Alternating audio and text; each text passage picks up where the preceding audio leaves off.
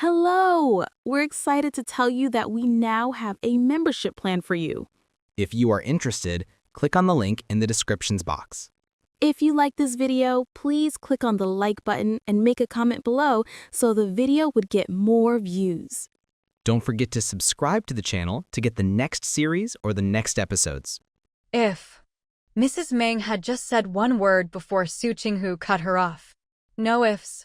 In that situation, getting you out first was the best choice. There's no need to feel guilty for someone like that, even if he's just a kid. He lost consciousness later, but I got him out in time.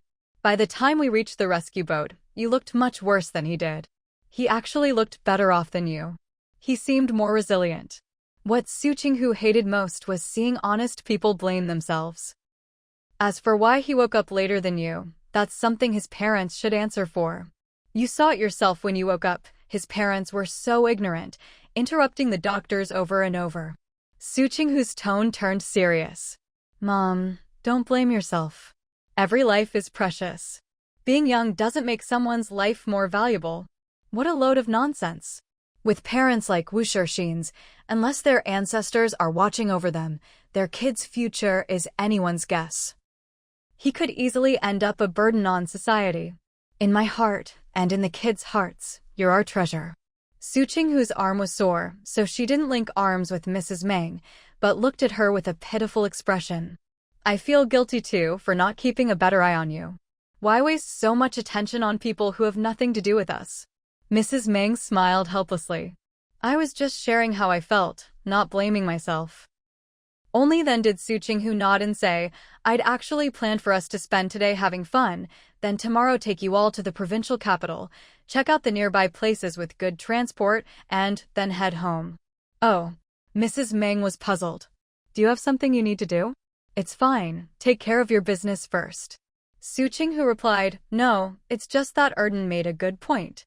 We could stay here another 3 days, to call your soul back. She grinned at her mother-in-law, trying to look extra sweet. How could she not?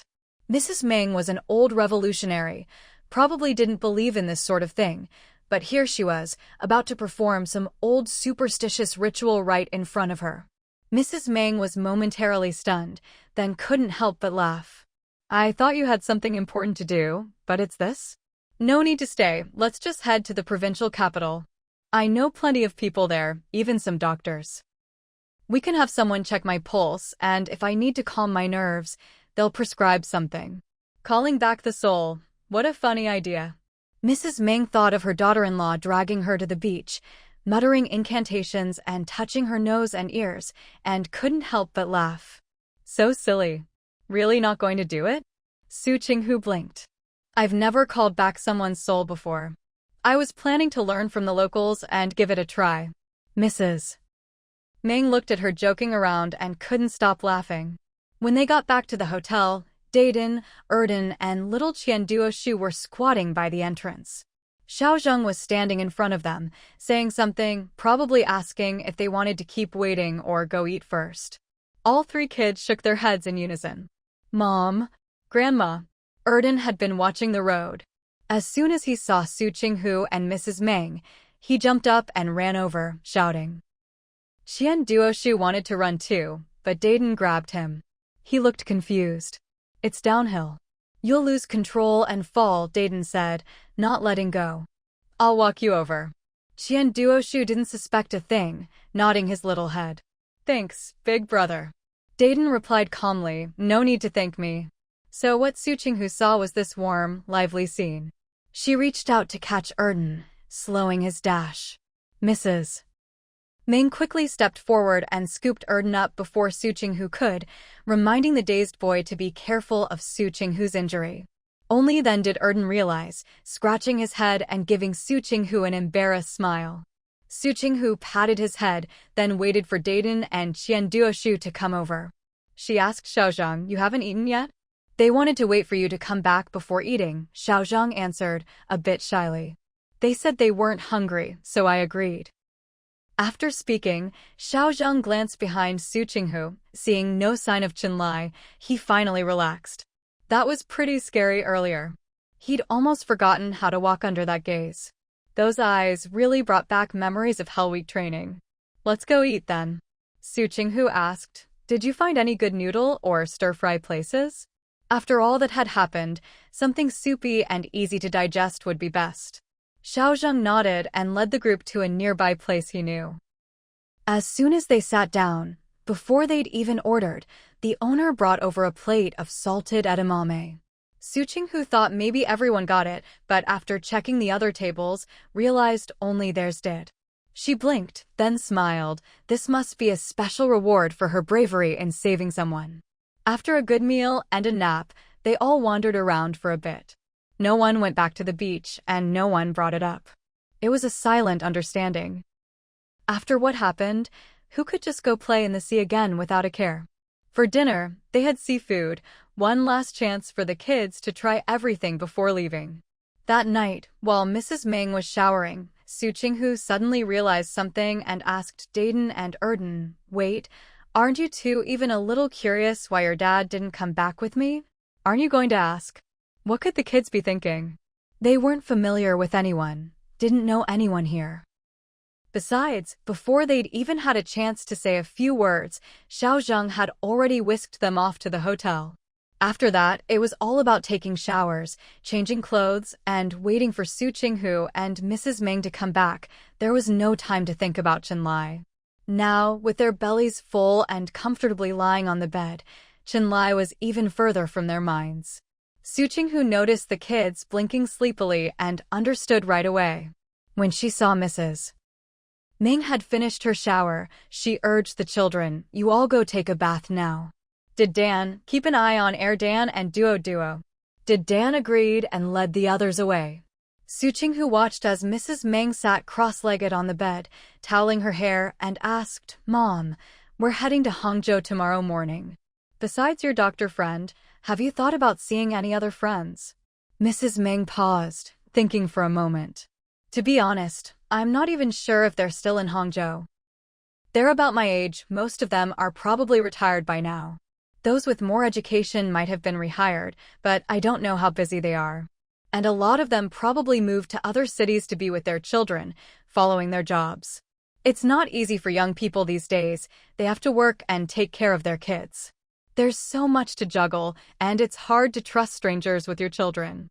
Having grandparents around is always more reassuring. So honestly, I can't guarantee that my old friends are still living in the same cities we used to write to each other from. Su Qinghu said, how about this? Whenever you think of someone, we'll go and try to find them. Even if they've moved, maybe we can track down their new address. Once you have a new way to contact them, you won't lose touch again. In this era, once people made friends, those friendships could last a lifetime. Even if they didn't see each other for years, things never felt awkward when they met again. Su Qinghu truly admired the pure, untainted friendships of this generation, and she hoped her mother-in-law could keep in touch with her friends. Mrs. Meng was tempted, but also a bit hesitant. It might be a hassle. They don't all live in the same area. So what? Su Qinghu smiled. We have a car. And even if I can't drive, Xiaozheng can. He's like a walking map. He's much better at finding people than I am. Back then, there were no cell phones or internet. The main way to keep in touch was by letter. Even if there was a landline, it wasn't common everywhere, and calls were expensive. So, the plan was settled. Hangzhou wasn't officially designated as a special economic zone, but thanks to its long history, the local knack for business, and its proximity to Shanghai, the whole city had a modern, bustling feel. The streets were packed with cars, and even people's clothes were bright and colorful. Wow, there are so many trees here. Dan pressed his face to the car window in amazement. And so much water, too. Xianduoshu said, the air here is really humid.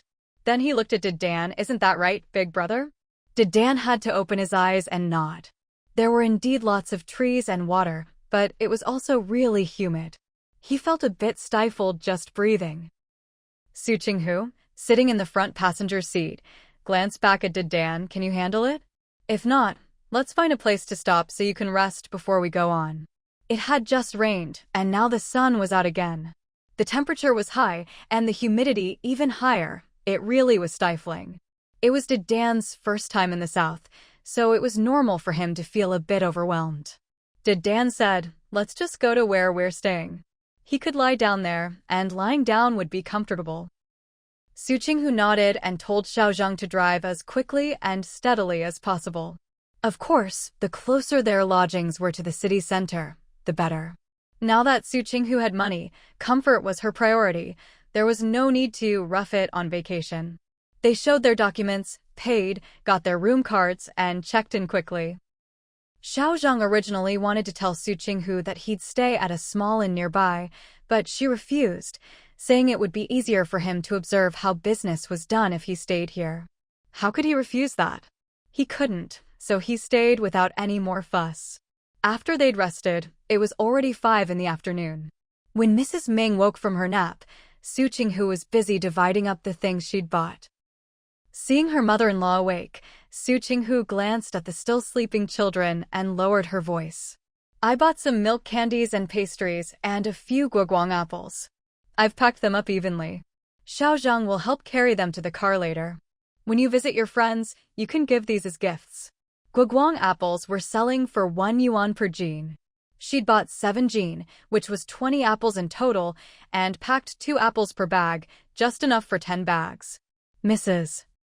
Ming was worried the gifts were too expensive, but then Su Qinghu said, "Your generation is used to being frugal. You're reluctant to buy or eat nice things.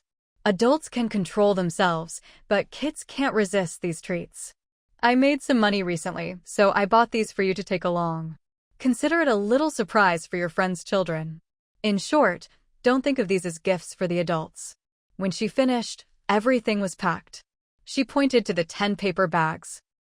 "If Xiaozhang keeps us on schedule, you should be able to visit 10 friends, or at least 4 or 5.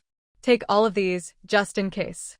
Mrs. Ming was surprised at how well Su Qinghu understood social etiquette and touched by her thoughtfulness. But that wasn't all. Su Qinghu pointed to her wallet. "While you were napping, I didn't want to disturb you, so I put 300 yuan under your bag. If any of your friends are in need, you can help them out. If it's not enough, just let me know when you get back and I'll give you more." Her mother-in-law, Mrs. Ming, was an old revolutionary, and so were her friends. For people like that, Su Qinghu was more than willing to spend money. Most people in those days were salaried workers, and after household expenses, there wasn't much left to save. Especially in the past 2 years, prices had been rising fast, and Su Qinghu knew that in the next 2 or 3 years, inflation would get even worse. This was a real blow to working families. The old revolutionaries were used to hardship and thrift. They thought as long as you had enough to eat, that was good enough. Nutrition wasn't a big concern. But as they got older, their bodies started to show the toll of those hard years. And in those days, getting sick could be a disaster for the whole family. Su Qinghu could earn money herself, so with more important things in life, money sometimes just wasn't that important. Helping out in a crisis was the best use for it. Mrs. Ming opened her mouth, wanting to say something, but couldn't find the words. In the end, she just nodded solemnly and accepted the money. When they brought the things out, Xiaozhang was already waiting. Su Qinghu handed him the bags, gave him a few instructions, then went back to her room and watched them leave from the window. Watching her mother-in-law, Mrs. Ming, and Xiaozhang drive away from the hotel, Su Qinghu let out a playful "hey." She turned around and tugged at the 3 kids sprawled out in all directions on the bed. "Come on, wake up. I'm taking you out to explore Hangzhou." Erden shot up immediately, not the slightest bit groggy. He jumped off the bed, full of energy. "Mom, I'm ready." He looked like he couldn't wait to rush out the door that very second. Su Qinghu patted his head, signaling him to calm down, then turned to look at the still-dazed Dayton and little Qianduo. Dayton glanced at Su Qinghu, then at the window.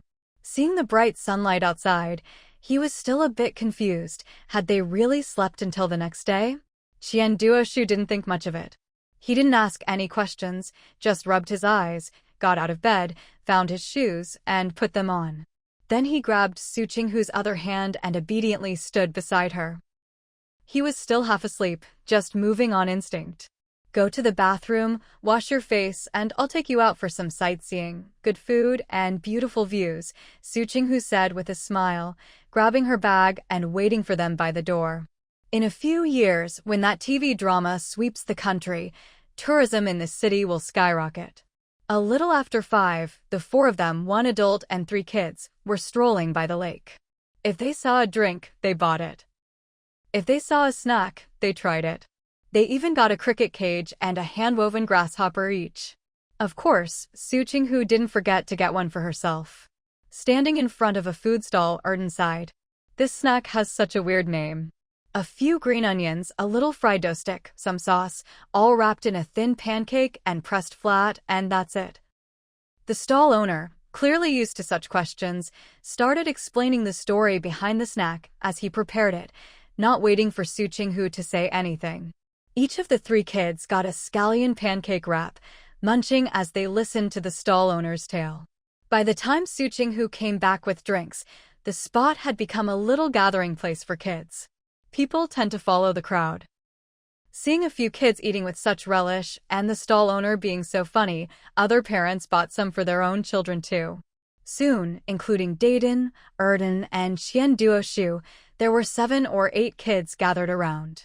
They tried all sorts of local treats, dingxing cakes, sesame balls, lotus root starch, stinky tofu, beggar's chicken. The 3 kids ate so much they could barely walk. Before heading back, Su Qinghu bought some hickory nuts to take with them. So when Mrs. Meng returned, what she saw was the cheerful scene of 1 adult and 3 kids sitting around a table, busily cracking open hickory nuts. This is too hard. I'd rather not eat than have to shell these tiny nuts. Erden grumbled, but his hands never stopped moving. Dayton just glanced at him without saying anything. Little Qian Duoshu grinned and handed over the nut he'd just cracked open. Here, second brother, you eat it. Having shared his beggar's chicken drumstick with Qian Duoshu earlier, Erden felt he deserved this special treatment and accepted it without hesitation. There were only 2 drumsticks in the beggar's chicken, so they had to split them, 1 drumstick for every 2 kids. After several rounds of rock, paper, scissors, Erden and Qian Duoshu ended up as a team. Su Qinghu hadn't closed the door. Hearing the commotion, she looked over and saw Mrs. Meng smiling. Su Qinghu smiled too.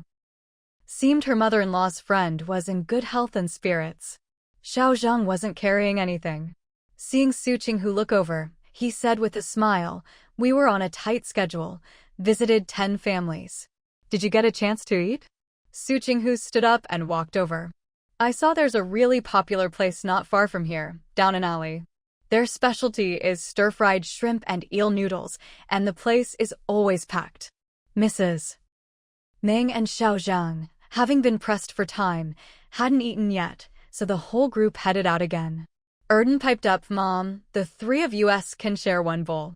They were definitely full, but when it came to delicious food, there was always room for a bit more.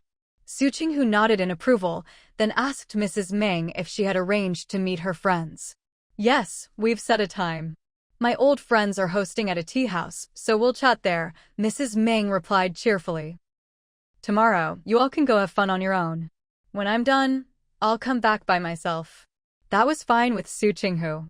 Tomorrow, while they were out, she could also check out some local specialties to bring back as gifts.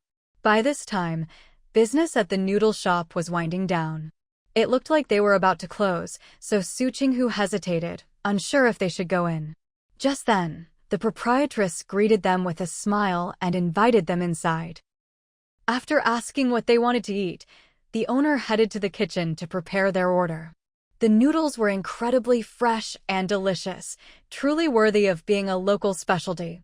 On the way back to the hotel, Su Qinghu was still savoring the taste. It was so much better than anything she'd had in later years. Just as they reached the hotel entrance, Su Qinghu ran into someone she knew. "I've told you, in your brother's case, treatment needs to be gradual.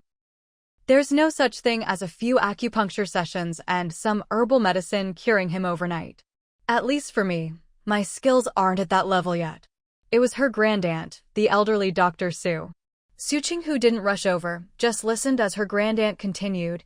Your brother's condition requires a combination of acupuncture and herbal medicine, plus oxygen therapy. I've explained all this to you before. There's really no need to chase me down to the hotel to ask again. There are plenty of highly skilled doctors here, and since your brother isn't fit to travel long distances right now, you should stay here for treatment for a while. Wu Shixin asked, Doctor, will my brother recover? That's hard to say, the old lady replied. Like I said, it has to be a gradual process, with flexible treatment methods tailored to his condition. I'm sorry, Dr. Su, I'm just so worried. He doesn't recognize anyone now, can't speak, and has trouble controlling his limbs.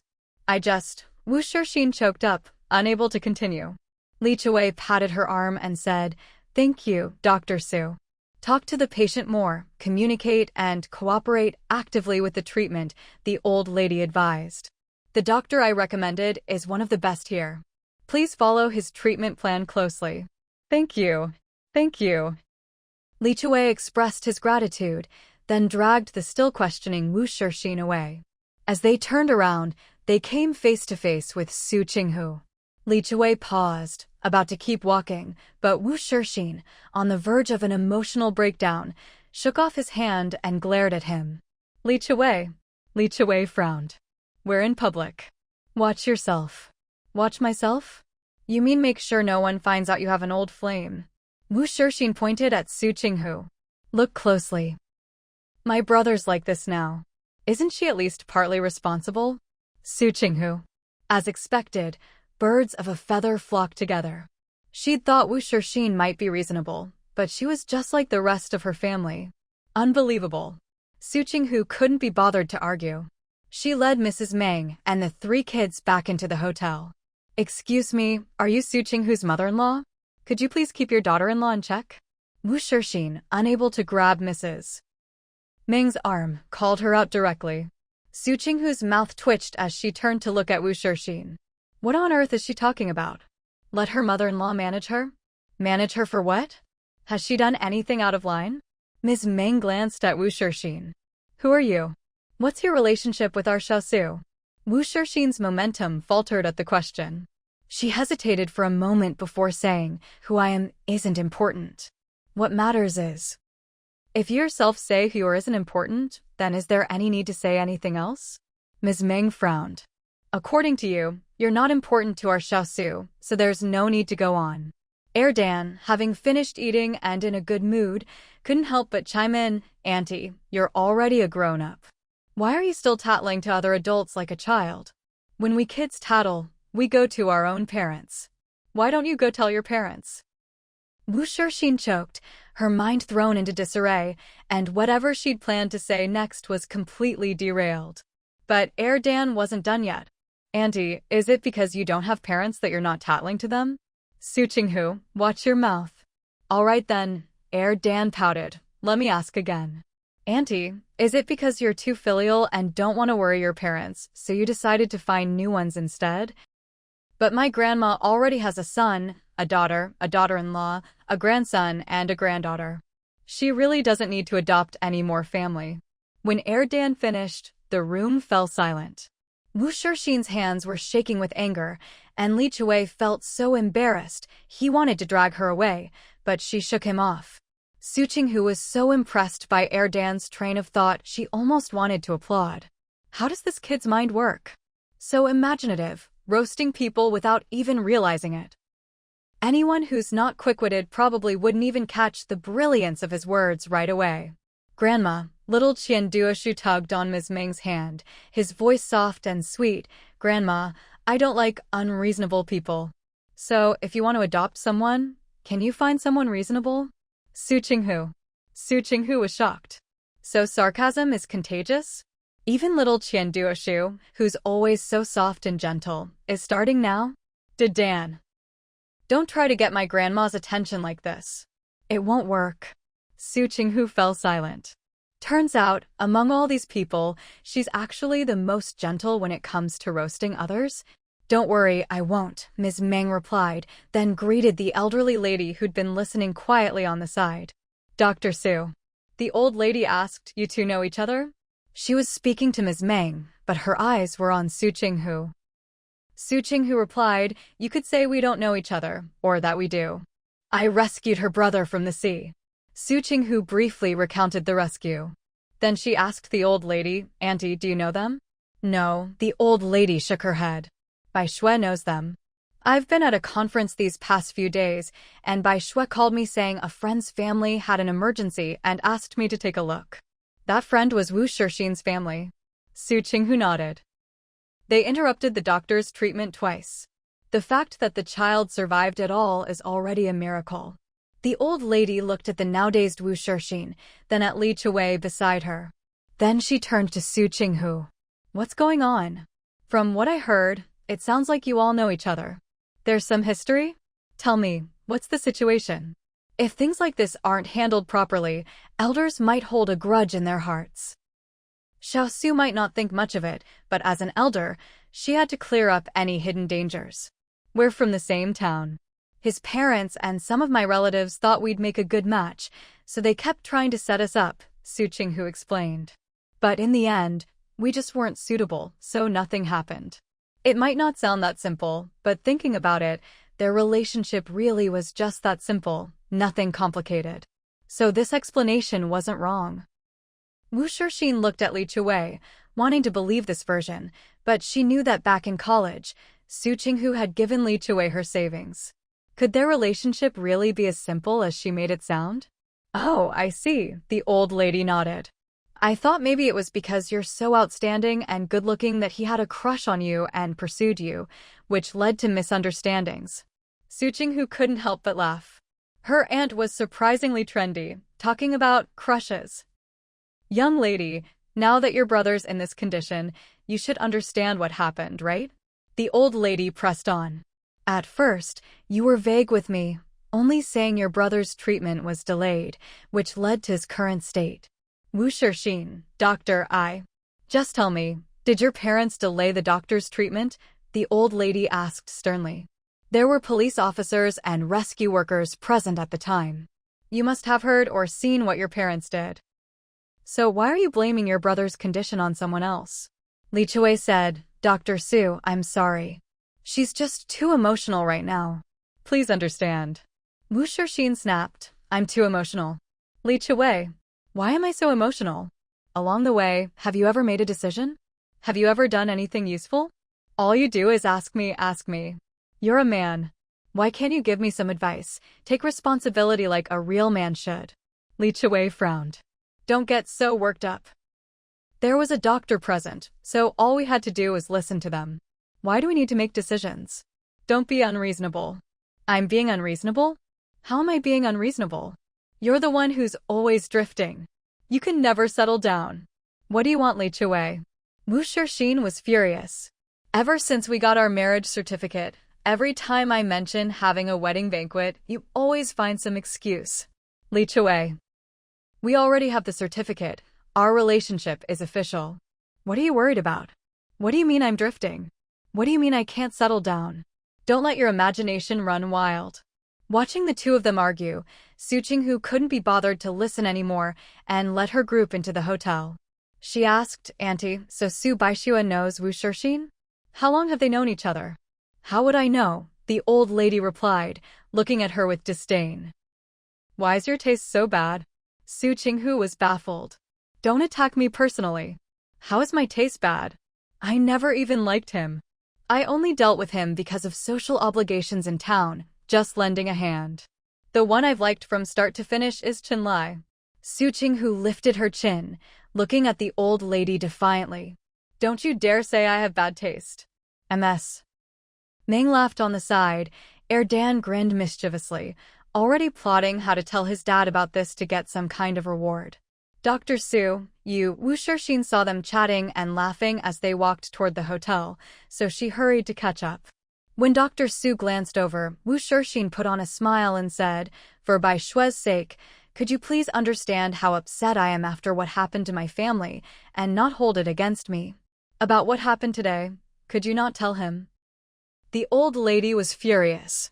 "We doctors have always treated patients and saved lives. We don't get involved in your petty household squabbles." Wasn't that a challenge to her medical ethics? Could she tolerate that?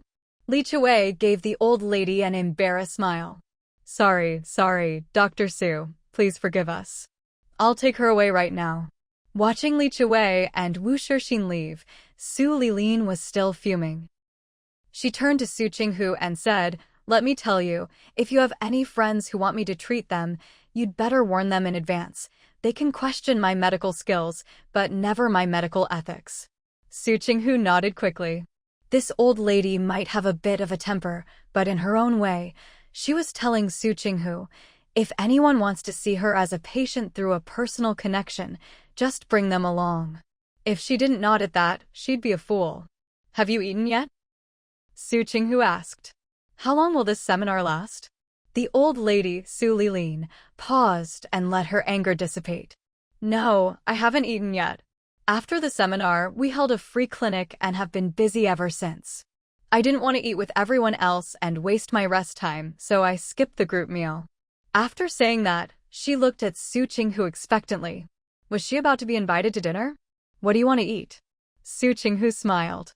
"Stir-fry or noodles?" The old lady chose something easy to digest, noodles. So, even though Su Qinghu had just eaten with her mother-in-law, she took the old lady out for another meal. As for her mother-in-law and the kids, they naturally went back to the hotel to rest. Once they were seated, the old lady carefully took a small box out of her bag and handed it to Su Qinghu. "Take a look. Have you ever seen this person?" Su Qinghu glanced at the old lady before lowering her head to open the box. Inside was a portrait of a young man who looked barely 18. But he had a calm, solemn air and his eyes shone with determination. This was the fearless spirit of the Chinese people during wartime, the kind that refused to admit defeat. "This is the portrait that most closely resembles my brother among all the ones I've had drawn," the old lady said, her eyes shining as she watched Su Qinghu's face. "Does he look familiar to you?" Su Qinghu wanted to sigh.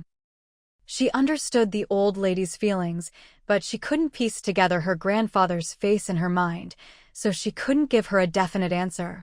Seeing Su Qinghu silent for a long time, the old lady sighed and took the box back from her hands. Let's eat," the old lady quickly adjusted her mood. "You don't need to feel guilty. I've been searching for him for so many years, I'm not in a hurry anymore. It's just that, when I see you, I can't help but like you. Like you deep down in my bones. Only blood relatives can make someone feel that way, right?" She sighed again and fell silent, eating her noodles. She didn't know why, but every time she saw Su Qinghu, she felt more and more certain that she was one of the Su family. Su Qinghu could only remain silent. In this era, there were so many revolutionaries and scientists who had to hide their identities to protect secrets. Otherwise, people in later generations wouldn't be so moved by the integrity and sense of duty of this time. She thought, maybe her original self's grandfather was just such a person. Su Qinghu felt a warmth in her heart. Whether I am or not, we can still treat each other as family. Did you forget what I said before? The old lady pursed her lips and snorted. If you really think of me as family, why don't you come see me? Why don't you invite me to your house? Oh, come on. Why are you being so unreasonable? Su Qinghu glared at her. 6 days a week you're seeing patients, and on your day off you take students to help lonely elderly people in the community, guiding them with hands-on experience. Do you even have time? You just say the word and I'll make time, the old lady glared back. If you don't ask, how can I make time for you? Su Qinghu couldn't help but laugh at the old lady's stubbornness. Fine, when we get back, I'll invite you to stay at my place. But if I invite you too often, don't get annoyed with me. The old lady replied, I won't get annoyed. If I want to go to your place, I'll go. If I can't, I'll call you. Call? Su Qinghu was surprised. Auntie, you have a phone at home? I do, the old lady said casually. It's so the hospital can reach me in an emergency. Su Qinghu couldn't help but admire her. Nowadays, people want to block their bosses during their time off, afraid they'll be called in to work. But here she was, installing an expensive landline, where even making calls cost money just to be available for work. But I don't have a phone, Su Qinghu reminded her. So I'll just come find you at the hospital. Whether you come or not is up to you. My mother-in-law gave me a refrigerator, so I'll bring you some good food next time. Come to think of it, visiting the old lady once a week wasn't hard at all. No wonder she complained. You make it yourself? The old lady looked up at her. Su Qinghu rested her chin in her hand and watched her eat noodles. By the way, Su Qinghu continued, is there anything you can't eat? The old lady smiled. I've been through hard times. As long as there's food, I'll eat it. Who would be picky? Actually, Su Qinghu wanted to ask about Su Baixue, but since the old lady was finally in a good mood, she decided not to bring it up. The matter of her original self couldn't just be left at that. But after graduation, so many things had lost their clues, and people had drifted apart. It wasn't easy to find out the truth. She still had her suspicions. She always felt that besides Zhang Dongxing, there was another hand pushing things along. But with what she knew so far, she couldn't connect the dots. Well, since you're not picky, I'll just cook whatever and bring it for you, Su Qinghu smiled. If nothing comes up, I'll visit every Saturday. The old lady said, you have to keep your word. If I say it, I'll do it. Of course, if she got lazy, she'd just buy something outside. After dinner, the two of them chatted as they walked back. The old lady didn't hide anything. I went to your hometown to ask about your grandfather, but the person I'm looking for is very different from what I heard. But decades can change a person completely. Just because it doesn't match doesn't mean it isn't him. And there aren't any photos, the old lady shook her head and sighed. Not a single one. After escorting everyone to the guest room and watching them go in, Su Qinghu finally returned to her own room. You're back? I bought some watermelon and saved a bit for you. Come have some to cool off, Mrs. Meng called out to Su Qinghu with a beaming smile, her eyes full of warmth, so much so that Su Qinghu felt a little flustered. For a moment, she even suspected that her secret about wanting to kiss Chenlai had been leaked by little Qian Duoshu. But when she'd taken the three kids out for a stroll and some snacks, Qian Duoshu had promised her, sworn, even, that he absolutely wouldn't tell anyone about her wanting to kiss Chenlai. So, he probably hadn't spilled the beans, right? Su Qinghu answered softly and, feeling a bit anxious, went over to eat some watermelon. Did Dan, Dan, and little Qian Duoshu didn't move when she came back. It wasn't until Dan cheered, stood up, and handed her a small handful of shelled walnuts that their walnut shelling contest finally ended. Mom, here you go. Qian Duoshu and Dan also climbed down from the makeshift bed in the middle, each grabbing a small handful to give to Su Qinghu. She accepted all of it and started eating. As for pretending to refuse out of politeness, that just wasn't her style. Those old-fashioned ways of doting on children, like saying you don't like something so the kids can have it all, or just taking a tiny bite to humor them and leaving the rest, none of that worked with Su Qinghu. She wasn't into that at all. If the kids offered, she'd eat it. After all, when adults give something to kids, don't the kids just take it and eat it too? It was a kind of sharing, just in a different way. In short, if there's food, eat it. So when she saw the three kids freeze in surprise, Su Qinghu's eyes curved as she smiled. It's delicious, thank you. Did they think she'd be like other grown-ups these days, just pecking at it like a chick and leaving the rest for them? Huh, how naive. The three kids hemmed and hawed for a while, completely thrown off by Su Qinghu, and finally just muttered, "You're welcome." After finishing the walnuts the kids had offered up, Su Qinghu generously shared some watermelon with them. Once the watermelon was handed out, Su Qinghu suddenly felt a chill run down her spine. No way, how long has it been, and why is her mother-in-law still smiling at her just like before? She hesitated. Mom, is there something making you especially happy? Mrs. Meng shook her head. No, nothing. I'm just happy to see you all doing so well. The more Mrs. Meng said this, the guiltier Su Qinghu felt. Could it be that little Qian Duoshu really had let something slip? Or did her mother-in-law somehow see her acting all flustered around Chenlai? But honestly, she hadn't actually done anything with Chenlai, not even a kiss, right? Su Qinghu's face turned red from her own guilty conscience. Seeing her face quietly flush, Mrs. Meng was momentarily surprised, then became even happier, delighted at her daughter-in-law's sincere affection for her son. The more Su Qinghu thought about it, the more annoyed she got at Chenlai. She hadn't even done anything, hadn't even kissed him, so why did she feel so guilty? Mrs. Ming just kept smiling at Su Qinghu, saying nothing, afraid that if she spoke, Xiao Su's face would get even redder. The next morning, Mrs. Ming got up early to tidy up and head out for her appointment. After she left, Su Qinghu and the 3 kids washed up and went out for another day of fun and food. In these days, with no cell phones and TV not yet widespread, people really did just sleep when it was time to sleep, and with enough rest, getting up early was easy. They stayed in Hangzhou for 2 days. After Mrs. Ming finished her business, Su Qinghu took the 3 kids, her mother-in-law, and Xiao Zheng, and boarded a boat to Jiang province. The cheap and fast round trip amazed Su Qinghu. Waterway transport, highly recommended. By August 28th, the group returned fully loaded with local specialties from all over, driving back to the capital.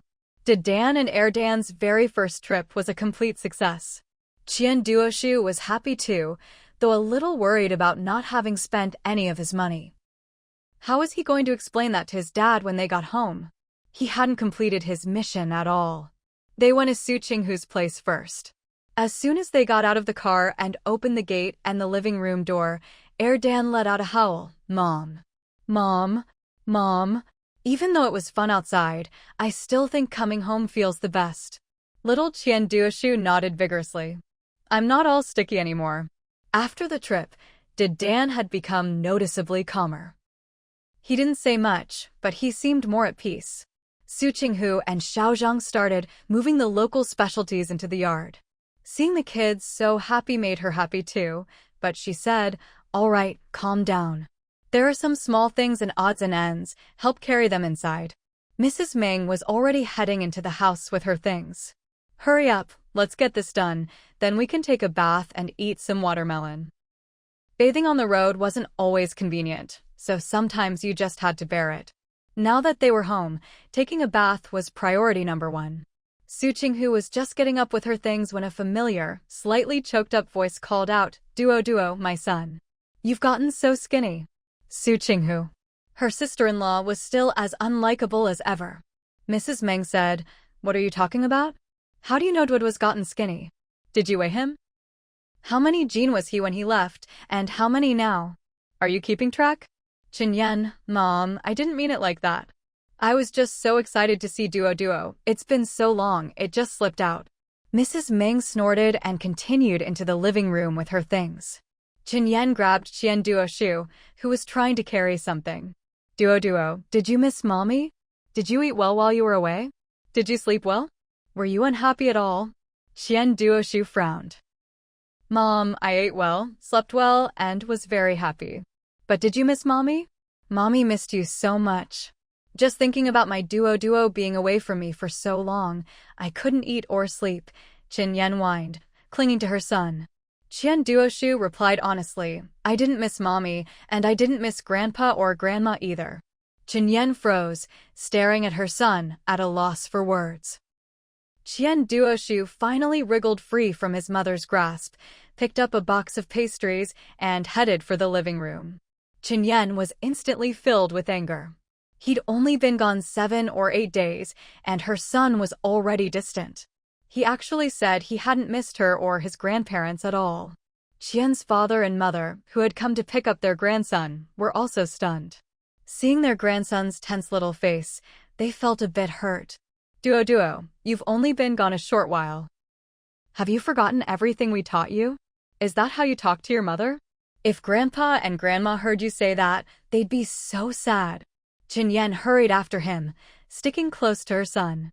Duo, don't pick up bad habits. Think about how you should talk to Mommy and Grandpa and Grandma, okay?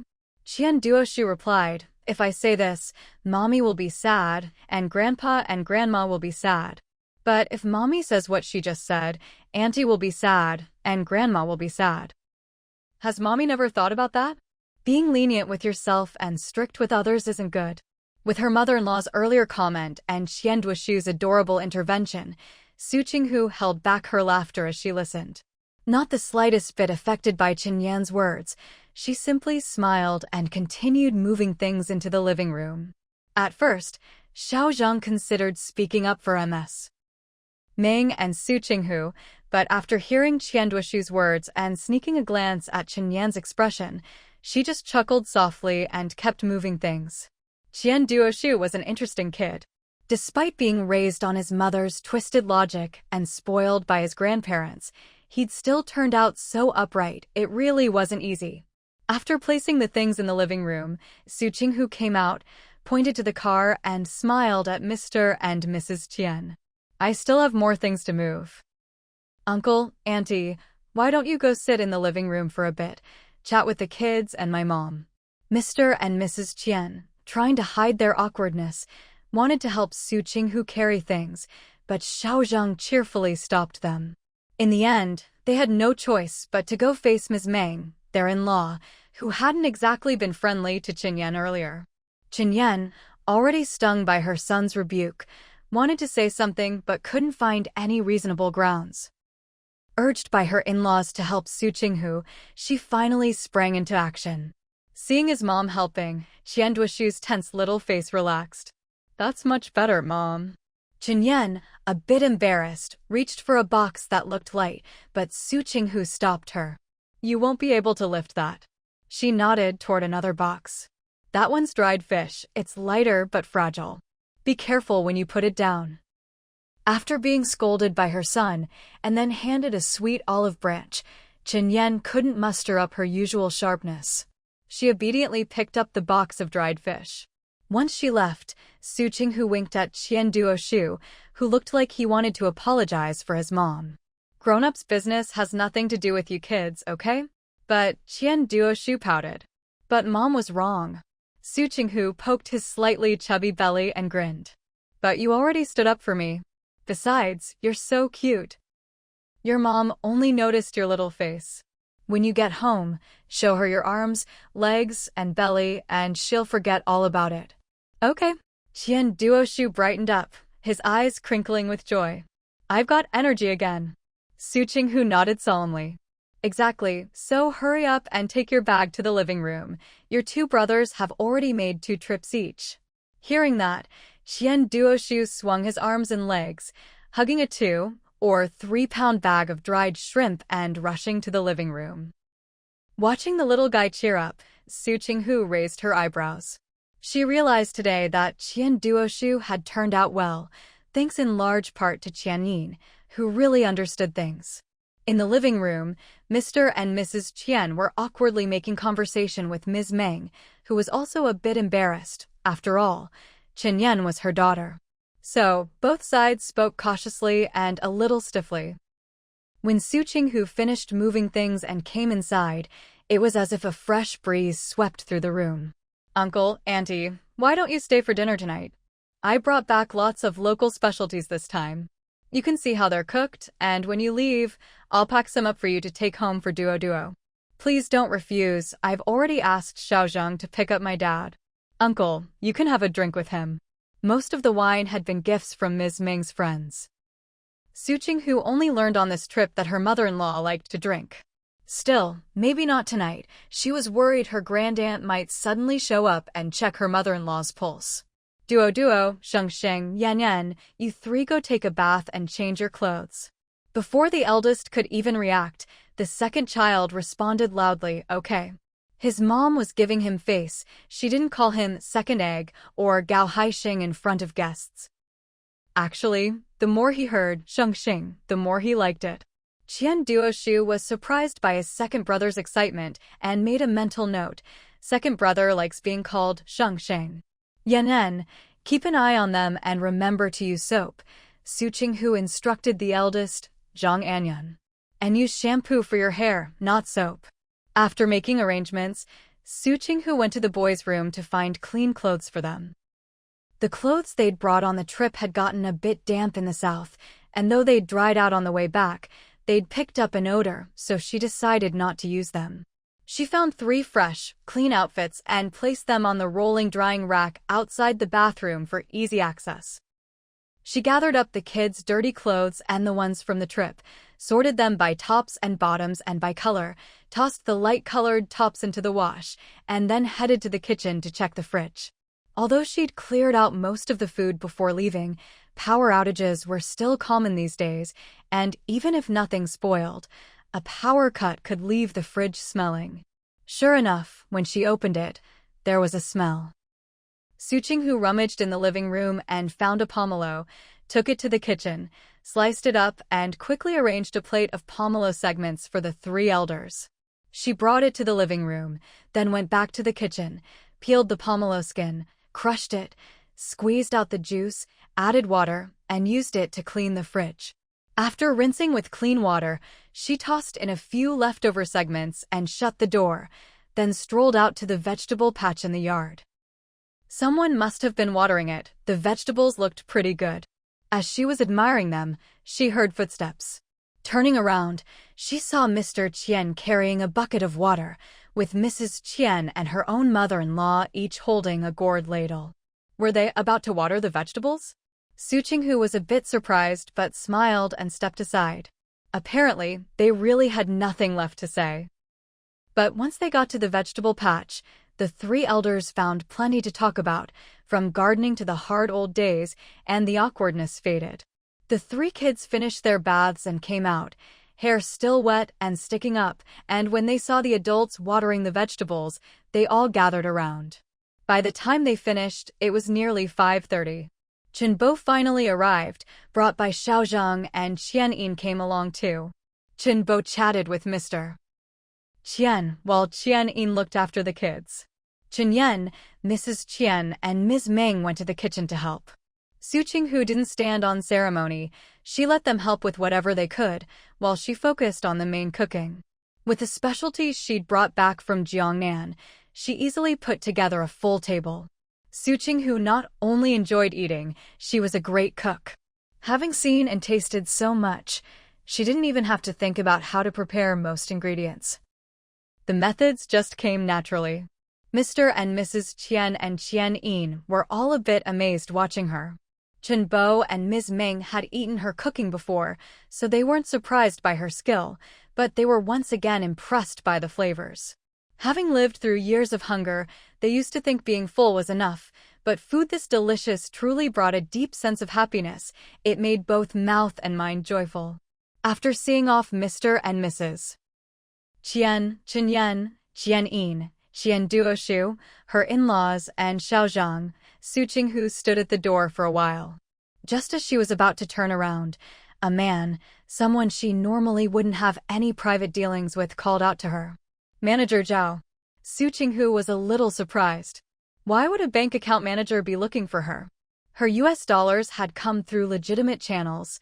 Surely they weren't going to review them again after all this time? Comrade Su, sorry to bother you. The bank manager gave her a slight bow. I've been waiting for you for a week, and I finally caught you at home. Su Qinghu didn't invite him into the courtyard, just stood at the door to talk. You were waiting for me? Did he want her to invest in something? But she'd already planned out what to do with that money from the start.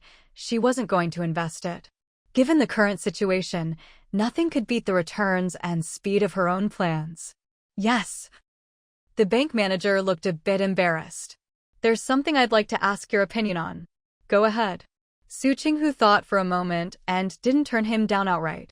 She let him speak first and added politely, sorry, I can't invite you inside for a chat right now. I understand, the manager said quickly. We can talk right here. It was that time of evening when most people had finished dinner and were getting ready to wash up and rest. He'd actually arrived quite early, but hearing noises in the courtyard, his experience told him not to knock rashly, so he'd waited until now. Looking back, he was glad he hadn't knocked this way. They'd have more time and privacy to talk. Here's the thing, have you considered investing in securities? Manager Zhao got straight to the point. Su Qinghu's heart skipped a beat, but she quickly calmed herself and feigned confusion. Huh? Stocks can be traded now? How come I haven't heard anything about it? There were only 2 stocks in the whole country, and there weren't any securities trading counters. Other than holding on to them, The only option was to transfer them. They say reforms are coming, but there's no official news yet, Manager Zhao replied, his composure unwavering. You can't trade them yet, but you can transfer ownership. Su Qinghu nodded. Oh. She wanted to play dumb, to pretend she didn't know much about finance, so Manager Zhao would see her as a big fish to reel in. But was that, too indifferent? Should she say more? Leaving your money in the bank is just letting it sit there. If you buy some securities, it's still sitting there, but you can earn some dividends, Manager Zhao said with a smile. Strictly speaking, I shouldn't be telling you this, but someone came to me, looking for a buyer who could take everything off their hands at once. You were the first person I thought of. Su Qinghu. It wasn't that her heart was weak. This surprise just hit her like a tornado, sweeping her off her feet. He thought of her. She worked at a newspaper, but securities had been stagnant for so many years that hardly anyone around her knew much about them. All she knew was that at the end of September, people lined up in Shanghai to buy stocks. She knew nothing else. So they could be transferred? Then he'd come to the right person. She had money. Not only did she have 20,000 US dollars, but she'd also made over 2,000 yuan selling clothes. Of course, that 2,000 was after deducting the 500 she'd set aside for each child as savings. But still, she had money. Whether in US dollars or RMB, she could take the transfer. How does the transfer work? Su Qinghu asked calmly, as if she were just inquiring about bank interest rates. Manager Zhao replied, just go through the issuing company as an agent. If you're interested, I'll tell you what you need to prepare. Once you're ready, you'll probably need to take a trip out of town. Traveling? No problem. That person you mentioned, how much do they have? Su Qinghu asked. Worth over 50,000, Manager Zhao replied. That was quite a sum. These days, plenty of people are doing business and getting rich, Su Qinghu said. But you know, in our country, people like to keep their wealth under wraps. I'd like to take over, but I don't want people to know I have that kind of money. So if you can find someone reliable and keep things quiet, I'd be happy to do it. Like you said, money's just sitting there anyway. Might as well earn some dividends. Manager Zhao visibly relaxed. The seller was a distant relative of his and had hinted that if the deal went through, he'd give him 500 yuan from the stock dividends as a wedding gift for his son. No problem, Manager Zhao said with a smile. But you'll need to get ready these next couple of days, come to our branch to submit an application, so you can withdraw the money when the time comes. Can't I use a remittance slip? Su Qinghu asked. They want cash, Manager Zhao said, a bit nervous. That was the hardest part. Who dared walk around with that much cash in broad daylight these days? Will you be able to make time, Manager Zhao? After all, you're the one coordinating this, Su Qinghu said. Yes, of course, Manager Zhao nodded. If you're ready, I'll go inform them. Su Qinghu nodded. And just like that, the deal was set. Watching Manager Zhao leave, Su Qinghu broke into a wide grin. Goodness, people were literally bringing money to her door these days. She turned, entered the courtyard, closed the gate, and jumped up in excitement. Could she be Heaven's favorite daughter? Just when she was sleepy, someone brought her a pillow. She wanted to scream. She wanted to dance. She wanted to soar up and touch the sun. That's why you have to work hard and save up. One day, money will come looking for money. If she could really transfer those stocks, then on this trip, maybe she could entrust the issuing company to help her use the rest of her money to buy more stocks? That should be possible, right? The more she thought about it, the happier she got. Su Qinghu started spinning and jumping in circles in the courtyard. Once she'd converted all that money into stocks, she could pretend it didn't exist, hold onto them long-term, and sell before the Shanghai and Shenzhen exchanges lifted the price limits. Then she could just sit back and win. Whoa, she could achieve financial freedom ahead of schedule in this lifetime. Did Dan and Dan heard the commotion in the courtyard and lifted the bedroom curtain a little, peeking out through the gap. Then, Dan asked his older brother, "Brother, do you know when Mom is happiest?"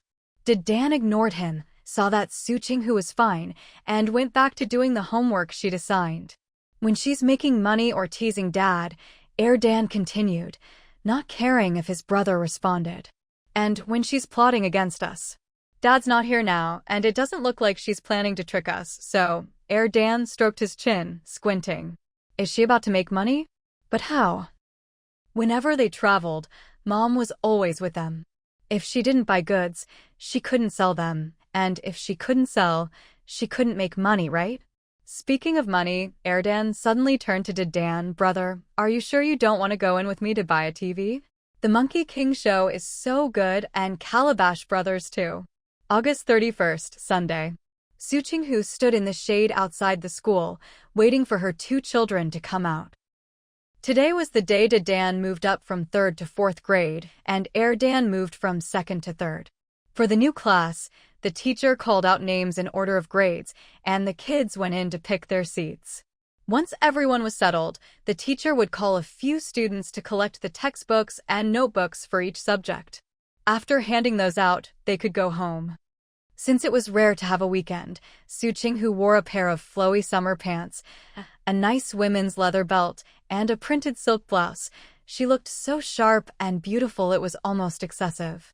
When Dan entered the school, he held his head high, looking incredibly proud. Even Dan's back was noticeably straighter, and the change in his eyes made it clear he was genuinely happy. Now, standing outside under the scrutiny of other parents, Su Qinghu didn't feel impatient or arrogant. Instead, she glanced around through her sunglasses, what people called frog glasses in those days, her gaze casual and unbothered.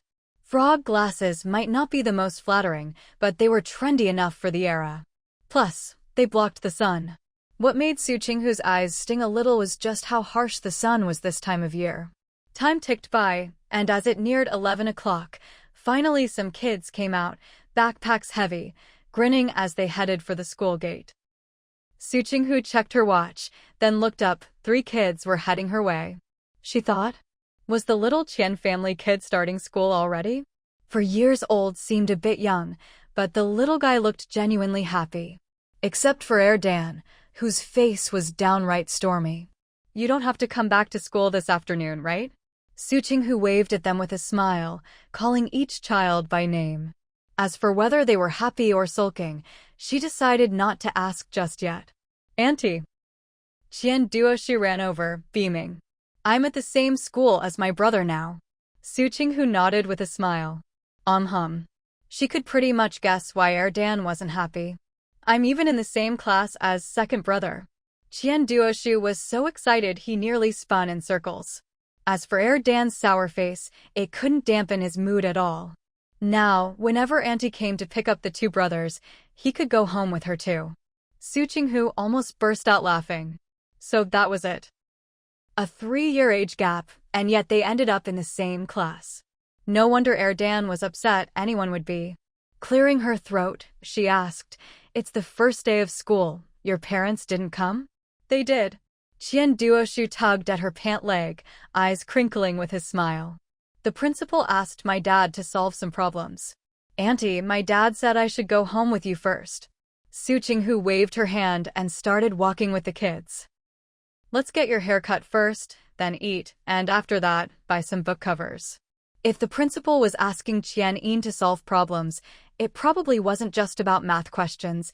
It was more like catching a sheep to shear, getting him to share teaching tips with the math department. Men's haircuts weren't cheap in those days, even if the price included the full set cut, shave, wash, and blow-dry. But Su Qinghu had lived in a future where a haircut could cost 1,000 yuan, so she wasn't fazed by the price and went straight for the first-class option. Dan's eyebrows twitched, but he didn't say anything. No need to worry about spending all their money and starving, let her do as she pleased. Dan exclaimed, Wow, my head is worth a lot. Before, when his hair got too long, that woman would use borrowed clippers to shave it short, twice a year, and it didn't cost a thing. Every time she cut his hair, she'd curse the whole time, and not only would it look like a dog had chewed it, but she'd always nick his scalp and make him bleed. It was the same when she cut his brother's hair. When she made his brother bleed, she'd laugh with satisfaction, and Dan saw it all clearly. Later, when they got older and could run, they'd go to the old man who gave free haircuts on the street. Su Qinghu couldn't help but laugh. You're this happy just for a haircut? A full men's cut. Special class was 1.5 yuan. First class was 1 yuan. Second class was 0.8 yuan. Su Qinghu didn't really understand the pricing system of the era, but since the kids didn't need a shave or their sideburns trimmed, she just picked the middle, first-class price. 3 yuan for the kids' happiness, not expensive at all. The barber was amused by Dan. Once your head is full of knowledge, it'll be worth even more. Then he asked Su Qinghu, how short do you want it? Su Qinghu was taken aback. No questions about hairstyle? Just how short? Did men's haircuts really go by length these days? She was puzzled, but didn't ask. Instead, she described the cute boyish hairstyles she remembered and let the barber do his thing. The barber wasn't impatient. 3 kids were no trouble, and they were paying for first-class cuts, but skipping the shave and sideburns. After explaining what she wanted, Su Qinghu suddenly felt a bit guilty. 1 yuan, and she was making all these requests. Was she being too demanding? All right, you can wait over there, the barber said cheerfully. This lady was interesting, so polite even after paying, always saying thank you and sorry. Su Qinghu agreed, then asked, which of you 3 wants to go first? It was Sunday and the place was busy. The women's section was full, with plenty waiting. The men's side was more polarized. People either picked the special class or the second class, so the middle tier was a bit empty, just right for her to slip in. Did Dan, Dan, and Duoshu exchanged glances. Dan clearly wanted to go first, but by any measure, he couldn't be first. But he also didn't want the clingy little rascal to go first. Just as he was thinking, Duoshu piped up, Big brother should go first, from oldest to youngest. Dan protested, why oldest to youngest? You just want to see how ours turn out, and if it looks bad, you'll run away. Duoshu's mouth dropped open. He clearly hadn't thought of that. Su Qinghu couldn't let them waste the barber's time, so she made the call, rock, paper, scissors. Loser goes first. 1 round. Did Dan and Duoshu both threw paper, so Dan, who threw rock, was up first. Having just argued with Duoshu, Dan looked at his own fist in disbelief, then slowly looked up at the barber. Their eyes met. Dan, nervous, said, Uncle, if you make me look good and don't mess up, after my mom gives you 1 yuan, I'll give you an extra dime. The old man burst out laughing, sat him down, washed his hair, and started cutting. His movements were so swift that Dan squeezed his eyes shut in fear. Seeing how much Dan cared, Su Qinghu couldn't sit still. She got up and stood by the barber, watching him cut. The barber was skilled, and the cuts turned out great. Each of the 3 boys looked handsome in their own way. Dan insisted on giving the barber a dime as a tip, and on the way to lunch, he was practically floating with happiness. They went to a Western restaurant for lunch. As soon as they found a table, Su Qinghu heard the faint sound of sobbing from a corner. But that wasn't the main point. The main point was, she knew both of the people at that table. Wang Ling and Wu Shixin? These 2 know each other? And now, hearing them mention her name in their conversation, Su Qinghu couldn't help but make the same expression as the old man on the subway looking at his phone. She sat down, gestured for the 3 kids to keep quiet, ordered food with practiced ease, and nodded to the waiter to confirm. Then she heard Wu Shixin softly sob. I never imagined Su Qinghu would just stand by and watch my brother become like this, all because Li Chuwei wanted revenge on our family. Wang Liang, I'm in so much pain right now. I've already sent an anonymous letter. Wang Liang handed her a tissue. When she goes to work on Monday, her supervisor will probably talk to her. Someone with such poor character, her workplace won't keep her around. But what if they find out you wrote the letter? Wu Shixin looked up, eyes brimming with tears. Wouldn't that affect you? I just feel so suffocated inside. Other than you, I have no one to talk to. Wang Liang's heart ached for her. Don't worry. I'm quitting anyway. It doesn't matter if there are consequences for me. You're quitting? Why? Wu Shixin's eyes widened slightly. Are you going into business? Su Qinghu had been sitting there, listening with a smile for a while, and felt it was time for her to shine. She waved at the 2 of them, beaming, I know why he's quitting. Did Dan, Erdan and Qian Duoshu immediately looked at Su Qinghu, then all turned in unison to Wang Liang and Wu Shixin. Wu Shixin and Wang Liang were startled by Su Qinghu's voice and looked over in shock. Wang Liang, do you want to answer your beloved's question, or should I? Su Qinghu tilted her head, tapping her compact mirror at him, her smile both dangerous and dazzling. Wang Liang opened his mouth, looked at Su Qinghu, but couldn't say a word. He remembered the day at work when Su Qinghu exposed him in front of everyone, leaving him utterly humiliated. Wang Liang is quitting because he engaged in malicious competition, lacked ability, gossiped behind people's backs, slandered others, and got caught red-handed. He lost all face and couldn't stay at the company, so he had to resign. Su Qinghu pointed at Wang Liang, explaining to the uneasy Wu Shixin. Then she pointed at Wu Shixin and said to Wang Liang, "Are you an idiot or what? Your beloved is already married, and it's been a month. You think she was forced into it? And another thing, she comes to you to vent about how upset she is, but all she talks about is me and her brother, never saying a single bad word about her husband. So, is there anything in her complaints that she couldn't say to her husband? Why does she come to you? Let me guess, and you think about it." Su Qinghu shot a mocking glance at the now standing Wu Shixin and continued, "You work at a newspaper, and the easiest thing for you to do is write something. She probably wanted you to publish something nasty about me, but you didn't get her hint and just wrote an anonymous letter. This isn't the first time she's come to you, is it?" After Su Qinghu finished, she saw the waiter bringing over the food and waved her hand. "Young man, use your brain, okay? Don't let yourself be used as someone else's tool so easily." Wu Shixin rushed over, wanting to say something, but after Su Qinghu shot her a half-smile, she fell silent. "Eat," Su Qinghu tapped the table, reminding the three kids. Dan, Erdan, and Qian Duoshu were instantly distracted by the unusual dishes in front of them. Without looking up, Su Qinghu said, "Your husband has been wanting to go abroad. He should be speeding up his preparations right about now." Wu Shixin froze, her face instantly turning pale. Meanwhile, Wang Liang looked at Wu Shixin, and the seeds Su Qinghu had planted in his heart began to sprout. After buying a stack of book covers and going home, Su Qinghu prepared a utility knife and taught the kids how to wrap their books. Other than writing their names and doodling little cartoon animals holding subject signs on the covers, she left them to do as they pleased. When the three kids clumsily finished wrapping their books and saw the cute cartoon animals, their eyes lit up and they let out a collective wow. To Su Qinghu, entertaining kids was simple. Like just now, while the kids wrapped their books, she doodled for fun. Everyone did their own thing without getting in each other's way. When they finished, they exchanged compliments, strolled around the home vegetable garden, and everyone was happy. When Qian Yin came to pick up Qian Duoshu, the kids were full and content, and Qian Duoshu had even gotten a fresh, fluffy haircut. When he arrived, the kids were eating melon together.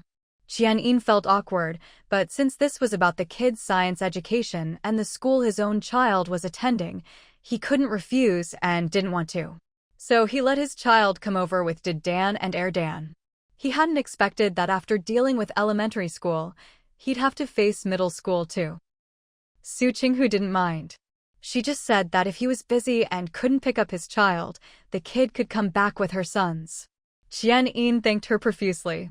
After Qian Yin left, Su Qinghu said, "Unless something comes up, I'll be on a business trip this week. I'll ask your grandma to come take care of you." Dan paused, then looked over. Erdan blurted out, "Huh? Where are you going?" Su Qinghu, "That's a secret." "Fine." Erdan stopped asking. Su Qinghu, "I have a money-making project." "Want to invest?" "I'll only charge a 5% commission." Erdan almost agreed on the spot, but then Su Qinghu's "I'll only charge a 5% commission" made him freeze. "Huh? Doesn't she usually just round it off?" Dan glanced at her, then turned and went back to his room. Just as Su Qinghu thought he was ignoring her and didn't want to play along, he came out holding his bank book. "Here you go." Dan handed the bank book to Su Qinghu. Su Qinghu immediately stopped her staring contest with Erdan, a bit incredulous. Do you know what a 5% commission means? If you give me 100 yuan, I'll take 5, you know? Did Dan push the bankbook closer to her? Su Qinghu raised an eyebrow and took it. Did Dan giving up? Not caring how she spent the money anymore, even proactively giving it to her? Suddenly, Su Qinghu started to reflect.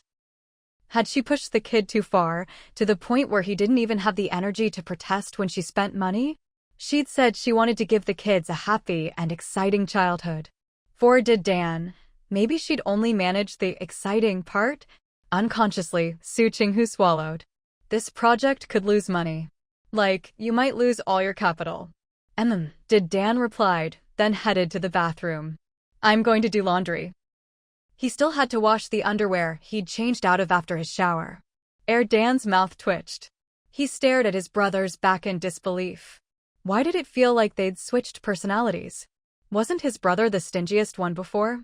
Not just with himself, but with everyone else too. Why was he suddenly so generous? I'm in.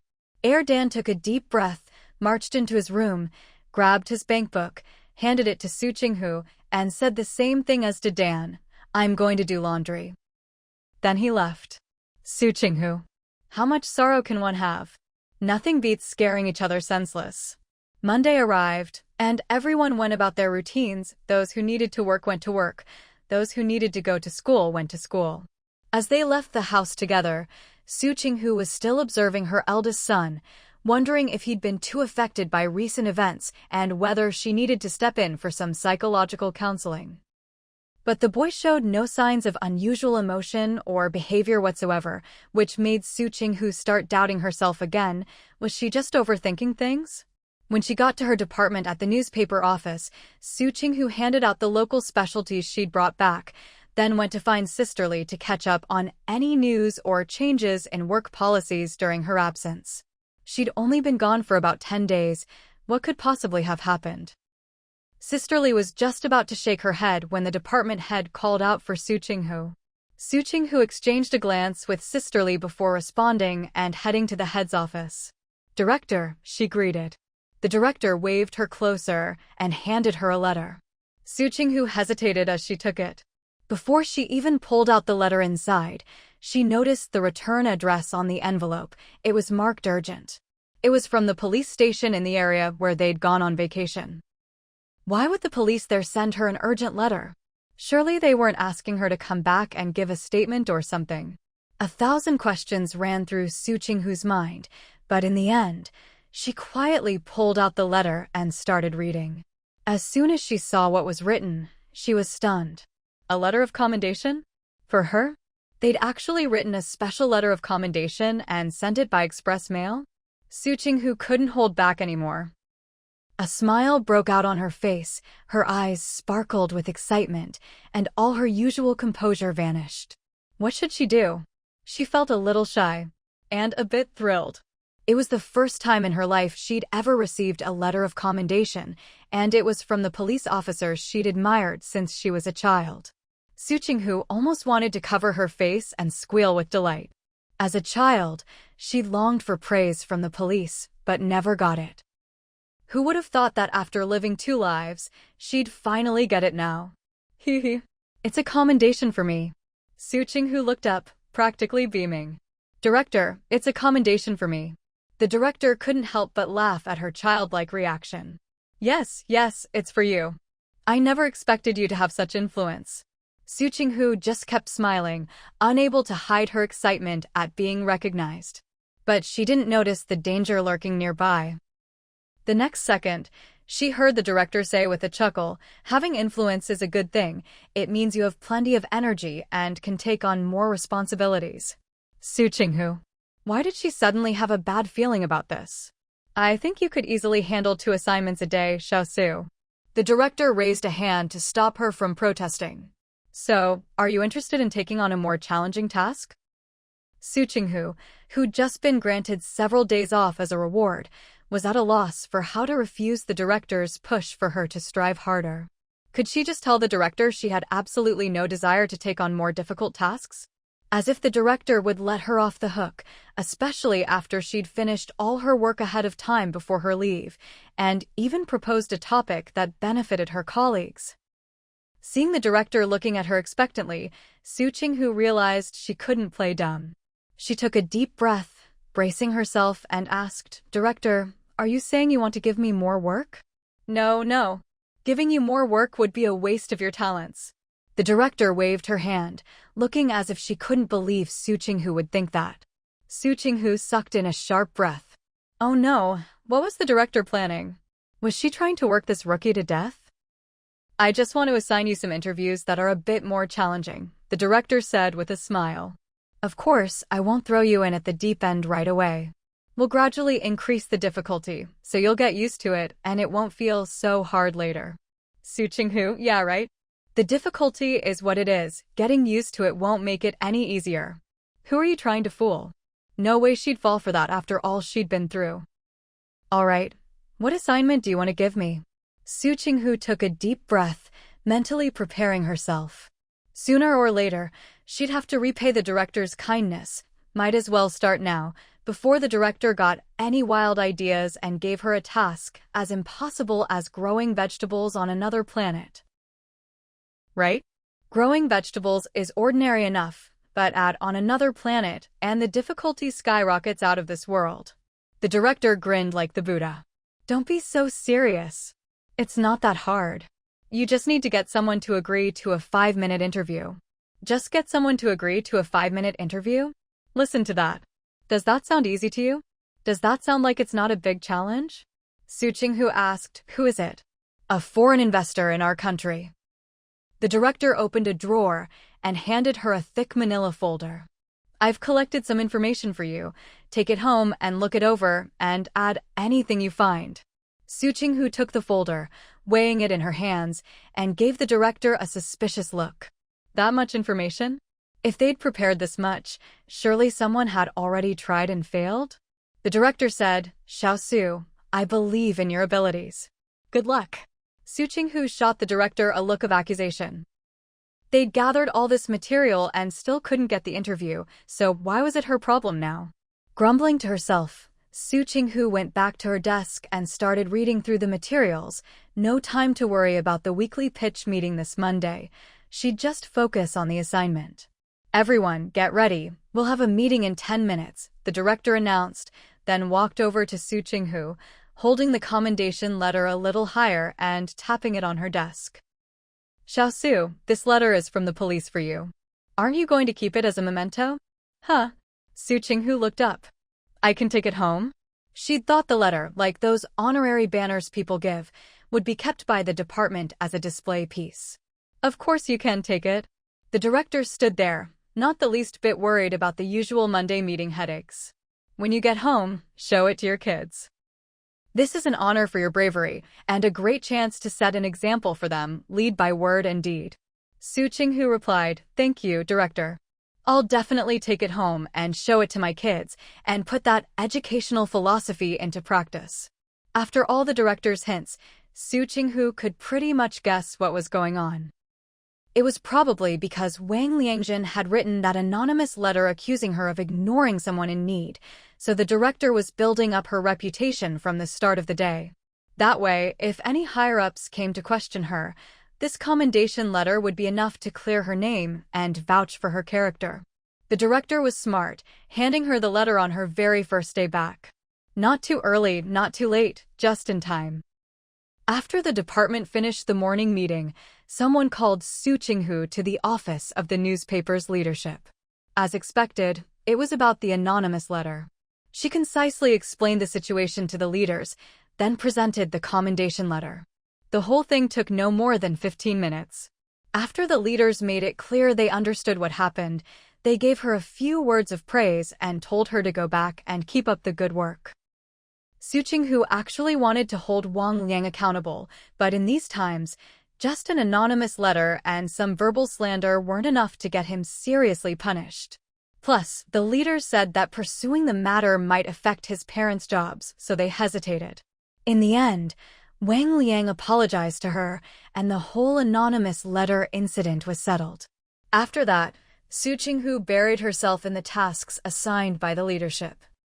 Gathering, analyzing, and organizing information, hoping to hit the target in one shot and secure an interview with the key person. But after only 2 days, the director told her the interview she'd been fighting for was cancelled. When she asked why, she was told the person had already notified higher-ups that they wouldn't accept interviews. They'd also left for another city and would be flying out directly from there. Su Qinghu, can't we try again?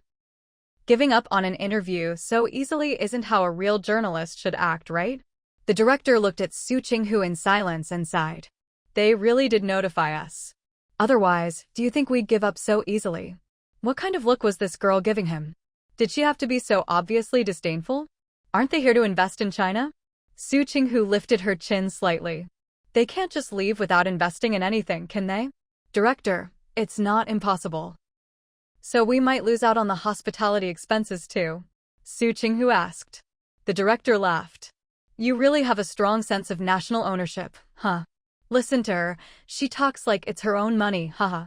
Su Qinghu raised an eyebrow. Director, did you forget what my husband's family does for a living? Spending the country's money is no different from spending the hard-earned efforts of their elders. Even if they don't accept the interview, they should at least leave something behind before they go, right? At the very least, make the hospitality expenses worthwhile. The director scratched his head, then looked at her. So, what do you want to do? The person isn't in the capital anymore. Chase after them, of course, Su Qinghu said matter-of-factly. Then she grinned at the director. Will my travel expenses be reimbursed? If you submit a business trip request, no one will approve it, the director said with a smile. Unless you really manage to get the interview, then maybe we can get your expenses reimbursed. Every cent reimbursed? Su Qinghu asked. The director met her gaze and suddenly felt uncertain. Could it be that after just a few days of research, she's already found a breakthrough? You have a lead, the director asked, a little excited. If you can get the interview, not only will I get your travel expenses reimbursed, I'll personally reward you with 100 yuan. Can I exchange that 100 yuan reward for 10 days off? Su Qinghu's eyes sparkled. As long as you approve it, I don't even need to be paid for those days. Working 6 days a week always feels like there's no real rest. She wanted to give herself a proper weekend. If you can pull this off, forget 10 days, I'll approve 20. The director said grandly, then quickly added, of course, you can't take them all at once. What a joke, she just took so many days off. If she took another 10 or 20 days in a row, the higher-ups would call him in for a talk. It's a deal then. If I manage to get the interview, you'll approve 20 days off for me. Su Qinghu took the director's words at face value. Director. Su Qinghu's next business trip was on the afternoon of September 3rd. That morning, Manager Zhao told her the bank withdrawal had been sorted out and she could leave at any time, so she picked the soonest possible time. Before leaving, she called her mother-in-law to ask her to come over that night, then packed her things and headed to the train station. Her interview target was currently in Jinling, with the next stop being the Magic City. Su Qinghu decided to wait for them in the Magic City. Of course, while waiting, she could take care of some personal business. When she arrived, she first met with the seller to confirm everything was in order, then met with Manager Zhao and a senior staff member from the agency. The transfer had to go through the agency, so this was a necessary step. It's always easier to get things done with connections. After meeting in the morning, they started the transfer process that very afternoon. The person transferring the stocks was a thin, refined-looking middle-aged man with a melancholy air about him, like some kind of artist. Just one look and you could tell he had a story. There was no haggling. The seller, the thin, refined man, and the buyer, Su Qinghu, sat quietly, barely exchanging a word, while the agency staff sat at a bench, working an abacus with a loud clatter. Occasionally, he'd pause to jot down a number on a piece of paper. Watching the old man with the abacus, Su Qinghu was deeply impressed. He was as fast as a calculator. As she watched, her mind wandered.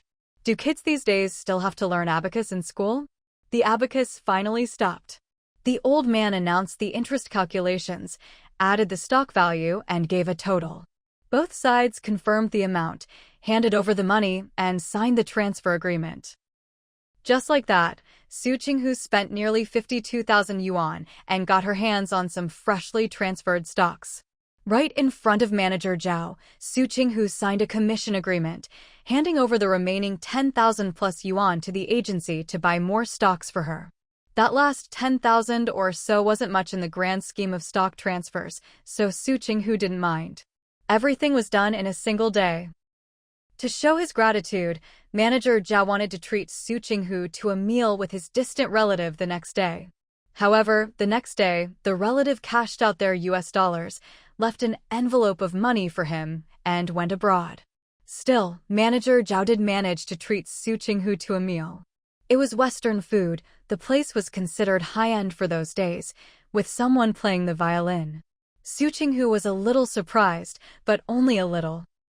When the food arrived, she ate while making occasional small talk with manager Zhao. After the meal, manager Zhao personally saw her to the hotel entrance before leaving. The hotel Su Qinghu was staying at was too upscale for him. He couldn't afford it, nor did he have that kind of travel allowance. After politely seeing manager Zhao off, Su Qinghu turned around with a smile, only to run into Zhang Dongsheng, looking every bit the spoiled rich kid. She paused only for a moment before regaining her composure and heading into the hotel lobby as if he didn't exist. "Hey, don't recognize me?" Zhang Dongsheng took off his sunglasses and lifted his chin, trying to look suave. Su Qinghu snorted. "What, your dad hasn't beaten you in 3 days again?" Zhang Dongsheng fell silent. He felt that Su Qinghu wasn't saying anything nice, but when faced with her pretty face, all he could do was grit his teeth. He just couldn't bring himself to say anything harsh. Su Qinghu couldn't be bothered with him anymore and headed straight for the hotel. She didn't expect that as soon as she took a step, Zhang Dongsheng would follow. But there was only one way to the hotel lobby, so she couldn't really accuse him of tailing her. Just pretend he doesn't exist. Zhang Dongsheng stared at Su Qinghu, who was just a step ahead of him, seething with frustration. She could have dinner with other men, but when it came to him, all she did was tattle. Last time he brought her a watermelon, and in no time, his own father caught him and put him under house arrest. If she hadn't ratted him out, he'd let her kick his head around like a soccer ball. Of course, Su Qinghu had no idea what Zhang Dongsheng was grumbling about in his head. If she did, she'd probably tell him to hand over his head for her to kick around. Because, honestly, she hadn't been the one to tattle on him this time. Su Qinghu. Just as she was about to step into the hotel lobby, Zhang Dongsheng called out to her in a harsh tone. Su Qinghu ignored him. "Aren't you a college student? How's your foreign language?" Zhang Dongsheng frowned deeply. "Do me a favor." Su Qinghu still didn't respond. "If Chenlai knew about this favor, even if he's annoyed with me, he wouldn't stop you from helping." Seeing that she was about to head up the stairs, Zhang Dongsheng grew anxious and dropped Chenlai's name. "Chenlai?" Su Qinghu was intrigued, her steps slowing just a little.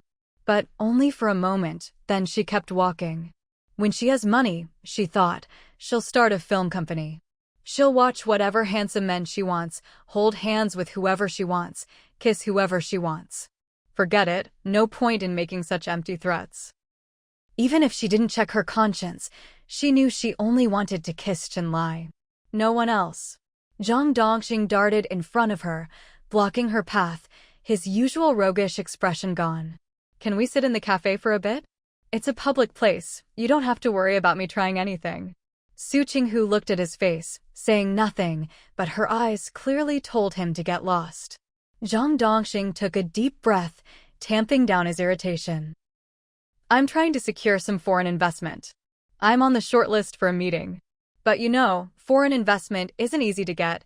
Whoever offers the most benefits is most likely to win." Foreign investment? What kind of foreign investment? Did it have anything to do with the person she wanted to interview? If it did, maybe she could use Zhang Dongsheng's meeting list to pull some strings and secure her interview. Why make things hard if you can solve them easily? She was just about to speak when Zhang Dongsheng continued, still fuming. "Some bastard is trying to cut in by offering a bigger share, planning to use the money to compete for a military factory that's about to be converted for civilian use." Su Qinghu blinked. If it's all about shareholding, Isn't that basically giving the factory away? You think I'd let that bastard get his way? Zhang Dongxing sneered. Back in the toughest times, his parents did all kinds of despicable things and took the chance to line their own pockets. Now they're using that blood-stained money to make even more, and on top of that, they want to cozy up to foreign investors. If I don't make him end up begging on the street, I'm not Zhang Dongxing. Su Qinghu said, this person you're talking about seems to have gotten pretty far. So why didn't you make him beg on the street before? Didn't feel like it. Zhang Dongxing choked. Or was it that you thought it was too easy before, so you waited until things got to hell mode for the challenge? Su Qinghu asked with a look of sincere curiosity, leaving Zhang Dongxing speechless and feeling like his heart was leaking air. He glared at Su Qinghu, gritting his teeth. Are you going to help me or not? If she dared say no, he'd go complain to his old man, to the Qin couple, to Qin Lai. Not for free, Su Qinghu said, tilting her chin. All business. I charge by the 1,000 words, 500 yuan per 1,000. Zhang Dongxing nearly spat blood. Why don't you just rob me? He only blurted it out because he knew the market rate. As soon as he said it, he remembered who he was talking to and choked again. Su Qinghu replied, then go find someone else. Judging by the way his brows were furrowed, this was either a tough job or there was something he couldn't let outsiders know. So Su Qinghu just smiled at him unconcerned. Zhang Dongxing gritted his teeth and nodded. Deal. I'll go get the materials upstairs. We'll find somewhere to work on them. I need it done by tomorrow. If that bastard didn't have so much dirt on people, and if Zhang Dongxing's own trump card wasn't so sensitive, he wouldn't have to be so cautious. Time was tight, and there was no way to get someone from the capital to Shanghai in time. Do you need translation? Su Qinghu called after him as he rushed up the stairs, smiling sweetly. Zhang Dongxing almost tripped, turning back to stare at her in disbelief. Su Qinghu waggled her finger. That's charged by the hour, 100 yuan per hour. Are you even worth that much? Zhang Dongxing glared. Su Qinghu smirked. Whether I'm worth it or not, didn't you hear me at the nightclub before? Zhang Dongxing was suddenly at a loss for words. The first time he met her, she'd been chatting fluently with some foreigners. The confidence she showed then made it clear her language skills were solid. More than that, her voice was calm and steady, with a gentle undertone. She looked just like one of those cool, mysterious women in foreign films. Zhang Dongxing's heart skipped a beat. He didn't know what to say, and was about to head upstairs when the hotel lobby manager stopped them. Comrades, our hotel doesn't allow that kind of transaction. Hourly rates, skill levels, pricing. This was a proper hotel. Zhang Dongxing glared. What are you thinking? We're from the same compound. She's a college student. I'm hiring her as a translator. He might have those kinds of thoughts about Su Qinghu, but he'd never let anyone else think that way about them. Su Qinghu finally snapped out of her shock, looking at the hotel manager, both amused and surprised. Hotels actually care about this kind of thing? The manager glanced at Zhang Dongxing, who was practically fuming, then at Su Qinghu, who looked clean, well-dressed, and was smiling. Suddenly, something clicked, and he apologized awkwardly before walking away. He remembered now, this girl was a reporter. The middle-aged man who'd picked her up yesterday and had dinner with her today had mentioned something about journalism. Before he could get back to the front desk, he saw a familiar face heading towards Su Qinghu. He was about to greet them, but the person walked straight up to Su Qinghu. The visitor was someone from the agency, a representative named Cheng Qian, who handled the money left after she'd paid the stock transfer fees and dividends. Su Qinghu was surprised by how quickly he worked. He'd already found a seller for the stock transfer with that sum of money. But since she'd already signed the authorization, there was no need for him to make another trip. I'm here for 2 reasons, Cheng Qian said, leading Su Qinghu to a quiet corner of the lobby. First, to update you on the money. Second, I have concrete news that the securities trading counter will open by the end of the month. I wanted to ask your thoughts on stock trading. Prices are likely to go up then. Do you want to sell? Su Qinghu replied, no need. If I need to make a trade, I'll call you. Once the securities trading counter opened, there would be only two ways to trade stocks: filling out a form at the counter or trading over the phone. She could just handle it remotely by phone. But for now, she had no intention of trading anytime soon. "Oh, and one more thing," Cheng Qian said with a smile. "If you trust me, you could leave your money with me. I can manage it for you." His family had once managed finances for others, but those were tough years and no one talked about such things anymore. Still, growing up around it, he developed an interest in the field. When the college entrance exam system was restored, even though he was already married with kids, he worked hard to get into a finance program and enter the industry. He didn't have money of his own. His family had little left after those years. Now, with the domestic economy booming, he wanted to get involved, but didn't have the capital. And in this line of work, there were restrictions. They couldn't own these assets themselves. But to build experience and connections, he couldn't leave the industry either. Su Qinghu had entrusted her money to him and offered a tempting commission, giving him hope of accumulating wealth. He was convinced Su Qinghu was a good employer. Su Qinghu looked him over, surprised. People with this level of financial savvy were rare these days. But she'd spent quite a bit on that last trip, and this time she'd invested all $20,000. She'd even used over 2,000 yuan from her clothing business as dividends. Right now, with her own money, the kids' 1,000 yuan, and some remittances on display, she barely had 2,000 yuan left. She was willing, but she didn't have any money for him to manage. Even with manager Zhao's endorsement, "I really don't know anything about your ability to manage money," Su Qinghu said with a slight smile. "The amount you entrusted to me has 1,432.687 yuan left. If you'd like, you could round it up to 2,000 or 3,000, and I can invest it in government bonds for you," Cheng Qian said, eager to earn money, desperately eager. But few people were willing to let others manage their money like Su Qinghu, and even fewer would offer such a generous commission. Think about it. With businesses springing up everywhere and the economy growing so fast, companies will want to go public. Now that the securities trading counter is about to open, it's bound to cause a stir at home and abroad. Su Qinghu cut him off. "Do you have a proposal?" "I do." Cheng Qian pulled 2 documents from his briefcase.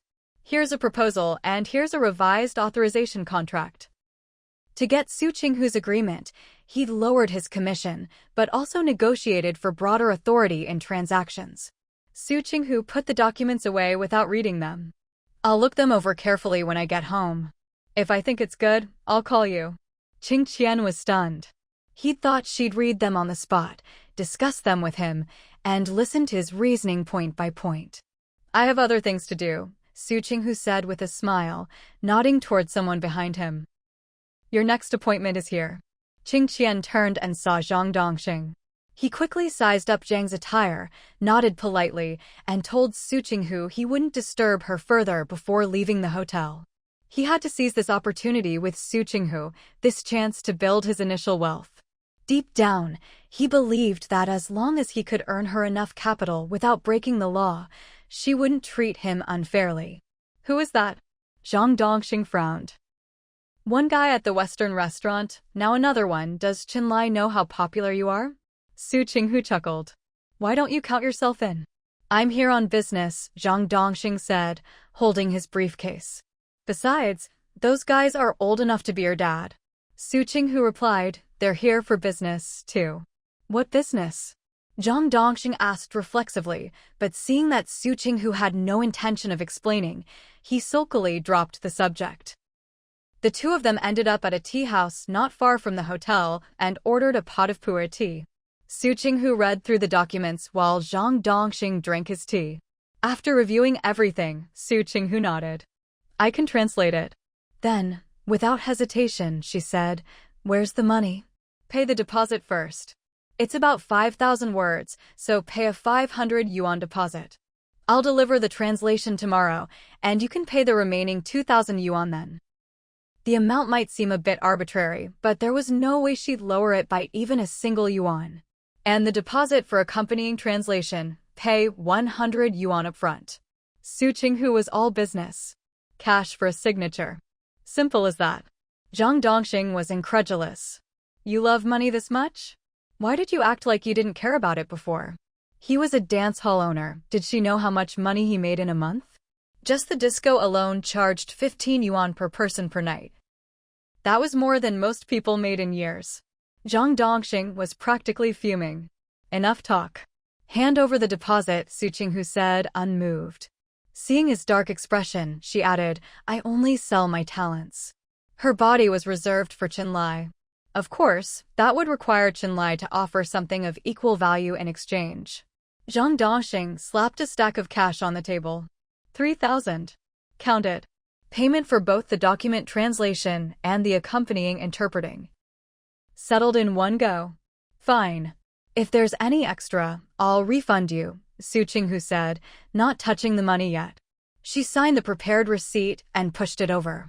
Here, sign it. Only after Zhang Dongxing signed did Su Qinghu leisurely pick up the money and start counting it. Watching her actually count the cash, Zhang Dongxing got even angrier. Did she not trust his character? Su Qinghu counted the money, then glanced up at him, giving him a look that said, if you've got something to say, spit it out. What could Zhang Dongxing possibly want? He was just feeling indignant. Her glance made him feel even more stifled, and he grumbled as he signed the receipt, slapping the pen down on the table. I'm loaded, but you don't want me. Instead, you're interested in Qinlai, that penniless drifter. Su Qinghu didn't miss a beat as she counted the money. Only when she finished and confirmed the amount did she say, the translation fee is 2,500 yuan, and the remaining 500 is for the accompanying interpreting. If it's less than an hour, I won't charge you. Consider it a favor for your father's sake. Zhang Dongxing's father was a truly upright man, a respected veteran revolutionary. Well, thank you very much then. Zhang Dongxing replied sarcastically. Zhang Dongxing was fuming, nearly beside himself with anger at Su Qinghu's casual, dismissive attitude. She treated people like they were nothing, and even managed to step on him in passing. He shot to his feet and turned to leave. He'd thought she was a harmless, delicate orchid blooming in a secluded valley, but it turned out she was a feline predator, skilled at camouflage, who could suddenly lash out and scratch you when you least expected it. He wanted to hit someone. Hey, wait. Su Qinghu tapped the table and called after him. Zhang Dongxing stopped, but didn't turn around. You're the one who wanted to talk to me, so don't forget to pay the bill. Su Qinghu lounged back in her chair like a boss, waving her hand lazily at him, the corners of her lips curling up with a teasing, ambiguous smile. Boss Zhang. Damn it. Zhang Dongxing turned back with a scowl, paid the bill at the tea house, and stormed out. Once outside, he suddenly remembered he hadn't checked Su Qinghu's foreign language skills. He lingered a few meters from the tea house, hesitating, but in the end decided that going back to pick a fight would make him look petty and not nearly cool or unrestrained enough. So he stomped off, heavy-footed. Meanwhile, Su Qinghu poured herself some tea, took a few absent-minded sips, finished her cup, then pulled out pen and paper to start drafting. 3 hours later. Having translated, checked, and marked any uncertain vocabulary, she finally packed up her things and headed to the typewriter shop. Yes, a typewriter shop. In these days, with no computers to use, typewriters were the best alternative to handwriting or manual copying. There was a typewriter shop in the capital that specialized in selling and repairing typewriters. She was tempted to buy one, but figured that in a few years, she'd be able to get a computer anyway, so she held back. After all, they weren't cheap, and she wouldn't have much use for it at home. Although her foreign language writing was as neat as print, her handwriting speed was actually a bit slow. Using a typewriter was more formal, too. It was around 8 o'clock, and Su Qinghu wasn't sure if the shop would still be open, but decided to try her luck. She hailed a cab, told the driver her destination, and sat quietly. In those days, with no surveillance in taxis or on the streets, she didn't dare be so reckless as to fall asleep in the car and wait for the driver to wake her up at her stop. The driver was happy he got 10 yuan for a pretty short trip. Barely 5 minutes later, the driver pulled over, pocketed the fare with a grin, and asked if she'd need a ride back. Su Qinghu thought for a moment. Could you please wait for me a bit? The shop lights were still on, but it was clear they were getting ready to close. Su Qinghu asked if she could type something there and said she was willing to pay. The staff politely explained that during the day it would be fine, but at night they worried it would be dangerous for her to go home late, so they declined. Su Qinghu found it amusing, but also appreciated their considerate attitude. After being gently refused, she simply bought a Chinese-English typewriter. She walked out carrying a portable typewriter with a plastic case, along with some paper. The driver's eyes widened. "Wow," he exclaimed, praising her for being so impressive. She even knew how to use a typewriter. Su Qinghu couldn't help but laugh at the compliment. After all, she'd been at the newspaper office for months. If she still couldn't use a typewriter, she'd really be hopeless. The driver's Mandarin wasn't very standard, but he marveled at her generosity. Wasn't it true? In these days, she could just hail a cab whenever she wanted, buy a typewriter without batting an eye. "Will your work unit reimburse you?" the driver asked, getting chatty. "For the cab and the typewriter?" Su Qinghu didn't answer directly. "It's not for the unit." That was answer enough. Seeing she didn't want to talk about it, the driver changed the subject, telling her about all the places worth visiting and good food in Shanghai, and even said she could mention his name for a discount. Su Qinghu thanked him with a smile. When they reached the hotel, Su Qinghu paid for the return trip, then carried her documents and typewriter upstairs. On her floor, she saw Zhang Dongxing leaning against the stairs, looking down. "Where have you been?" "It's almost 10, he snapped as soon as she came into view, straightening up and glaring at her, face dark. "Su Qinghu." For a moment, Su Qinghu was speechless. Who gave Zhang Dongxing the illusion that he could boss her around? She shot him a glance, then looked away, not bothering to respond. "You're back so late. Can you still get the materials to me on time?" Zhang Dongxing watched her walk past him, his voice a little less forceful. "I need them by 2 o'clock tomorrow afternoon." Su Qinghu stopped and frowned at him. "Don't follow me." He was practically at her door. 9 o'clock tomorrow morning, hotel lobby. "I'll give you the stuff then." Su Qinghu glanced at his feet, her tone full of warning. While Zhang Dongxing was still debating whether to test the limits of danger, Su Qinghu had already reached her door, gone in, and shut it behind her. She left without hesitation or a backward glance. Zhang Dongxing glared at her door for a while, then stomped upstairs to his own room. Only when he reached his door did something suddenly occur to him. Just now, was Su Qinghu carrying a portable typewriter? He had to admit, that was professional. Feeling better, Zhang Dongxing took a shower and went straight to bed. Downstairs, Su Qinghu, who hadn't pulled an all-nighter in ages, was feeling a bit excited. The tea she'd drunk made her mind exceptionally clear. She took out the typewriter, set it up skillfully, practiced for a moment to get the feel, then loaded a fresh sheet of paper and started typing away. Typewriters back then weren't as user-friendly as later models. The shift key for uppercase and lowercase didn't spring back automatically, so you had to do it by hand. To avoid using smelly correction fluid and the extra steps of removing the paper, waiting for the fluid to dry, and realigning the page, Su Qinghu focused intensely, determined not to make mistakes. She'd always had a high typing accuracy, rarely making errors even in later years. Mistakes were costly in this era, so she'd practiced both Chinese and English typing diligently. In fact, she felt her memory had improved from all the practice, and her foreign language skills had even gone up a notch. Hey, not a single mistake. As she typed the last word, Su Qinghu couldn't help praising herself, then stood up to stretch her shoulders and neck. Less than 2 hours. She was very satisfied with her typing speed. Leaving everything as it was, Su Qinghu went to shower. Afterward, she arranged the pages in order. On a whim, she made a cover page. She didn't have a stapler or paper clips, so she just put the cover on top and weighed down the corner with an ashtray, planning to let Zhang Dongxing deal with it tomorrow. She slept soundly that night, but Zhang Dongxing and Cheng Qian didn't sleep so well. The former had nightmares of being chased and beaten by Su Qinghu, while the latter worried whether his proposal and the new employment contract would meet Su Qinghu's approval. Both men got up early. When they arrived at the hotel lobby and saw each other, they were both a little surprised. Realizing they were both waiting there, they exchanged a glance, each feeling the urge to strike up a conversation. Zhang Dongxing, how did you two meet? Qing Qian, I can't say. If I say it, wouldn't I be exposing Su Qinghu's real reason for coming here? Zhang Dongxing didn't realize he'd just asked a difficult question. Seeing Qing Qian's silence, his temper flared. If you can say it, then say it. If you can't, then don't. Why are you hemming and hawing? We met through an introduction. Qing Qian sighed helplessly.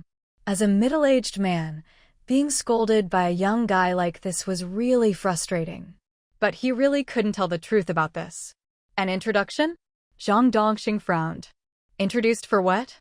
Qing Qian, does this young man not understand social cues? I just said that to politely end the topic. Why is he still asking? To introduce some good places to visit and delicious food to try here to Miss Su, Qing Qian replied with a smile, then asked curiously, and how did you meet Miss Su? You two seem pretty close. Closer than you, Zhang Dongxing replied proudly, nodding. What did you give her yesterday? Qing Qian, is this guy clueless? What kind of questions are these? Isn't this getting into privacy territory? Sir, that's Miss Su's business. If you want to know, you should ask her, Qing Qian said, seeing that Zhang Dongxing didn't understand subtlety, so he decided to be direct as well. Zhang Dongxing was momentarily speechless. Qing Qian smiled slightly. The two stared at each other in silence. This neither soft nor hard response finally shut Zhang Dongxing up and stopped his relentless questioning. Su Qinghu stood at the stairwell for a while. Although she couldn't hear what they were saying, just from their expressions and body language, she could tell the conversation wasn't going well. She walked downstairs, nodded slightly to greet them, handed something to Zhang Dongxing, reminded him to get it bound, and then prepared to talk to Qing Qian. Zhang Dongxing said, You sold me your afternoon, remember? Su Qinghu looked at him. Why was this jerk reminding her of that? Did he want her to start working right now? She didn't really mind, though, after all, it was 100 yuan an hour. Zhang Dongxing, aren't you going to tidy yourself up? Do your hair, change your clothes. Do I need to wear a suit? Su Qinghu looked at her clothes and asked Zhang Dongxing, her client, in a good-natured tone. Ever since she started working at the newspaper, most of her clothes had a professional style. She didn't have many casual outfits. This time, she hadn't brought any personal clothes either. But she didn't have a suit, that's for sure. Still, it wouldn't be impossible to go to a tailor and get one made, fitted on the spot. A suit jacket goes with everything all year round. Suddenly, she was tempted. Zhang Dongxing looked her up and down but couldn't find any fault with her outfit, so he hesitated. But Su Qinghu had already made up her mind. At 1 o'clock this afternoon, I'll be waiting for you in the hotel lobby in a suit. With that, she waved her hand, signaling Zhang Dongxing to get lost. Zhang Dongxing, seeing her dismiss him like a dog, was annoyed, but since he had important things to do, he left in a hurry. After he left, Qing Qian smiled and took the initiative to recount his conversation with Zhang Dongxing to Su Qinghu. Su Qinghu nodded. Have a seat. I'll go upstairs and bring down the project plan and the new draft contract. She'd reviewed these documents that morning and found no major issues. Since Qing Qian wanted decision-making authority, Su Qinghu had added a note with a numerical range. Within that range, he could make decisions without consulting her. Qing Qian reviewed it and had no objections. They reprinted everything, signed, pressed their fingerprints, and stamped their personal seals. Everything went so smoothly that Qing Qian could hardly believe it. But when he saw Su Qinghu pull out cash from her bag, he was at a loss for words. Was everyone now so well off that they could just walk around with thousands of yuan? 1,600. Count it, Su Qinghu said, handing him 1,600 yuan. Qing Qian counted it again. Although he'd watched her count it out of the corner of his eye and knew it was 1,600, as an employee, he had to be meticulous and cautious with numbers to earn his employer's trust.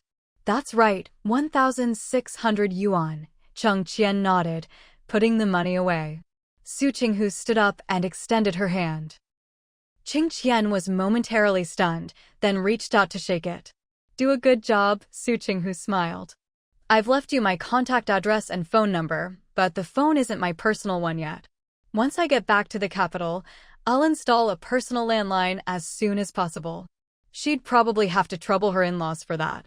I'll do my best and try not to bother you, Cheng Qian replied with a smile. This numerical range gave him plenty of room to operate, but not enough to go wild. Su Qinghu nodded. I hope you'll follow the contract, and I hope we'll have a pleasant cooperation. And just like that, in this era of inconvenient communication, Qinghu finally had a private financial manager. Of course, she was once again back at the tough starting line, working hard to earn money and make her life comfortable. She had, at most, 3,000 yuan left. If her hours as Zhang Dongxing's interpreter today didn't add up, she'd have to refund him by the 100, and then she'd have less than 3,000. Oh, right, she still needed to get a suit from the tailor, which would cost at least 200 or 300. She suddenly wanted to sell that typewriter. Broke. Really broke. Money just doesn't last. And she still didn't even have a means of transportation. There were plenty of suit shops in Shanghai, and even more Cheongsam shops. After consulting with the hotel lobby manager, Su Qinghu quickly headed to her destination. The shop had a whole wall of transparent glass windows.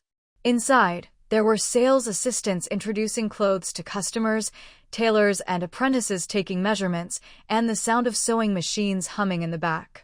It really had the vibe of a luxury boutique of that era. She went through the whole process like a pro and spent 600 yuan on clothes. Whether it was worth it or not, the service was excellent, and the satisfaction after spending money was real. Su Qinghu felt a mix of pain and pleasure. But overall, she was happy. Carrying her new clothes with a big smile, Su Qinghu walked with a spring in her step. Too bad neither Chenlai nor the kids were here, no one to share this happiness with. After buying clothes, she returned to the hotel, had something to eat, and started going through Zhang Dongxing's materials, practicing Q&A with herself to get her tongue used to speaking a foreign language again. Whatever the job, she'd do it professionally. Su Qinghu was preparing and also waiting for the interviewee. Her supervisor had told her about this person's schedule and which hotels he might stay at. After weighing her options, she thought the hotel she was in now was the most likely choice. Whether for safety, convenience, or even the view, it was excellent. After returning from acting as Zhang Dongxing's interpreter, Su Qinghu refunded him 200 yuan. But the high-spirited Long Aotian Zhang Dongxing, just waved his hand grandly and said it was a reward for her negotiation skills. For talking circles around the investors and securing an 800,000 yuan investment, and for successfully persuading them to adapt their business model to local conditions, so they wouldn't suffer losses from a mismatch in management philosophies. To sum it up, you can invest your capital, but the management rights stay with Zhang Dongxing. They even drafted a standard for additional investment, laying the groundwork for a pleasant long-term partnership. Zhang Dongxing was thrilled, but not just because he'd secured the investment. What he didn't tell Su Qinghu was that as long as he could land the investment and revitalize the munitions factory, creating jobs for veterans and their families, his father would allow him to keep running the dance hall and wouldn't even object if he wanted to expand it. With his father's blessing, what more could he ask for? He just rolled up his sleeves and got to work. But he hadn't expected to run into that little bastard whose parents were no good and who himself was no better. Well, that just fired him up even more. Sure, the kid wanted to screw him over and steal his deal, but Zhang Dongxing was just as determined to make sure his project ended up in the hands of someone truly capable. He just hadn't expected that after all these years, the little punk had actually grown some skills. He'd been at a loss before, but after listening to Su Qinghu's wild talk today, he realized that brute force wouldn't cut it. He needed to outsmart them, play it straight, leave no loopholes, and still walk away with the advantage. That way, he could drive them crazy, make them swallow their losses in silence, and not sacrifice any of his own people. In short, after all this, Zhang Dongxing was convinced that Su Qinghu wasn't just a feline predator, she was a cunning one, full of tricks. And Su Qinghu? She was busy. She'd let her guard down. The foreign investor wasn't staying at her hotel, but was instead lodging in a private courtyard owned by a painter. That was a headache. The courtyard even had a back door, making it impossible to arrange a chance encounter. The foreign investor Zhang Dongxing met was, by nationality, a foreigner, but by blood, Chinese, completely unrelated to this blue-eyed, blonde-haired old man. No doubt about it. When she'd tried to probe about the old man, the other investor had just sighed, saying he'd admired him from afar and respected his investment philosophy, a total fanboy. So, with her shortcut blocked, she had to think of another way. The key problem was the private courtyard. She couldn't barge in, couldn't sneak in, and with both a front and back entrance, she didn't even know where to try for a chance meeting. As for sending in a calling card, she'd observed, and it was useless. Not a single one got through. Standing across the street from the courtyard, Su Qinghu racked her brains. For a moment, she even considered applying for a housekeeping job there. But she knew the lady of the house would definitely pass on her, just like back in college, when parents looking for tutors would always reject her, even if their child was a girl.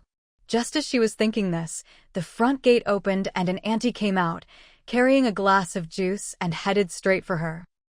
Su Qinghu, awkward. Was this for her? Should she stay or go? She stood her ground. The auntie came over, looked at her, and spoke with a kindly smile. Though some of the Shanghai dialect was hard to follow, Su Qinghu got the gist. The auntie was the housekeeper, and seeing her standing there for days, had kindly brought her something to drink. Su Qinghu paused, took out her own water bottle, and clinked it against the auntie's juice with a smile and a wink. The auntie was taken aback, then laughed and said something. This time, Su Qinghu understood. The auntie was calling her cute. So she mimicked the auntie's words, swapping little girl for auntie, and complimented her right back in the same accent. The auntie was surprised by her pronunciation, then laughed again. Seeing Su Qinghu take a sip of water, she took a small, elegant sip of her juice as well. Apparently not busy at the moment, the auntie asked where she was from, what she was doing in Shanghai, and why she'd been standing there for days. Su Qinghu answered honestly, not forgetting to play the sympathy card. She'd just graduated, everyone had high hopes for her, and she wanted to invite the blue-eyed, blonde-haired gentleman for a meeting, even just 5 minutes. But her expression wasn't pitiful at all. Instead, she looked full of life, like spring returning to the earth. Unstoppable, vibrant. Looking at her bright, pretty face, the auntie just couldn't imagine how such a beautiful girl could also be so guileless. It was strange in a way that made you want to care for her, to be good to her. Clutching her glass, the auntie sighed. She'd actually come out with the juice at her employer's request, to persuade the girl to go home and stop waiting. But now, what was she supposed to do? How could she say that? After all, the girl only wanted 5 minutes. Watching the auntie leave, Su Qinghu took a deep breath, her heart pounding with excitement. If the auntie could put in a good word for her with the owner, maybe, just maybe, the blue-eyed old man would agree to meet her. But as night fell and the lights in the courtyard went out, no miracle happened. Su Qinghu shrugged. Oh well, she'd try again tomorrow. But she couldn't wait forever, she needed a backup plan. If tomorrow didn't work, she'd have to find Cheng Qian and use his agency connections to see if anyone could get her a foot in the door. The next morning, Su Qinghu was back. She wasn't just waiting idly, she'd brought her portable typewriter, fingers flying as she typed, all the while keeping an eye on the gate. Yes, she was technically on a business trip, but she could write about her observations on the local economy and daily life, and when it was time to leave Shanghai, she'd spend a day taking photos to match her stories, perfect for future use. She didn't realize how fast she was typing. Her fingers were a blur, the clacking of the typewriter drawing curious glances. Suddenly, a shadow fell over her. Su Qinghu looked up instinctively and found herself face to face with a foreigner. He raised his camera and, in awkward Mandarin, asked if he could develop her photo for his private collection. Su Qinghu was so absorbed in her typing that her brain was slow to react.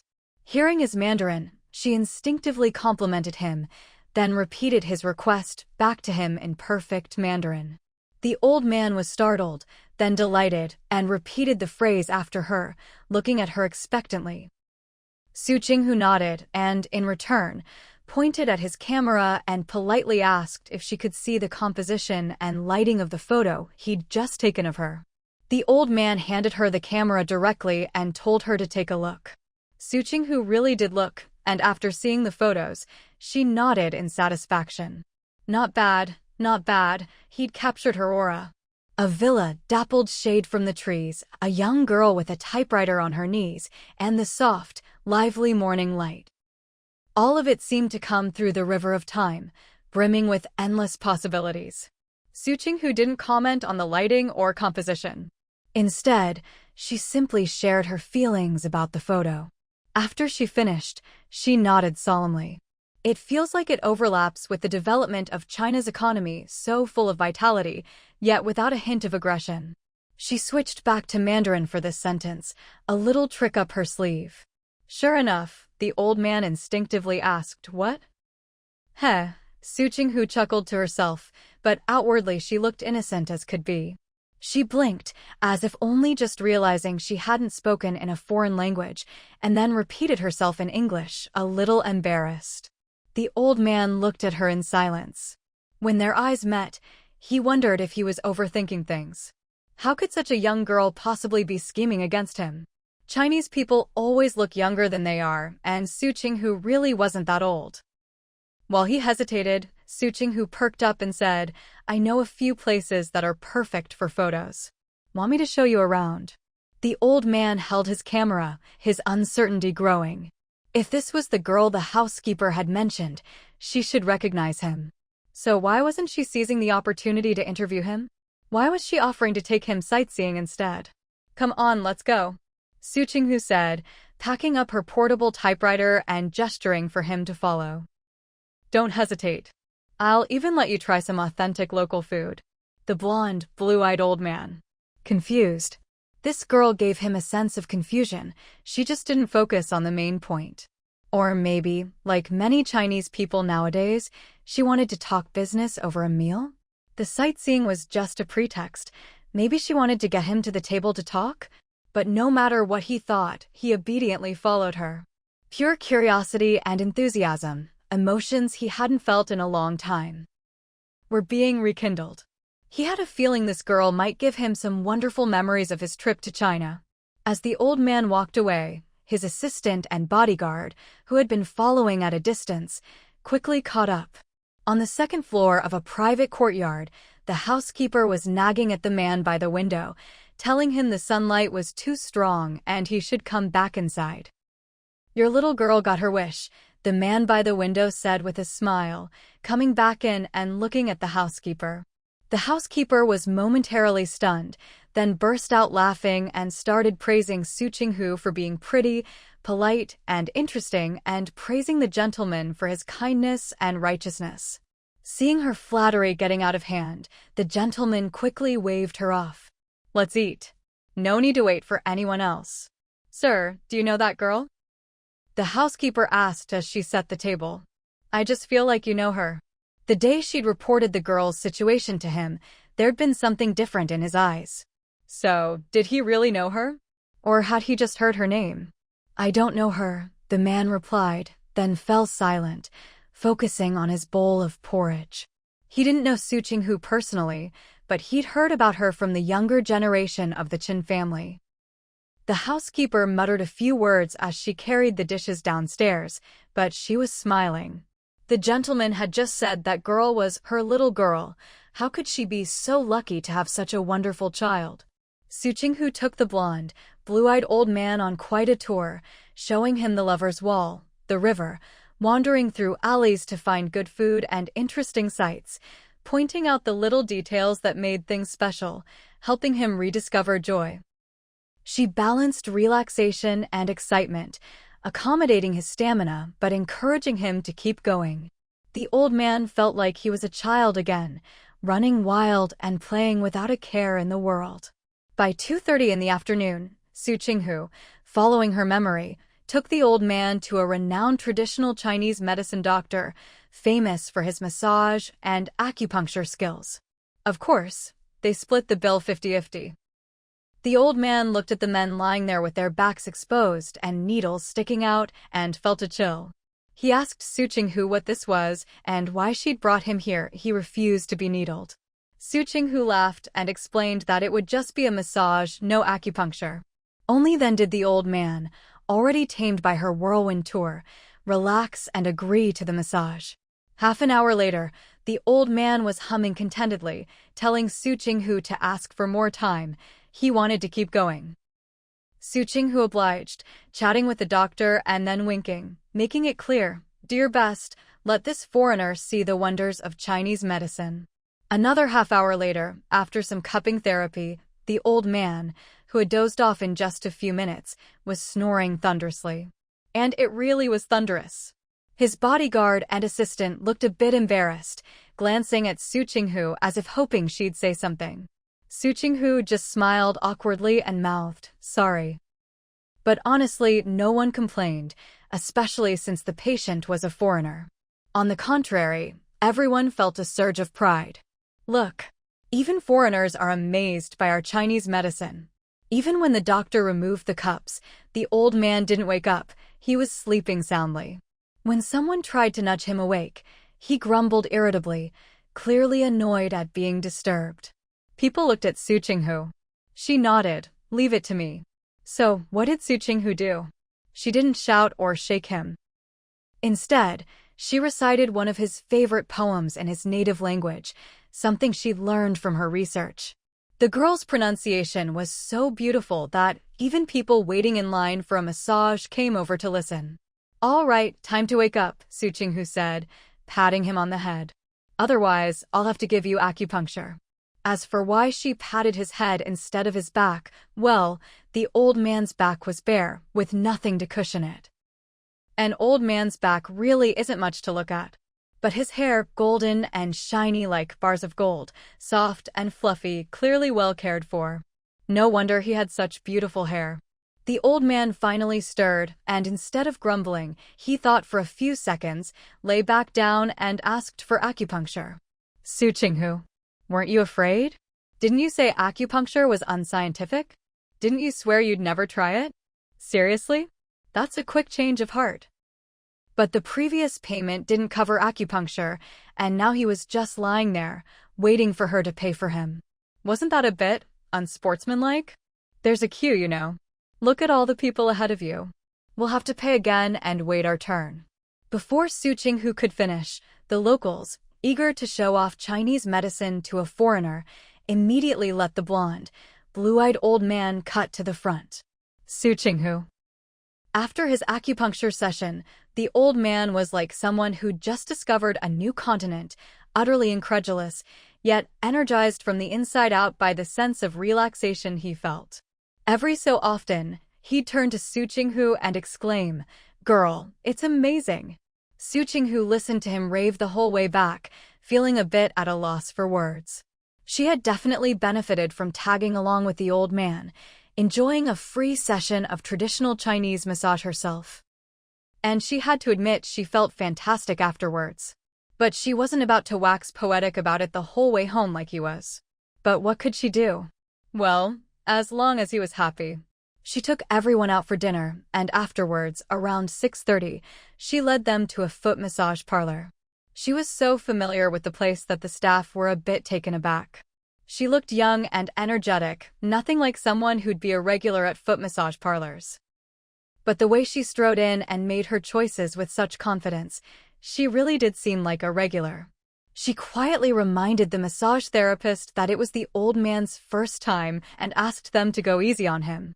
So, the four of them sat in a row, soaking their feet in bliss. It was a sweltering day, and the old man, not used to the heat and being a foreigner, furrowed his brows tightly. But thinking back to how he'd resisted acupuncture and massage earlier, he decided to tough it out. When the foot soak was done and the therapist approached with an array of tools, the old man instinctively called out Su. Su Qinghu glanced at him, then at the therapist holding the pedicure tools. She reassured him, explained what the tools were for, and described how light his feet would feel afterwards. Only then did the old man, who had nearly bolted, settle back down. The pedicurist grinned, opened his toolkit, and asked Su Qinghu to translate. Before long, the two were chatting away, with Su Qinghu acting as their impromptu interpreter, all the while silently grumbling. Who wants to keep chatting when they're supposed to be relaxing? The bodyguard and assistant, following their boss's orders, complied despite their inner reluctance. The pedicure went smoothly, but when the foot massage began and the therapist pressed a certain reflex point, the old man let out a loud, "Ow." The bodyguard leapt to his side in a flash, quick as lightning. The pedicurist, Su Qinghu. After that, the old man, eyes half closed, waved the bodyguard back and let the therapist continue. The next time he cried out, the bodyguard just watched nervously, no longer rushing over like a mother hen. When they finished, the old man paid the bill and even left a tip, $5 for each of the 4 therapists. Su Qinghu raised her eyebrows. Generous. At the current exchange rate, each therapist got nearly 20 yuan, a third of an ordinary worker's monthly wage. The old man gave a thumbs up and rattled off a string of praise, asking Su Qinghu to translate for the therapists. Translating words of thanks and amazement was easy. Su Qinghu did it in a flash, then led everyone back to rest. She dropped them off at the gate of their private courtyard, waved goodbye, and still hadn't brought up the interview. The old man walked a few steps, heard her behind him, and couldn't help turning back. He asked why she hadn't mentioned the interview. Su Qinghu smiled, eyes crinkling. "Would you be willing to accept the interview?" "Why not?" The old man tilted his head, motioned for her to follow him inside, and joked that since she wanted a 5-minute interview, he'd give her 10. Consider it a reward for her hospitality today. Of course, Su Qinghu agreed, picked up her portable printer, and followed him in. The private courtyard was spacious and elegant, with exquisite details everywhere. Su Qinghu couldn't help but feel a pang of envy. What a place to sit under the sycamore trees and read, or just relax. She'd already prepared her interview outline. After asking all the questions and jotting down the follow-up points, she looked at the old man with a smile. The blonde, blue-eyed old man gazed back at her. "May I take a photo?" Su Qinghu asked. The old man wanted to refuse. If he were 20 years younger, he'd have agreed without hesitation. But now, looking at the young woman before him, he felt a sense of springtime vitality and gentleness radiating from her. And he, whether he liked to admit it or not, was already in his twilight years. "We can take a photo together, but it can't be published," the old man said. Su Qinghu was momentarily stunned. Did he think she wanted a photo with him? She hadn't meant that, she just wanted a solo shot for the article. But, well, they took a photo together. Afterwards, she tried to persuade him to let her take a solo picture, promising she'd make him look great, but he stubbornly refused.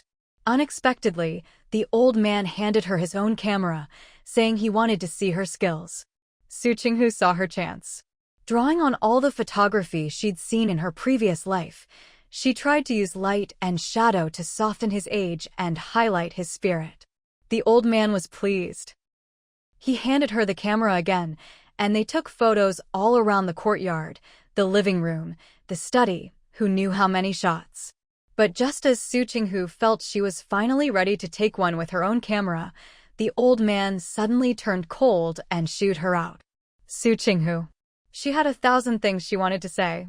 Seeing her cheeks puffed out in frustration, the old man, realizing he'd gone a bit far, said, "You can use a photo of me from when I was young." "Show off." Su Qinghu. "I don't have any high-res, handsome photos of you from your youth." The old man called for his assistant. "Give her one." "A signed photo?" Su Qinghu pushed her luck, raising her eyebrows to hint she wanted an autograph. "A gentleman is happy to oblige," the old man said with dignity. When the assistant handed over the photo, he signed it with a flourish and gave it to Su Qinghu. Looking at him, Su Qinghu suddenly remembered the old man who used to brag about how handsome he was in his youth, how he'd swept his wife off her feet. Was this old man waiting for her to praise him? Su Qinghu lowered her head suspiciously and saw a black and white photo, a young man with striking features and an air of aristocratic elegance. Her eyes lit up and her eyebrows arched. The old man watched her reaction closely, feeling both body and mind at ease. When she looked up, he composed himself again. Su Qinghu said, "You must have been the heartthrob of countless young women in your youth." The old man smiled. "And your sense of style was already so impeccable back then?" "Incredible!" Su Qinghu exclaimed. This time, the old man broke into a wide, genuine grin. Su Qinghu looked from the photo to the old man and offered sincerely, "I hope you'll keep up with your health. In 3 or 5 years, when you come back to China, I hope to see you in great shape. Then I'd love to show the handsome, healthy you around China and treat you to our best food." If you said something like that among close friends or family, it would be considered quite rude. But the old man didn't feel offended at all. Instead, seeing the seriousness in her eyes, he nodded earnestly. Then it settled. After today's acupuncture and massage, he felt a lightness he hadn't experienced in ages. It seemed his body wasn't as sluggish as he'd imagined. "For the rest of your life, please come to China often." Su Qinghu gave him a big smile and reached out her hand. This old man knew how to respect others and their cultures. He was rarely arrogant, and even when he was, it was only out of ignorance. Once he understood, he'd quickly adjust himself. He was a businessman with character. The blonde, blue-eyed old man smiled too and shook her hand. "All right." The two chatted happily. The assistant glanced at his watch, smiled, and tactfully didn't interrupt. What was supposed to be a 10-minute meeting had now stretched to 1 hour and 20 minutes. When Su Qinghu finished thanking the owner of the private courtyard and came out, a car was already waiting outside. She waved goodbye to the blonde, blue-eyed old man, smiled, said goodbye, and got into the car. As the car drove away, the old man finally let out a long breath and said to his assistant, "Jay, I feel like I can try to be a bit younger, at least not worse off than Lin." The Lin he mentioned was Mr. Lin, the owner of the courtyard. The assistant smiled. "Your private doctor has said that many times. I hope you can really stick to it this time." The old man said, "I can. I have to keep my promise to Sue." The two chatted as they walked into the courtyard. Su Qinghu returned to her hotel, took a shower first, then pulled out her portable typewriter. Not worrying about typos, she quickly typed up today's interview notes. She closed her eyes and carefully recalled everything, making sure she hadn't missed anything. Only then did she put away the typewriter, snapped the plastic cover shut, set it on the hotel room desk, and began to pack her luggage. She'd been away for quite a while. She really wanted to play with the kids. As she packed, looking at the extra things she'd accumulated, the gifts for her children, and the local specialties for her colleagues, Su Qinghu fell silent. All this extra stuff could fill another suitcase. Should she mail it back? But mailing it would take 6 or 7 days. If she and the gifts didn't arrive together, the surprise would be halved. Forget it, she'd just buy another suitcase tomorrow. She could take a taxi to the station. Apart from having to lug her bags on and off the train, it wouldn't be too much trouble. And if she happened to meet a kind soul willing to help, that'd be even better. While Su Qinghu was happily counting her things and drifting off to sleep, Erden was still dawdling over his homework. Now that he was in 3rd grade, there was so much more to learn and so much more homework. "Bro, why isn't Mom back yet?" Erden got distracted as he wrote, propping his chin on his hand and asking Dayton. She left on the 6th, and now it's already the 16th. Dayton sat silently, ignoring him. "Seriously, if she doesn't come back soon, should we call the police?" Erden frowned. "What if she got kidnapped by human traffickers?" Dayton remained silent. "But she's so smart, she probably wouldn't get kidnapped, right?" Erden kept mulling it over. Dayton didn't say a word, but glanced at the wall clock. 5 more minutes. Or maybe she couldn't resist the temptations of capitalism and went abroad. Maybe she doesn't want us anymore. Erden suddenly sat up straight, eyes wide. What if she really did go abroad? Their new mom was pretty, spoke foreign languages, and could make money. It wasn't impossible, was it? Dayton endured. She doesn't want us, or Dad either? Erden got angry, stood up, and slapped the table. Women are so fickle. When we went on vacation, the way she looked at Dad, her eyes were brighter than the stars. More excited than a dog seeing a bone. How can she just stop liking us? Just toss us aside. He was furious. How could she do this? Couldn't she at least take him with her? He'd already said that when he grew up and made money, he'd spend it all on her. Back when she wanted to earn money, who was it that supported her? Dayton stared at the second hand on the wall clock, watching it tick by. When it hit 12, he stood up, face stern, and walked toward Erden. Sensing danger, Erden instinctively looked at his brother, then quickly retreated. Bro, what are you doing? That look, his brother was about to beat him up. Erden watched Dayton warily, still chattering. Bro, you're not going to beat me up just because I guessed a few reasons why Mom isn't coming back, are you? I was just saying, it's not like Mom will really do any of that. Besides, don't you not like her? Before he could finish, Dayton cut him off. It's 9 o'clock and you still haven't finished your homework. He calmly reminded his brother, we have school tomorrow morning. Erden. So he wanted to beat him up because of homework? Haven't you been saying I'm not lively enough these days? Dayton looked at his brother, flexing his wrists. Well, I think tonight is the perfect time for you to experience just how lively I can be. As soon as he finished, he charged forward, fists swinging. Erden let out a howl and scrambled to escape. Mrs. Meng, who was in the kitchen preparing a late-night snack for the boys, dropped her spoon and rushed into the living room. What's going on? Why are you fighting? Dayton said, Grandma, Erden hasn't finished his homework. Mrs. Meng hesitated. Well, maybe give him another 20 minutes? Let him finish his homework. Dayton shook his head and shouted at Erden, don't you dare yell. If the neighbor's here, you'll be the one embarrassed. Erden shut his mouth, aggrieved, and circled the room, trying not to let his brother catch and kick him. As he chased his silly brother, Dayton listed all of Erden's recent misdeeds to Mrs. Meng. Last Saturday, the teacher assigned homework, but when he got home, instead of doing it, he ran around like crazy with the other kids and broke someone's flower pot at their door. They didn't have to pay for it, but they did replace the pot.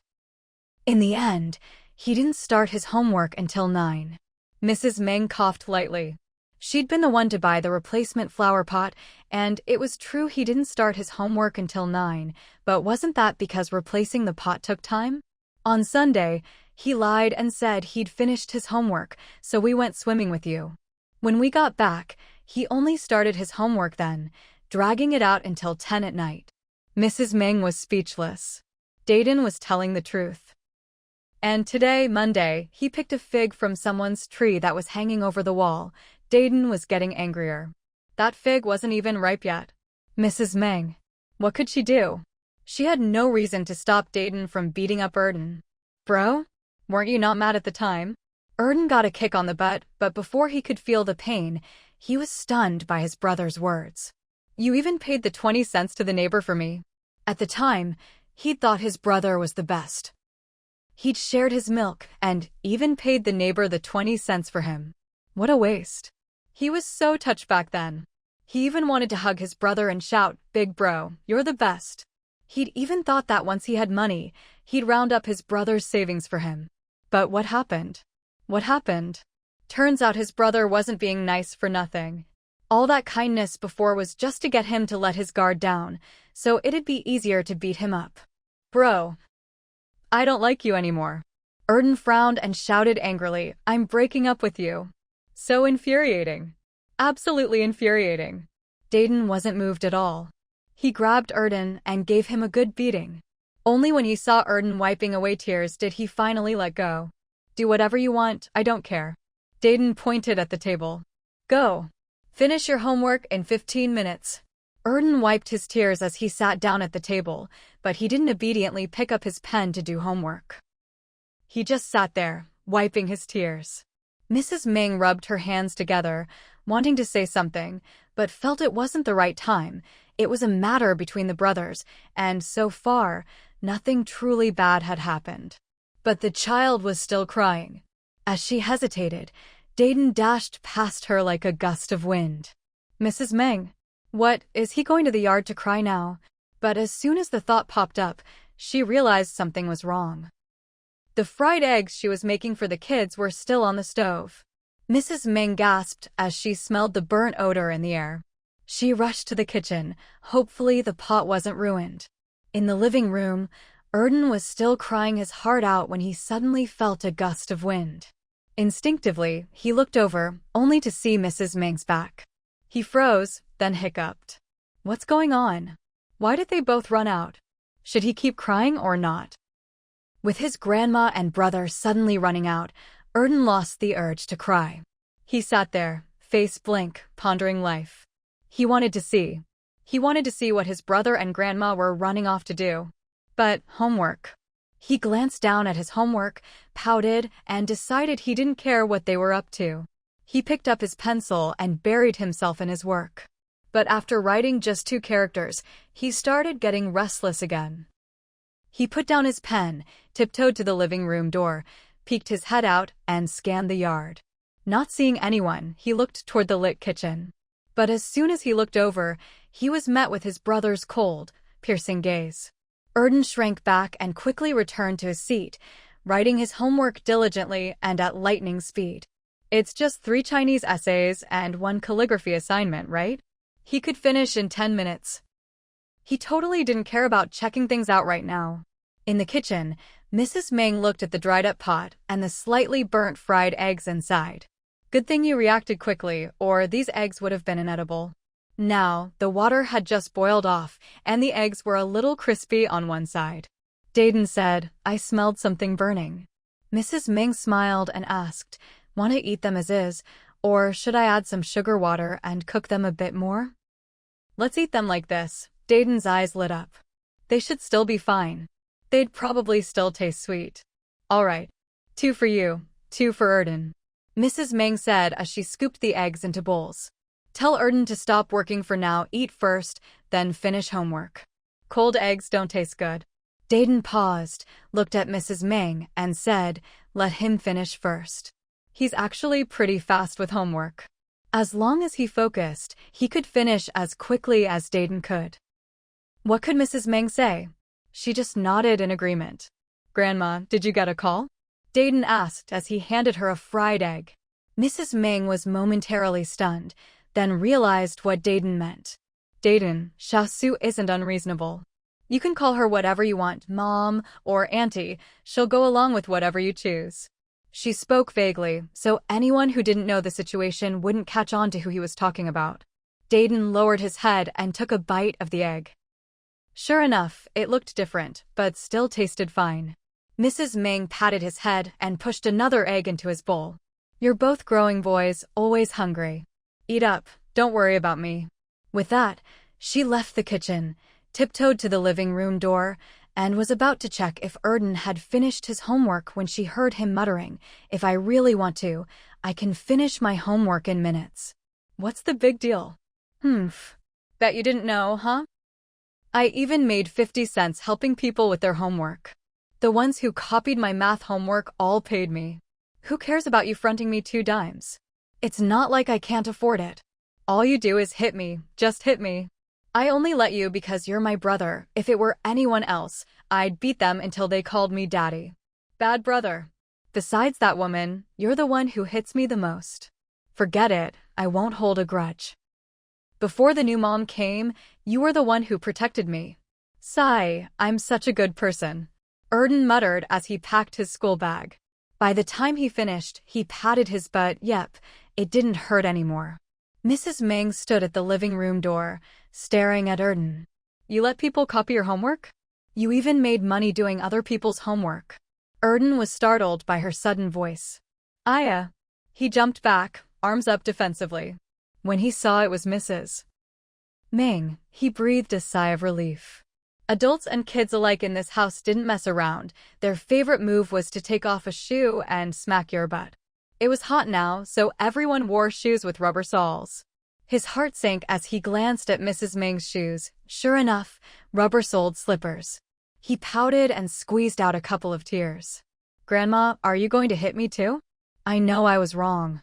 Mrs. Ming didn't say anything, just frowned. Dayton, bowl in hand, ate as he watched his silly little brother. Erden smelled the sweet aroma of the fried eggs, and his stomach growled. He looked over at his brother behind Mrs. Ming. When Dayton saw Erden looking, he just lowered his head and kept eating. Erden shifted his gaze to Mrs. Ming's stern face. "That was all in the past. I haven't made money like that in ages." He didn't care for that kind of hard-earned, penny-by-penny money anymore. The way his new mom made money with her brains, that's what he wanted to do in the future. Besides, making money off elementary schoolers was too much trouble. Sure, it was fair to exchange money for homework, but if they told the teacher or their parents, he'd have to give the money back anyway. All that effort for nothing. After Erden finished, Dayton gave a soft which was basically vouching for his current innocence to Mrs. Ming. Hearing his brother vouch for him and seeing Mrs. Ming's expression soften, Erden grinned and scooted over to Dayton. "Bro, let me have a bite." "In the kitchen. Get it yourself." Dayton didn't even look up, still a bit annoyed. Erden pouted, shuffled into the kitchen in his slippers, and muttered, "If you won't share, I've got my own." Su Qinghu arrived in the capital on September 19th. When she got off the train, she felt dizzy and unsteady on her feet. It was the real deal. She'd bought her train ticket on the 16th. Since there were no sleeper tickets available, she had to settle for a seat. The first thing she did after boarding was to ask the attendant to let her know if any sleeper tickets became available. Later, she managed to switch to a sleeper, but due to some weather issues, the train was delayed by nearly 5 or 6 hours. The train rocked and swayed for ages before finally pulling into the capital. By the time she arrived, Su Qinghu felt like she was about to throw up. If she could help it, she never wanted to take the train in summer again. If possible, even if the paperwork was a hassle, even if her work wouldn't reimburse her and she had to pay out of pocket, she'd fly. With the help of a young man, Su Qinghu wobbled her way out of the train station. The square outside was packed with people. After thanking the young man, Su Qinghu sat down to rest for a while. She even gave a kid some money to buy her a bottle of cold soda, and only after finishing it did she start to feel a bit better. The kid, having fetched the soda and gotten a bottle for himself, sat next to Su Qinghu and finished his drink. He looked at her eagerly, hoping to help with something else and maybe earn a bit more. Su Qinghu glanced at him, then at the empty soda bottle in her hand. Smiling, she handed it to him. "If you return this bottle and come back, I'll give you 50 cents. The boy cheered and dashed off. When he came back, he grinned at Su Qinghu. True to her word, Su Qinghu gave him 50 cents. "Big sis, is there anything else I can help with?" The boy was a local kid who hung around the station with nothing better to do. He'd never met someone like Su Qinghu before, and he was excited. Su Qinghu said, "Can you help me hail a cab?" "Sure," the boy replied loudly, then ran off, already thinking about the tip he'd get. About 10 minutes later, the boy finally flagged down a cab. After getting another 50 cents, he skipped away happily. After loading her suitcase into the cab and settling in, the driver finally had a chance to chat. "Are you coming back to the capital or here for work?" "Back," Su Qinghu replied, then quickly stopped herself, pausing before saying, "Sir, could you let me have some quiet? I'm a bit carsick." She felt, perhaps, a bit sunstruck. Clinging to the window, Su Qinghu tried to breathe deeply and ignore the motion of the car. Seeing her discomfort, the driver handed her something from his side. "Miss, try some medicated balm. It's refreshing, just sniff it and your stomach will feel better." Thank you. Su Qinghu quickly accepted it, scraped a little out with her finger, rubbed it on the back of her hand, and brought it to her nose. The cooling sensation made her feel much better, and the buzzing in her head eased a little. Let me tell you, you should always carry some medicated balm or essential oil or even some mint tablets. They're must-haves in this heat. Su Qinghu nodded. Feeling a bit better, she handed the balm back. Thank you, sir. Do your family know you're coming back today? Do you have a key? Should I take you to your parents' place? The driver was quite warm-hearted. My mother-in-law and the others are home, Su Qinghu replied. Could we not chat anymore? Su Qinghu wanted to say, but since he'd just lent her the balm, she couldn't bring herself to be cold. So, she chose to close her eyes and rest until they arrived. The driver dropped her off right at her door. Seeing the locked gate, he asked, "No one's home." "Just drop me here," Su Qinghu said, handing him the fare. "Thank you." The driver took the money, looking worried as he left. Even after walking 2 or 3 meters away, he turned back to look at her. Su Qinghu found it funny and a little heartwarming, but mostly she just felt exhausted. She opened the door, entered the yard, closed the door, tossed her things in the living room, took a quick shower, wrapped her hair in a towel, and, without waiting for it to dry, collapsed into bed. She slept like the dead, completely oblivious to the world. Mrs. Meng, after arranging her husband's affairs for the next couple of days at the compound, picked up Dayton and Erden, greeted her in-laws and grandson, and finally headed home with the 2 kids. Erden sighed. "Grandma, hasn't Mom called?" Mrs. Meng, "No." Erden was unwilling to give up. "Not even once? Not even to her office?" Mrs. Meng, "No." Erden, sigh. It was no fun at all without his new mom at home, nothing interesting, nothing joyful. Dayton glanced at him, wanting to ask, "Weren't you happy on Monday? You were lively enough then." Sigh, "When is Mom coming back?" Erden trailed after Mrs. Meng, listless. "I kind of miss her." If he hadn't given her his savings book, and if he had more than just his daily snack money, he'd have bought a ticket to go find her himself. "She should be back soon," Mrs. Meng said. She spotted someone selling homegrown melons by the roadside, checked the price, and bought 2 sweet melons and a watermelon. Erden hugged the 2 sweet melons and continued the earlier topic with Mrs. Meng. "Why do you say she'll be back soon?" "Grandma, do your business trips last this long too?" "I've never been on a business trip, but if you do, the office gives you an allowance. Usually, it won't last more than half a month." Mrs. Meng glanced at Dayton, who was carrying the watermelon, and smiled. "You both miss her, don't you?" "Yeah," Erden nodded, complaining, "She's been gone way too long this time." Dayton neither nodded nor shook his head, just listened to Mrs. Meng. The 3 chatted as they walked. When they reached the door and saw the lock was gone, they all froze. Erden cheered, "Haha, Mom must be back." Mrs. Meng smiled too, hurried up, and pushed the door. It was locked from the inside, so she knocked. No answer. Erden hesitated, blinking. "Why isn't she opening the door?" Dayton, holding the watermelon, asked, "Is it Dad who's back?" "No way it's Dad." Erden turned to Dayton, completely certain. "What does Dad do for a living?" If Grandma knocked like this and he didn't hear, he'd be sent packing. Dayton fell silent. For some reason, he felt his silly brother wasn't exactly hoping for Dad to be back. But sometimes his silly brother wasn't so silly, his reasoning made sense. Mrs. Meng knocked again, thinking maybe she'd just gotten back and was in the shower. "Let's wait a bit," Mrs. Meng said, glancing at the sun still hanging in the sky. About half an hour later, Mrs. Meng knocked again, but still no response from inside. Erden said, "Grandma, should I climb over the wall and open the door for us?" Mrs. Meng was stunned. "Why didn't you say so earlier?" If he'd said so earlier, they wouldn't have had to wait all this time.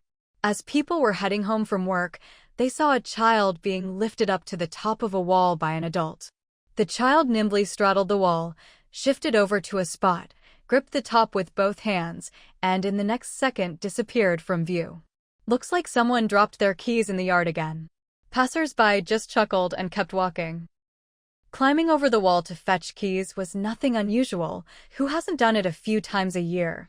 Dan landed lightly in the yard, dusted off his hands, opened the door from the inside, took the melon from his grandma, and dashed toward the kitchen. Wash it clean, stick it in the fridge for a while, and take it out after dinner. Cool, sweet, and super refreshing. The living room door was ajar. Mrs. Meng pushed it open and saw two large suitcases sitting inside. One of them looked familiar. She'd seen Su Qinghu use it before. The other seemed new, probably bought by her daughter-in-law. The luggage was there, but where were the people? She put down the melon and knocked on her daughter-in-law's bedroom door. Hearing no response, she knocked again. Still no answer, so she simply pushed the door open. At first, she thought Su Qinghu was just exhausted and sleeping deeply. She was about to leave when Dan stopped her. "Grandma, something's wrong. She's breathing really heavily." That wasn't normal. Usually, Su Qinghu slept quietly. As he spoke, Dan ran to the other side of the bed where Su Qinghu was lying on her side. Unable to see her face clearly, he turned on the light. Now they could see everything. "Grandma, she's sick." Dan saw Su Qinghu's flushed, sweaty face and tightly furrowed brow and quickly pointed out, "She's still covered with a blanket." It was only then that Mrs. Meng realized what had felt off to her a moment ago. It was September 19th and the weather was still hot. Even if there was a temperature difference between morning and night, there was no need to be wrapped up so tightly. "You wait here, I'll call a car," Mrs. Meng said, rushing outside. Dan, who had just put the melon in the fridge, hadn't even reached the living room when he saw his grandma dash out like a gust of wind. He scratched his head, a bit confused, walked into the living room, patted his clothes, smoothed his hair, cleared his throat, and then stood tall at Su Qinghu's bedroom door and knocked. "Mom, I'm coming in, okay?" No response. Dan was about to say something else, but then remembered his brother had gone in with Grandma, so he just walked in. "Bro, is Mom still asleep?" Dan was searching for Su Qinghu's medical booklet and replied without looking up, "Go check her bag, see if there's any money in it, and if her ID and stuff are there." Huh? Dan was bewildered. "Go through Mom's bag? I don't dare. She's sick." Dan pressed his lips together. "Just do it." "Sick?" Dan was startled and, without thinking, hurried to search Su Qinghu's bag. The next second, "Bro, she's got her money and ID." He hugged Su Qinghu's bag, circled around to look at her, saw her tightly furrowed brow, flushed face, and beads of sweat, and started to panic. "Bro, is she going to be okay?" Dan's voice trembled, eyes filling with tears. Dan found Su Qinghu's medical booklet, held it in his hand, and stood up. "We'll have to let the doctor decide." He looked around, found a bag, put her slippers in it, and grabbed a jacket. That was all the kids could think to prepare. Dan was being very obedient now, holding Su Qinghu's bag and standing beside Dan, not even daring to cry. In no time, Mrs. Meng hurried back in, bringing with her Auntie Li and a driver. Auntie Li had come to Su Qinghu's place today because Su Qinghu had called her earlier, asking her to come pick up a manuscript. She was too tired and needed to rest at home for a day. She hadn't expected to walk into this situation. "Auntie, let me carry her." "You help me get her on my back," Auntie Li said, already bending down, waiting for Mrs. Meng to help lift Su Qinghu onto her back.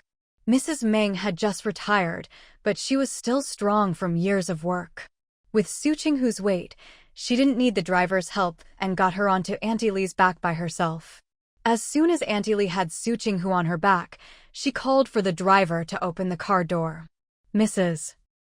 Meng was about to look for the medical booklet, but when she saw Dan had it ready, she reached out for it. "You two stay home and wait. Lock the door and don't open it for anyone." She took the medical booklet and was about to leave. But Dan and Dan followed without thinking. Dan said, "Grandma, we're coming with you. My brother and I can read, and we know what hospitals are like and how to see a doctor. We're the ones who took care of her at the hospital before." Mrs. Meng was about to refuse, but saw Dan already running out with the bag. She had no choice but to take Dan along. They didn't even have time to turn off the lights. She locked the door and took Dan to the car. The car went straight to the military hospital. As soon as Mrs. Meng got out, she helped Auntie Li into the ER. A sharp-eyed nurse saw someone was unconscious and quickly brought out a gurney, asking Auntie Lee to lay Su Qinghu on it. Mrs. Meng, looking serious, gave the name of a doctor. The nurse made a call, and Su Qinghu was taken straight to the ER doctor. After a flurry of chaos, Su Qinghu was put on N4 and transferred to a private room. Mrs. Meng finally relaxed when her old friend Zhou Lian said Su Qinghu was not in serious danger, just a bit worse than mild heat stroke. This one, Zhou Lian pointed at Su Qinghu in the hospital room. You said she's your daughter-in-law? Mrs. Meng nodded. Yes. But is it your daughter-in-law? Zhou Lian didn't finish, but Mrs. Meng knew who she meant. She said, that's all in the past, no need to bring it up again. She wanted to go abroad and didn't want to be a military wife anymore, so she and my son divorced amicably.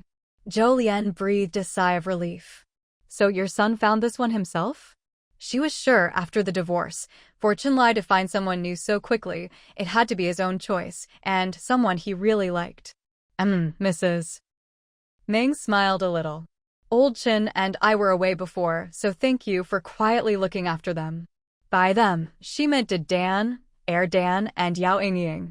Speaking of which, I owe you an apology.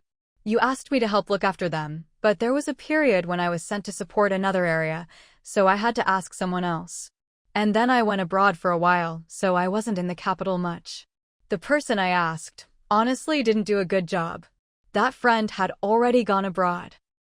When Zhou Lian returned from abroad, after the required quarantine and disinfection, she was immediately pulled into an emergency medical research team.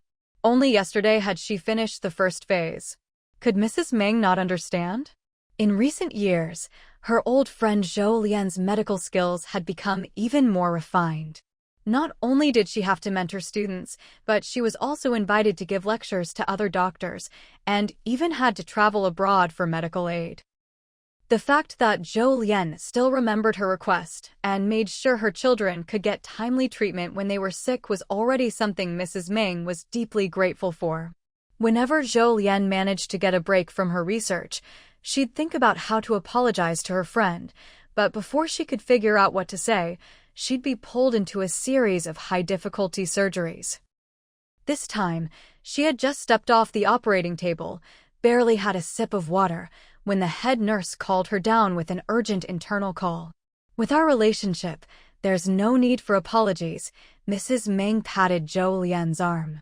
Someone as capable as you, every minute and every second is a matter of life and death.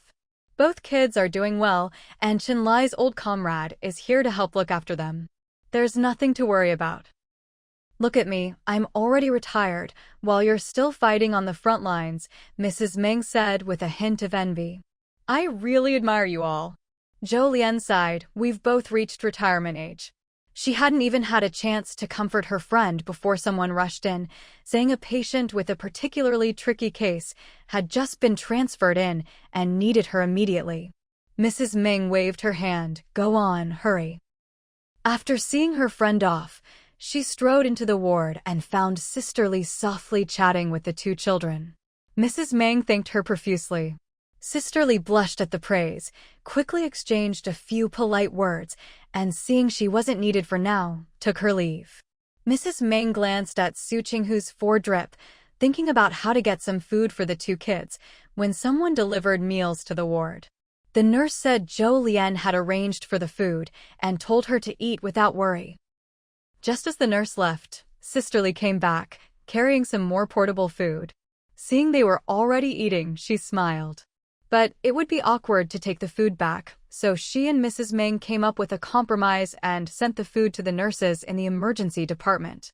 After eating and having the nurse change the medicine, Mrs. Meng finally called home to explain Su Qinghu's situation and asked Chen Bo to have Xiao Huang drive over and take the two kids back to the compound to rest. Did Dan and Dan wanted to stay in the ward and sleep on the companion bed, but thinking that if they slept there, Mrs. Meng wouldn't have a place to sleep, they didn't protest. Xiao Huang arrived with Chen Bo. After checking with his wife and confirming that Su Qinghu was fine, just a severe case of heat stroke, he took the two kids home. That night, Su Qinghu woke up. She blinked, taking in the unfamiliar surroundings, feeling a moment of confusion. Mrs. Meng, who had been preoccupied with worry, immediately sat up when she sensed Su Qinghu move. "Xiaosu, you're awake?" Hearing her mother-in-law's familiar voice, Su Qinghu blinked. "I had heat stroke?" As soon as she spoke, she realized her voice was terribly hoarse. And then Mrs. Meng walked over to her. "Don't sit up yet, just move your hands and feet a little. I'll get you some water to cool down." Su Qinghu felt a bit embarrassed. She'd woken up because she needed to pee.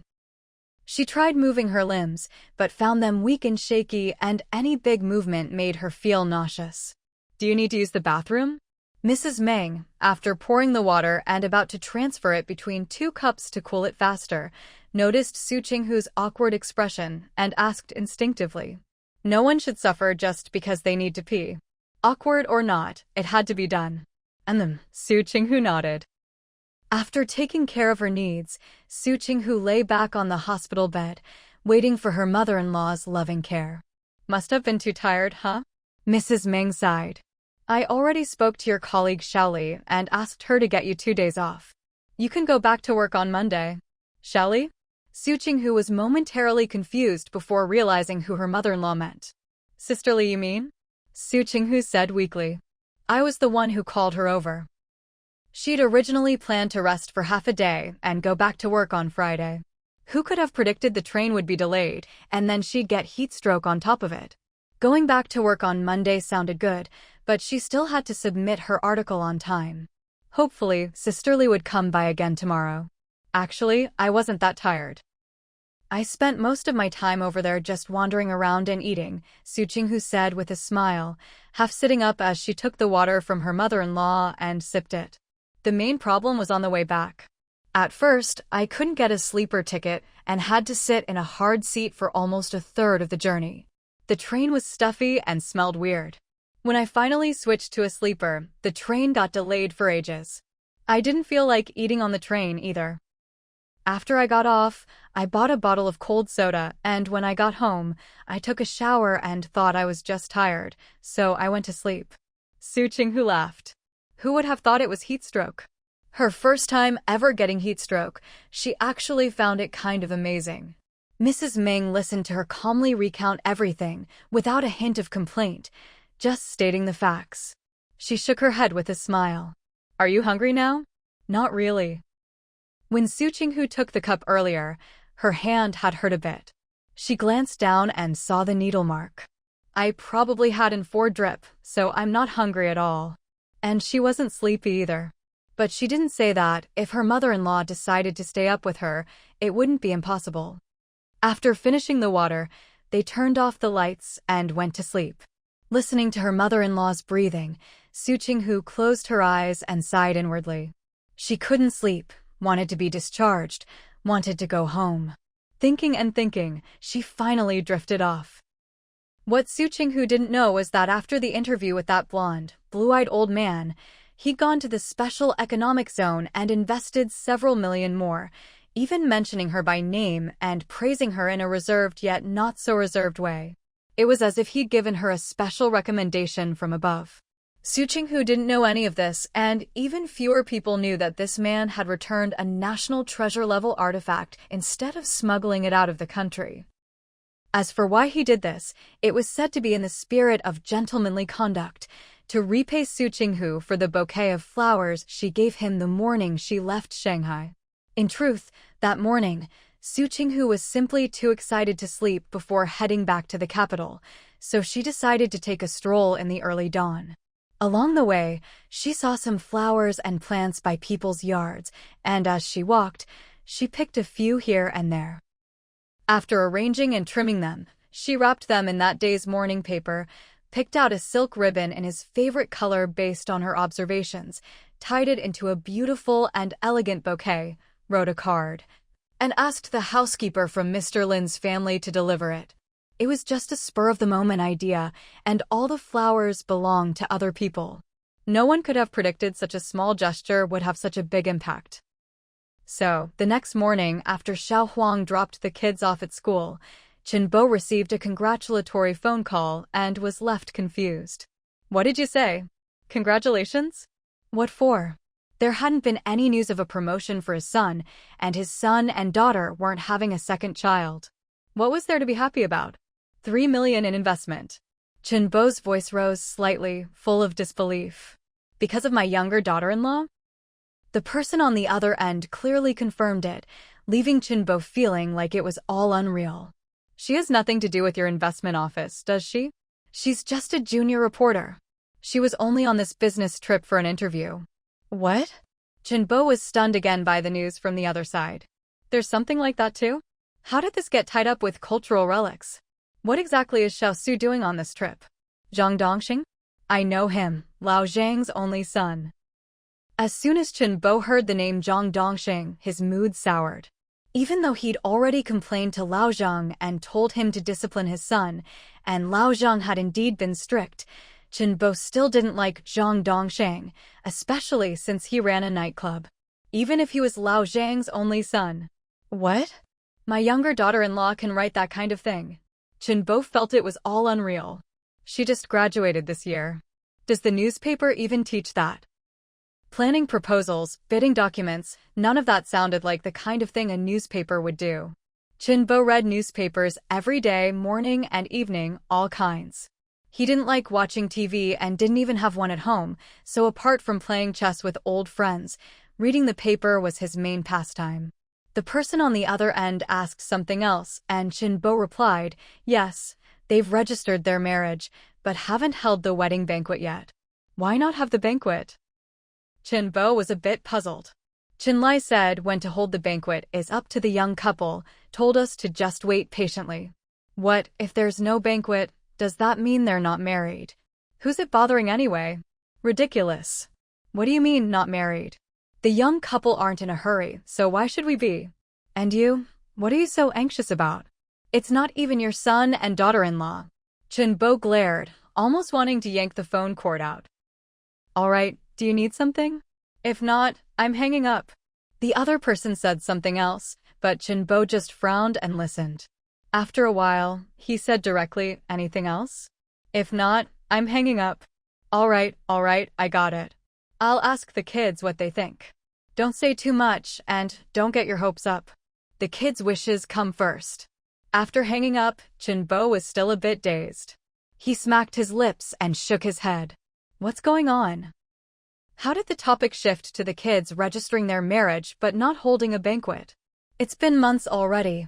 He tidied up a bit, packed some food, and waited for Xiaohuang to come back so he could get a ride to the hospital.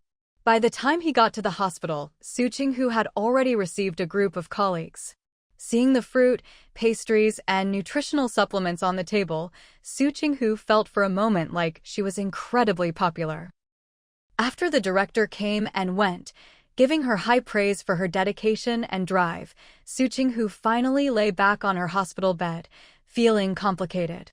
So the director mainly came to check out her interview draft. Too bad he couldn't see it yet. Everything would have to wait until she got home. When Chenbo arrived carrying things, Su Qinghu was both amused and exasperated. The hospital room was piled high with stuff. She couldn't even imagine what it would be like when she was discharged. We're leaving this afternoon. Su Qinghu felt full of energy. No need to take up a hospital bed any longer. Mrs. Meng said, let's see what the doctor says. If they think you can go home, then we'll go. The treatment here was timely, but for proper rest, home was still more comfortable. It was just heat stroke. Since they treated it promptly, she could be discharged in the afternoon. So that afternoon, everyone lugged big and small bags to the car, drove home, and then carried everything inside. By the time everything was put away, it was already 4 o'clock. What Su Qinghu didn't know is that Erden had asked his teacher for leave at noon. After lunch, he pretended to stay in class so Dayton would think he was still at school, then slipped out, got in a car, and went straight to the hospital. The little guy was brought home by someone from the hospital's administration office. He stood at the door, not daring to go in, and made sure the admin staff knew how to cover for him and keep him safe before putting on his best-behaved act and letting them lead him inside. With outsiders present, of course, he just nodded along to whatever they said. Once he felt safe, he waved goodbye to the admin staff along with his grandma. He scampered into the living room, saw Su Qinghu sitting on a stool smiling at him, and grinned back. "Mom!" That shout was loud and sweet as could be.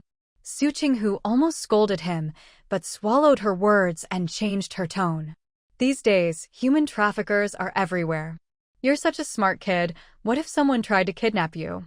I'd yell for help. Erden was puzzled. Mom, did you forget?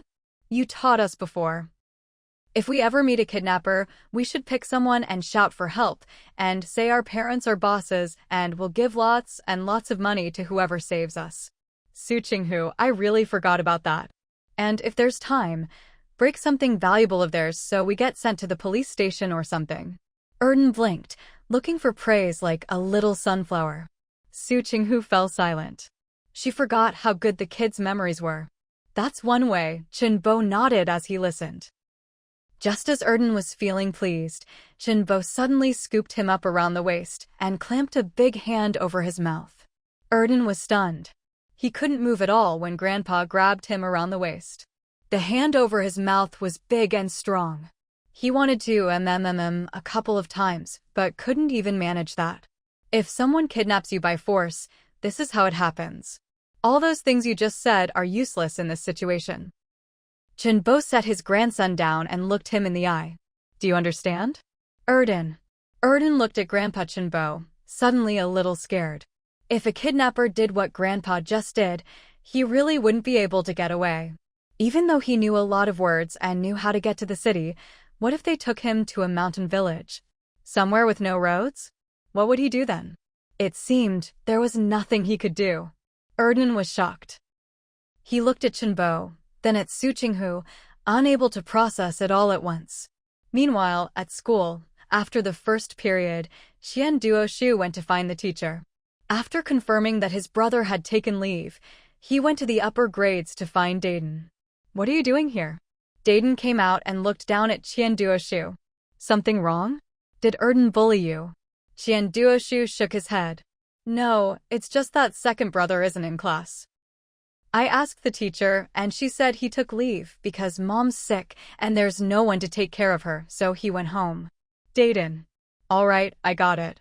You can go back now. Dayden was about to send Xian Duoshu back when he heard the little guy's soft voice. Big brother, let's ask for leave too? Did Dan? What? What is this little thing in front of me talking about? Big brother, I've already asked my teacher for leave. Can you go ask your teacher for leave too? Let's go to your house together. Xian Duoshu shook Dan's hand. It's just half a day off. It won't make you end up at the bottom of the class. Dan looked at Xian Duoshu, feeling a bit absurd. When other kids were this little, weren't they still in preschool? Maybe even too young for preschool, still playing with mud at home? Big brother, please ask for leave, please? I want to go see Auntie. Xian Duoshu urged anxiously. Second brother already went to see Auntie. Let's go too? He's still too young. If only he were a bit older, he could do things by himself, without needing help or someone to take him along. With a tiny sigh, Xian Duoshu continued to persuade Dan, Big brother, if you're worried about falling behind in your studies, I can ask my dad to tutor you. Looking at Xian Duoshu's sparkling eyes, Dan could only nod. Wait here, I'll go ask for leave. These days, asking for leave was just telling the teacher. When Dan went to ask, the homeroom teacher happened to be packing up to go home. She didn't have any more classes for the day. After hearing Dan's request, and learning that Xian Duoshu had also asked for leave, the teacher said, Xian Duoshu is too little. I don't feel comfortable letting you take him. How about I take you both home? Dan wanted to say they were going to the hospital, not home, but after thinking it over, he just asked if he could use the office phone to call home. No one answered the phone. After a moment's thought, Dan silently agreed to let the teacher take them home. Xian Duoshu was waiting at Dan's classroom door. When he saw Dan come back with the teacher, his little eyebrows furrowed. Did Big Brother's teacher not agree to let him go home to take care of Auntie? How could he convince the teacher? Before he could think of anything, Dan grabbed his hand and led him to the school gate with the teacher. Wait here, I'll go get my bike, the teacher said, taking out her keys and heading to the bike shed. A moment later, she wheeled out an old-fashioned bicycle. Come on, I'll give you two a ride home. So they left the school. Qian Duoshu sat on the crossbar in front, did Dan on the back seat, while the teacher pedaled, following did Dan's directions, and soon they arrived at the entrance of their alley. At the door, the teacher listened for sounds inside, but didn't go in. She watched them enter the courtyard, then slowly rode her bike home. Qian Duoshu was a key student at their school. He had to be well protected, nothing could go wrong. Who knows, maybe one day he'd become a great mathematician, bringing honor to the school and to the teachers too. Hand in hand, did Dan and Qian Duoshu entered the courtyard, only to see the living room crowded with people. His own younger brother was standing there, head drooped, looking like a meditating monk, completely still. Did Dan immediately slowed his steps, and even little Qian Duoshu could sense something was off. Did second brother get scolded for asking for leave? But no matter how much they slowed down, they couldn't go unnoticed.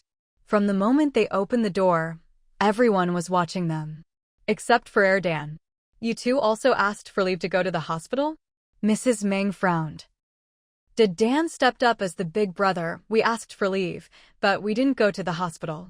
Our teacher brought us home on her bike. Where's the teacher? Mrs. Meng asked, heading for the door. Qian Duoshu smiled sweetly. Grandma, the teacher left. She heard there were guests at our house and didn't come in. He thought for a second and added, it was big brother's teacher, the homeroom teacher. Mrs. Meng stopped, believing their explanation. All right, since you've taken leave, go wash your faces first. Look at all that sweat. Dan, after hearing about his brother and Qian Duoshu's experience, felt terrible. Does everyone now think he's just a brute? Like those characters in the martial arts stories the old men tell at the park, people who only know how to use their fists and not their brains?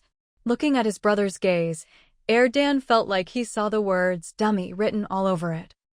And as soon as those words popped into his mind, he remembered. His brother had looked at him that way more than once before. He wanted to explain. But then, glancing over, he noticed something he hadn't before. His brother was actually holding hands with that little rascal Qian Duoshu. Who's really his brother here? Why wasn't he holding his hand? Chinbai, Dan.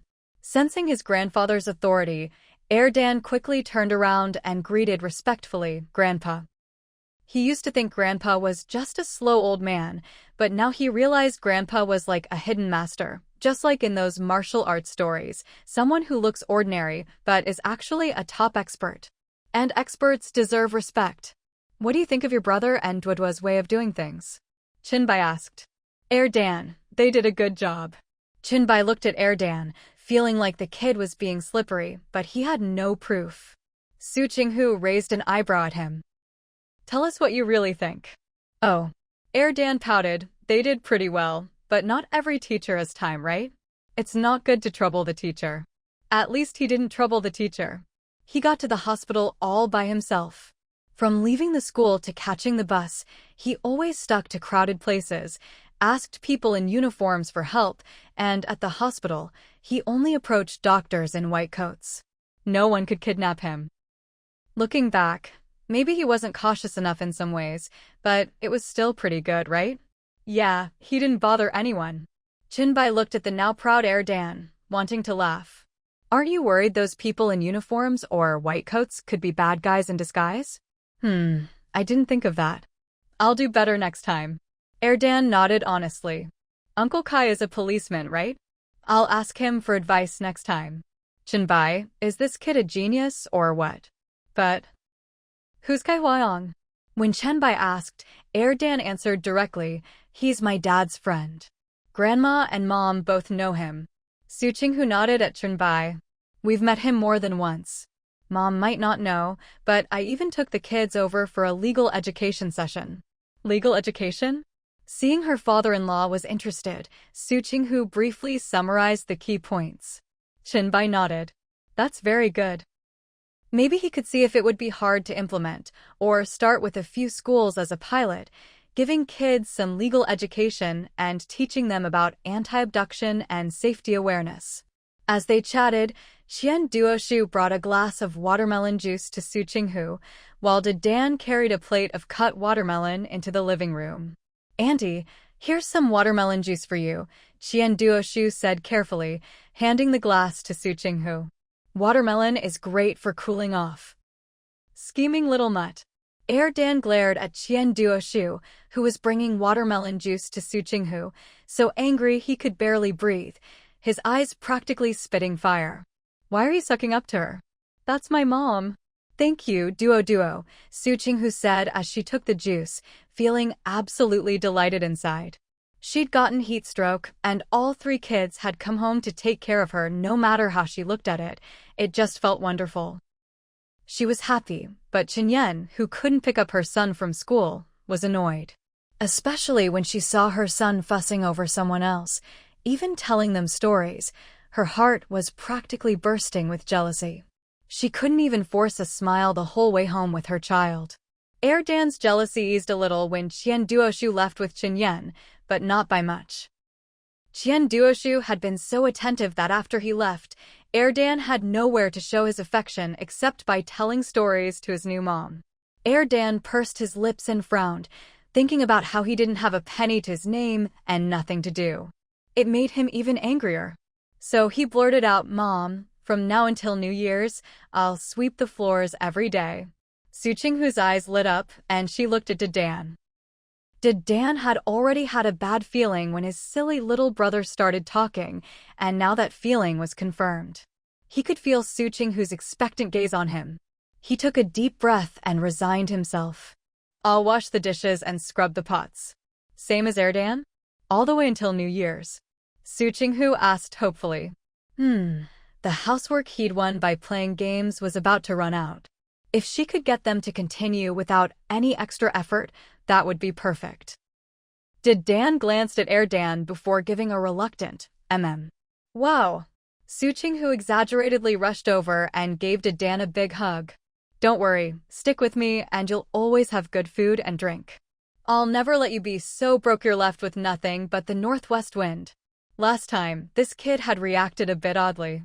She figured she'd use this chance to smooth things over, just in case he got too upset and went off in some unpredictable direction. Dan suddenly wondered if she'd seen right through him, knew he wanted to see her blow through all the family's money, and then learn to stop spending so recklessly.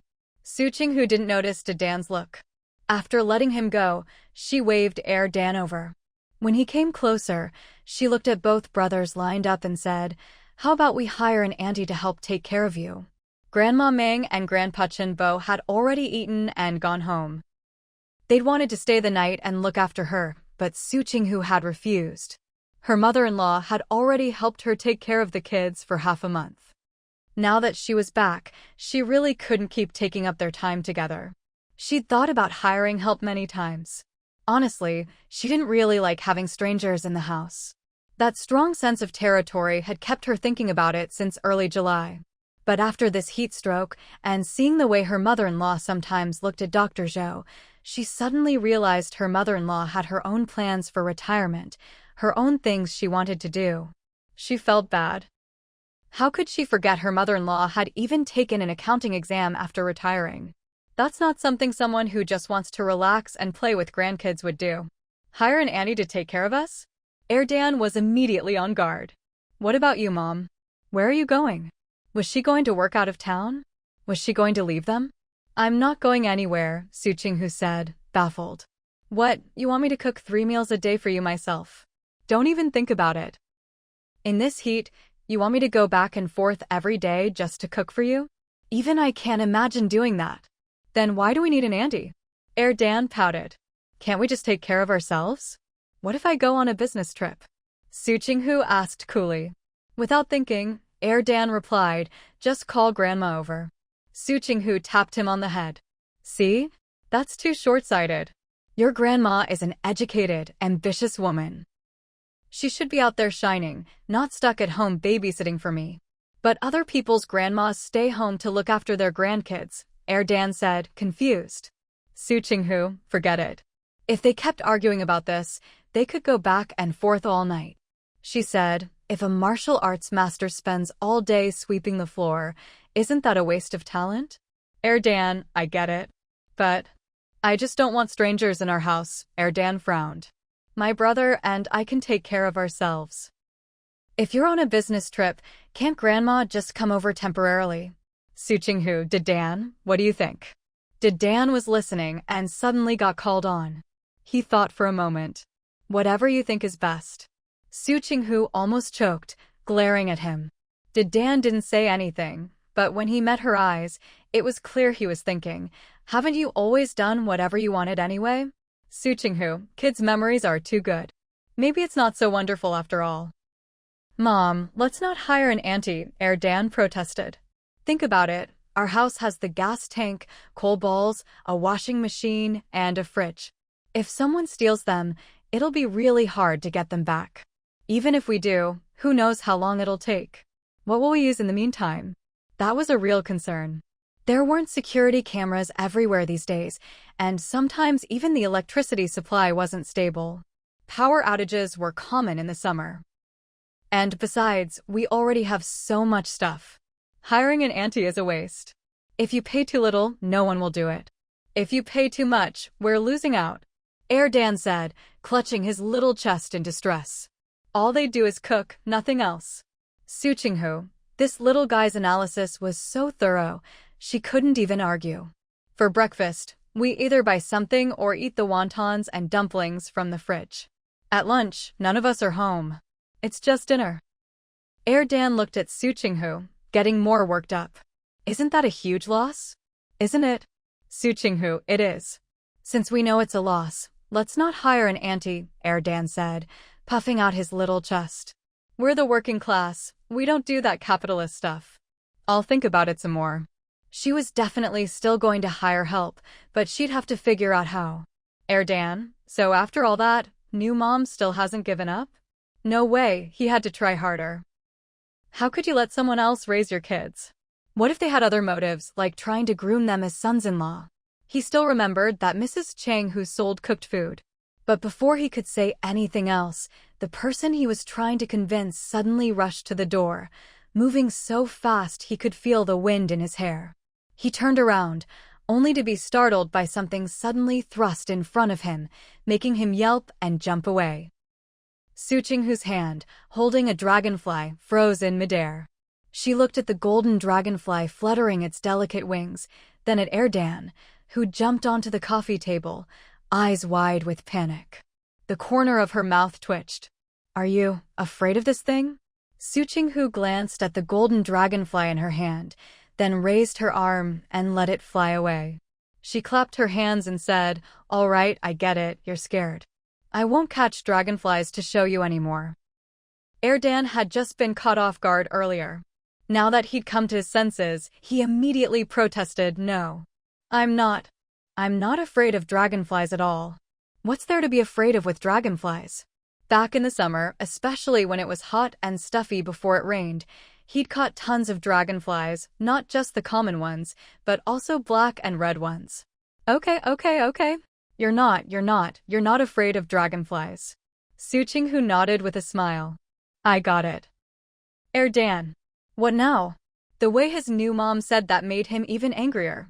She definitely didn't believe he wasn't scared of dragonflies. Dan couldn't stand it anymore and told Dan to sweep the floor. Finish up and then go rest. Dan pursed his lips in frustration, grabbed the broom, and swept furiously. Just wait. He was going to prove himself. So, the next day, Saturday, after school, Dan dropped his backpack, grabbed a clear glass jar, and dashed out of sight. Dan just glanced at him, then took out his own books and obediently sat at the table, quickly getting into study mode. Su Qinghu was riding her newly bought bicycle with a barbecue grill and some fruitwood charcoal tied to the back seat. She wobbled along, feeling utterly content. She hadn't even reached the gate when she saw a small figure sitting outside the courtyard, holding something in his arms. Dan? Su Qinghu rode up to him, squeezed the brake, and planted her long legs on the ground. Waiting for me? Dan wanted to show off the dragonfly he caught and prove he wasn't afraid, so he hadn't even bothered to turn on the fan. He just sat there waiting.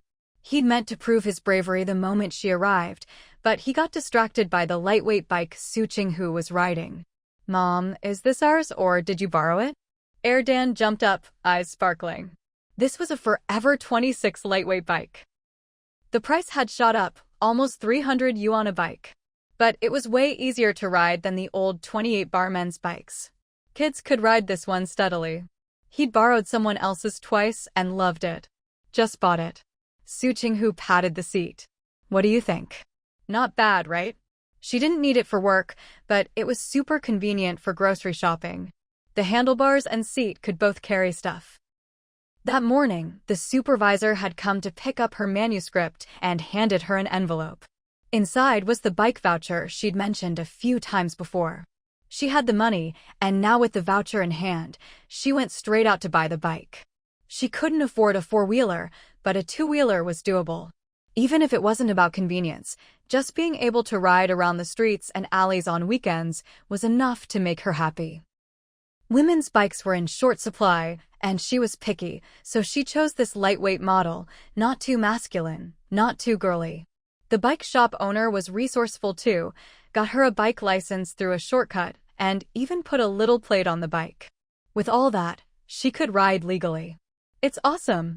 Air Dan circled her and the bike, giving a big thumbs up. Mom, you're amazing. So cool and so awesome. That flattery though. Su Qinghu. If your brother's willing to watch you, I suppose I could let you two ride it. She wasn't comfortable letting Air Dan ride it alone at his height. Air Dan let out a cheer and ran into the yard, but after 2 steps, he suddenly remembered the glass jar in his hand. He hurried back and held it up for Su Qinghu to see.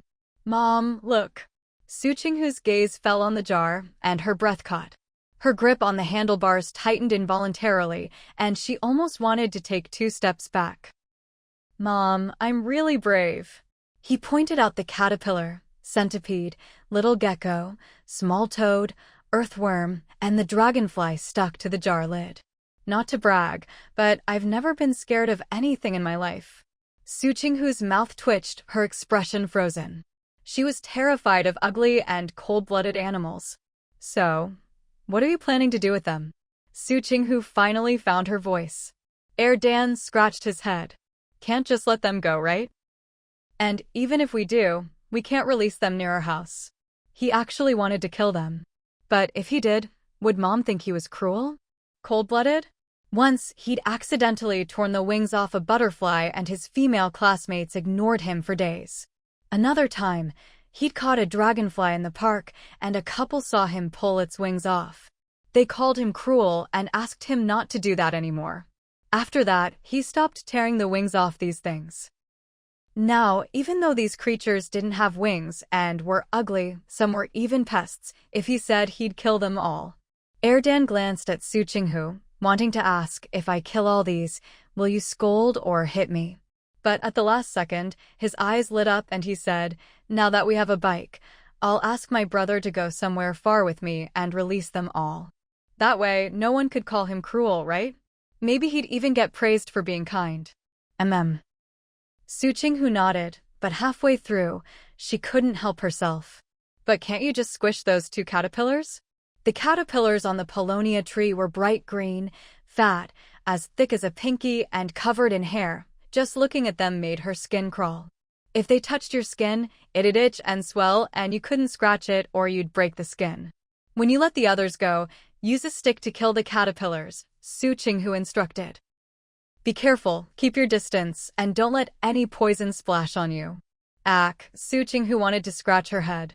If she wasn't worried the kids would think she was cruel, she'd just let the dragonfly go and have them kill the rest. Or maybe let the toad go too, but that's it. Air Dan cheered, okay. He dashed into the living room, shouting for his brother. Su Qinghu wheeled the bike in, took the grill and charcoal off the handlebars and back seat, and checked the fridge, making a mental note of the fruits, veggies, and meat she'd need to buy early the next day. Then she started cooking. Meanwhile, Air Dan, who'd given Su Qinghu his money to invest, successfully used an IOU to offer his brother a high price of 10 yuan to go out with him. Bro. Air Dan sat on the back seat, shouting excitedly, left, left, left. Turn left at this intersection.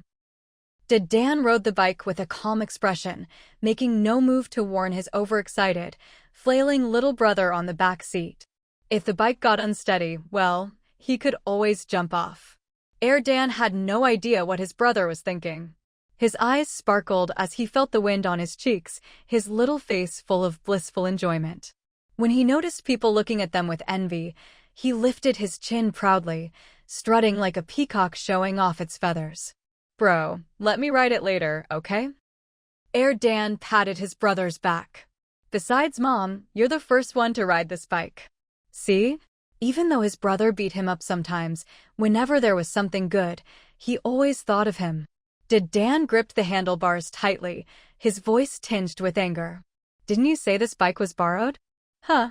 Dan started lying with his eyes wide open. Did I say it was borrowed? Dan. He really wanted to stop the bike and give this kid a beating. We've got money, bro. Dan carefully poked his head out from the back seat, making sure his brother could hear him. Mom has money, and even you and I have 500 each. A bike costs less than 300. So, there's no reason to be unhappy, right? Bro, have you ever calculated how much we'll make if we sell all those clothes? Seeing that there weren't many people on this stretch of road, Dan lowered his voice mysteriously and poked his brother's back. Even if we gave a few people a discount, we'd still get over 4,400. Bro, do you know how much that is? Dan got a little worked up. My deskmate's dad makes $65 a month. That's $780 a year. He'd have to work for years to earn that much. He'd have to go without food or drink for years to save up that much. Isn't it great to buy a bike? Mom doesn't ride it to work anyway.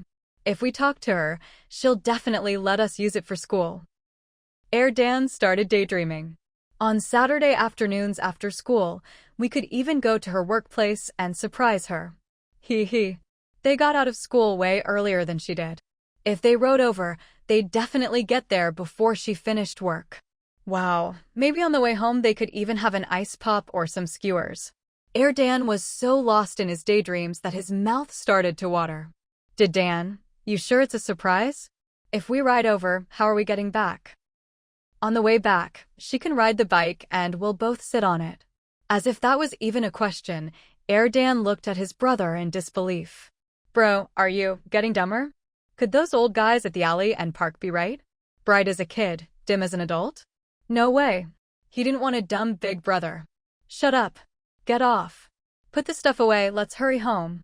Dan was losing patience. They needed to get back for dinner. Dan opened the lid. The dragonfly sat on the cap like it was stunned, but the toad, gecko, and centipede paused for a moment before quickly escaping their prison. Only the earthworm and caterpillar were left. Bro, why don't toads and geckos eat caterpillars? Dan used a stick as thick as his finger to poke the caterpillar out and squish it, then hooked out the earthworm and tossed it away. Hugging the jar, he looked up at his brother. Is it because caterpillars are poisonous? It was weird. They were supposed to eat pests, right? Dan listen to his brother's endless chatter, getting more and more annoyed. He wanted to ask if there was anything his brother didn't like to eat. He searched his mind. Nope.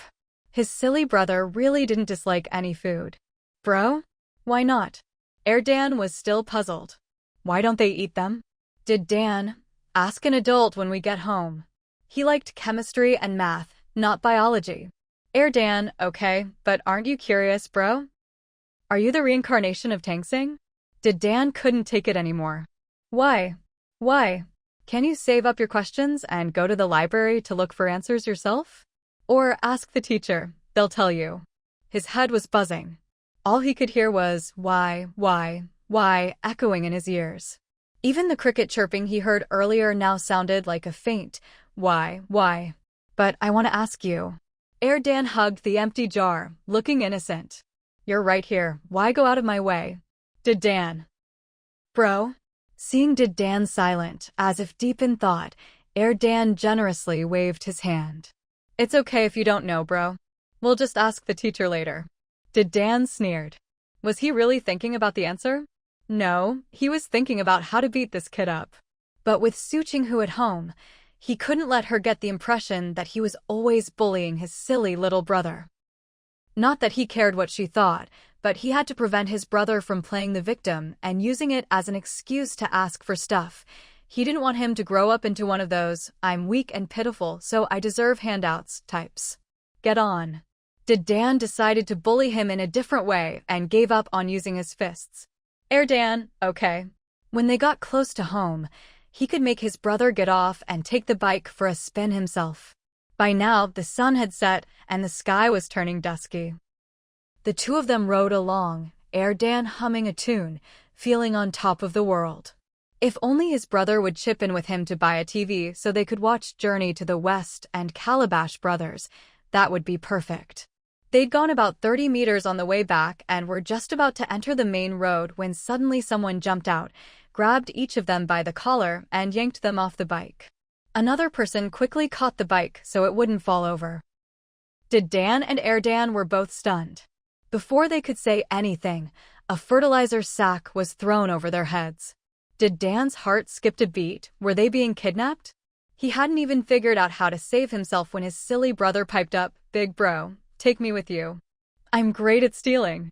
Dan nearly choked, his throat about to explode. "Really, I hang around the alleys and parks all the time. I know exactly what everyone has," Dan said excitedly. "Let me join you guys for a job." The two men, both wearing wigs and looking like wannabe gangsters, were stunned. What the hell? What was this kid saying? "I'll pay you protection money, please. Just let me join you for a job." Dan didn't struggle, just said excitedly, "I'll steal all my stepmom's money and make her eat dirt." The two thieves looked at each other, their mouths twitching. "I'll give you half of whatever I steal, deal?" Dan was getting anxious. "Take my big bro too. If you bring me along, you'll never have to case a place again." "Thief, where does your mom live?" Without hesitation, Dan rattled off an address. "If you take me, I can even tell you about a few fat targets." The two thieves stared at the kid in the fertilizer sack, feeling like this couldn't possibly be real. Why does such a young kid know so much? Scouting, fat sheep, pulling a job. Where the hell did he learn all this? Could it really be like he said, that he's been planning to steal from his stepmom all along, so she'd be left with nothing? What a talent. He's already so crooked at such a young age. He's a natural for our line of work. But who's that next to you? Mautu asked, pinching his throat to sound gruff. Your stepmom's kid? No, he's got the same dad as me, hurried to explain. He's a bit slow, but he's amazing at math. Like, if we want to steal something and need to climb a wall, he can figure out exactly how tall a ladder we need in no time. You're a slippery one, aren't you? One minute you say he's slow, the next you say he's good at math. How can someone who's good at math be an idiot? Who do you take for a fool here? Mautu spat on the ground, so annoyed his mouth was practically crooked.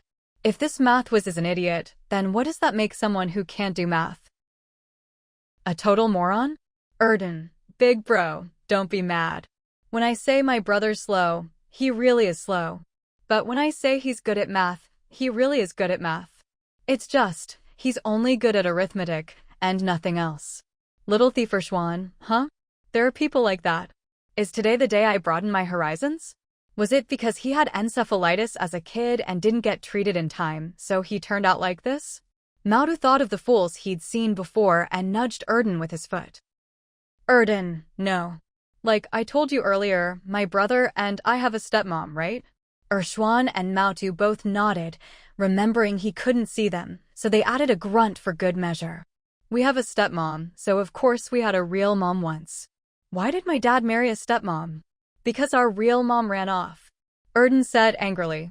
She ran because she beat my brother. Who knows where she hit him, but she beat him so bad he turned out a bit slow. Other than math, you have to teach him everything else 10 or 20 times. Dayton gritted his teeth and held it in. For now, these two thugs didn't seem to want to kill them, nor did they plan to sell them off. And now, unbelievably, they were just sitting there listening to his silly brother tell stories.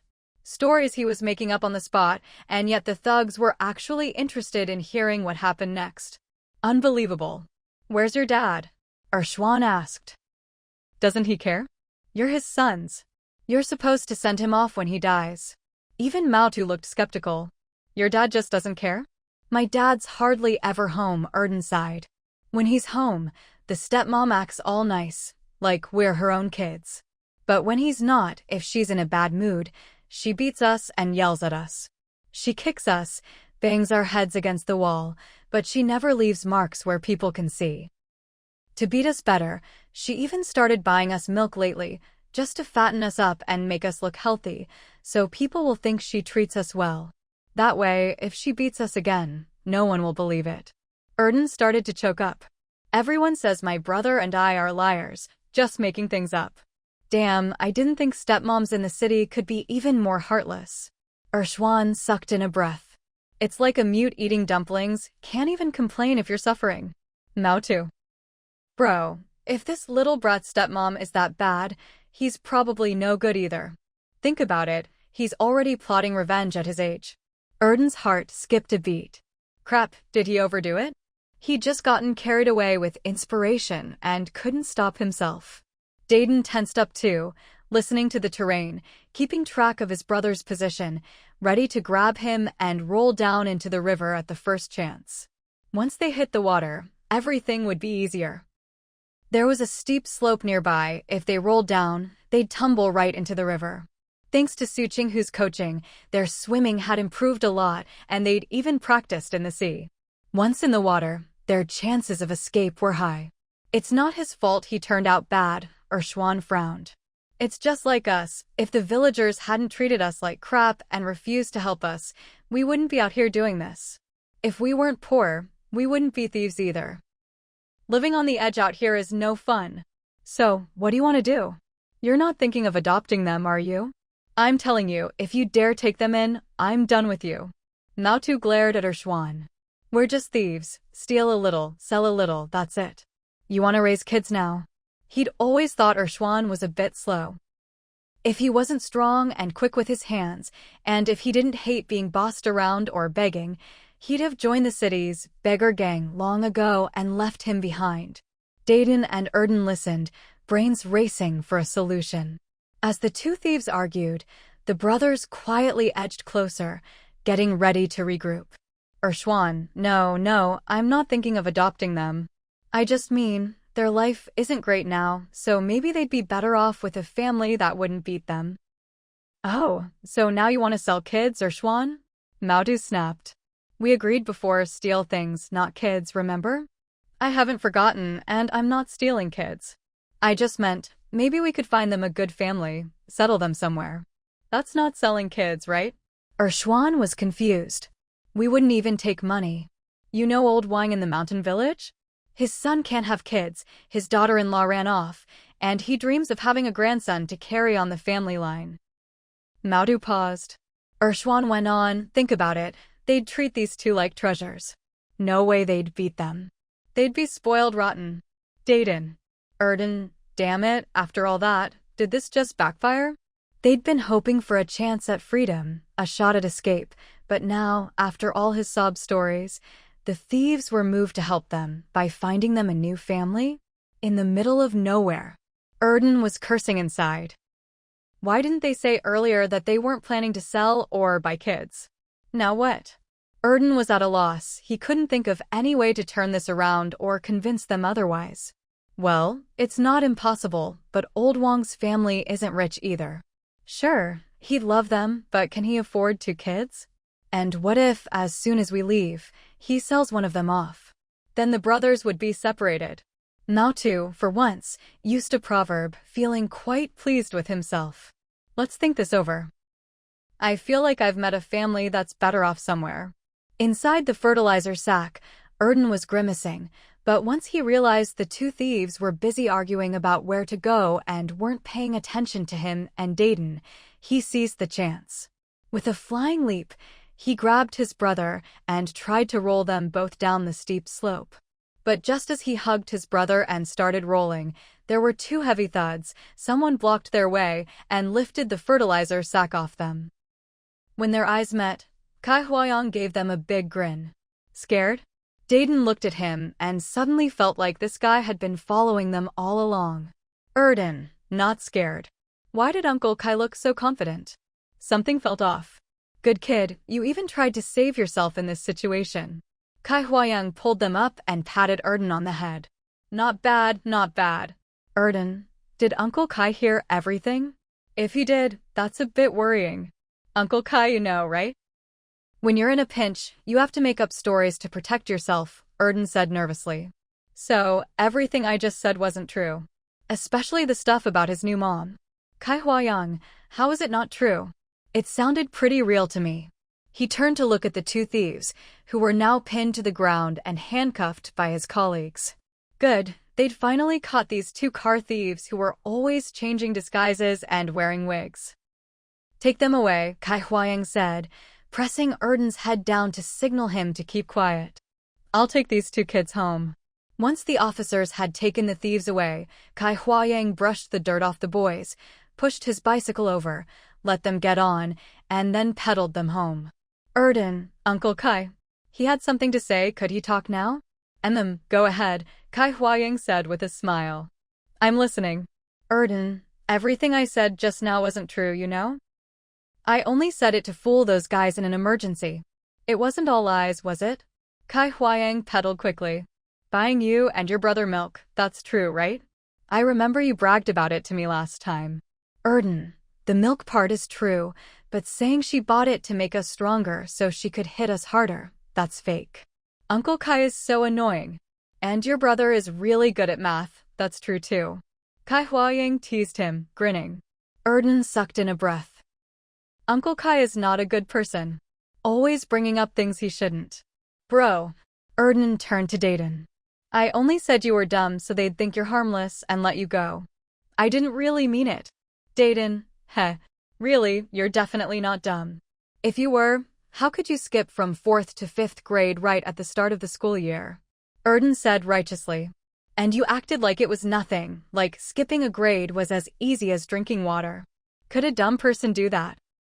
Dayton, shut up. You'd better start thinking about how to explain the scratches on the bike's paint. Yeah, when Kai Huayang and the others rushed over earlier, no one was watching the bike, and it got knocked over. It fell. Erden asked tentatively.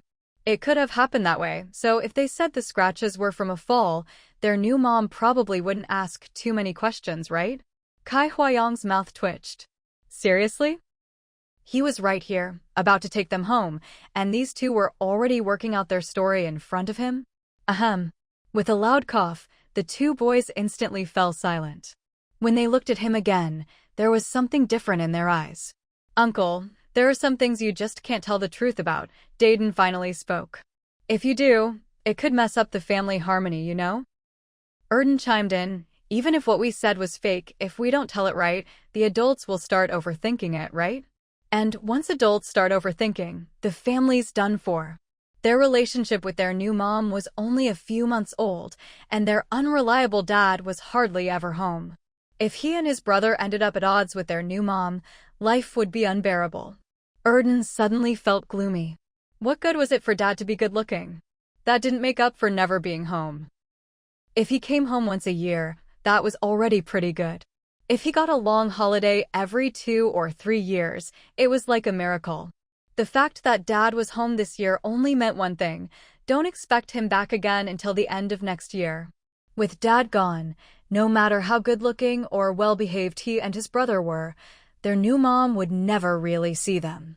Erden was so emotional he almost wanted to cry. His new mom, Miss Su, comrade Su Qinghu, never looked at them the way she looked at Dad, eyes sparkling, practically glowing, like she wanted to pounce and take a bite. Kai Huayang had no idea what the little guy was thinking. He just said seriously, this is something that needs to be explained clearly. It's our responsibility to you and to your guardian, your mom. Oh, please, Uncle, don't be so responsible. Erden whined. Can't you just let us explain it to her ourselves? Seriously, didn't the police have their own business to take care of? Why was he being so overzealously responsible? Kai Huayang, no can do. If we hadn't been there today, how were you planning to get away? Did you think about that? Of course. Didn't you see? When you guys pinned them down, my brother and I were about to roll down the slope. Erden continued, my brother and I can swim, we've even swum in the sea. Once we hit the water, no one could catch us. Yeah, he was that confident. Dayton didn't say anything, but listening to his brother, he knew they were still on the same wavelength, and he smiled. Adversity breeds vigilance. Comfort breeds complacency. No matter what, they had to stay alert, even if she treated them really well, better than some real mothers. If they were her biological kids, maybe they could relax a bit, but they weren't. Growing up, and after hearing so much from Erden in the alleys and parks, he knew. Never pin your hopes on someone else, and you won't get hurt. Oh? So you're sure you could have rolled down the slope and into the water? Kai Huayang had already reached the alley entrance. Did you even check the terrain? There's a buffer at the bottom of that slope, and a dead tree. If you rolled down from that angle, you'd have gotten caught for sure. They were almost home, and Erden panicked. Uncle Kai. Dear uncle. Can we stop here? Please don't go any further. Seeing the kids had lost their smiles, Kai Huayang thought for a moment, stopped the bike, and before he could say anything, Erden grabbed him and dragged him into a quiet corner. Dayton thought for a second, then followed. Uncle Kai, listen. If you really have to tell my mom something, can we work something out? Can you tell her what I tell you to say? Erden wanted to punch himself. Why did he have to make up such nonsense? After a round of muttering and discussion, the three finally reached a consensus, even agreeing on their story. What to say, what not to say, it was all mapped out in their minds. Dan was very satisfied, looking at Kai Huayang with an expression that barely concealed his approval, as if to say, "You're not so bad after all." Dan frowned, not as optimistic about the scenario they'd planned for. Su Qinghu isn't stupid, would she really fall for their tricks? And as for Kai Huayang, he couldn't help but twitch at Dan's approving look, smacking the boy's thin shoulder. What's with that look? Show some respect. Cut it out. Dan just grinned, patting his chest with brotherly loyalty. I owe you one for today. You free tomorrow? What for? Kai Huayang's guard went up. These two brats were no angels. Were they trying to rope him into something? Dan shook his head, a complicated look on his face. Look at you, all nervous. I'm just a kid. What could I possibly do to you? Heh, you and your brother are no ordinary kids. You almost talked those two thieves into a corner. Kai Huayang scoffed. Even the thieves wanted to find a rich family to adopt these two. If that doesn't say something, what does? Kai Huayang sighed. Kids your age should be playing marbles, making mud pies, catching sparrows. Dan and Dan both shot him a look. Just as Kai Huayang wondered if he'd said something wrong, Dan grinned wide. We do that too. My mom even plays with us. We climbed trees to pick mulberries, and when we left, the villagers gave us fish. Dan rambled on, completely ignoring Kai Huayang's stunned face, then sighed. It's been so long since we went back. I wonder if they still remember me. That village has a grapevine climbing all over a trellis. I bet the grapes are ripe by now. Just thinking about it made him impatient. He'd tell his mom as soon as he got home. They had to go back to that village for a day. Meanwhile, Kai Huayang was still stuck on Dan's words. Su Qinghu, a woman so beautiful she seemed unreal, with an indescribable grace in every gesture, playing in the mud. What a sight that must be.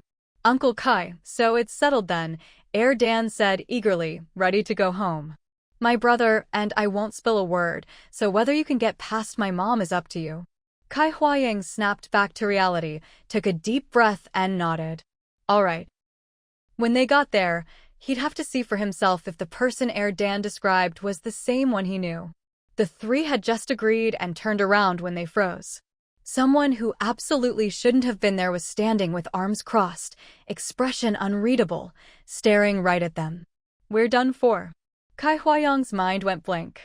On high alert, he instinctively made a run for it, hopping on his bike and pedaling furiously in the opposite direction. God. Caught red-handed. There's no way this ends well. If I don't run now, when will I ever? He pedaled like mad for a while before realizing something was off. Wait, hadn't he already retired from the army? What was he so afraid of? But if the man really made him do 100 push-ups or a weighted cross-country run, would he do it or not? He hesitated, glancing back. The tall, striking man was still standing there, same unreadable expression, head turned to watch him flee. Kai Huayang. He stopped, got off his bike, gritted his teeth, and reluctantly turned around, pushing his bike back. Forget it. Better to get it over with quickly. But wasn't this walk of shame a little too short? He was practically at the volcano's mouth. If he claimed to have heart palpitations and needed an EKG, would he be let off the hook? Did Dan and Dan stared blankly at the man. What was going on? Why was he back? Didn't he only come home once every year or two, if that? What was happening here? But now wasn't the time to ask. Dan sneaked a glance at Kai Huayang returning, then sighed deeply. The three of them stood together again, huddled and dejected, bracing themselves for a scolding. The man Chinlai finally uncrossed his arms, looked at the three, and strode over. Dan was so nervous, he could hear his own heartbeat. Dan felt a chill run through him, wishing he could shrink into a quail, silently chanting, "Don't look at me. Don't look at me. Don't pick me. Don't pick me." Kai Huayang wasn't any better. He wanted to say something, but after what he'd just done, he couldn't find the words. Chinlai took a long stride and walked straight up to Kai Huayang. Kai Huayang. No, please, at most he was an accomplice. Don't make him the scapegoat. Chinlai stepped forward, reached out, and calmly took the bike from Kai Huayang's hands. Kai Huayang, terrified. He'd never been this scared before. Chinlai said, "Is public safety around here really this bad?" Kai Huayang. That stings. With so many migrants and no universal ID cards, and those coming to work in the city refusing to register for temporary permits, everything was twice as hard. But, no matter how you put it, this was their responsibility. It really was their own incompetence. Come on, go back and think hard about your work, Chinlai said, sweeping his gaze over them. The look made them shiver. I'll talk to the family about today's incident. Dan froze. Dan's heart sank. His eyes even started to redden. Would she ever be nice to him again? Kai Huayang didn't have the boys' worries. Work was work. If there's a problem, find a solution. As long as you're alive, just keep working at it, and you'll crack it eventually. But he didn't dare leave.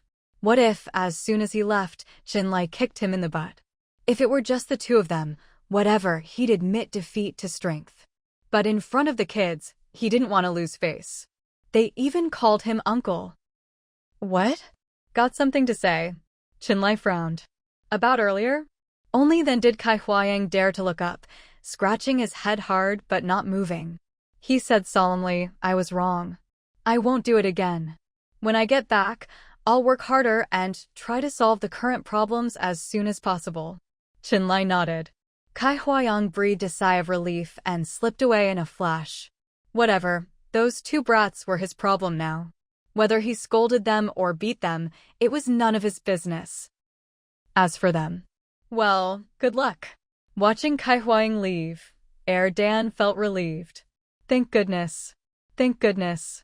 Thank goodness he hadn't told Uncle Kai that if he was free on the weekend, he'd treat him to a few beers.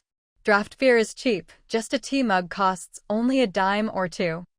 As for the taste, well, he thinks it's nowhere near as good as soda anyway. But at least he can afford to treat people to it. It's local beer after all, so it's more accessible for the locals. When he went to try it, the boss even poured him half a glass with a big smile and didn't charge him a cent. But that's getting off topic. Quickly pulled his wandering thoughts back, drooping his head and putting on the look of a frightened, anxious little quail. Dayton glanced at his younger brother out of the corner of his eye, then kept his gaze fixed straight ahead, looking calm and collected. He'd played dumb the whole time, so he had nothing to be afraid of. Silence. Once Kai Huayang left, Chinlai propped his bicycle on the ground and looked at the two boys. Dayton and Erden's alarms instantly went off. Erden even had the urge to jump onto his brother's back and scream for him to carry him and run away. But in the end, he held back and didn't dare do anything too outrageous. You're not completely clueless, Chinlai said, patting both of them on the head like dogs, not mentioning at all how they'd just coordinated their story with Kai Huayang. He nodded at them and asked, "If you really got sent to live with another family, what would you do?" The two brothers exchanged a glance. Dayton spoke up first, "Stay quiet and wait for a chance to escape." These days, you couldn't always trust the police. He could read, so he'd figure things out himself and take a bus home when the time was right. What about the bus fare? I'd borrow it from someone on the bus.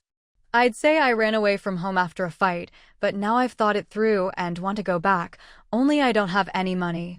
Whoever helps me get home, my family will reward them handsomely. Yep, and maybe he could even rope a few people into protecting him and his brother along the way. Chinlai didn't comment, turning to Erden and giving him a look to speak. Erden said, "Every village has soldiers, right?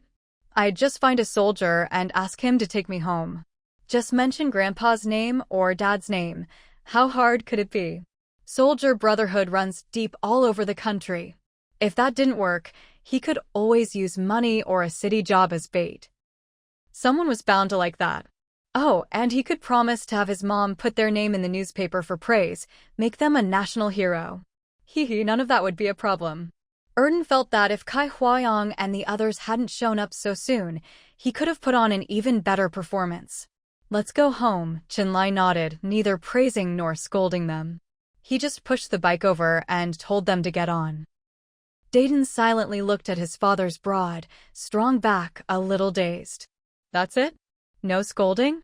Not even asking why they went out to the countryside?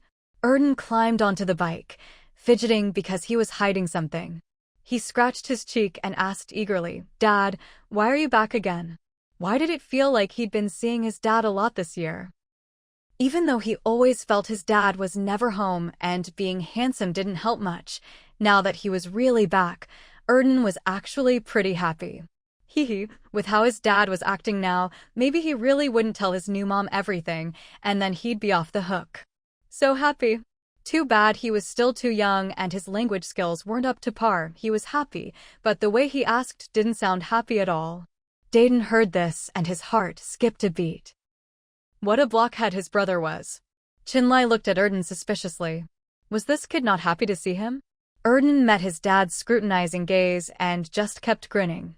"We've seen you so many times this year."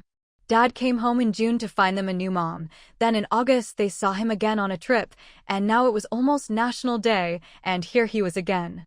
So happy. Chinlai looked at his son's cheerful face, then mulled over what he'd said and fell silent. So, was his son happy to see him or not?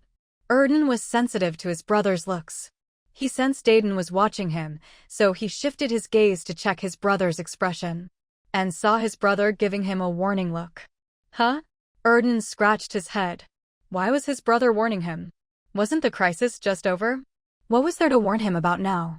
He didn't think he'd done anything wrong. He'd just expressed how happy he was that Dad was back.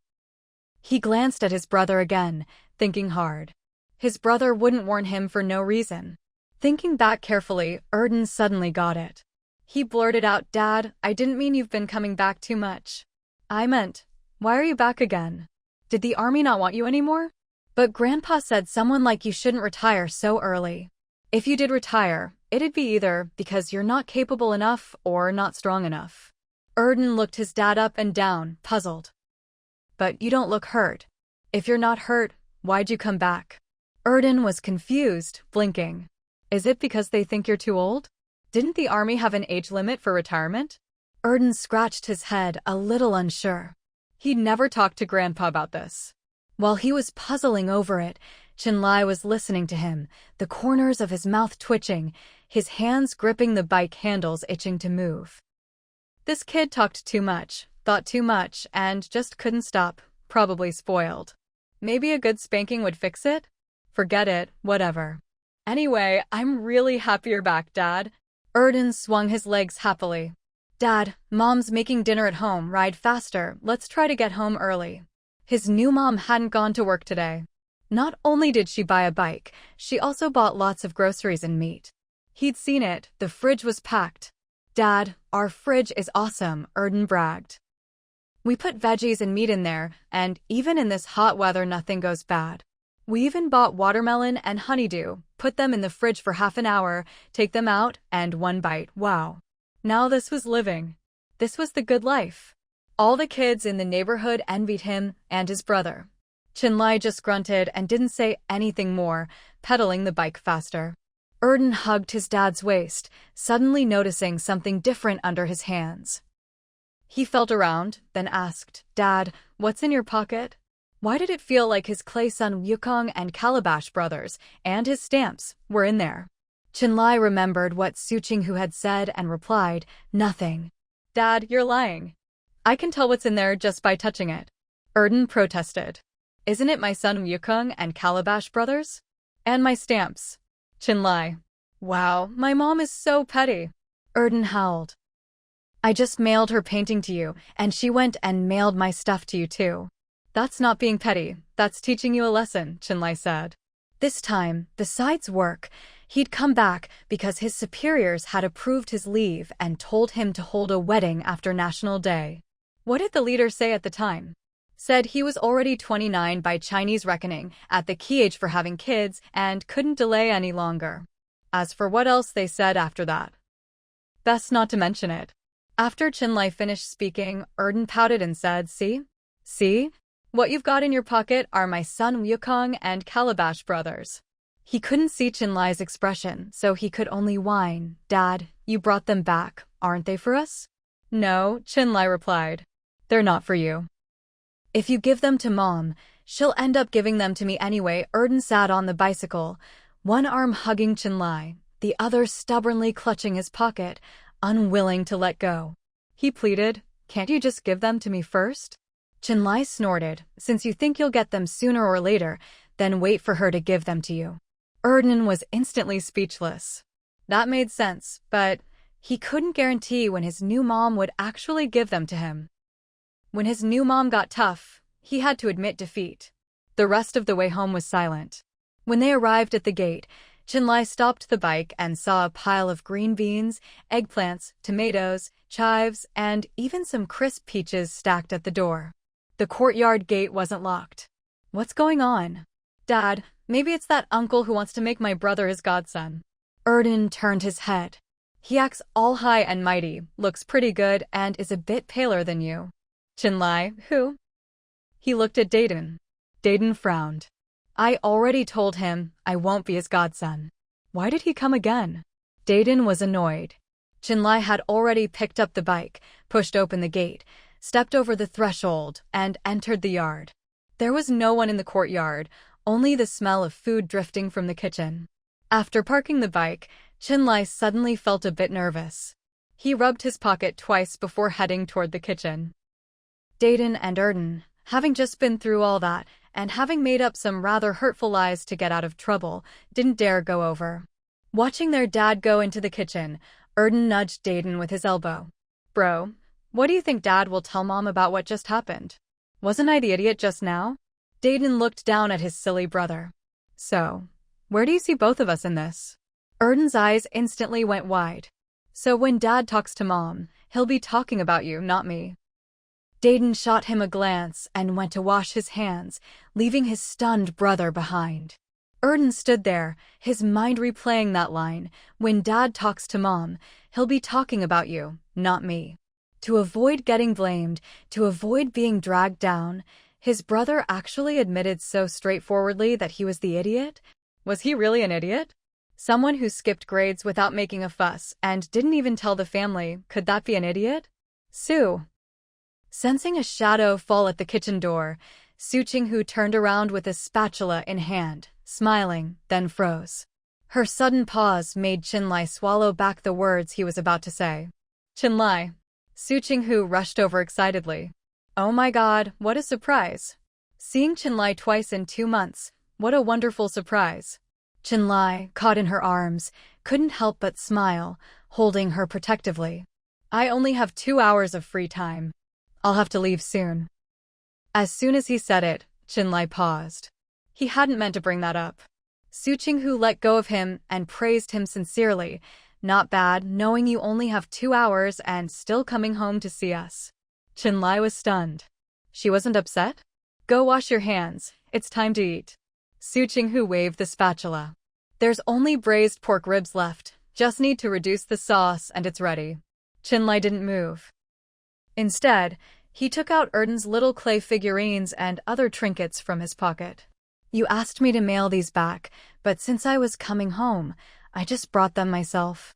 Su Qinghu put down the spatula, walked over, and looked him in the eye. You came back just to deliver these? If he dared say yes, she dared jump up and lay claim to him. Say yes.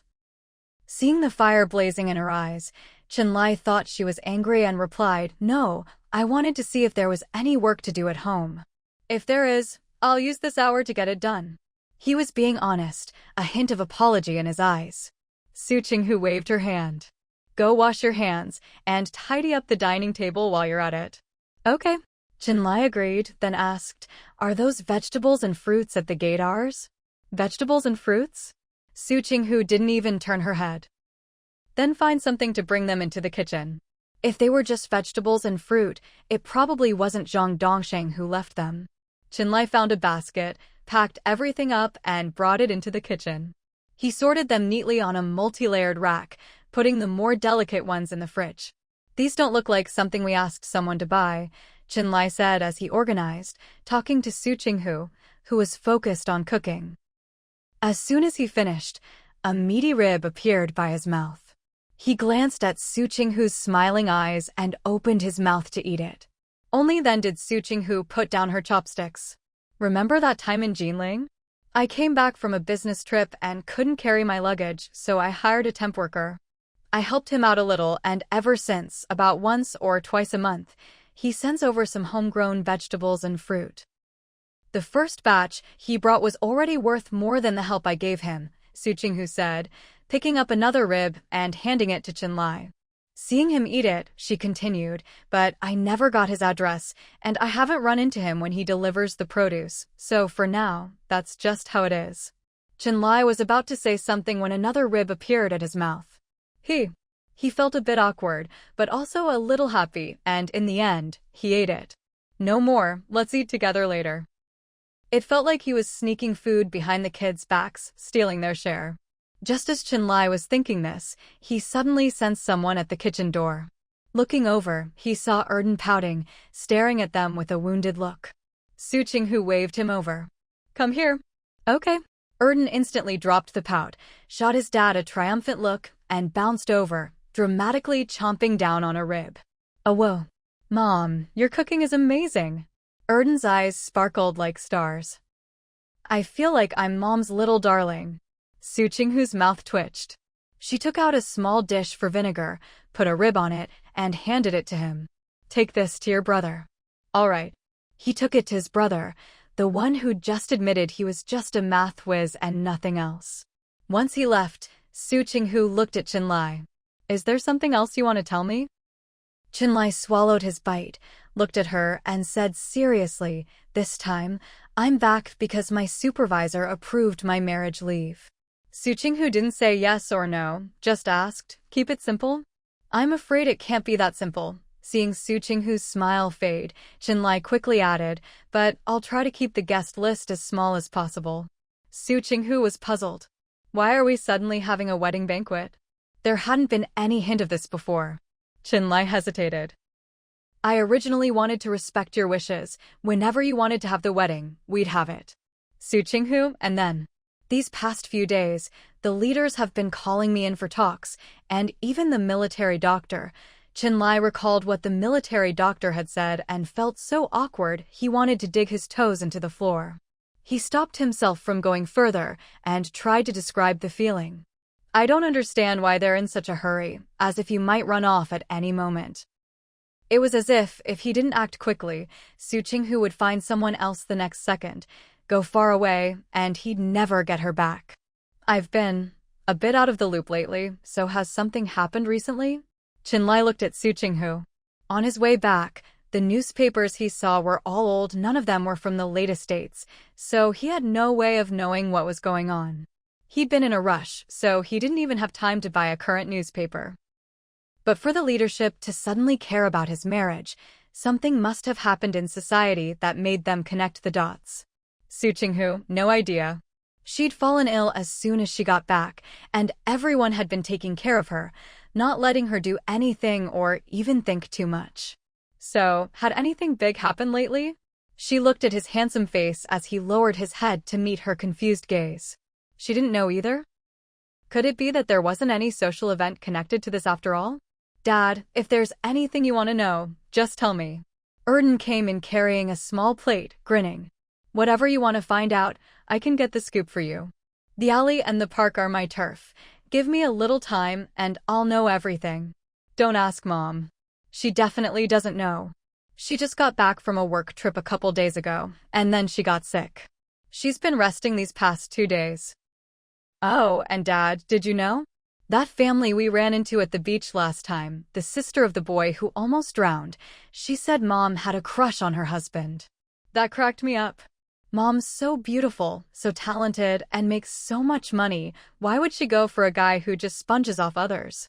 At the time, Mom handled it so smoothly, they were left speechless and slunk away.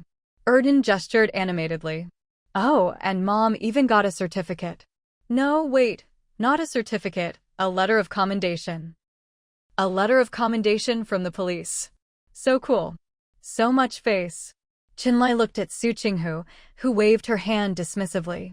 It's nothing serious, just car sickness and a bit of heat stroke. I went to the hospital for an 4 and came right back. Look at me now, full of energy. As for what Erden said, Su Qinghu sighed inwardly, but kept a bright smile. There's no such thing as a secret crush. If we have time, I can tell you the whole story. Su Qinghu added, but that letter of commendation really came at the perfect time. If it had come a day or 2 later, it wouldn't have had the same effect. Chinlai nodded. He'd been the one to ask for the letter, but there was no need to mention that. Otherwise, it would look like he was fishing for praise. Dad, what do you want to know? Erden put down the plate and looked at his father. Chinlai, go to your homework. After sending Erden off, the two of them returned to the previous topic. Do your parents know? Su Qinghu looked at him. And do you want to? She was a little nervous, a little excited. Up until now, they'd only held hands and hugged. If they actually held a wedding banquet. Chinlai nodded seriously. I do.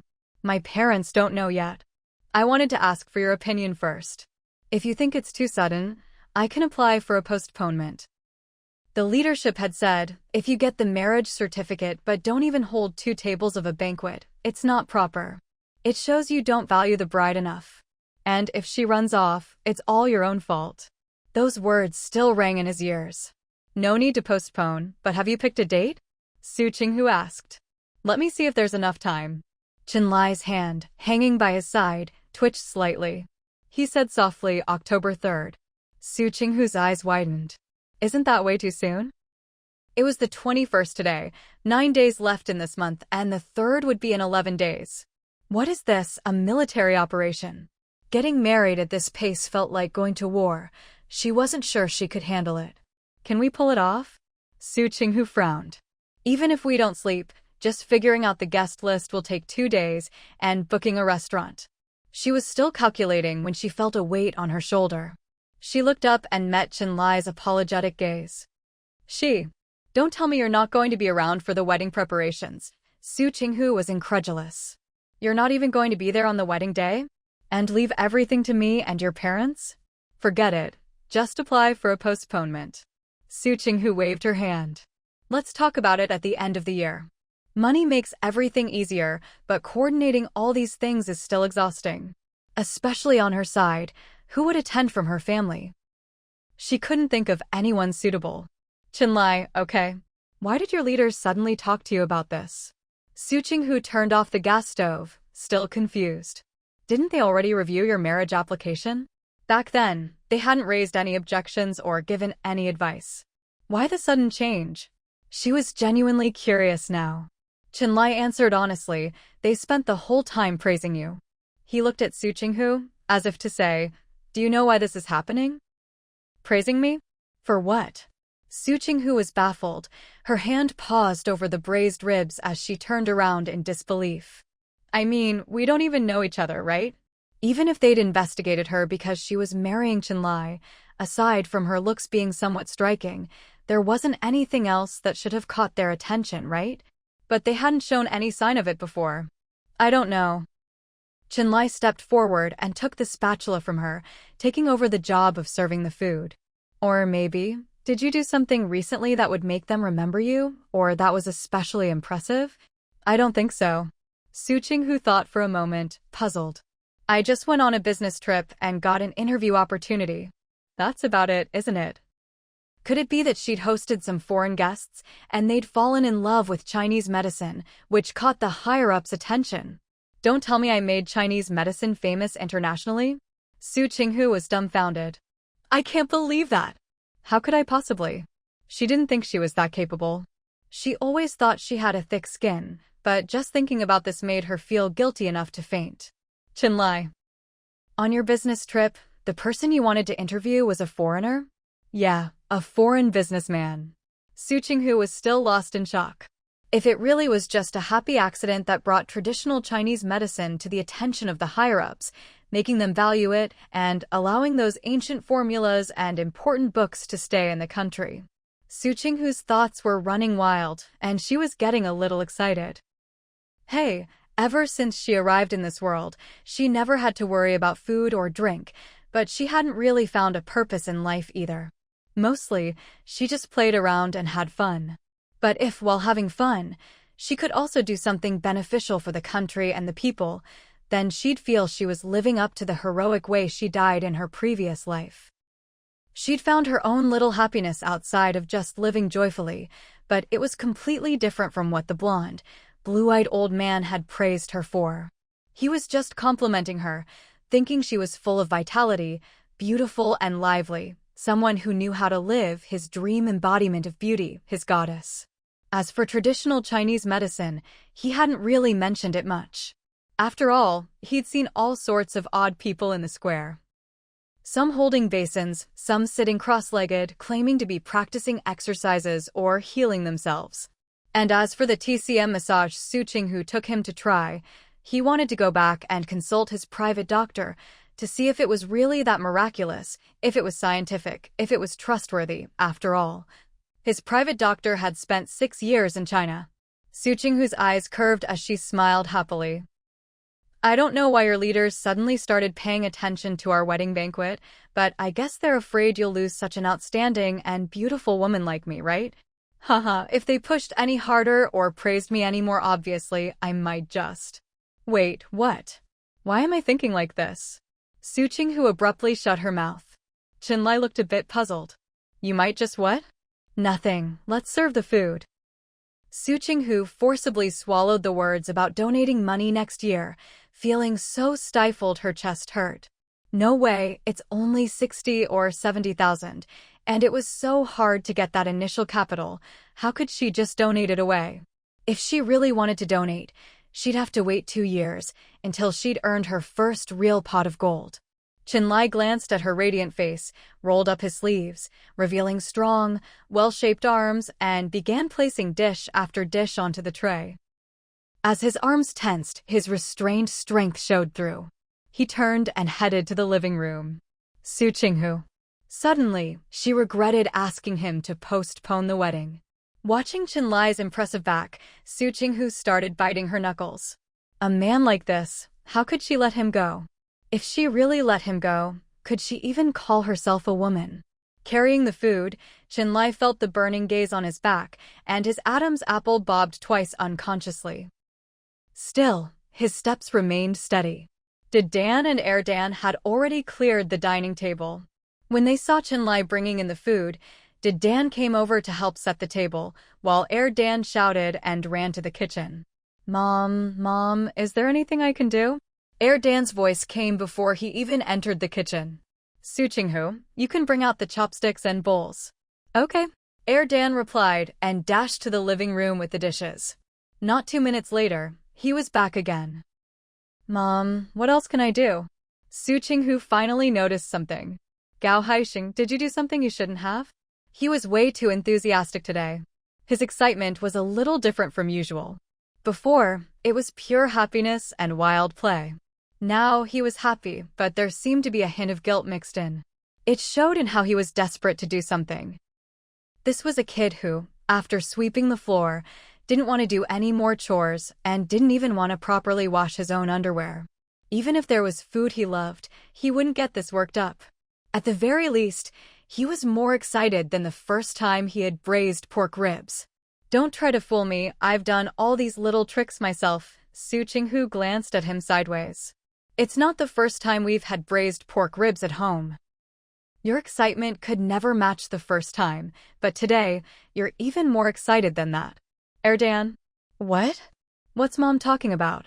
Comparing my excitement from the first time eating braised pork ribs to today, and she can tell something's up? If she's this good, why isn't she a detective? So, tell me, what are you hiding? Su Qinghu looked at him, spinning the wooden spoon in her hand. The way she held it, it looked like she might just whack him with it at any moment. Erdan gulped. He used to think his new mom didn't know how to discipline kids. He even tried to teach her how, but now she didn't need his help at all. She was a pro.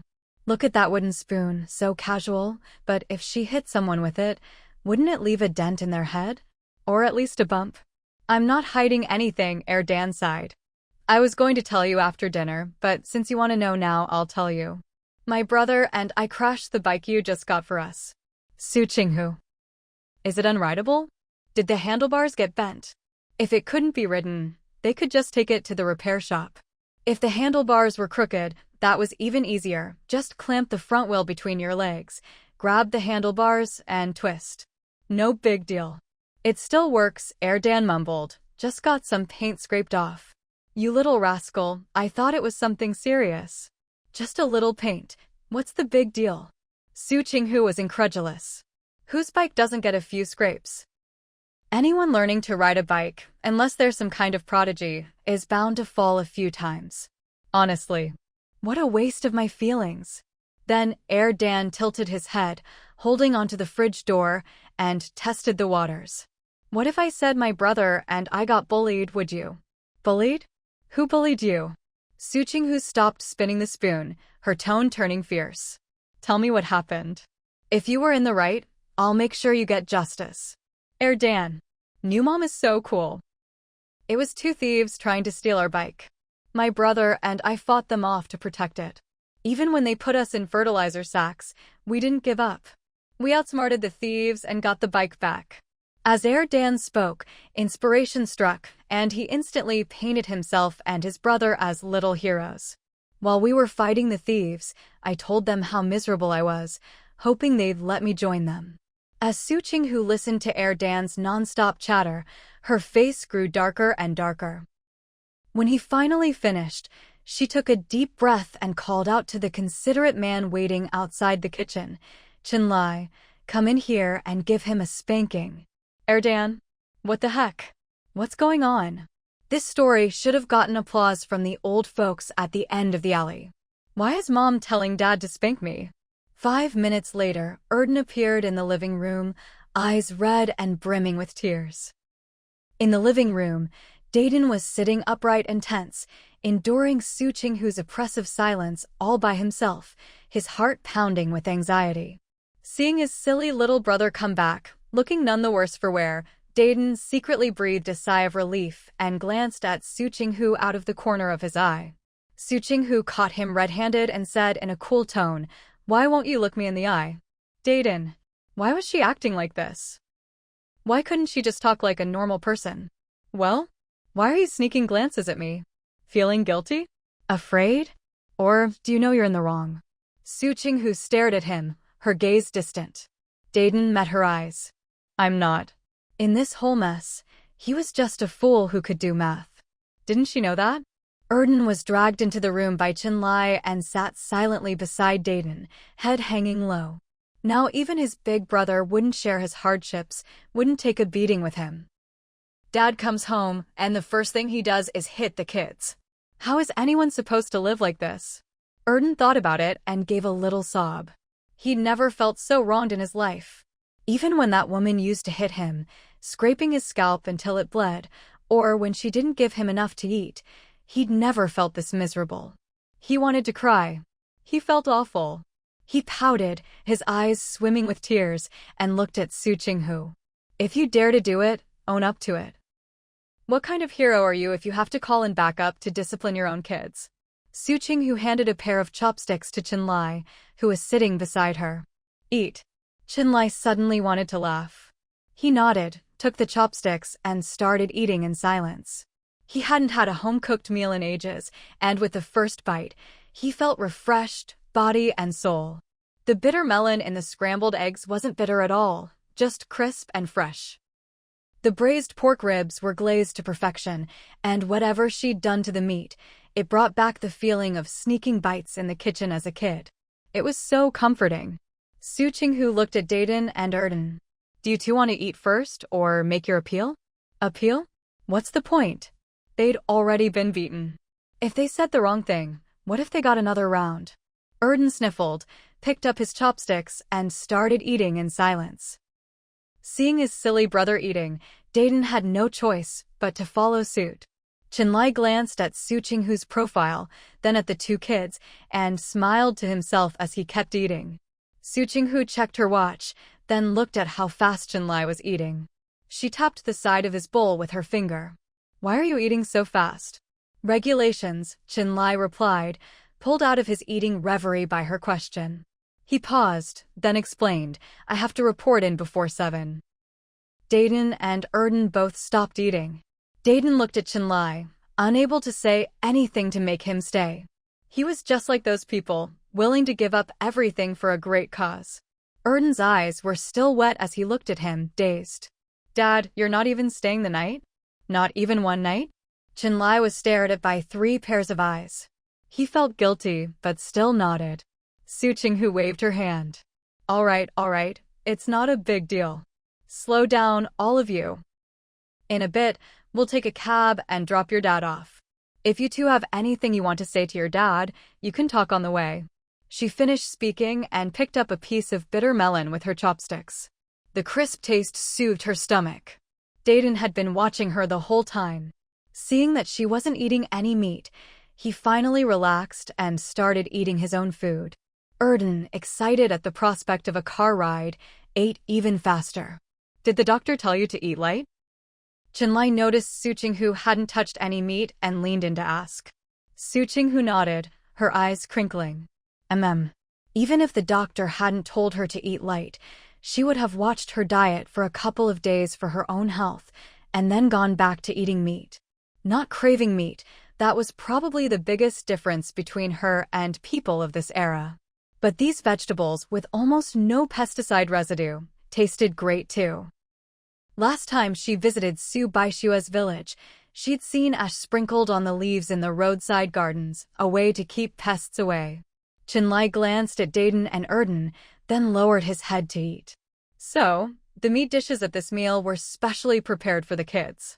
He hadn't noticed before, but now that he was back, he saw that the 2 boys were much fairer and taller, noticeably so. Especially their eyes. They'd changed a lot. Su Qinghu. She was wonderful. Qinlai thought Su Qinghu was wonderful, but it wasn't just because she took good care of the kids. Hey, are you feeling touched? Su Qinghu sensed the shift in Qinlai's mood, raised an eyebrow, and deliberately broke the atmosphere. Don't go thinking I'm a good person just because I fattened up the kids. Qinlai looked up. I just enjoy raising kids, Su Qinghu said with a smile, winking at him. And spending money. Qinlai couldn't help but laugh. All right. Whatever she said, that was fine as long as she was happy. Dayton was confused. He couldn't follow Su Qinghu's logic or the meaning behind her words. Was she saying that she'd fattened them up not because she was a good person, but because she enjoyed spending money to fatten them up? So, in other words, raising them was expensive? He stared blankly at Su Qinghu, trying to reason it out. Erden's heart skipped a beat. Could she know something? Or did Uncle Kai come by and tell her something before they got home? She said she didn't raise them well because she was a good person, but because she enjoyed it, and then hit them. After hitting them, since she treated them well, the neighbors would think she was a good person, and that the kids were just naughty and hard to manage, and then everyone would chime in and urge her to discipline them more?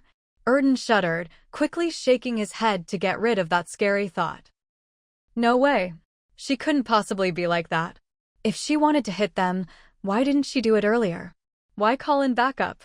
It must be because she couldn't bear to. If Erden lived in the future, at this moment, a phrase might pop into his head: when dreams meet reality. But this was a reality he didn't want to accept. What's wrong? Su Qinghu looked at the stunned Dayton and Erden, narrowed her eyes, glanced at Chenlai, and then squinted even more. Are the three of you hiding something from me? Let me guess, what are you hiding? Su Qinghu rested her chin on her hand, pretending to think deeply. Just as the three of them were about to crack, she said, I can't figure it out. Dayton. Erden. Chenlai. Chenlai laughed. Dayton and Erden nearly bared their teeth in frustration. If you can't guess, why act so mysterious, like you're about to uncover the truth any second? 5 minutes later. Su Qinghu looked at Erden, who was stammering and so anxious he seemed about to fall apart, and felt like she herself was about to fall apart too. What kind of genius little cutie is this, actually managing to fool a thief? Or is it that thieves these days just aren't that smart, so they're easy to trick? She glanced at the droopy Erden, then at Dayton, who was trying to act calm under her gaze. Su Qinghu said, this thief wasn't very clever. The clothes Dayton and Erden wore weren't name brands, but they were good quality and stylish. Would kids abused by a stepmother be dressed like this? What kind of stepmother would spend 10 or 20 yuan to buy clothes for her stepkids? In this day and age, even real mothers rarely splurge on new clothes for their kids. Letting the younger ones wear hand-me-downs from the older siblings is already considered good. You did think about saving yourselves. Su Qinghu nodded at Erden, signaling him to lift his head before continuing, but it still wasn't enough. In a couple of days, go find your Uncle Kai and learn from him about how to handle all kinds of dangerous situations. I do bear some responsibility for not watching you closely enough, but you two made mistakes too. Su Qinghu glanced at Dayton. I told you before, when the sun starts to set, don't go to places where there aren't many people. Dayton, who had thought this had nothing to do with him, froze for a second. After a pause, he pressed his lips together and said, I was wrong. He was the one riding the bike, so he was responsible for not taking his brother to a more populated area. But Erden had been happy, and he'd just followed the route his brother suggested. He hadn't objected at the time, probably because he himself wanted to ride the bike a bit longer. All right, let's eat. Having to reflect on everyone's mistakes halfway through dinner was really not a pleasant thing. Dayton and Erden ate in silence. Su Qinghu just glanced at them and let them be. Chenlai had been listening the whole time. When Su Qinghu told everyone to eat, he picked up his chopsticks again. He knew the family best. She was the one to teach the kids, and they listened to her, so there was no need for him to butt in. Sometimes, using force isn't the key to solving problems. After dinner, Chenlai took the dishes to the kitchen. He was about to start washing them when Su Qinghu stopped him and handed him a bag to carry. The four of them headed out together. Chenlai didn't ask any questions. If she wanted him to carry it, he'd carry it. But as soon as the bag was on his back, he was a little surprised. Watermelon and what else? Honeydew and peaches, Su Qinghu replied, keeping an eye on their surroundings. When she spotted a taxi, she started waving from a distance. Once the taxi started heading their way, she put her hand down and smiled at him. Take them home. Eat them yourself or share them with everyone, whatever you like.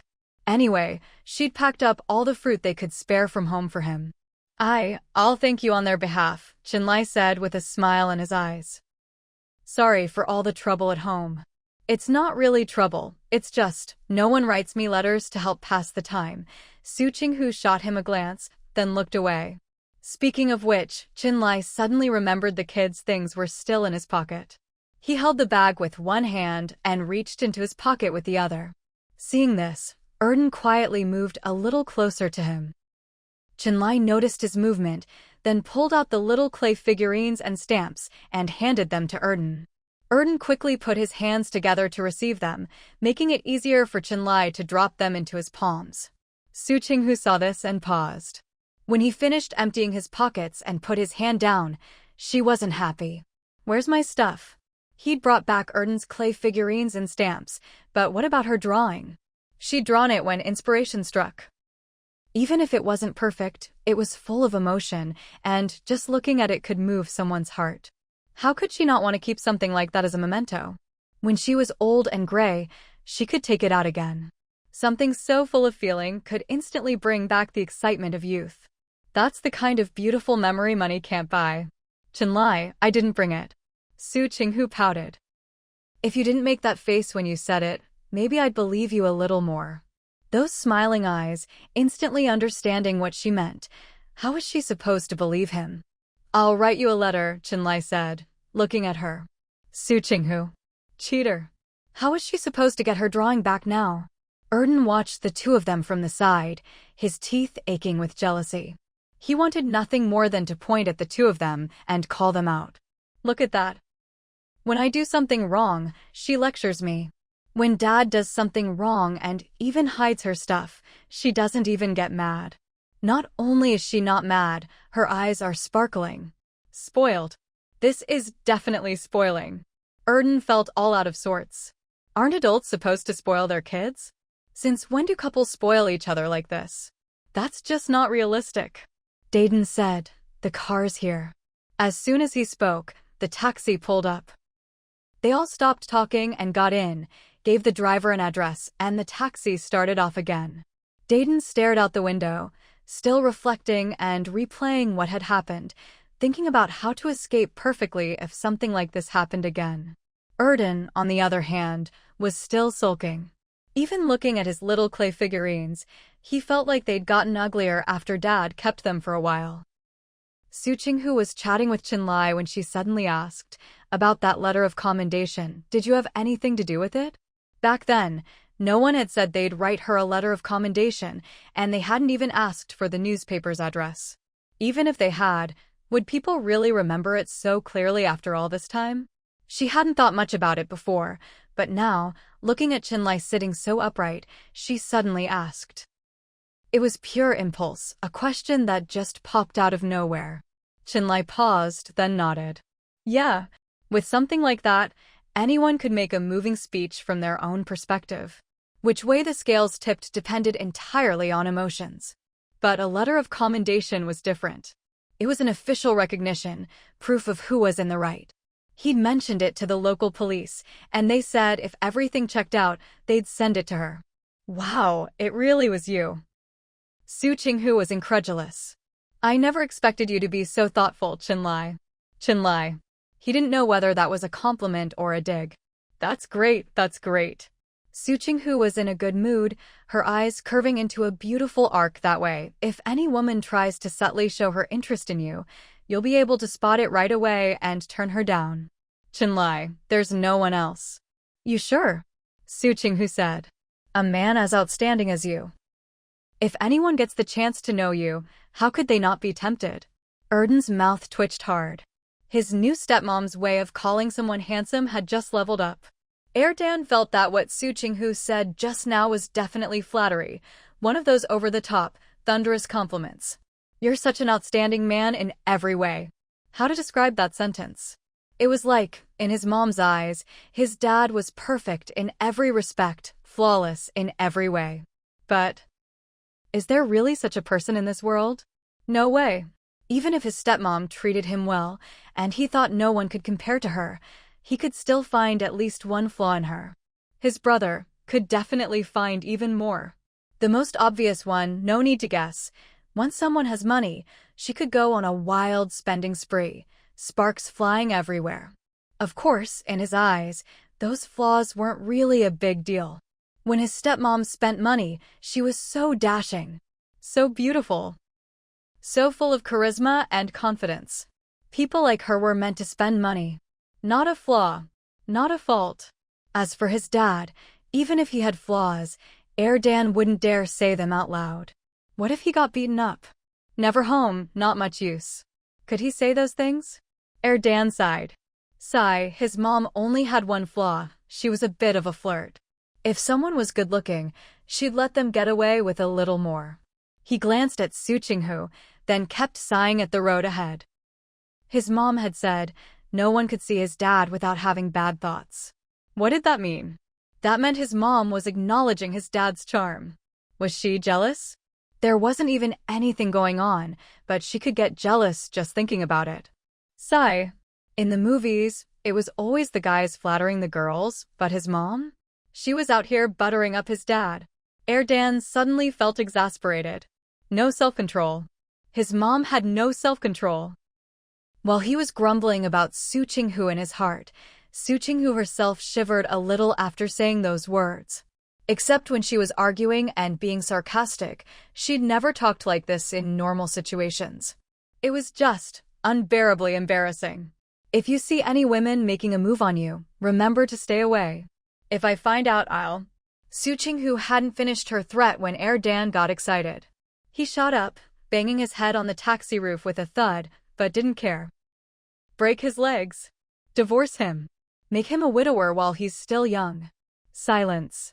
After a weird, awkward pause, Qinlai raised his hand. Don't hit the kid in the car. You'll distract me from driving. If we crash, you'll have to pay, and I'll be out of work.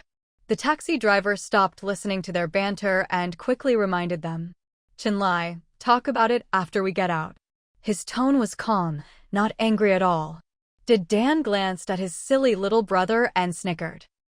Serves you right. Why butt in when it's none of your business? Dan pouted and muttered, just got back and already getting beat up, once before dinner, once after. Afraid you'll eat too much and not get enough exercise, so you beat your kid. What did I ever do to you? Kids are so cute, can't a kid just speak the truth? My mom never even hit me. In our family of 4, only my mom's never hit me. He thought he was whispering, barely audible, but his brother next to him snorted. Dan looked up, full of dissatisfaction. What's your problem? Can't you just say what you want? Pigs love to snort, he shot back cheekily. Dan, huh? In a family of 4, only one person hasn't hit you? What, you beat yourself up too? Dan gave him a sideways glance. Dan froze, then lifted his chin. So what? I have hit myself. Dan. I'd never tell you about it, so don't try to trick me into admitting it. I'm not falling for that. Dan bared his teeth. Anyway, in our family, you and Dad are the ones who really go all out when you hit me. Other people's parents really love their kids. When they hit them, it's just for show, all bark and no bite. But with him, oh boy, not only is the thunder loud, but the rain is heavy too. Parents are one thing, but his brother, he's not even that old, but when he hits, it really hurts, just like Dad. So unfair. Dan felt wronged. He glanced at Su Qinghu, wanting to show how low his status was at home. But when he looked over, he was stunned. Why did Mom look so disgusted? Why did she look so mysterious? Why did she look like a scheming mob boss? Su Qinghu's lips curled up. Well, tried to curl up, but failed. Dan, I think you need to work on your academics. Su Qinghu squinted at him. With your smarts, you shouldn't fall behind this semester unless you... It's not even a month into the new school year. There's no way his grades could have dropped to Mariana Trench levels, right? She hadn't even been helping them with homework. The one tutoring him was Dan. Su Qinghu gave Dan an approving look, startling him into quickly looking away. She raised her eyebrows and turned back to Dan, so tell me. Dan said, my grades are fine. Why did the topic suddenly switch to school? What do you think, Dan? Su Qinghu asked, acting like she didn't care but actually a little concerned. Have you noticed anything different while helping him with homework lately? Dan was about to answer when Dan cut in, my brother? Lately, he's not even my brother, he's someone else's brother. Dan. Su Qinghu. Such a jealous tone. My brother doesn't care about my studies anymore. After school, he doesn't supervise me, doesn't check my homework. He told me to ask Qian Duoshu if I had questions. Dan complained, Qian Duoshu. He told me to ask Qian Duoshu. Mom, did you hear that? Who's he insulting here? He was 7 years old, and he was supposed to ask a 4-year-old for help? What a joke. If people found out, where would he put his face? Wouldn't his little gang laugh him to death? Duo, huh? Su Qinghu hadn't realized anything, just nodded. That's fine. Dan? Fine? What do you mean fine? He can tutor me. What was this? Stabbing him in the heart again? Why not? If I'm not mistaken, Duod was already at a 4th or 5th grade level, right? Su Qinghu said, giving a conservative estimate. Erdan suddenly swallowed. He couldn't refute that because he'd seen that little rascal bring home problems he couldn't even understand. And those problems could be discussed with his brother and even teach his brother. But he was so young. Erdan wanted to scream. Didn't the adults see how old he was? Yeah, Dan nodded. He sometimes comes to my class to discuss problems. Tutoring Erdan is no problem. Only then did Dan tell Su Qinghu, I'm in 5th grade now. Su Qinghu almost choked on her own saliva. Skipped a grade? Don't I need to sign something for skipping a grade? Su Qinghu stared in disbelief, her usually droopy eyes now wide with shock. In this day and age, students can skip grades without telling their parents? No signature needed? They just go straight up? Erdan suddenly looked over, curiosity piqued. If that's the case, if he works hard enough, could he finally escape the torment of being in the same class as that little brat? No need, Dan replied coolly, holding himself with composure. I do well in school. If I want to skip a grade, I just tell the principal, pass the test, and that's it. Exclamation point. Su Qinghu felt like wild horses were stampeding through her heart. What's going on here? The kid's not only smart, but also has good social skills? Even gets along with the principal? Then why can't he get along with her? Su Qinghu was baffled. I want to skip a grade too. Erdan said excitedly. Bro, ask the principal for me. I've been in this class for almost a month now. Can I jump to 4th grade? Escaping the little brat was urgent.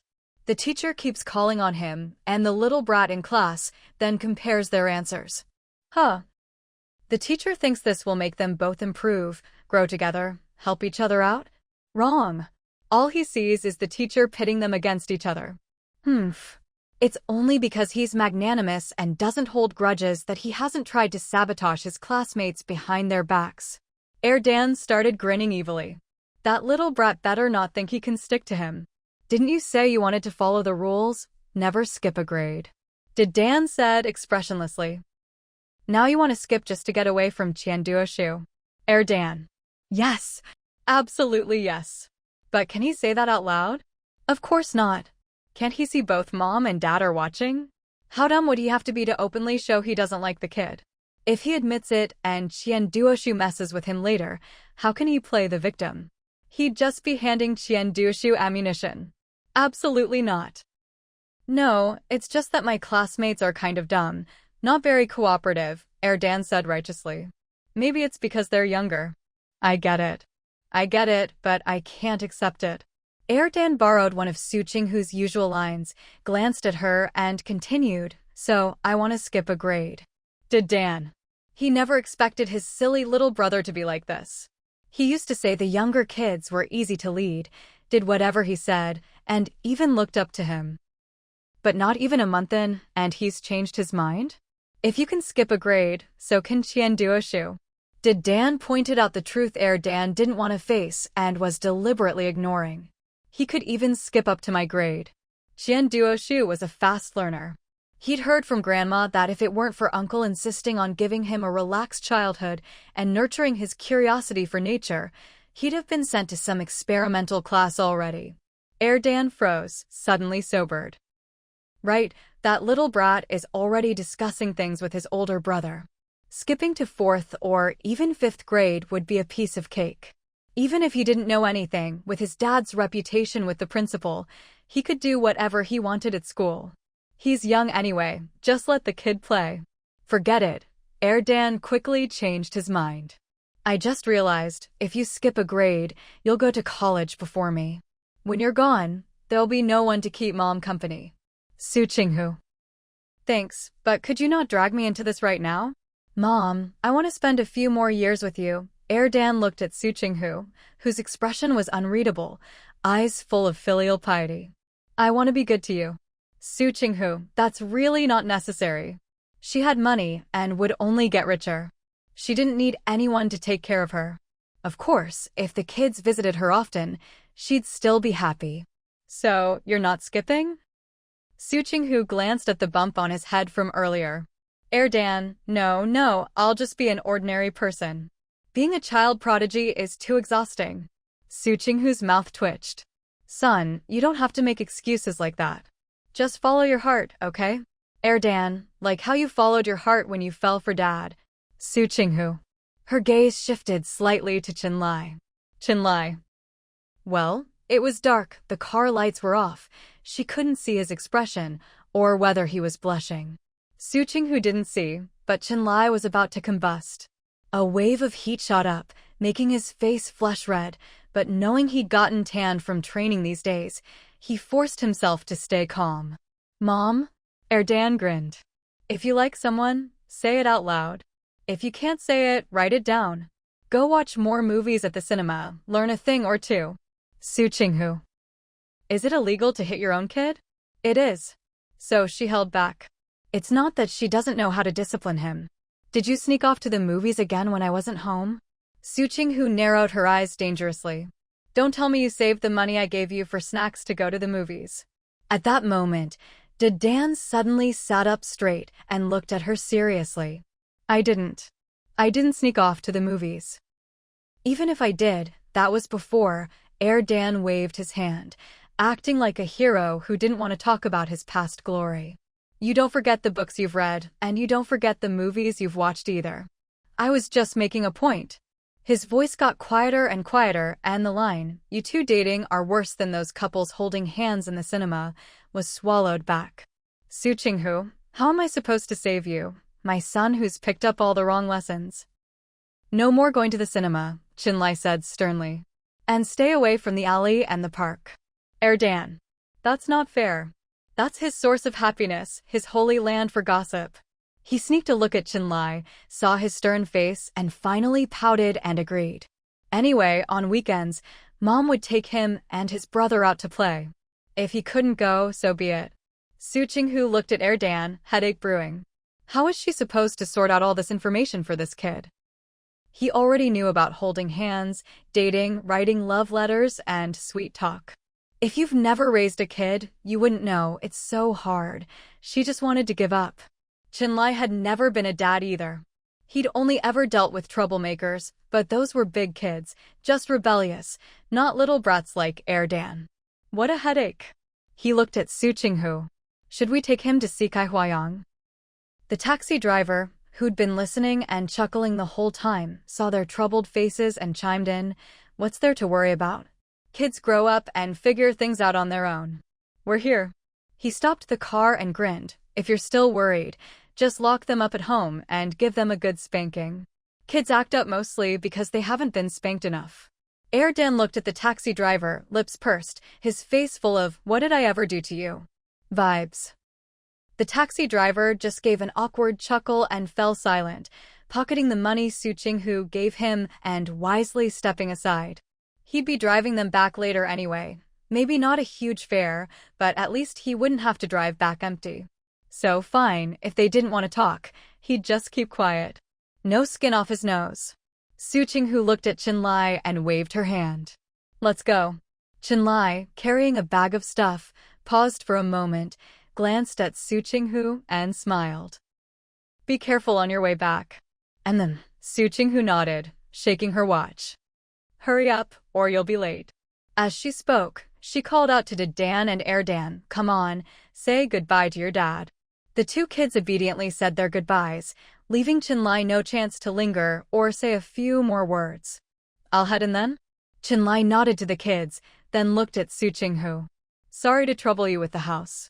Su Qinghu, it's no trouble at all, go on. The real trouble was Dan and Dan. They washed the dishes, swept the floor, did their own laundry, including their underwear and socks. As for the bigger stuff, just toss it in the washing machine, no hassle at all. So, honestly, ever since they'd gotten a fridge, washing machine, and gas tank, aside from cooking, she really hadn't had to do much. Qinlai straightened up, checked his appearance, then picked up his bag of fruit and headed inside. At the door, he stopped, turned around, and waved at his wife and kids, signaling to Su Qinghu that he'd watch them get in the car. Su Qinghu waved back, then got in the car with the two kids. The driver hadn't even finished his cigarette when he saw Su Qinghu and the kids get in. He quickly tossed the cigarette, stubbed it out, and hurried to the driver's seat. These two weren't even reluctant to part? Was everything he'd seen in the car earlier just for show? You're not going to chat a bit more? The taxi driver asked. Should we just go? Su Qinghu looked at him, puzzled. Of course, let's go. What else? Didn't he see the time? If they got home any later, by the time they washed up and got to bed, it'd be midnight. Oh, sure. The driver replied, turning the wheel, and glanced sympathetically at Chenlai standing by the sentry post in the rearview mirror. TSK, not worried his wife might run off with someone else?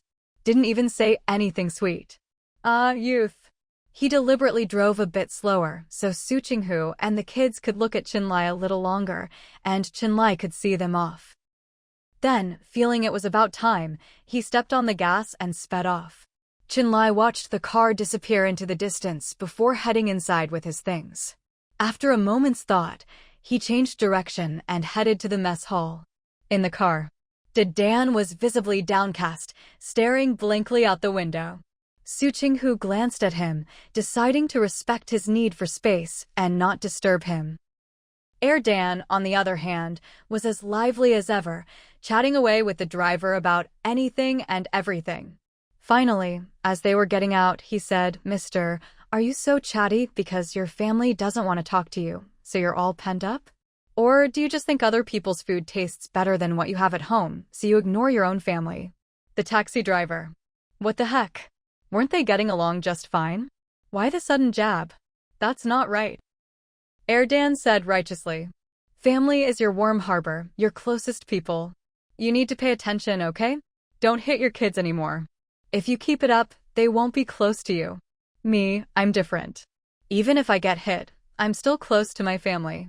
Dan let out a long, heartfelt sigh. Taxi driver, you're too petty, kid. So this was his true face. He wasn't getting along with him at all. He was just waiting to give him a reality check. Dan, huh? What did you say, mister? Are you judging a gentleman with a petty mind? Judging a gentleman's heart with a petty mind, Dan reminded him. Dan, yeah, what my brother said. Dan. The taxi driver took the money from Su Qinghu, shot Dan a look, and drove off. It wasn't like no one talked to him at home. He'd proved that wrong when he got back. But when he got home, he realized he'd been too naive. His kids didn't want to talk to him at all. When they were face to face, they practically turned to stone. But that's a story for another time. Su Qinghu took out the key and opened the door. Once the kids were inside, she locked up, then headed to the living room, saying, "Go shower first, then we'll have a late-night talk." Why do we have to light candles?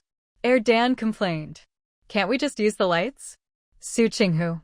Suddenly, she felt the kids' literary skills were worryingly low. Isn't electricity only 7 cents a kilowatt-hour? Dan looked at his brother and stepmom, both giving him looks of disdain, and was confused.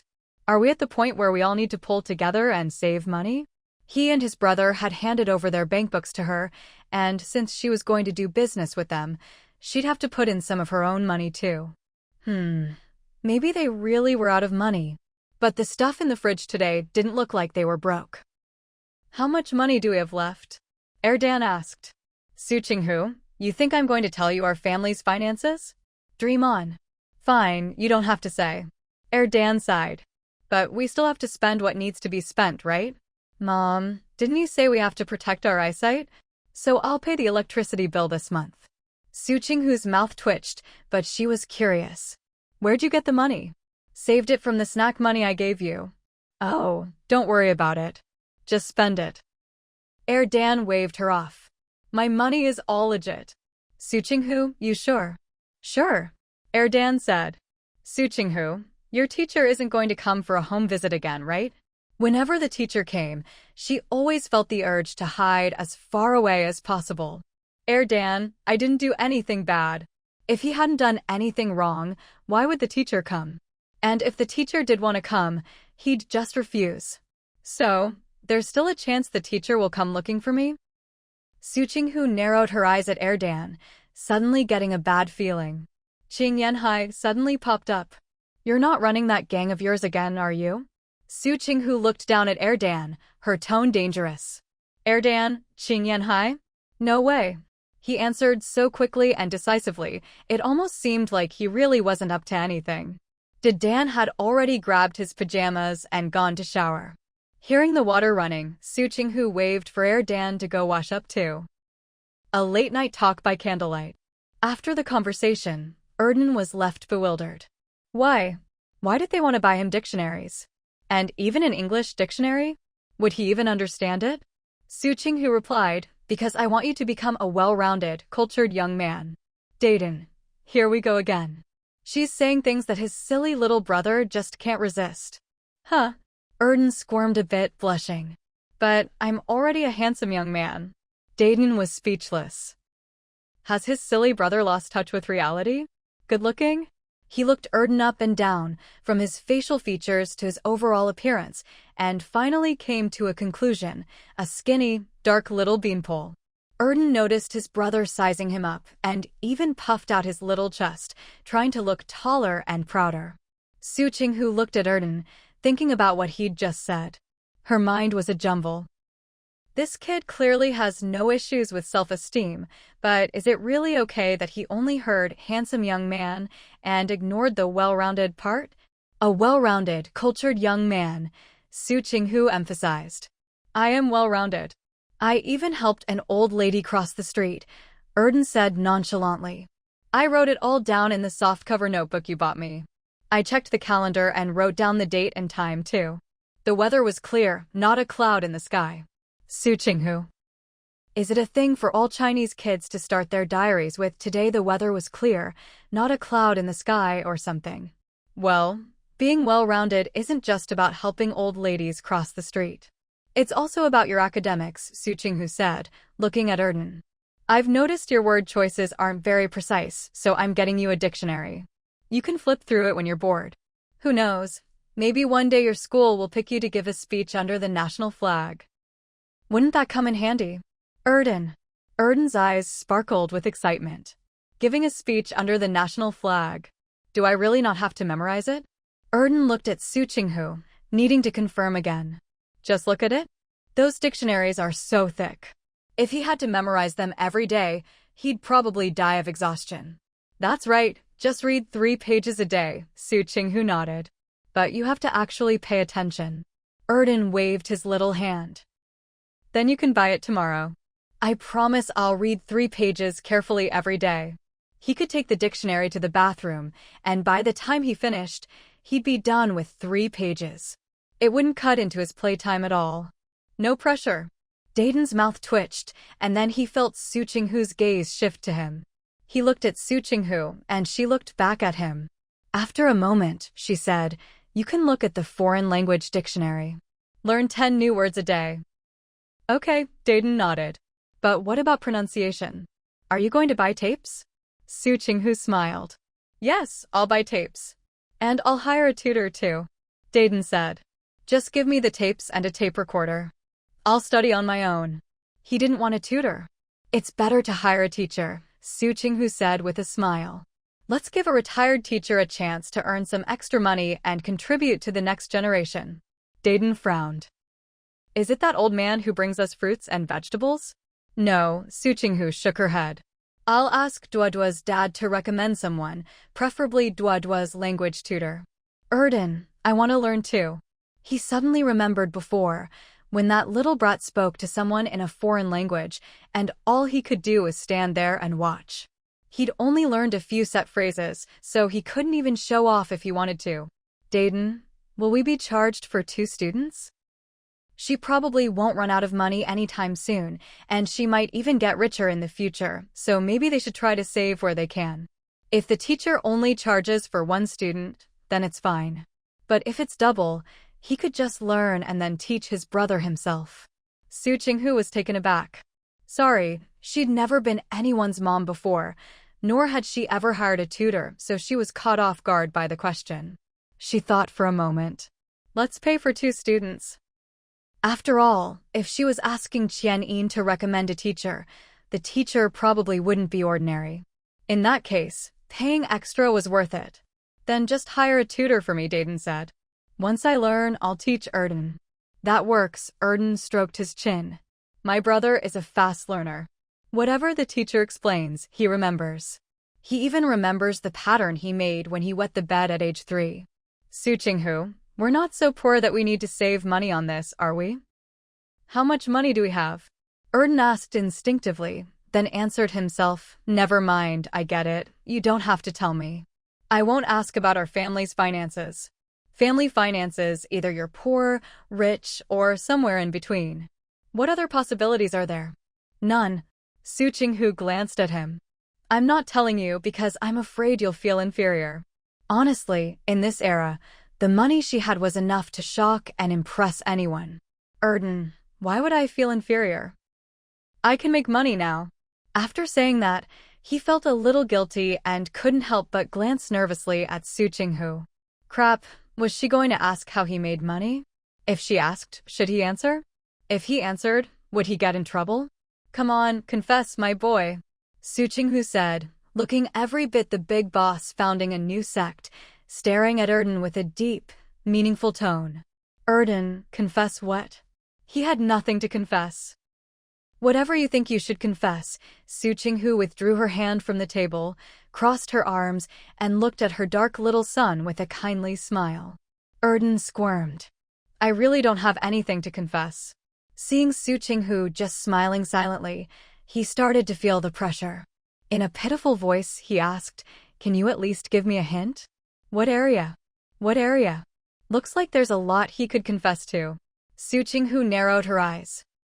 Heh, he's already giving himself away before confessing. Think about it yourself. Once you've thought it through, I'll show you something new tomorrow, Su Qinghu said. Erden, what is it?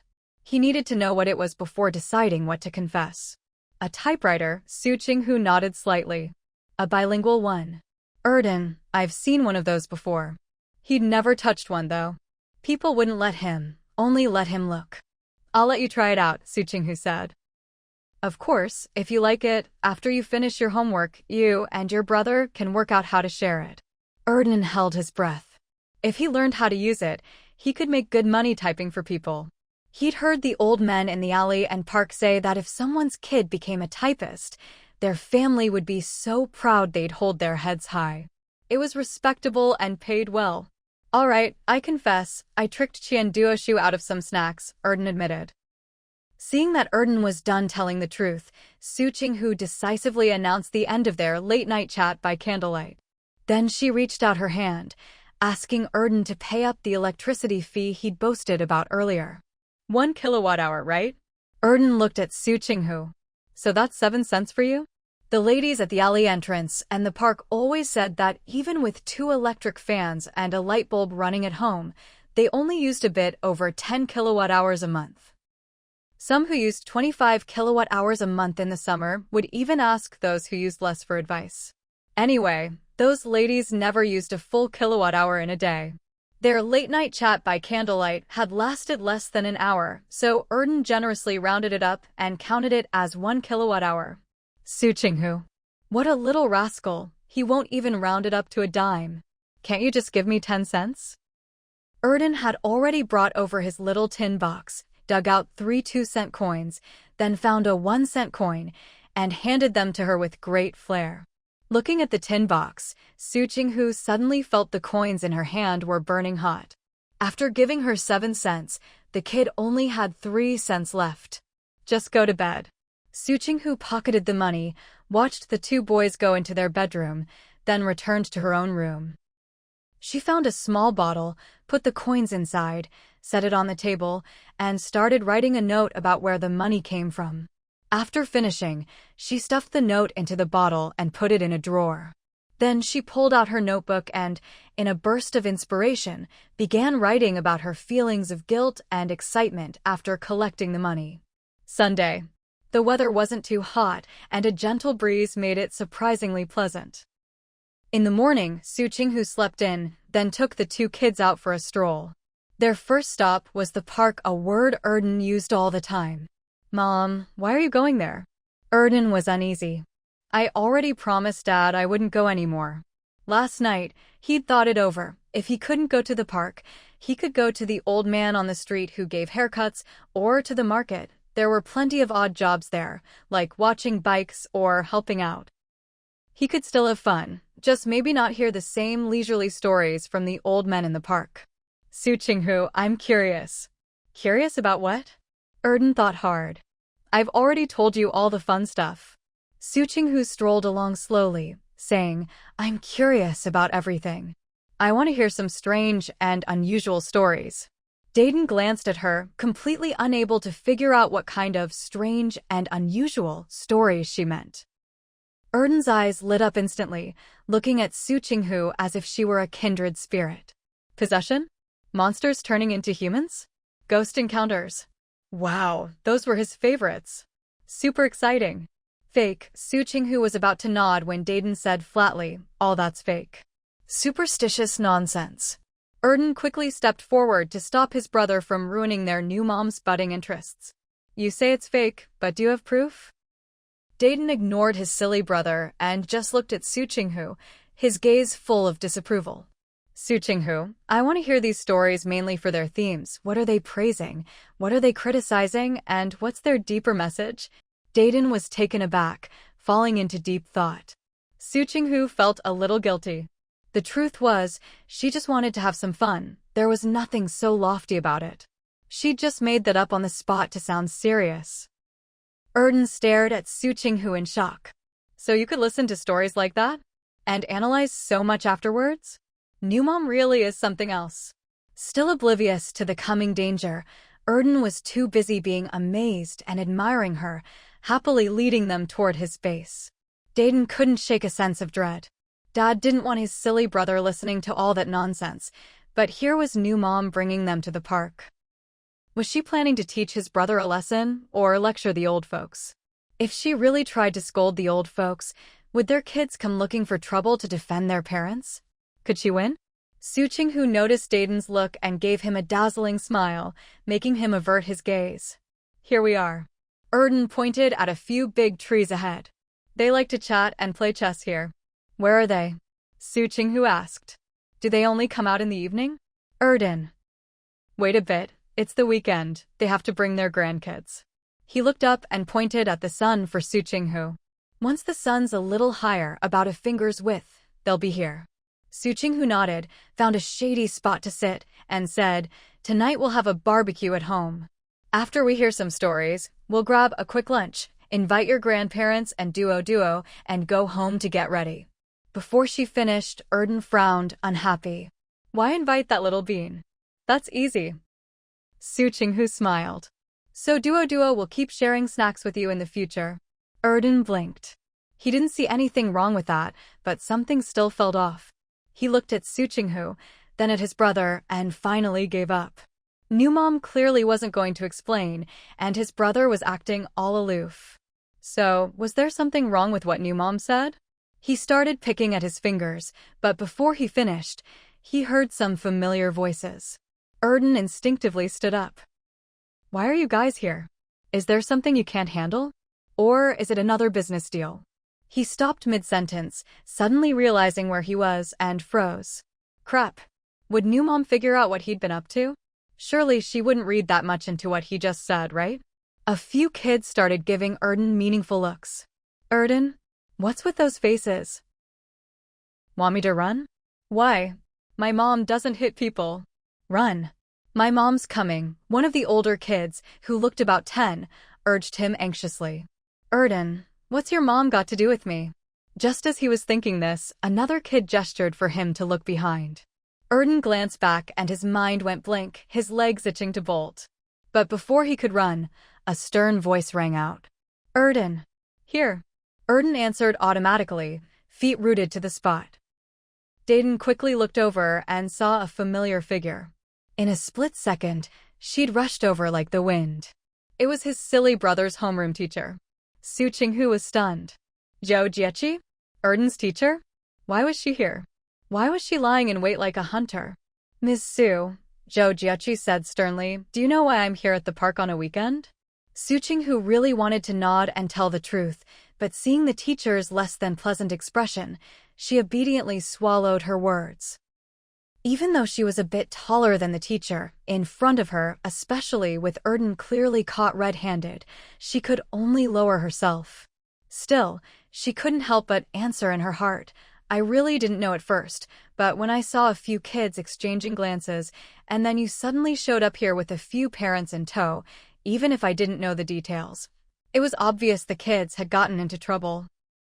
As for how much trouble, how to define it, and whether she should discipline her child in front of the teacher to give her some face, and to appease the other parents so they wouldn't keep nitpicking, well, that would depend on the situation.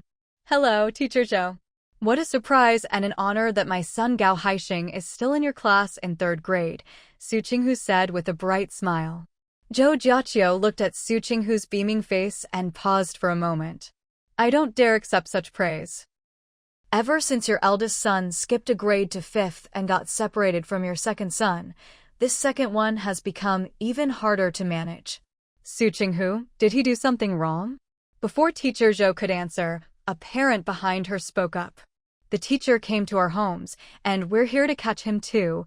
How could he not have done something wrong?" "Exactly. What kind of parent are you? The kids are so young and already getting into all sorts of trouble. It'd be one thing if it was just your kid, but he's dragging ours along too. Our family are all workers, both parents working. By rights, our kid should be well behaved, and on weekends he studies hard. But ever since he ended up in the same class as your kid, he's been led astray." "That's right, my child used to be in the top 10 in class, did homework seriously, and had neat handwriting. But after hanging out with your kid, he's gotten sloppy with homework and his writing's a mess. I'm worried he'll end up at the bottom of the class in the finals. Honestly, it's fine for kids to play together, but why does your son always take this group to hang out with those little punks from outside?" Listening to the accusations one after another, Su Qinghu felt her scalp tingle, and her gaze toward Erden grew less friendly. Erden took a step back, edging closer to his older brother Daden, and protested, "I didn't hang out with those punks. They just don't have jobs." "Not having a job makes them punks, doesn't it?" A parent glared at Erden. "They've got hands and feet. If they wanted, they could at least get odd jobs. Erden, you need someone willing to hire you for odd jobs. Not everyone who wants an odd job can actually find one. Especially outsiders." Teacher Zhou said, "All right, everyone quiet down. Let's find somewhere to properly talk this over." Seeing more and more people gathering in the park, Teacher Zhou had to make the suggestion. A few parents looked around at the growing crowd, hesitated, then nodded. It wasn't that they were afraid of losing face, but Su Qinghu didn't seem like someone who'd let herself be bullied. She was young, with delicate features, even her eyes were strikingly beautiful. Each feature was attractive on its own, making people want to look twice. Put together, it made it hard to even say anything harsh or indirect. If they did, the onlookers might start pointing fingers, saying they were bullying a young woman. Even if they had a point, it'd end up looking like they didn't. Su Qinghu glanced at Erden, then at the calm and composed Daden, and forced a smile. "They're both pretty steady, huh?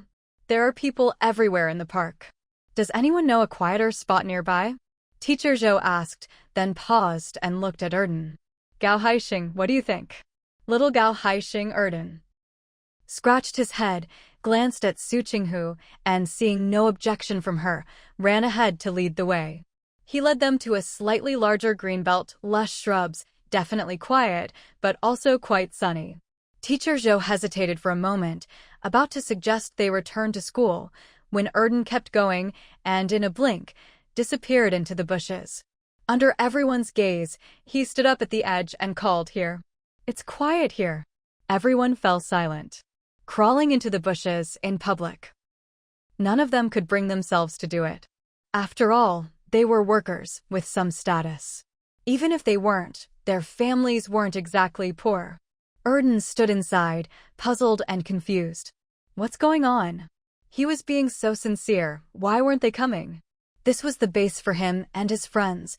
Whenever they needed to make decisions or hold meetings, it was always here. Quiet and safe and not easily discovered. What a great spot. Judging by their faces, were they not planning to come over? Teacher Zhou said, "Come out, let's go to the school." Teacher Zhou, why don't we find a tea house nearby? Su Qinghu suggested. I'll treat everyone to tea, and we can sit down and talk. Zhou Jiaqio hesitated. It's too far to walk to the school from here, Su Qinghu continued, still smiling warmly. It's the weekend, and the buses are bound to be crowded. With so many of us, we might not all get on the same bus. If we can't, we'll arrive at the school at different times, and we can't start until everyone's there, right?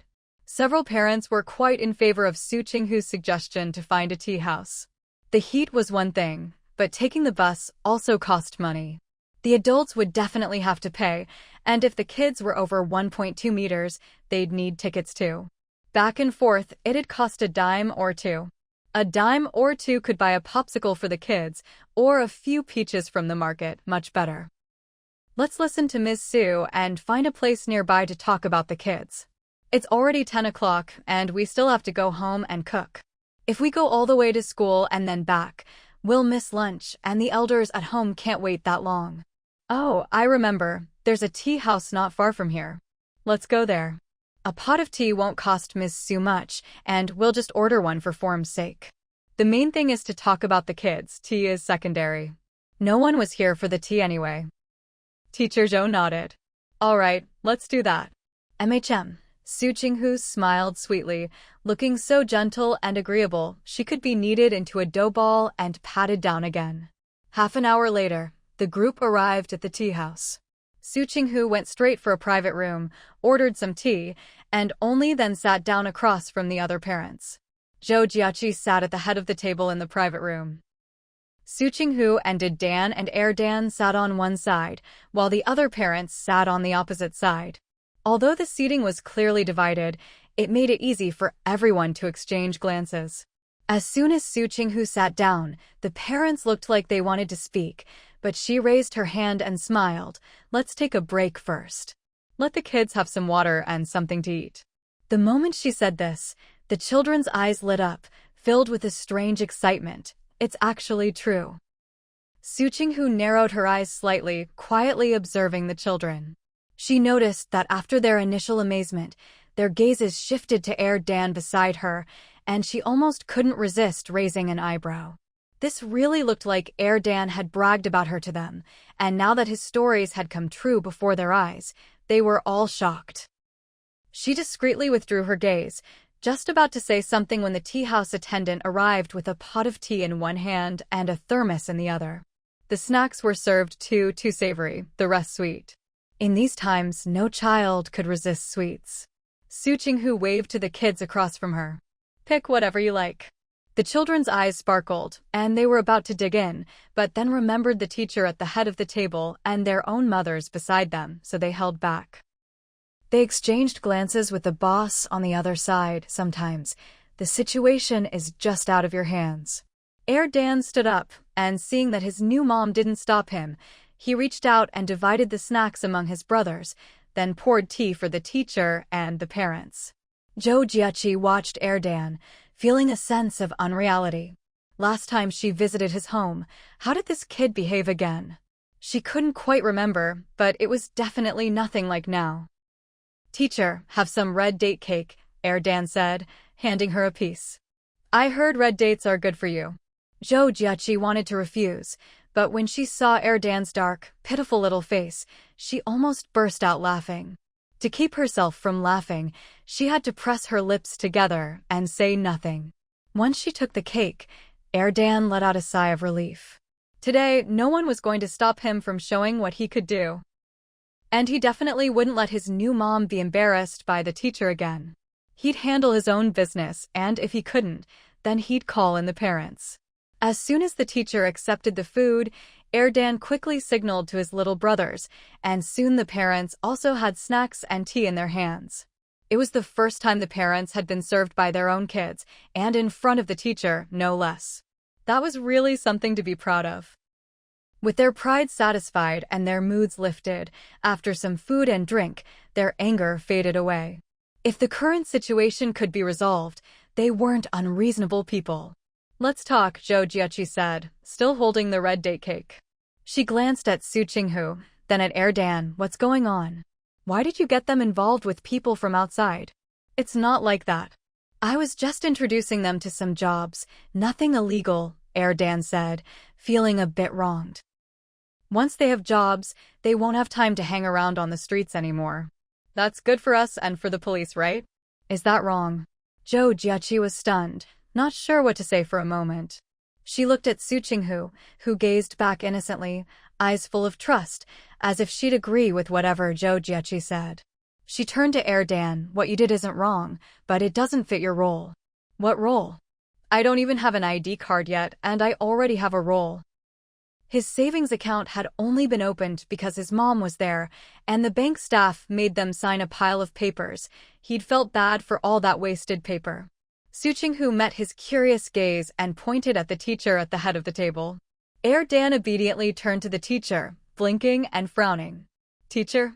Zhou Jiaqi, still caught off guard by Dan's earlier question, finally collected herself and gave him a serious explanation, even giving examples. Dan frowned. But that's not right. If people can only do things that fit their role, then why are regular folks allowed to catch thieves? Isn't that the police's job? But when regular people catch thieves, they get praised. Su Qinghu, ahem, maybe she should try to lower her presence a bit, in case the teacher called on her to help persuade the kid. Zhou Jiaqi. The kid had a point, though he was twisting the logic a bit. They're all adults, Zhou Jiaqi said. Adults can do things because they have the strength and experience to avoid unknown dangers, like human traffickers or scammers. Having just experienced being stuffed in a fertilizer sack, Dan finally fell silent. Tell me how you introduced people to jobs, Zhou Jiaqi continued. How did people react when you offered them work? We all live in different places, take different routes to school, and play in different places after school. So we know which restaurants need helpers in a bunch of places, Dan explained honestly. Once we get the info, we put it together, then go out and look for people who seem like they don't have jobs and ask if they need one. Anyway, out of 10 people they asked, 7 or 8 didn't have jobs. It was almost a sure thing. Hearing this, Su Qinghu nearly stood up and applauded. This was basically a human-powered job board. Or you could call it a job agency. Without ideas and careful observation of life, there's no way you could integrate information like this and come up with something so useful. And then, Zhou Jiaqi asked. Then? If we got someone a job, we'd charge them 20 cents, Dan said, glancing at his buddies. Seeing them frantically signaling him not to reveal their little stash, he lowered the fee from 50 cents per successful match to 20. His friends looked relieved and grateful. He added, all the money goes to me, and then I pay them a wage, 10 cents per job. As the leader of the Qingjianhai gang, he could handle things. Dan looked proud. See, that's the wisdom of a leader. With a few words, he'd saved his buddies a chunk of their earnings. The other kids looked at Dan with eyes full of gratitude. Su Qinghu watched silently. If there wasn't something fishy going on here, she'd eat her hat. Two of the parents, who had wanted to keep their dignity, couldn't hold back anymore. Doing the same work, not splitting the money evenly was one thing, but not even distributing it based on effort, and taking such a big cut, who did he think they were, fools?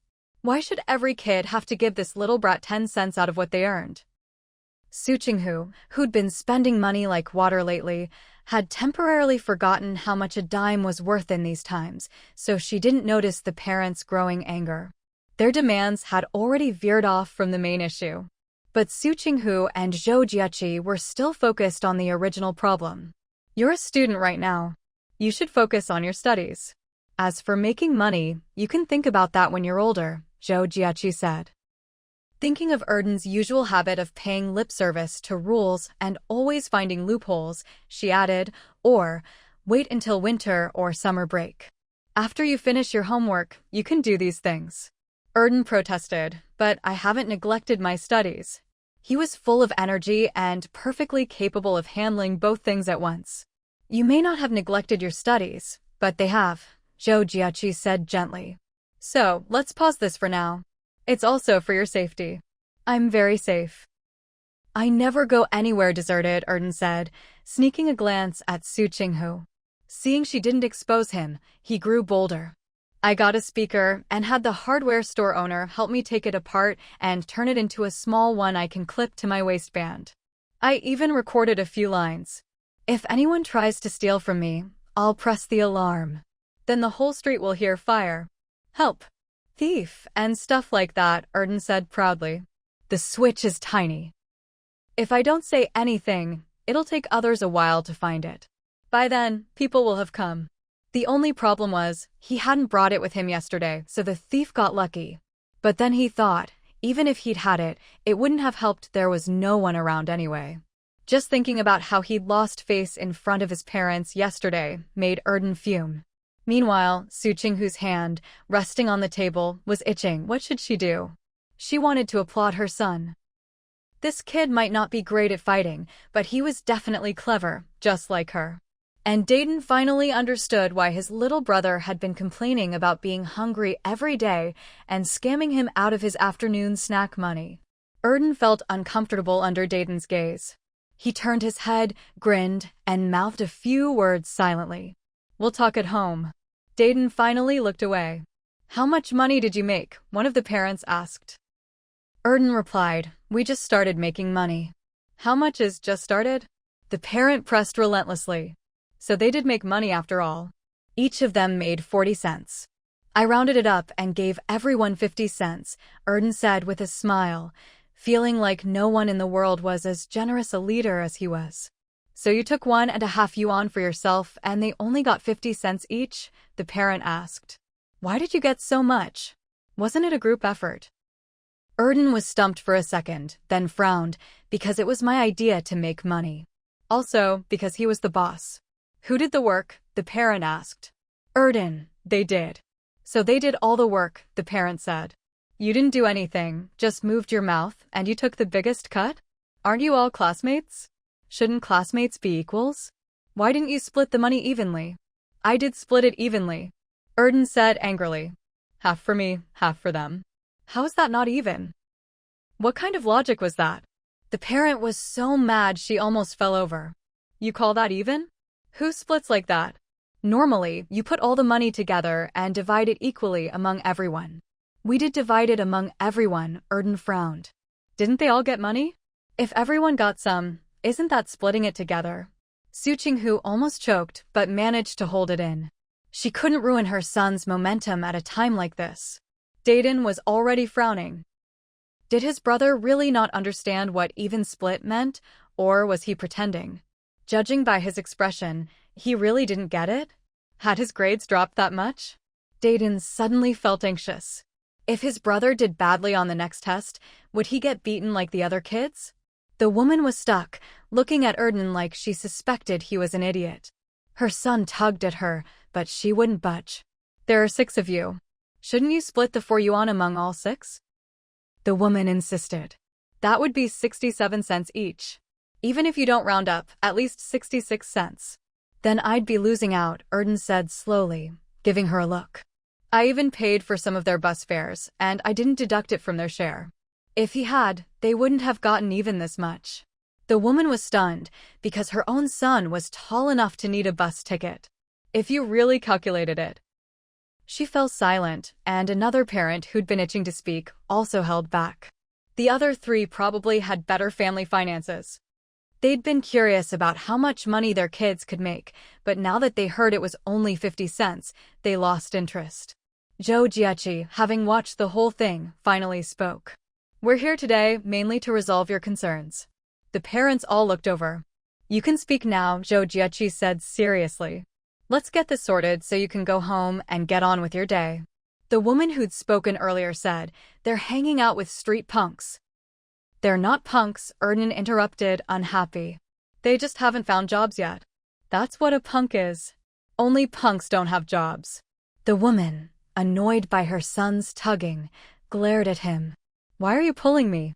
Did I say something wrong? You even wrote a gang name in your diary. At the mention of a gang name, Su Qinghu gasped. No way. Has Qing Yanhai made a comeback again? Feeling Zhou Jieqi's gaze, Su Qinghu awkwardly curled her fingers. Zhou Jieqi, seeing Su Qinghu's reaction, finally looked away. So, what's the deal with this gang? The woman frowned at Erden. Did the kids come up with it themselves, or are the parents behind it? The woman's son instantly shrank like a quail. Zhou Jiaqi looked at Erden. Erden kept a straight face. I did it myself. You? You really have the brains for that, the woman blurted out. A kid like you knows how to get something for nothing? Su Qinghu's face darkened. You can question a child's actions, but not their intelligence. Damn, is this a personal attack? Auntie, Dayton stood up and looked at the woman. Why don't you believe other people can be smart? Is it because you're judging others by yourself? The woman was an accountant, so she was educated enough to understand what Dayton meant. But before she could respond, Erden also stood up, eyes full of sincerity. Auntie, what does getting something for nothing mean? Getting something for nothing, this has been a hot topic in their office lately. But when she was suddenly asked about it, her mind just blinked. She choked for a moment, looking at Dan and Erdan, who seemed to have instantly teamed up, then at her own son, who was standing there like a mute. She couldn't help but get angry. Isn't it obvious? It means doing nothing and getting money for free. As for the older one's sarcastic remark, she pretended not to hear it. What? Was he going to chase after her and press the issue? Oh, I see. Erdan nodded, looking relieved. Auntie, then none of us are freeloaders. I paid for the bus fare and they did the work. Everyone contributed. The woman's face froze. She'd forgotten about the bus fare. Her child tugged at her, quietly begging her to stop talking. Su Qinghu had been watching, and now she finally understood. Dan's earlier comment could have completely shut down the other parent, but Dan spoke up. With his words, the parent could find a way out without losing too much face, and the tense atmosphere eased. This kid was trying to give his teammate a way out, wasn't he? She sighed. Forget it, no need to escalate things now. The other parents were also starting to feel that this parent was being unreasonable, and it was making it hard for them to make their own points, even though they were in the right. Teacher Zhou, I can't speak for anyone else, but there's one thing I'm determined about, and that's my child's grades, said Chenghua's parent. He just moved up to a new class, and already his homework looks like that. It's really worrying. In another couple of years, these kids will be heading to middle school. If his grades are bad, he might not get into a good one. My son even told me just now that he absolutely refuses to leave his boss. If I say one bad thing, he has 10 comebacks ready. We're not doing anything wrong, Chenghua said to his mom, then stood up and addressed Zhou Jiaqi. Teacher Zhou, don't you always say we're the successors of socialism? Well, we want to start doing things worthy of successors right now. He was in the same class as Dan, but 3 years older, a kid of the normal age group, not one who started early. Gao Haixing said that by helping people find jobs, we're reducing social instability. And when we make some money, he'll take us to the police station for a visit, and then his uncle will take us to visit the elderly. The 10-year-old's eyes shone with excitement. Not just any elderly people, but veterans. Zhou Jiaqi was clearly stunned, her mouth opening and closing, unable to say a word. To be their teacher, to have taught such students. She felt she'd truly contributed to society in her lifetime. The other parents were also taken aback, unconsciously looking at Dan, that dark-skinned but sharp-eyed kid. They worried about making ends meet, but these kids were already thinking about how to contribute to society. Compared to them, it seemed they were not as good as their children. Dan scratched his head under their gaze, grinned, and tried to look calm. He felt a bit embarrassed. At first, he'd just been talking big to get them to help him make money. But somehow, things had turned out like this. He glanced at his older brother. Dan looked at Dan, mouth slightly open, at a loss for words. Before Su Qinghu came, life hadn't been easy for them. Even the money they hid at home would get found and taken. Later, by chance, they helped a disabled veteran. After spending time together, the veteran opened a savings account just for them. That was when they started selling little things at the Great Wall and watching clothes and cars at Hohai to earn a bit of money, and finally had a safe place to keep it. After Su Qinghu arrived, the veteran withdrew all the money and gave it to them. It wasn't much, and at first, Dan wanted to give it back, but the veteran refused, so he put it in a small tin box and hid it in the shadows under the bed. Twice a week, after lunch, they'd go to the veteran's place to help out however they could, and buy some things that didn't require ration coupons to bring to him. Su Qinghu paused, suddenly feeling a bit ashamed. She'd said she'd go with the boys to visit the old squad leader, but a month or two had passed and she hadn't gone once. Yet the two kids kept going as always. Zhou Jiaqio took a deep breath, pushing down the surge of pride and emotion in her heart, and looked at the parents. What do you all think? The parents swallowed, looking at their own kids. Of course they were proud, but this couldn't go on forever. It was fine for the kids to spend their own money, but what about safety? What about their studies? What should they do? After a moment of silence, a parent who looked more well-off sighed and said to Zhou Jiaqio, "The school has taught the kids well, and we support them being independent and respecting the elderly. But they're still young, and no one can guarantee they'll only meet good people. I'm really worried about their safety." Her child's eyes were clear and full of hope, like a sapling growing strong. She didn't want to crush that upward momentum. And there's also their grades. Those were her only two concerns. If they could be addressed, she'd be happy to let her child do these things. "And you?" Zhou Jiaqio asked the other parents. Qinghua's parent said, "I feel the same. As long as safety and studies are taken care of, he can do whatever he wants. We don't need the little money he earns at home. If he wants to help veterans, let him. His grandpa was a soldier too." The parents all nodded, except for the woman Dan had argued with. So everyone looked at her. When she stayed silent for a long time, her son couldn't take it anymore and ran out, wiping his tears. Startled, the woman jumped up to chase after him. Dan frowned and called out, "Mao Xian, if you run off, we'll never take you with us again." The boy called Mao Xian stopped, still crying but silent. The woman said, "What are you so anxious about? I haven't even said you can't play with them yet, have I?" She'd figured it out by now. The other parents, except for Su Qinghu, were all dressed simply, but from the way they talked and acted, it was clear their families were better off than hers. Letting her kid play with them wasn't a loss. "Let's hear what your teacher says first. If the issues are resolved, you can play with them if you want." She put on a show of authority, then looked at the teacher. Mao Xian froze mid-cry, looking at his mom with tear-filled eyes. He hadn't even wiped his tears yet, but he was already grinning. The kids exchanged excited glances. If their parents agreed, they wouldn't have to sneak around anymore. Zhou Jiaqio said, "You don't have to worry about the kids helping people find jobs.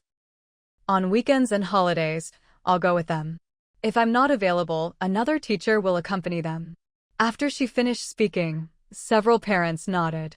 Zhou Jiaqi continued, "As for their grades, they can only do activities on weekends and holidays." How could that affect their grades?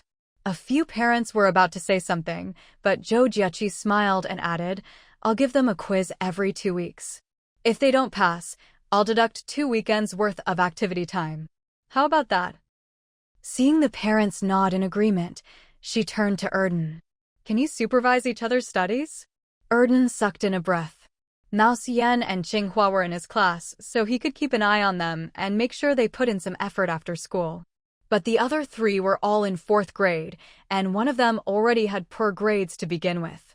It wouldn't be so bad if they were just bad at studying, but the real problem was, how was he supposed to keep an eye on their studies?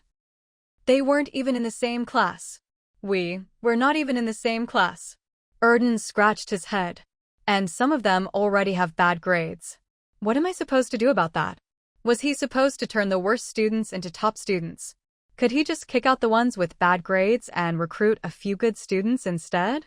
That's for you all to figure out. Of course, besides helping each other, you can also ask your teachers questions after class. Zhou Jiaqi smiled. "Aren't you guys a gang? A real gang never abandons or gives up on its brothers, right?" Erden scratched his head. If it weren't for saving face in front of his buddies, he would have started roasting them right then and there. His classmate Mao Xian needed several days just to memorize a simple text, and Li Chengxue in 4th grade was even worse. He was in 4th grade and still needed Erden's help to finish his homework. Just thinking about supervising their studies and dealing with the teacher's quizzes already made Erden feel exhausted. What's wrong? Not confident, Zhou Jiaqi asked. Erden nodded, pouting, and looked at the teacher in protest. Mao Xian takes 3 days to memorize 2 paragraphs, and you still praised him for making huge progress. Su Qinghu almost burst out laughing, barely managing to hold it in by digging her nails into the table. Sure enough, no matter how smart the parents are, their kids could still end up being bad students. Of course, even the worst parents might produce a genius kid. Zhou Jiaqi felt a bit guilty under Erden's gaze, but with so many parents watching and Mao Xian already blushing with embarrassment, she forced a smile and said, "Maybe if you form a study group and help each other, your grades will soar." Erden pouted. Are people really just divided into smart and dumb? He wanted to go solo, not drag everyone else along. Hiring a few unemployed people to help him collect job postings for families would be pretty good too. Seeing Erden silent, frowning in thought, his little buddies grew anxious, and even Zhou Jiaqi started to waver. Erden looked at Su Qinghu beside him and asked in a low voice, "Mom, if I want to go solo, does that make me disloyal?" Before Su Qinghu could answer, Li Chengxue jumped in, "If you don't take me, I'll block you after school every day. I'll even come to your house." Li Chengxue, looking fierce and stubborn, glared at Erden, clearly upset. His mom, the parent who had spoken so gracefully earlier, suddenly had high hopes for this study group after hearing Zhou Jiaqi's words. "It's not disloyal, but it's a bit like giving up halfway," Li Qingshue's mom said, looking at Su Qinghu and testing the waters. Seeing no objection or impatience, she continued, "How about giving it a try first? After a month, you can decide whether to keep leading them or not." Chenghua's parent was tempted too. Who wouldn't want their kids' grades to improve?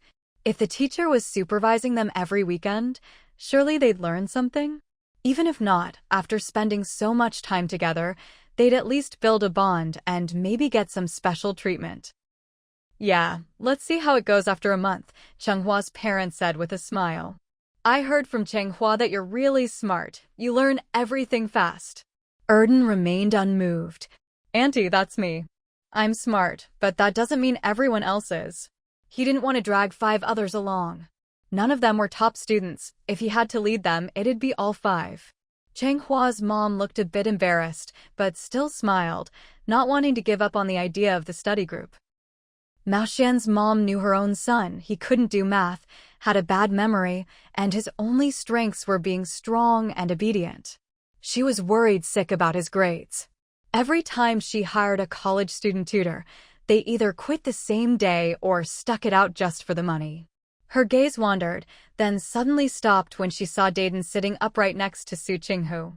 Didn't her son say his classmate's older brother was a top student who even skipped a grade? "Yeah, just give it a try for a month," Mao Xian's mom smiled at Erden. "If your grades improve after a month, Auntie will give you money so you can buy things for the veterans, okay?" Erden, a little tempted.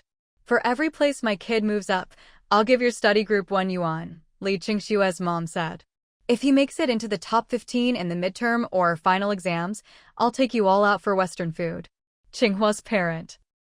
"I'll get you a discount at the grocery store, so you can save money when you buy things for the elderly." "I'll give." Su Qinghu watched the bizarre turn of events in silence. Weren't they supposed to come here to denounce Erden, embarrass her as a parent, and then leave with their kids feeling all superior? Now, the topic had gone completely off track, hadn't it? At this point, who could even remember what the original complaint was? Zhou Jiaqi listened to the parents making offers, but her eyes were on Erden. The other kids were also looking at him, their eyes pleading, as if they wanted to wave a little flag and shout, "Boss, don't give up on me." Erden, feeling the pressure, fell silent. He was tempted by what the parents were offering, but his little brothers made it hard to feel excited. "You don't have to take all of them," Li Qingxue said forcefully. "Just take me." "Chenghua, why should you get picked?" The kids immediately started bickering, while Erden, at the center of the storm, was still weighing the pros and cons, tuning out their arguments.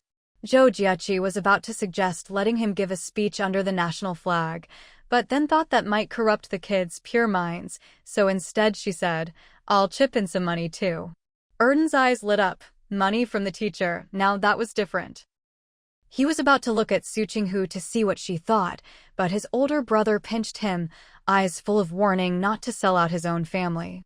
Su Qinghu pretended not to notice their little exchange, still smiling and saying nothing, neither objecting nor offering to contribute anything for the kids' charity work. The other parents looked at her, and Su Qinghu just smiled back without a word. Seriously, her kid was the one doing all the work, and these people really had no sense of proportion, did they? After seeing the teacher off, Su Qinghu nodded politely to a few parents, walked a bit further away, and waved down a taxi. When a middle-aged man tried to cut in at the last second, she coolly stretched out her long leg and blocked him with an imposing air. Dan and Erdan, seeing this, quickly hopped into the car and took their seats. Being in a hurry doesn't give you the right to cut in line. Su Qinghu shot him a chilly glance and got into the taxi with effortless grace. These days, taxis are especially hard to come by. For people on business trips, they're the fastest and most convenient way to get around, plus, the company reimburses the fare. As for business people who aren't short on cash, taking a taxi is the only way to save time.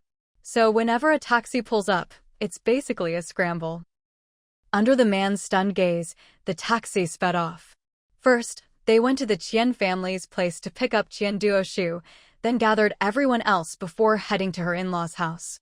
When Mrs. Meng saw her daughter and son-in-law arriving with Su Qinghu, she was momentarily taken aback, then hurriedly invited everyone inside. After Su Qinghu explained why they'd come, Mrs. Meng started packing things up.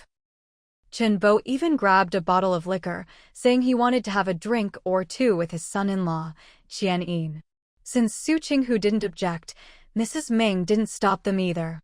Xiao Huang drove Mrs. Meng, Chen Bo, and the whole Qian Yin family, while Su Qinghu took a taxi with Dan and Erdan, following closely behind. Soon, everyone arrived home.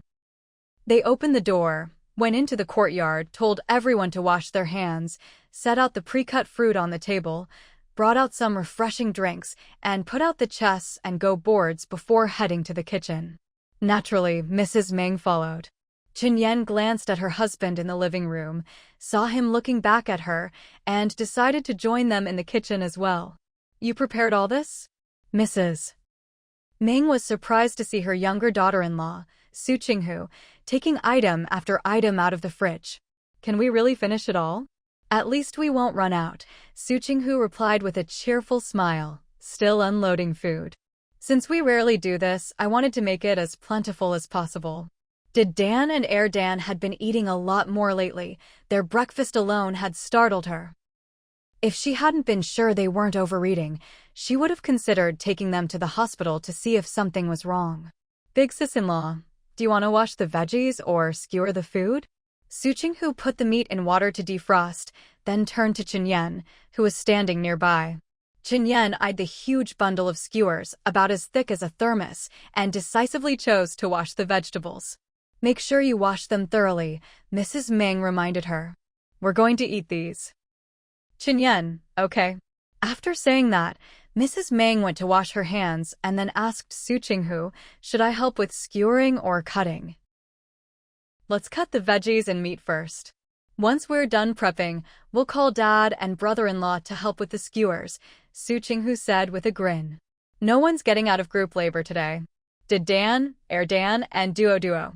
She hadn't finished when Chen Yan interjected. Duo's never cooked at home. He just turned 4 after his birthday. She'd never made her child do chores. What was Su Qinghu thinking? "Don't worry, sis-in-law. I haven't said anything yet," Su Qinghu laughed, then called to Erdan, who was peeking in from the doorway. "Come here." "Erdan, okay." As soon as he came in, Qian Duoshu, who'd been trailing behind, popped his head in two, his eyes sparkling. "Auntie, what can I do? Can you guys break these string beans into small pieces?" Su Qinghu asked. "Such an easy job?"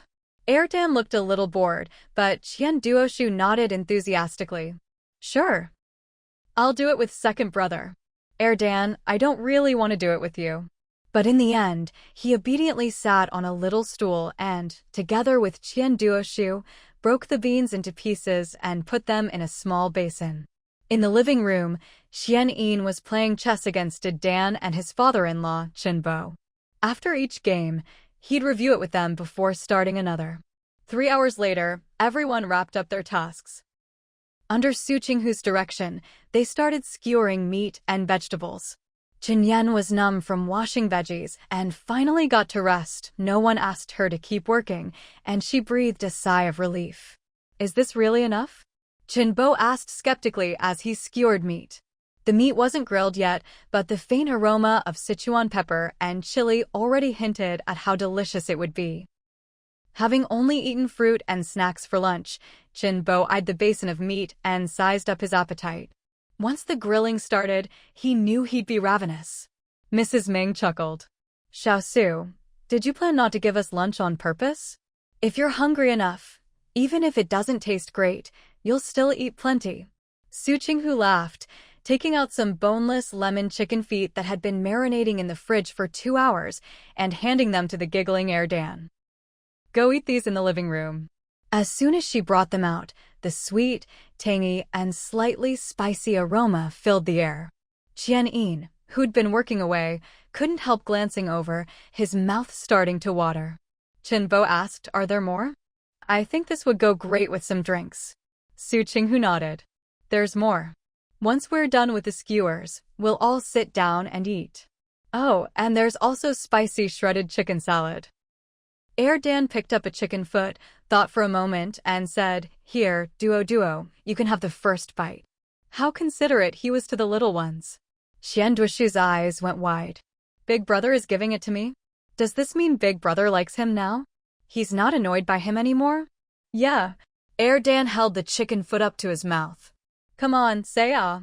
Su Qinghu. Having spent so much time with Erdan, Su Qinghu knew all his little tricks, and she instantly got goosebumps. So dramatic. Even more dramatic than her. At least when she asked him to give her those knockoff fries, he wasn't this over the top. Of course, Xianduoshu had no idea Erdan was just showing off. He was overjoyed and felt he should share his happiness, so he fed a bite to Erdan in return, then to Qinbo and Xianyin as well. Erdan. Darn. His chance to show off was stolen. At that moment, Dan walked into the kitchen, and before he knew what was happening, his silly younger brother shoved a piece into his mouth. The sweet, tangy, and slightly spicy flavor exploded on his tongue. "Hey, what's going on? Big Brother, is it good?" Erdan asked. "If you like it, I'll feed you another one." Dan stood up straight. "I have hands." He could feed himself. Besides, he glanced at Erdan and Xianduoshu. "You two didn't wash your hands properly." There was dirt under their fingernails. Erdan and Xianduoshu froze, exchanged a glance, and Erdan inwardly cursed his own reflex. He spat and quickly looked away. "Everyone says a little dirt won't hurt you. No big deal," Erdan said, waving it off. Then he added, "If you're worried, just take a deworming pill later." Thinking about those deworming pills from the past. Dan's expression changed instantly. Su Qinghu was skewering meat, listening to the others talk. She just made a mental note to deworm the kids later and didn't pay much more attention.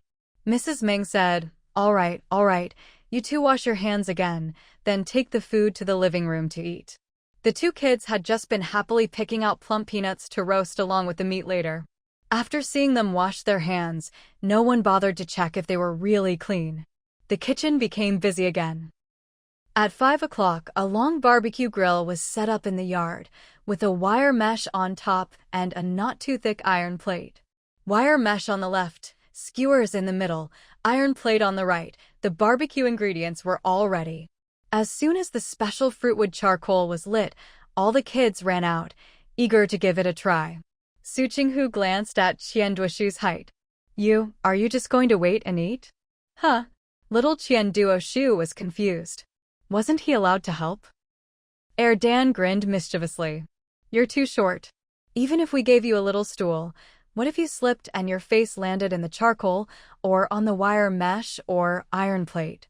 That would be ugly. My mom likes good-looking people. Su Qinghu, oh no, I hope my in-laws don't think I judge people by their looks. Even though, she kind of does. But she also considers character, honestly. Little Qian Duoshu looked at everyone and nodded obediently. Then can I stand to the side and watch? Of course, Dan said gleefully, shooting him a look. You're not allowed to help, but we can't stop you from watching, right? Qian Duoshu smiled. Thank you, second brother. Dan looked at him, wondering if he'd gone too far with his teasing just now. Probably not. Relieved, Dan stretched his arms and legs, ready to show off his skills. What should I grill? See that plate of tofu? Can you fry tofu? Of course I can.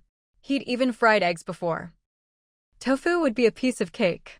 Half an hour later, the air was filled with the delicious aroma of barbecue. Cumin, meat, and chili mingled together, sizzling with oil. The meat was turning golden and crispy, making everyone's stomachs rumble. Smells so good. Dan stood in front of the iron plate, staring eagerly at Su Qinghu grilling the skewers. Is it done yet? Su Qinghu brushed a thin layer of honey onto the meat, flipped it over, and as the charcoal roasted it, not only Dan but even Chinbo couldn't help but start to salivate. So fragrant. He wanted to lean in just to get a better whiff. You must have put a lot of effort into the seasoning, huh? Chinbo could tell just by looking at the honey that it was high quality. The other seasonings must be great too. Su Qinghu smiled. It's nothing, really. As long as you have money and a bit of ingenuity, it's not hard to collect some good spices. We have a whole shelf of seasonings at home. Dan boasted. Right on the top shelf of the cupboard, packed full of little jars. When Grandma used to take care of him and his brother, she'd open the cupboard and ask what all those jars were. He didn't know all their names, but he knew that whole shelf was nothing but seasonings. Wow, Qian Duoshu exclaimed. Can I see them?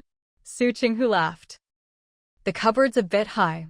After we finish eating, I'll show you. Thank you, Auntie. Qian Duoshu grinned and went back to playing. When Su Qinghu finished grilling the first batch of skewers, someone tugged at her sleeve. She looked down to see Qian Duoshu's handsome little face.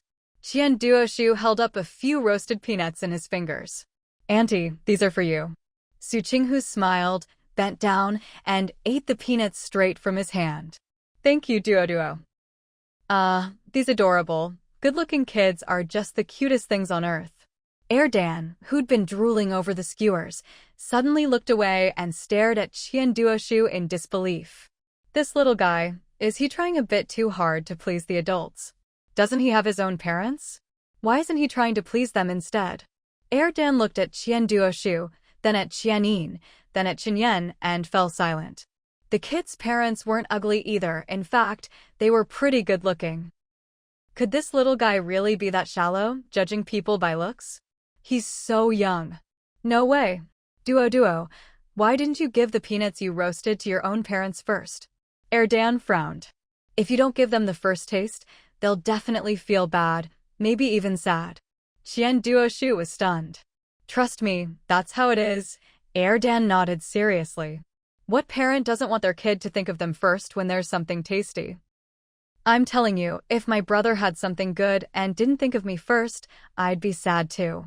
If I had something good and didn't think of my brother or my mom first, I'd feel bad myself. Qian Duoshu listened, confused. Dan continued, you know what that's called? That's called putting yourself in someone else's shoes. Be honest, just now, in your heart. Seeing Dan's words getting more and more outrageous, Su Qinghu quickly cut him off. Actually, when Duo brought out the first batch, he gave it to his grandparents first, then his parents, then me. That's the right order. It shows respect for elders. For his age, he's already doing really well. Dan, why'd you have to say that? Always siding with outsiders. Duo gave me peanuts just now because he saw I was tired from grilling and wanted to help me recharge. Su Qinghu smiled at the slightly flustered Qian Duoshu. Thank you, Duo. Qian Duoshu blinked, finally catching on, and found the logic in Dan's words. We're all family. His grandma had been picking them up from school lately and always said that brothers should help each other, especially them. If mom and dad are family, then so are we. So what? Even family should have an order, right? Erdan grinned. Chicken feet go to grandpa and grandma first, then mom and dad, and finally my mom. No, I gave it to my brother first. Qian Duoshu looked at Erdan. Second brother fed me a bite, so I fed him a bite too. Erdan, so in your heart, I'm more important than your parents? Mom and dad are mom and dad. Second brother is second brother, and he's my good friend too, Qian Duoshu replied softly but clearly. Seeing Qinyan's face darken, looking like she might just walk away, Su Qinghu waved her hand dismissively. All right, if you want to debate who should get the first bite, go do it somewhere else. Erdan didn't want to leave the skewers, but Qian Duoshu had already gone off to call the others. Regretting it, Erdan didn't move. You're right, family can do things however they want. Then he waved. Come on, second brother will give you some skewers. A whiff of gunpowder sparked by the kids' jealousy was quickly snuffed out by Su Qinghu. The three children, each holding a small spatula usually used for scraping putty, were happily pan-frying tofu. Every so often, they'd brush on some of the various seasonings Su Qinghu had prepared. Su Qinghu set the rules. However much they made, they had to eat. No one would help them finish it if it tasted bad. After laying down the law, she didn't interfere and let them do as they pleased. With a skewer in one hand and a spatula in the other, they flipped and ate tofu as they cooked. By the time they noticed something off about the flavor, it was already too late. They looked at the now oddly colored tofu, then at Su Qinghu, and hurriedly shoveled the tofu onto a white porcelain plate. The three exchanged glances, their eyes clearly asking, is this even edible? Of course, Su Qinghu noticed. But she pretended not to see anything. Second brother? Qian Duoshu looked at Erdan and whispered, can we eat this? Erdan. Honestly, he wasn't sure either. For this iron plate tofu, besides the sauce they were supposed to use, they'd also added soy sauce and honey. Erdan glanced at the label on the seasoning bottle. Oh, and cinnamon powder. Maybe they'd added a bit too much cinnamon and Sichuan peppercorn powder? So, it's not edible? Qian Duoshu sneaked a look at the adults, only to get caught in the act. He said quickly, we'll finish it ourselves. Auntie had just said that no matter how bad it tasted, if they cooked it, they had to eat it. He looked at the iron plate. 1, 2, 3. 10 pieces of tofu. One extra piece, no way to split it evenly. Unless they cut the last piece into 3 equal parts. Erdan took a deep breath. Since he'd been the most enthusiastic with the seasonings, it was only right for him to eat first. He picked up a piece of tofu, now a bit tough, and took a solemn bite. Everyone watched him. As Erdan chewed, his expression grew more and more complex, and his eyes started to shine. Hot. So hot. He said, chewing. We got 10 pieces of tofu, big brother and duo get 3 each, I'll eat 4. Dayton saw his expression and had a bad feeling. I think I'll wait until I finish my barbecue before trying this. Erdan shot Dayton a reproachful look. Dayton said, tofu is really filling. I want to eat the barbecue and veggies first. The barbecue was golden and crispy, the aroma of meat, cumin, and chili mingling into something irresistible. The veggies. Leeks, potato slices, green beans, mushrooms looked just as delicious, if not as overpowering as the meat. He avoided Erdan's gaze, so Erdan turned to Qian Duoshu and blinked at him. Qian Duoshu said, second brother, I'll eat the tofu first. He wasn't going to get much barbecue this time anyway.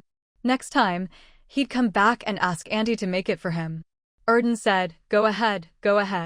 This tofu is delicious. Miss it now and you won't get another chance.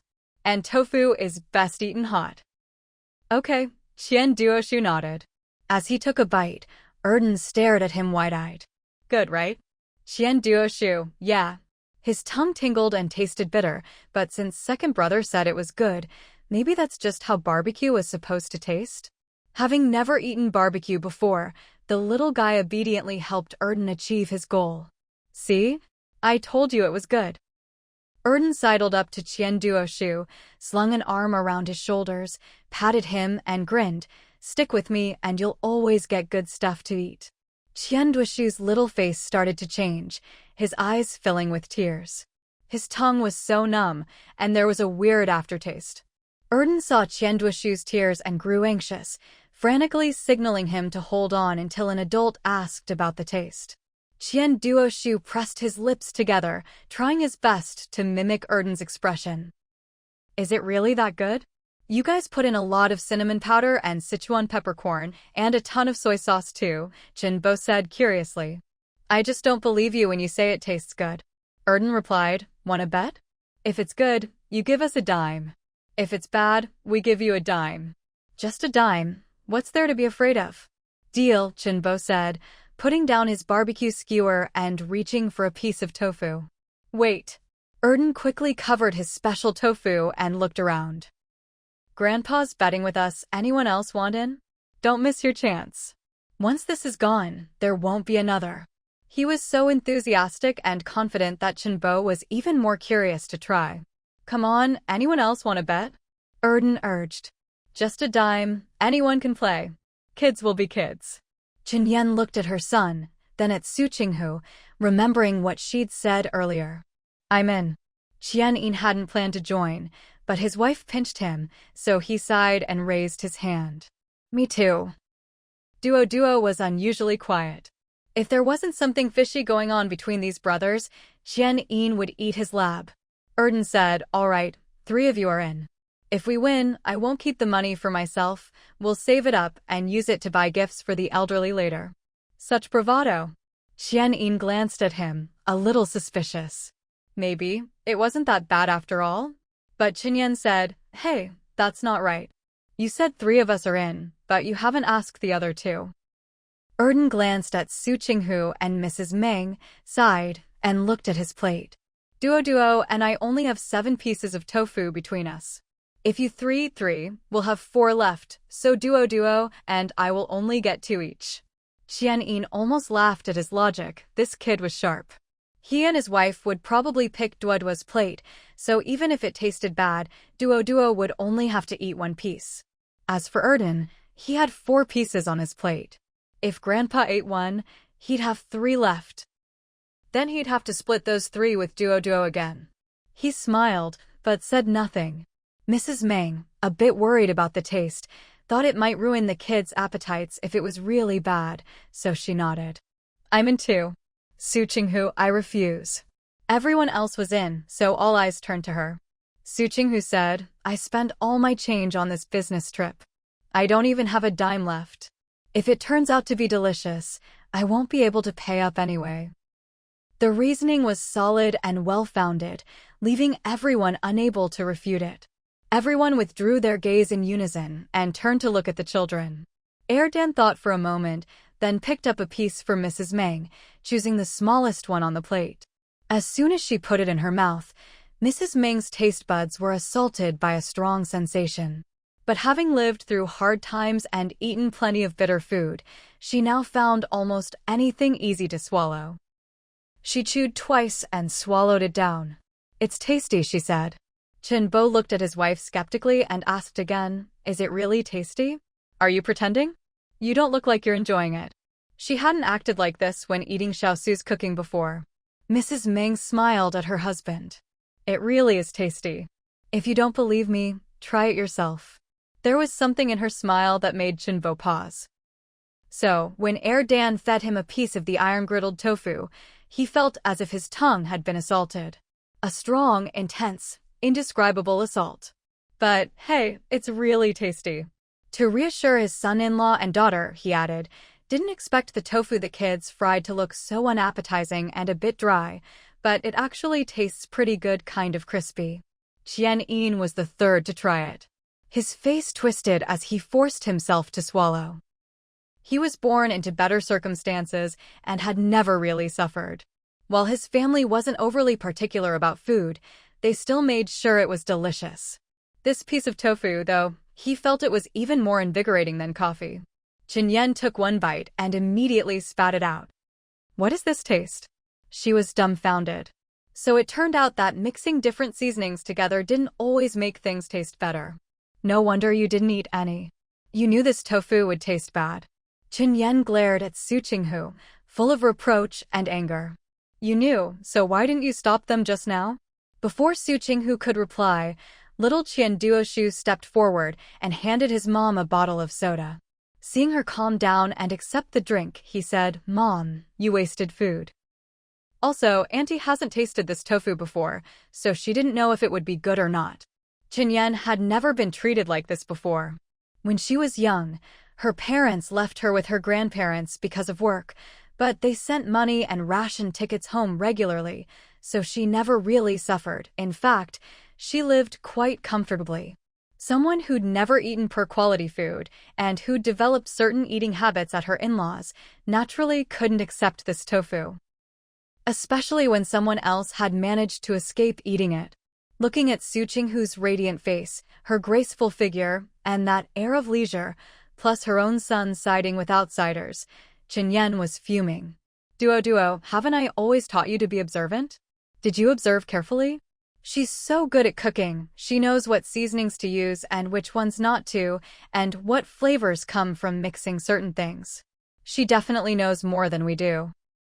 If she knows so much, how could she not know whether this tofu would taste good or not? Qian Duoshu. So when you speak, don't always side with outsiders. Think things through. Qian Duoshu felt his mom was wrong, but didn't know how to argue back. He watched her finish her soda, then took the empty bottle. As he did, Dan spoke up. You said kids should observe more, and you always tell them to be observant. So why didn't you observe more yourself? He emphasized the word always. When my mom was grilling skewers, she was definitely observing us too. She saw what we put in, guessed whether it would taste good or not, so she didn't join our bet. But you didn't observe us, so you didn't know our tofu would taste bad. Dan grinned. All right, everyone calm down. We lost the bet this time, so we'll pay up 10 cents each. He reached into his pocket, pulled out a few 10-cent notes, and handed them out cheerfully. Halfway through, he realized something was off. He looked up and quickly took the money back. They didn't join the bet earlier, so now they could eat their own 3 pieces of tofu. He wasn't going to share the pain with his brother. Dan's eyes curved in a slight arc, but he said nothing. Dan went back, looked at the 4 people holding the 10-cent notes he'd given them, and said, "Don't be polite. A bet's a bet. If I said I'd pay, I'll pay. You can keep it." I wasn't going to take it back anyway. With that, he walked over to Qian Duoshu and picked up a piece of tofu from his plate. He was caught off guard by the boy's bright, sparkling eyes. After a moment's thought, he picked up the last piece of tofu from his plate as well. Second brother's got your back. The bet money comes from second brother, and now second brother will help you finish the rest of your tofu. You don't have to eat anymore. Dan puffed out his little chest, stuffed a piece into his mouth, and his eyes started to water. He'd forced down the first piece. Now, eating 2 more was pure torture. Second brother's money, Duo will pay you back. Qian Duoshu blinked, looking at the last piece of tofu on his plate, a little curious. So it really doesn't taste good? Iron-griddled tofu isn't supposed to taste like this. Dan. If it really tasted good, would he look like he was about to cry? After swallowing the last piece, Dan suddenly felt something was off. He looked at his now empty plate, then at the little bean's plate in front of him, confused. What's going on? Something's not right. Grandpa, Grandma, Aunt, and Uncle made 4 people. He had 4 pieces of tofu, he ate 1, so 3 were left. Little Bean had 3 pieces, ate 1, so 2 were left. Together, they should have had 5 pieces left. The adults took 4 pieces as part of the bet, so there should have been only 1 piece left. So why did he take 2 pieces from Little Bean's plate? Where did the extra piece come from? Bro? Dan suddenly looked at Dan. That's not fair. You snuck pieces onto someone else's plate. Then he looked at Qian Duoshu, exasperated. Can you be a little more careful? I was working so hard to make sure we ate as little tofu as possible, but you couldn't even guard your own plate and let someone take advantage. Qian Duoshu blinked. It wasn't Big Brother, it was me. Dan almost choked. Su Qinghu nearly burst out laughing. This was getting interesting. Second brother helps duo. Duo helps big brother. We're a loving family. He grinned. Big brother is really good to us. After a delicious barbecue, even if you were in a bad mood before, you'd feel much better now. Well, except for one person. From the moment they started eating until they finished, Erden had a strange look on his face. Every time he glanced at Qian Duoshu, that expression grew a little more intense. Standing next to Su Qinghu, watching the car disappear in a cloud of dust, Erden still hadn't managed to wipe that look off his face. What are you thinking about? Let's go. Su Qinghu patted his head and started walking back first. Erden followed beside her, glancing at his older brother, who was walking straight-backed and silent. Then he looked up, frowned, and said, "Mom, something doesn't feel right." Su Qinghu replied as she walked, He still thinks something's off? They managed to get rid of 4 pieces of that weird iron griddle tofu for just 40 cents. That's pretty roundabout. It's about duo. I never liked him much, but then he started idolizing me. Every time we met, his eyes would be all, "Second brother, you're amazing. You're one of a kind. I only look up to you. I want to follow you forever. Even if you don't like me, I'll still stick with you, no matter what." The more Erden spoke, the more indignant he became. Who would have thought that a little tagalong who worships me would turn around and bite me like this? Su Qinghu, pfft. Erden glared at her. Su Qinghu cleared her throat, suppressing her laughter and showing him some respect. Go on. Erden took a breath, deciding not to argue with her, and continued, "You know that iron griddle tofu, right? I tried everything to get someone else to eat it, but he stabbed me in the back and tricked me into eating an extra piece. Is he still that little fanboy who idolizes me? Or does he have it out for me? Or maybe he actually idolizes my brother, not me." Erden's mouth kept going, getting angrier as he spoke. "Maybe he wants to get close to my brother, but since my brother ignores him, he's trying to get to him through me. Using me as a stepping stone to get to my brother. That must be it. So scheming at such a young age. Not only does he want to steal my mom, now he wants to steal my brother too." Listening to his wild logic, Su Qinghu couldn't help but twitch her lips in shock. "Kid, aren't you overthinking this a bit? If this were a TV drama, it'd be more melodramatic than the 8 o'clock soap operas." Dayton had tried to speak several times, but stopped himself. Seeing Su Qinghu wasn't stopping him, he finally said, "He doesn't want to steal your brother." "How do you know he doesn't?" Erden shot back reflexively, then realized it was Dayton answering and blinked. The onlooker sees more than the player, you know. Sometimes you can't see the forest for the trees. Don't you get it? They'd all listened to the old men tell stories together. How could his brother be so slow to catch on? Didn't he notice anything? He and I have done math worksheets together, talked about math problems. Dayton squinted at him. He's had plenty of time to try and steal me from you. Erden forced a laugh. Fine, if he didn't, he didn't. But I still can't figure out what he did today. He went on, why would he set me up? Why trick me? Dayton. Seeing his brother fall silent, Erden turned to Su Qinghu, hoping she'd explain it for him. Mom, can you analyze this for me? What's going on? Su Qinghu was always fascinated by Erden's train of thought, but this question was honestly too easy to answer. What's so hard to understand? Su Qinghu smiled at him. He learned it from you. Erden was so shocked he nearly jumped. Learned it from me? I never tricked my own brothers. Ask my brother, have I ever set him up? Come on, whenever there were outsiders around, he always had his brother's back. Sure, he might mess with him a bit at home for fun, but that doesn't count as tricking your brother. Su Qinghu, I meant he learned your good qualities. Brotherhood, loyalty, sticking together through thick and thin. What was he thinking? Was he just confessing to something? She glanced at Dayton, who was giving Erden a dangerous look, and decided to ignore her older son's internal debate about whether to smack his little brother. Huh? Ahahaha. Erden scratched his head awkwardly, forcing a laugh. Guess I was overthinking it, haha. Su Qinghu, oh. No, really I was. Erden insisted. Think about it, Mom.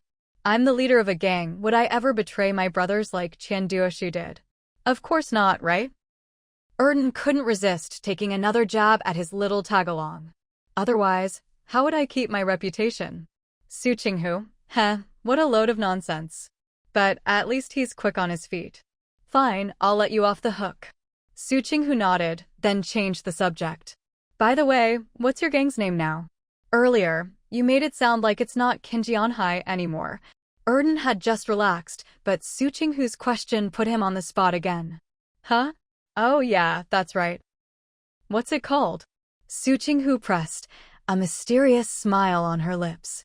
Lianhai, actually, that sounds pretty good.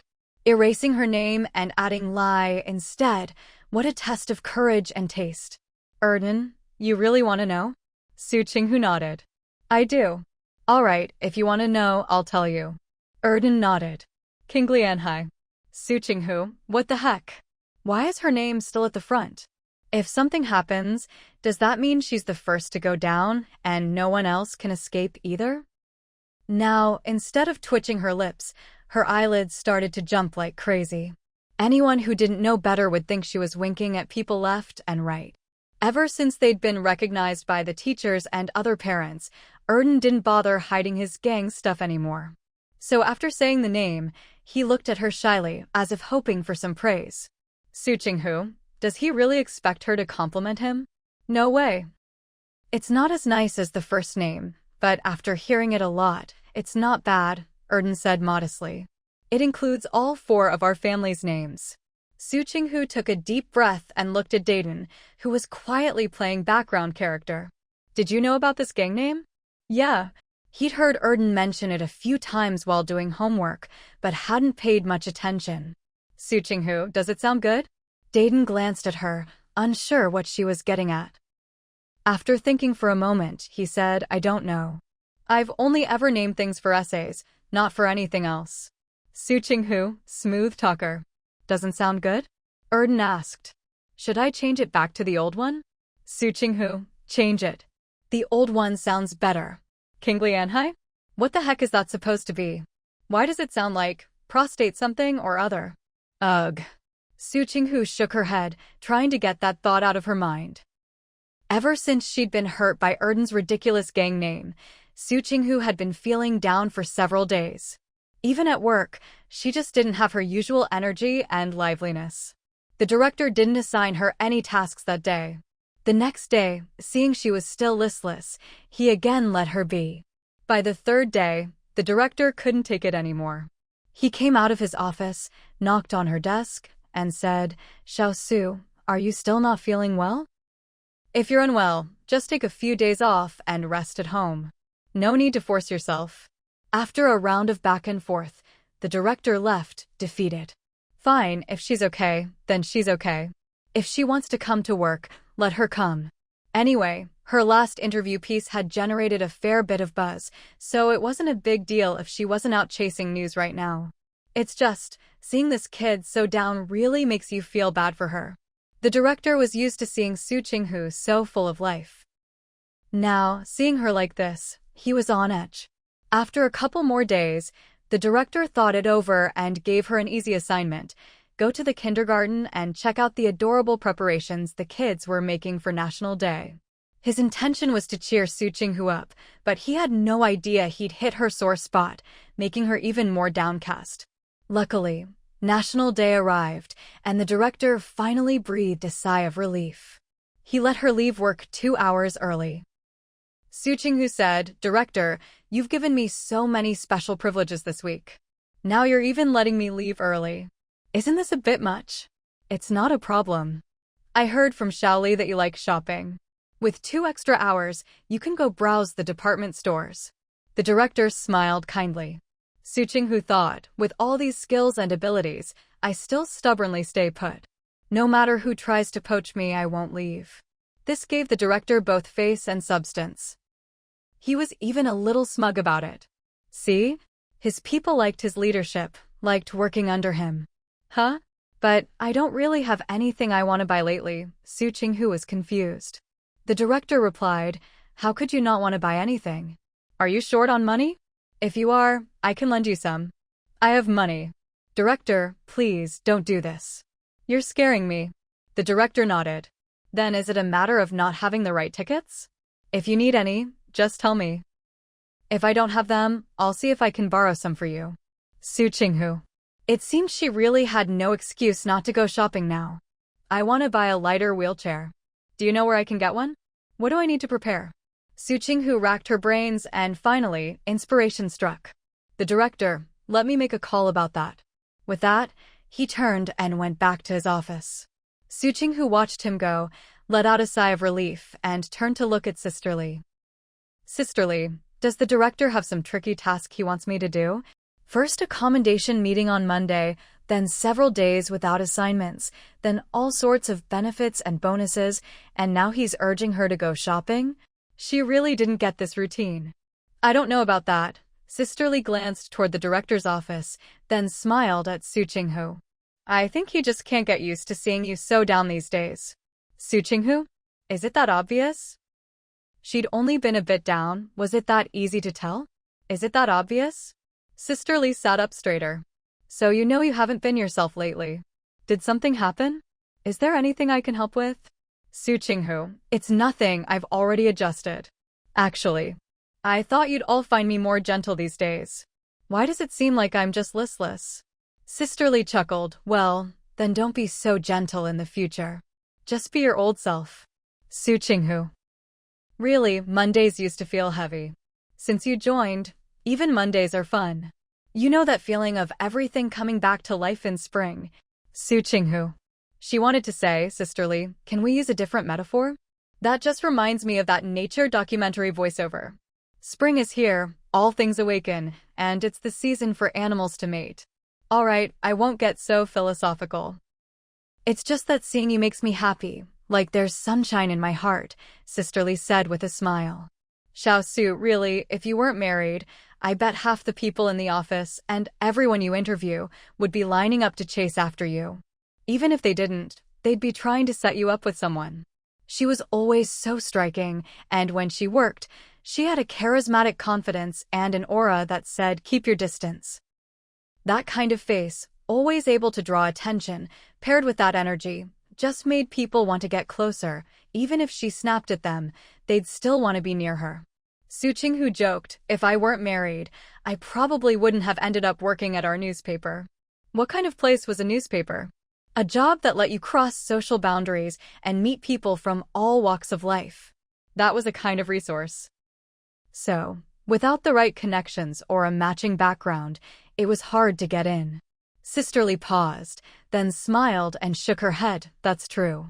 But our director's a bit different. He really knows how to spot talent, Sisterly said, just as the director came out of his office, and she gave him a flattering smile. The director laughed. What are you doing, praising me again? I'm not letting you leave early, Shaoli, you haven't finished your work.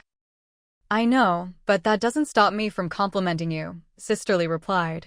After working with Su Qinghu, she'd become quite good at giving praise. The director smiled, then handed Su Qinghu a slip of paper. All the contact info is on here, and I left a note. Go ahead. Thank you, director. Su Qinghu glanced at the note, saw all the key info, and thanked him. He waved her off. No need to thank me. I just have one request. When you come back after National Day, you'd better be your lively self again. Give me a hard time like you used to. Su Qinghu, director, are you sure you're okay? All right, enough talk. Pack up and head out. Okay, will do. Su Qinghu answered cheerfully, packed her things, waved to Sisterly, Sisterly, I'm off. See you after the holiday. Sisterly nodded. Oh, and thanks for the gift you brought me from your business trip. Su Qinghu waved it off, saying no need to thank her, and happily left work. Yay, time to celebrate another holiday. Su Qinghu picked up her bag and happily dashed out. Getting off work 2 hours early on a weekday to go shopping at the department store, that was a real treat. Upstairs, the supervisor watched Su Qinghu's cheerful figure and let out a sigh of relief. Sisterly noticed and came over to take a look. Yep, just watching her made you feel relaxed inside. What does she need a wheelchair for? The supervisor asked Sisterly. You're closer to her. Does someone in her family need one? Sisterly thought for a moment, then shook her head. I don't think so. She glanced at the supervisor, her expression a bit odd. Strictly speaking, shouldn't you know more about Xiaosu's family situation than I do? Oh, that was all in the past. The supervisor waved his hand. Besides, you ladies probably chat about more personal stuff in private, right? If you're already talking about family, what's left to hide? We only talk about work. Sisterly protested. All right, my bad. The supervisor chuckled. It's just, I see her always bringing you snacks, so I thought. At that, Sisterly laughed. She brings you snacks too, doesn't she? The supervisor grinned. If you really want to know why she's asking about a wheelchair, I think I have an idea, Sisterly said. Remember that issue of our magazine with the photo of the veteran? The supervisor's eyebrows shot up. The interview piece Xiaosu wrote? Yeah, Sisterly nodded. I'm guessing Xiaosu saved up 2 months' salary and is planning to buy a wheelchair for him as a National Day gift. The supervisor's smile faded. She's a good person. She is. Always so warm-hearted, Sisterly stretched and sighed. I've worked for so many years, and I feel like I've become numb. That report did catch the attention of the relevant departments, but once rules and regulations are set, it still takes time for things to change, the supervisor said, looking at her. What, did it move you? It did, but I lack the drive to act, Sisterly sighed. Maybe if I spend more time with Xiaosu, I'll rediscover the passion I had when I was young. Whether for work or for society, living each day with enthusiasm and kindness. The supervisor said, Do you all not see me as your boss? Sisterly looked at him, puzzled. Why do you all say whatever's on your mind to me? He asked. All this talk about lack of drive, lost passion for work, why tell him all the negative stuff? Am I just too easygoing as a leader? He wondered aloud. Sisterly replied, No, Xiaosu says you're like a kind father. You. Is there a hidden meaning there? The supervisor asked. Sisterly said, gentle, quiet, and tight-lipped. The supervisor. Sisterly chuckled, then went back to her desk to work. A leader who never gossips behind people's backs, protects his staff, and cares for them like a loving elder. Maybe the supervisor had called ahead, because as soon as Su Qinghu arrived and pulled out her note, she was warmly welcomed inside. After the staff introduced the options, she tried them out herself and picked out 2 wheelchairs that were both cost-effective and had backrests that fit the human body ergonomically. She had a male staff member sit in and test them out, then chose the most expensive of the 2. This one had brakes, and they were pretty responsive. She paid quickly, had them assemble and test it to make sure there were no issues, and headed home. She hadn't walked far, carrying the wheelchair, when Erden came running up from a distance, shouting and hollering. Su Qinghu stopped and called out to him, Stop. Erden immediately froze in place, grinning at her. Are you steady now? Come over when you're steady, Su Qinghu said. I'm steady. Erden ran over to her, a little more restrained this time. Mom, tomorrow's National Day. Where are we going? Then he glanced at her shoulder. What's that? A wheelchair? Why'd you buy a wheelchair? Dayden walked over too, looking puzzled at the wheelchair on Su Qinghu's shoulder. Why not just put it down and push it? Doesn't it have wheels? Su Qinghu kept walking, carrying the wheelchair. It's a gift. For who? Erden asked casually, then noticed the thin sheen of sweat on her forehead. Can't you just put it down and push it? Wouldn't that be easier? If I drag it home, the wheels will get dirty. Su Qinghu glanced at the ground and shook her head. It's a gift, so it has to be clean. For who? Erden pressed. Su Qinghu shot him a look, her beautiful eyes curving up at the corners. Don't tell me you really don't know who I'm giving this to. She glanced at Dayden as well. Dayden paused, then said, That grandpa. Su Qinghu gave him an approving look. Remember when we ran into him, and you 2 wanted to run away? Didn't you say you wanted to learn to do good deeds? Dayden pressed his lips together and stayed quiet. Erden was surprised. Huh? I thought you'd forgotten all about that. Since then, only he and his brother, and sometimes Uncle Kai, would go visit the old man a few times a week to see if he needed help. Their new mom. He really thought she'd forgotten. I admit it, Su Qinghu said, not the least bit embarrassed. I really did forget. I meant to get him a wheelchair back then, but work got busy, and I had to travel, so it just slipped my mind. She added, "It's not too late to make up for it now, right?" "Not at all, not at all." Erden immediately felt proud, waving his hand generously. "We bring warmth, but you bring real benefits." They just did some chores and occasionally brought snacks. But their mom, she was giving a big gift. "What do you think we should give besides the wheelchair?" "Something for the spirit, ideally," Su Qinghu said as she opened the door, motioning for Dayton and Erden to grab a piece of cardboard to set the wheelchair on. Dayton and Erden exchanged a look. Erden spoke first. "What do you mean, for the spirit?" "Oops, my bad," Su Qinghu said. "I mean, besides food, clothing, and shelter, what else makes people happy? Something that makes your heart and mind feel good. Does that make sense?" "A TV?" Erden said hesitantly. 1,000 yuan. They didn't even have one at home. And she wanted to give one to someone else?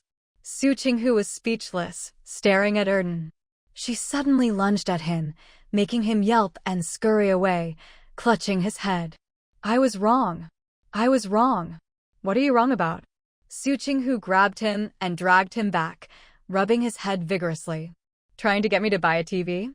"I wasn't trying to get you to buy a TV," Erden said, dizzy from her rubbing. "You asked what else besides food and clothes would make someone happy, so I was just thinking out loud." He always felt happy watching TV, even if it was at someone else's house. "A radio?" Dayton, ignoring their antics, said calmly. "A portable one." Speaking of portable, he gave Su Qinghu a meaningful look.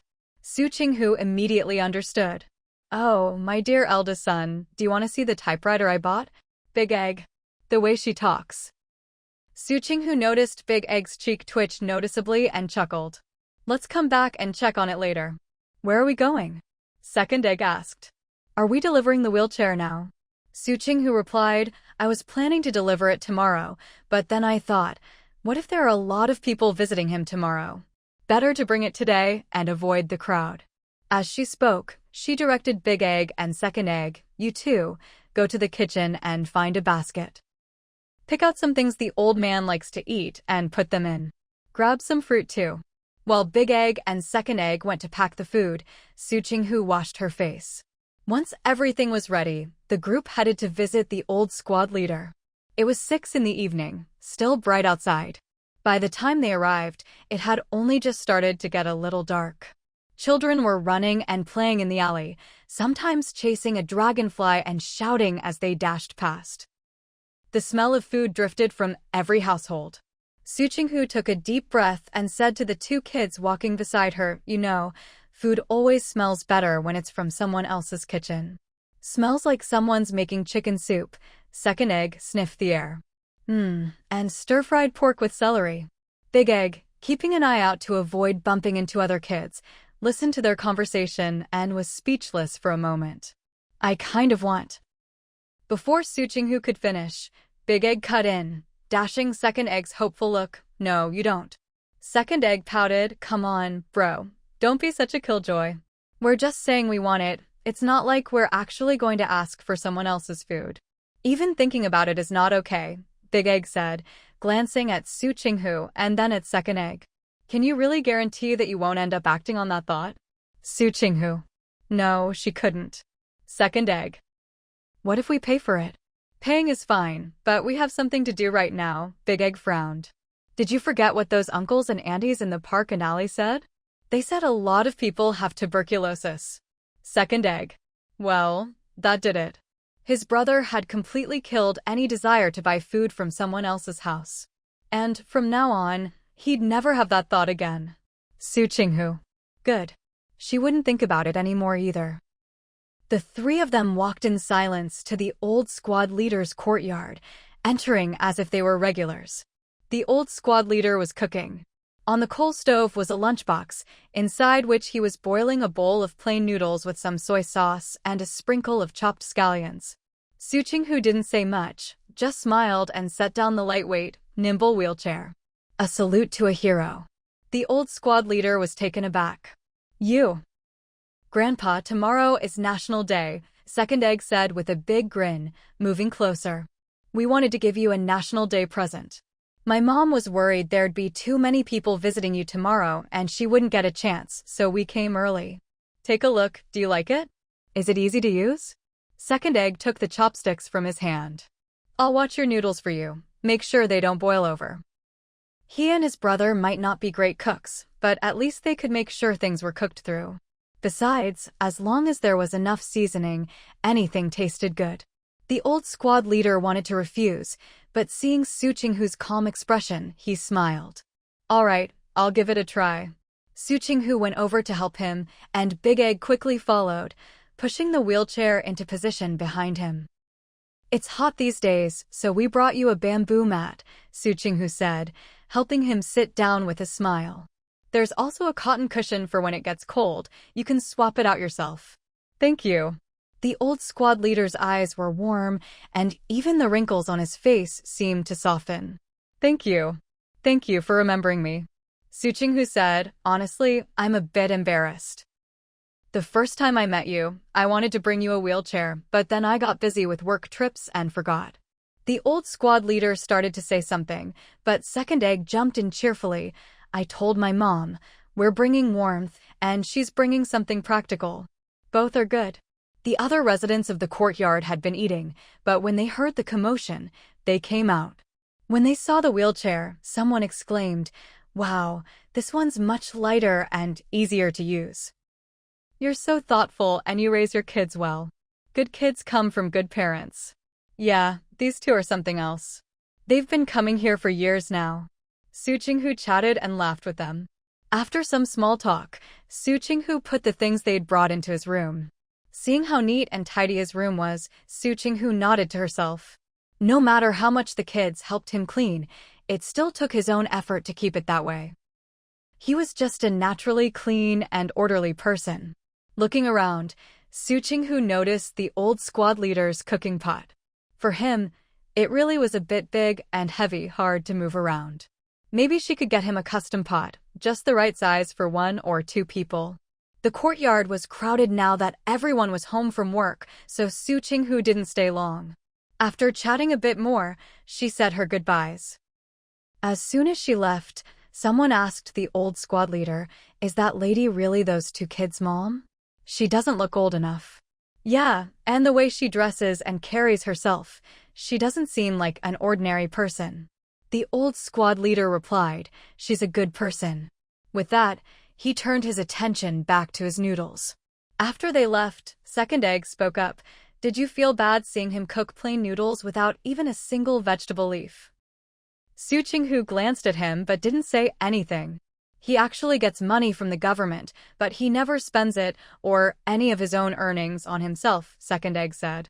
My brother and I know. He secretly helps pay for kids who can't afford to go to school. Su Qinghu. She couldn't be that selfless, but she deeply respected those who were. He eats like that all the time. He might get malnourished, Su Qinghu said. Second Egg muttered, only you would talk about things like malnutrition. Back in the day, people were just happy to have enough to eat. What was that? Speak up, Su Qinghu glared at him. If you mumble again, I'll toss you in Hohai Lake for a soak. Just don't throw me in now, wait till winter, then you can toss me in all you want, Second Egg joked. If you do, I'll even give you an ice skating show. Su Qinghu. What a rascal. Mom, where are we going tomorrow? Are we going out to play or visiting Grandma and Grandpa? Second Egg asked. I want to go out and have fun. Su Qinghu couldn't help but laugh. He'd already made up his mind, so why bother asking her? We're not going anywhere tomorrow. Weren't you curious about the typewriter? I'll show you how it works, Su Qinghu said. At most, I'll take you out for a stroll in the afternoon or evening. After eating out with the kids, they headed home, only to find Zhang Dongxing waiting at their courtyard gate. Help me write a proposal. A proposal? What proposal? Can you just use the template you wrote before? Su Qinghu, I'm not taking any jobs right now. It's the holidays. Time to free my mind, free my hands, and soar like a bird. How could I give that up just for a bit of money? Zhang Dongxing, seeing her shooing him away like a fly, gritted his teeth. I'm not joking with you, I really need this. His old man was a real character. He'd promised to help him secure investment and get the lead on converting a military factory for civilian use, making sure it didn't fall into foreign hands. Whether or not he opened a nightclub, the old man didn't care. But it had only been a few days, and now there was trouble at his nightclub. On the surface, it didn't look like his dad's doing, but as soon as he confronted him, the old man's words gave him away. He was being played. His nightclub was being used to do something noble and upright. Other people's dads would bend over backwards to get their kids' benefits. His, on the other hand, not only didn't help out, but was trying to squeeze some benefits out of his own son. But what could he do? His nightclub had grown in scale, and he was looking for a chance to take advantage of some favorable policies, expand a bit, and aim for the top spot. Besides, the nightclub was his pride. If he lost face, how could he hold his head up? He could only swallow his pride and play the good guy for now. But even that wasn't easy. He'd gotten through school on recommendations, not real academic strength. That was all talk. Maybe when he was younger, he could rely on a good memory and scrape by. But now he was 30, hadn't used his knowledge in years. He couldn't pull anything off. Your urgency is your problem. Su Qinghu saw him blocking the door lock, her foot itching to kick him out. Move. I don't have time. Not taking it. I don't need it right away. Ever since he'd seen Su Qinghu's skills in Shanghai, Zhang Dongxing didn't dare act up in front of this intellectual. If you can get it to me by October 10th, that's fine. Su Qinghu lifted her chin slightly. Are you leaving or not? If not, I'm going to get physical. Zhang Dongxing let out a breath. I'm not asking you to do it for free. If you write this proposal for me, I'll pay you the same as last time. Same as last time? Su Qinghu thought for a moment. Last time it was 2,500. If she got another 2,500 this time, plus what she had saved, could she apply to get a phone line installed? 2,000 deposit. Su Qinghu held out her hand. No deposit, no deal. Zhang Dongxing felt like he must have been blind not to see Su Qinghu's true nature before. 2,000 deposit? Why not ask for full payment up front? I could. Su Qinghu looked him up and down, her tone cool and lazy. But I don't think you're that trustworthy of a guy. That was hardly a compliment. Did Zhang Dongxing look stupid? He said, if I'm not a good guy, you are? Asking for a 2,000 deposit, do you know how much that is?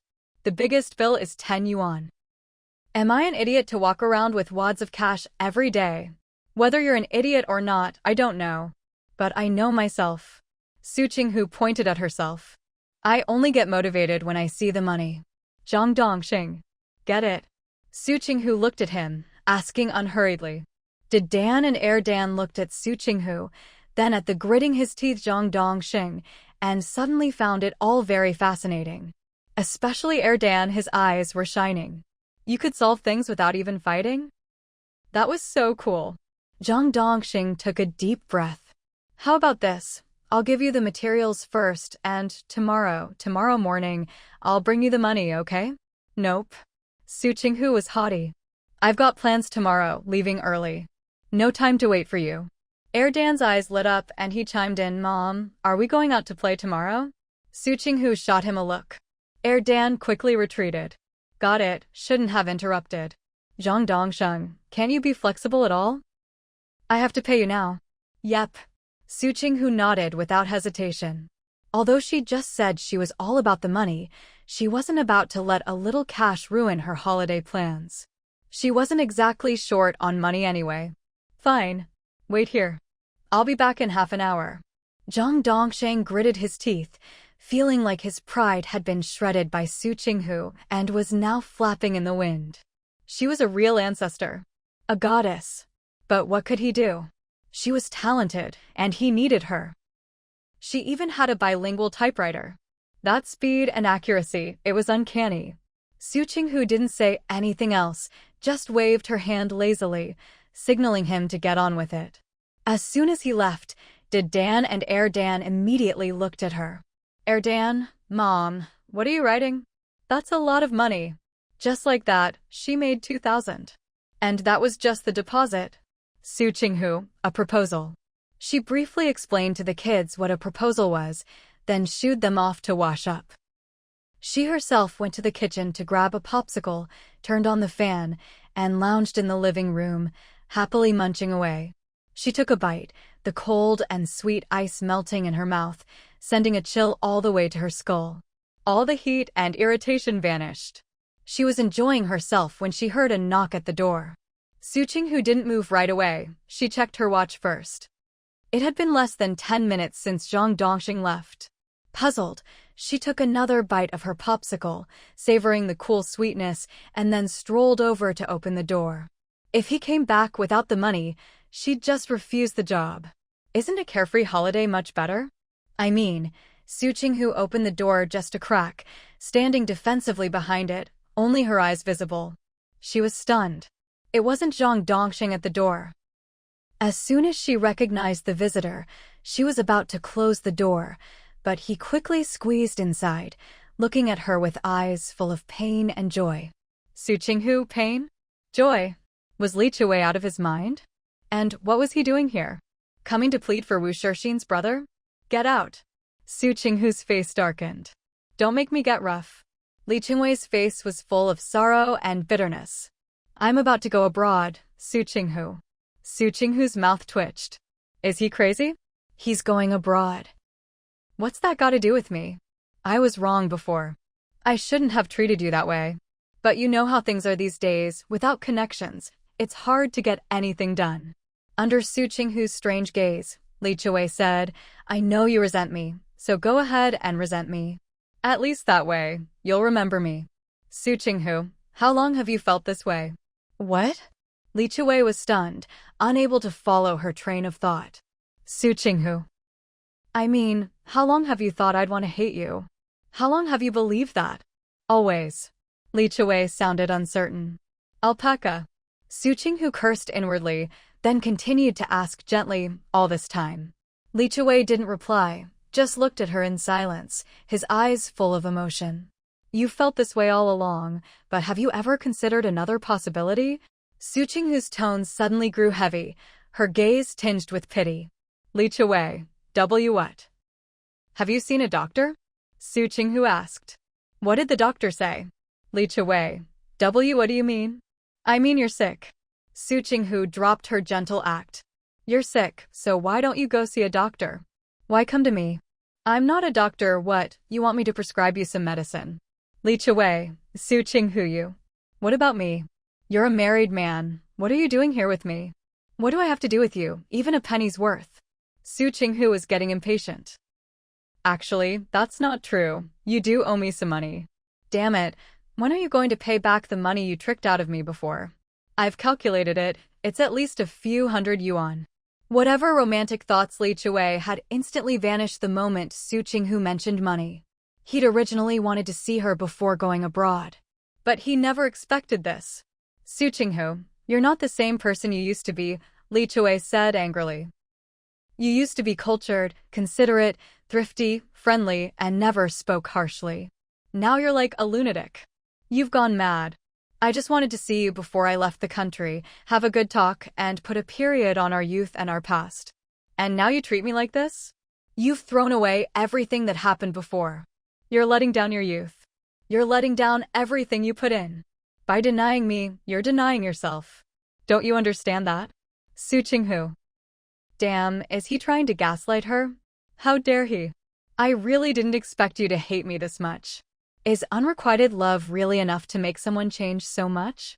Su Qinghu started rolling up her sleeves. Damn it, if she didn't make Li Qiwei crawl out of here today, she'd never get to kiss Chenlai in this lifetime.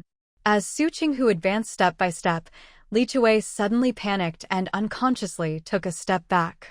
Su Qinghu, are you done talking? Li Qiwei stopped, staring at her radiant smile, as dazzling as spring flowers swaying on a branch. His heart skipped a beat. He'd always known she was beautiful, but he'd never seen this fierce, almost dangerous side of her beauty. Su Qinghu, cat got your tongue? If you're not talking, I'll take it as you have nothing left to say. As soon as she finished, she lunged at Li Qiwei, lifting her long leg and sweeping it at him. It was so fast he didn't even have time to react. Li Chuwei staggered from her kick, and before he could regain his balance, she started raining punches and kicks on him. Are you crazy? Su Qinghu cursed as she hit him. You think you're so great you can mess with me? Where do you get your nerve? Where do you get your confidence? You think I went from loving you to hating you? Did I ever love you? Hate you? Hate what? In all my life, I've never seen a man as shameless as you. Seriously, where does your confidence come from? Su Qinghu complained as she fought, her punches and kicks landing solidly. Li Chuwei screamed in pain. It was so loud that Erden came running out of the bathroom naked.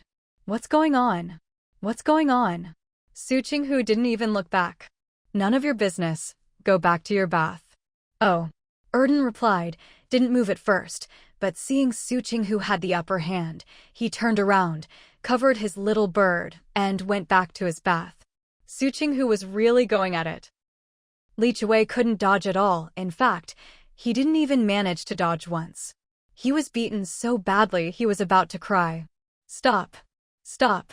If you don't stop, I'll call the police. Call the police? You dare call the police right now? Su Qinghu sneered. You've already got your paperwork to go abroad. If you call the police now and delay your departure, who knows if you'll even be able to leave the country after that. Who's she trying to scare? Knowing he was about to go abroad, Su Qinghu hit even harder. If he dared call the police, she'd accuse him of breaking and entering and trying to ruin her relationship with Qin Lai. Who'd get the worst punishment? No contest. Shrew. You're just a shrew.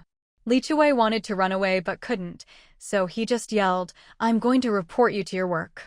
Let everyone at your workplace see what kind of person you really are. See if they still want you. Go ahead, I'm not stopping you. Su Qinghu gave him another hard kick, knocking him flat on the ground. Piece of shit, even before leaving he had to disgust her one last time. Just then, someone burst in, heading straight for Su Qinghu. She dodged, and the person crashed right into Li Chuwei. Wu Shixin? Oh? They came one after the other? What, trying to set her up? Dream on. Li Chuwei, what are you doing here? Wu Shixin demanded, not getting off him. Li Chuwei mumbled, not answering. Su Qinghu let out a cold laugh. Wu Shixin suddenly broke down. Do you still have feelings for her? You're about to go abroad. I agreed to let you go. I even gave you all my salary. What more do you want? Isn't having me enough?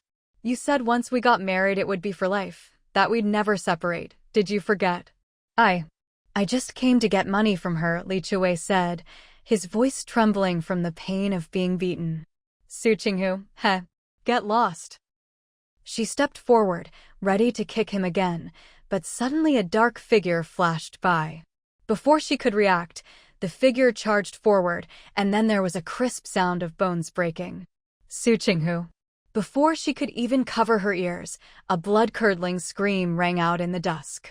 Li Chuwei passed out from the pain, and Wu Shixin stopped her hysterics, trembling as she stared at Zhang Dongxing, who looked ready to strike again. She shrieked, if you beat him to death, I'll expose all your dirty secrets. Su Qinghu leaned in, what secrets? Tell me, I'd like to hear. At this point, she'd completely forgotten about beating up Li Chuwei. Zhang Dongxing chuckled, looking proud. What secrets do I have? Other than chasing women and enjoying life, what secrets could I possibly have for you to gossip about? Wu Shixin was instantly speechless. Su Qinghu shoved Zhang Dongxing aside, bent down, and looked at Wu Shixin. Go on, let's hear it. If it's good, I'll call the police on him for you. Zhang Dongxing's words left Wu Shixin speechless, and Su Qinghu's words, in turn, left Zhang Dongxing at a loss. Are you fucking heartless, or what?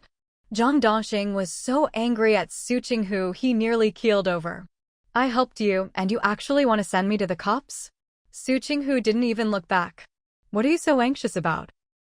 Ms. Wu hasn't even said anything yet, has she? She hasn't said anything, and it's already come to this. If she did, would you drag me off to be shot right now? Zhang Dongxing stared at her, practically itching to bite her. Unbelievable. I help you, and you turn around and stab me in the back. This woman was ruthless. He'd thought that after those few days in Shanghai, when she'd helped him out, the two of them had pretty much laughed off their grudges. But what happened? Not only did she not take him seriously, she was even siding with outsiders against him. Su Qinghu still looked as calm and unhurried as ever. Why are you in such a rush? I'm not rushing. Which eye of yours sees me rushing? I'm just pissed off. Zhang Dongxing wanted to thump his own chest to let out some of his frustration. Aren't we friends? Su Qinghu couldn't help glancing at him, her eyes full of disbelief and a hint of disdain.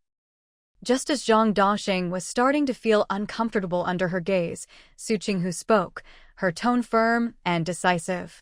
No, we're not. Who's friends with him? Another one with an inflated sense of self-importance? We're not? Wasn't it you who helped me in Shanghai? Zhang Dongxing was incredulous. And you're saying you didn't treat me like a friend? Who would believe that? She hadn't lost her temper, hadn't cursed at him, even worked overtime through the night, and then acted as his interpreter, always smiling and making him look good. If that's not letting bygones be bygones, what is? If that's not being friends, what is? Thanks for the compliment. Su Qinghu suddenly smiled, bright and dazzling. Zhang Dongxing froze. What? What did that mean? How was that a compliment? He was sure he hadn't complimented her. He was questioning her. Thank you for recognizing my professionalism, Su Qinghu nodded, smiling sweetly. I got paid, did my job well, and you praised me for being diligent. I really didn't expect you'd think my attitude was so good you mistook it for friendship. How should I put it? Su Qinghu's smile grew even brighter. Such unexpected high praise really puts me in a good mood. Zhang Dongxing, you? Was it all his imagination? She hadn't treated him any differently? And they hadn't laughed off their grudges? It's fine, everyone gets confused sometimes. Su Qinghu waved her hand generously. You're not the only one. She raised her hand and pointed at the man Wu Shixin was shielding. Zhang Dongxing. Wu Shixin? What do you mean? I don't know when you followed us here, but what I can tell you is. Su Qinghu pointed at Li Chuwei. This man told me he was going abroad, wanted to rekindle things with me. I told him to get lost, and he said even if love turns to hate, at least I'd remember him forever. Wu Shixin's heart skipped a beat. She stared at Su Qinghu in disbelief. Su Qinghu looked back innocently. What? You don't believe me? Wu Shixin opened her mouth, but didn't know what to say. She wanted to say something. She wanted to say she didn't believe it, but her man had come to see Su Qinghu. If she said she did believe it, then all those years of sweetness, all those years of marriage would have been fake. How could she accept that? Li Chuwei, I just came to ask you to pay me back. He shrank behind Wu Shixin, craning his neck to defend himself. Su Qinghu raised her hand, making Li Chuwei flinch in fear. She put her hand down and looked at Wu Shixin. If a man like this goes abroad, you'd better be prepared. Prepared for him never to come back. Wu Shixin flatly denied it. No way. Su Qinghu just smiled, saying nothing. Even if he doesn't come back, I can go find him. I know which school he's at. Wu Shixin glared at Su Qinghu. And I've told you before, even if he doesn't love me, I'll be with him for life, in life and death. Wherever he goes, I'll go. I've already decided, within half a year, I'll go abroad to find him. Su Qinghu, TSK. A lovesick couple, huh? Once he's abroad, none of this will be under her control. If he gets foreign citizenship, Wu Shixin's marriage to him will be nothing but a formality. If Li Chuwei is ruthless enough to deny the marriage altogether, what could Wu Shixin do? She could waste all her time, money, and energy, and still never get justice. But it wasn't her job to warn her. Whatever you want. Su Qinghu curled her lips and stopped wasting words on Wu Shixin, whose attitude changed with the wind. Her tone suddenly turned cold and sharp, with a hint of recklessness. Tell us all the dirt you know about Zhang Dongxing, or I'll call the police. Zhang Dongxing was so angry, he wanted to grab something and smack Su Qinghu with it. Great, either way she'd call the cops. If she talked, Su Qinghu would call the police. If she didn't, she'd still call the police. Either way, the cops would get called. Dead or alive, you're calling the police. Ms. Wu, are you sure you want to go through with this? Zhang Dongxing sneered. Wu Shixin. She looked at Su Qinghu, her eyes full of struggle. Su Qinghu, can you hurry up? Can you be a little more decisive? Do you know what time it is? If you don't want to talk, just say so. Don't give me this silence is golden routine and waste my time. Wu Shixin, he wants to pursue you. There was no need to guess who he was. Su Qinghu, isn't this just stating the obvious? As if she didn't know that? If anything, pursue should be replaced with toy with. And? Su Qinghu asked. Wu Shixin, he wanted to pursue you, so he used a lot of tricks. Su Qinghu was almost impressed. Yeah? What tricks did he use? She was still speaking gently. He set up opportunities for Li Qiwei and me to meet, then threatened Li Qiwei to leave you, or else he'd kill him. Su Qinghu, and then. By this point, her face was expressionless. What kind of testimony was this? Completely meaningless. Could this be used as evidence? No. Could you glean anything useful from it? Still no. Li Qiwei never loved you anyway, so he just stayed away from you, Wu Shixin said. Su Qinghu, and then. Her voice had become mechanical, the volume and tone barely changing. Wu Shixin frowned. That's it. Did Su Qinghu not understand human speech? She'd said all this, and Su Qinghu just kept asking and then. Was she an idiot? Su Qinghu didn't know what Wu Shixin was thinking, but she herself felt Wu Shixin wasn't quite right. Now, when she looked at Wu Shixin, it was like watching a fairy tale. Could this woman speak with some logic? Lady, do you even know what you're saying? Aren't we supposed to be exposing Zhang Dongxing's misdeeds? Su Qinghu hadn't even reacted yet when Zhang Dongxing burst out laughing. He'd thought this woman surnamed Wu would reveal something earth-shattering, something that would utterly disgrace him in front of Su Qinghu, leaving him with no chance to ever hold his head high again. And this is it? Seriously? Is this supposed to be a joke? He felt like he'd just listened to some absurd comedy routine. Ha ha ha ha ha. Su Qinghu whipped around sharply. Shut up. Zhang Dongxing, grinning from ear to ear. Su Qinghu was truly angry now. Was Wu Shixin just a lovesick fool? Was her brain really that small, with nothing in it but love? After all that, this is all she had to say. Utterly meaningless. What a waste of emotion. Zhang Anyun. Gao Haixing. Su Qinghu suddenly straightened up and shouted angrily toward the bathroom, Are you two trying to scrub yourselves bald? Get out here. Big Egg and Little Egg, who'd been peeking out from the bathroom, exchanged a glance and hurried out. They'd finished washing up long ago, but hadn't found the right moment to make their entrance, so they'd stayed put. Little Egg, in particular, wanted to keep a backup plan. He figured, if something went wrong, they could stay hidden and wait for a chance, then rush out to call for help. His brother had just said, You can't put all your eggs in one basket. Mom was the egg in the basket, they were the eggs outside. If they all stayed together and disaster struck, nothing would be left. They'd all be finished. The two of them stood neatly in front of Su Qinghu. Su Qinghu said, Take our bicycle and go to the police right now. Tell them someone broke into our house and hurt people. Ask if they're going to do anything about it. Big Egg and Little Egg answered in unison and got ready to run. Li Qiwei, somehow finding the strength despite his broken bones, suddenly pushed Wu Shixin aside and shouted at Su Qinghu and the boys, Don't call the police. Su Qinghu was unmoved. Seeing her reaction, Big Egg and Little Egg prepared to keep going. I'll talk. Whatever you want to know, I'll tell you everything I know. Li Qiwei was scared now, scared of getting a criminal record. Breaking and entering was indisputable. If he wanted to get away with it, it all depended on whether Su Qinghu would let it go. He'd acted on impulse, never expected things to turn out like this. Su Qinghu waved her hand at the boys. Hold on. Let's hear what he has to say. Wu Shixin was hopeless, but Li Qiwei, an ambitious schemer, might actually have some useful information. Under Su Qinghu's expectant gaze, Li Qiwei began, He forced me to leave you. If I didn't, everything I have now would be gone. If I did, I'd get everything I wanted. Wu Shixin suddenly looked at him. Li Qiwei went on, we both come from small towns. We can't compete with people like that. I don't want to spend my whole life in that little town. I want a good life. You do too. What's wrong with us breaking up? You and I, we were just something our families talked about. There wasn't even a formal betrothal. It doesn't count as an engagement, and we're not married. If I leave you, what do you lose? Su Qinghu, I want a good life too? She pointed at herself, feeling a bit strange. What's going on? Did the original Su Qinghu and Li Qiwei actually see eye to eye? No way. She quickly dismissed the thought. If they were really that like-minded, would the original have been so terrified of Zhang Dongxing? Aren't you?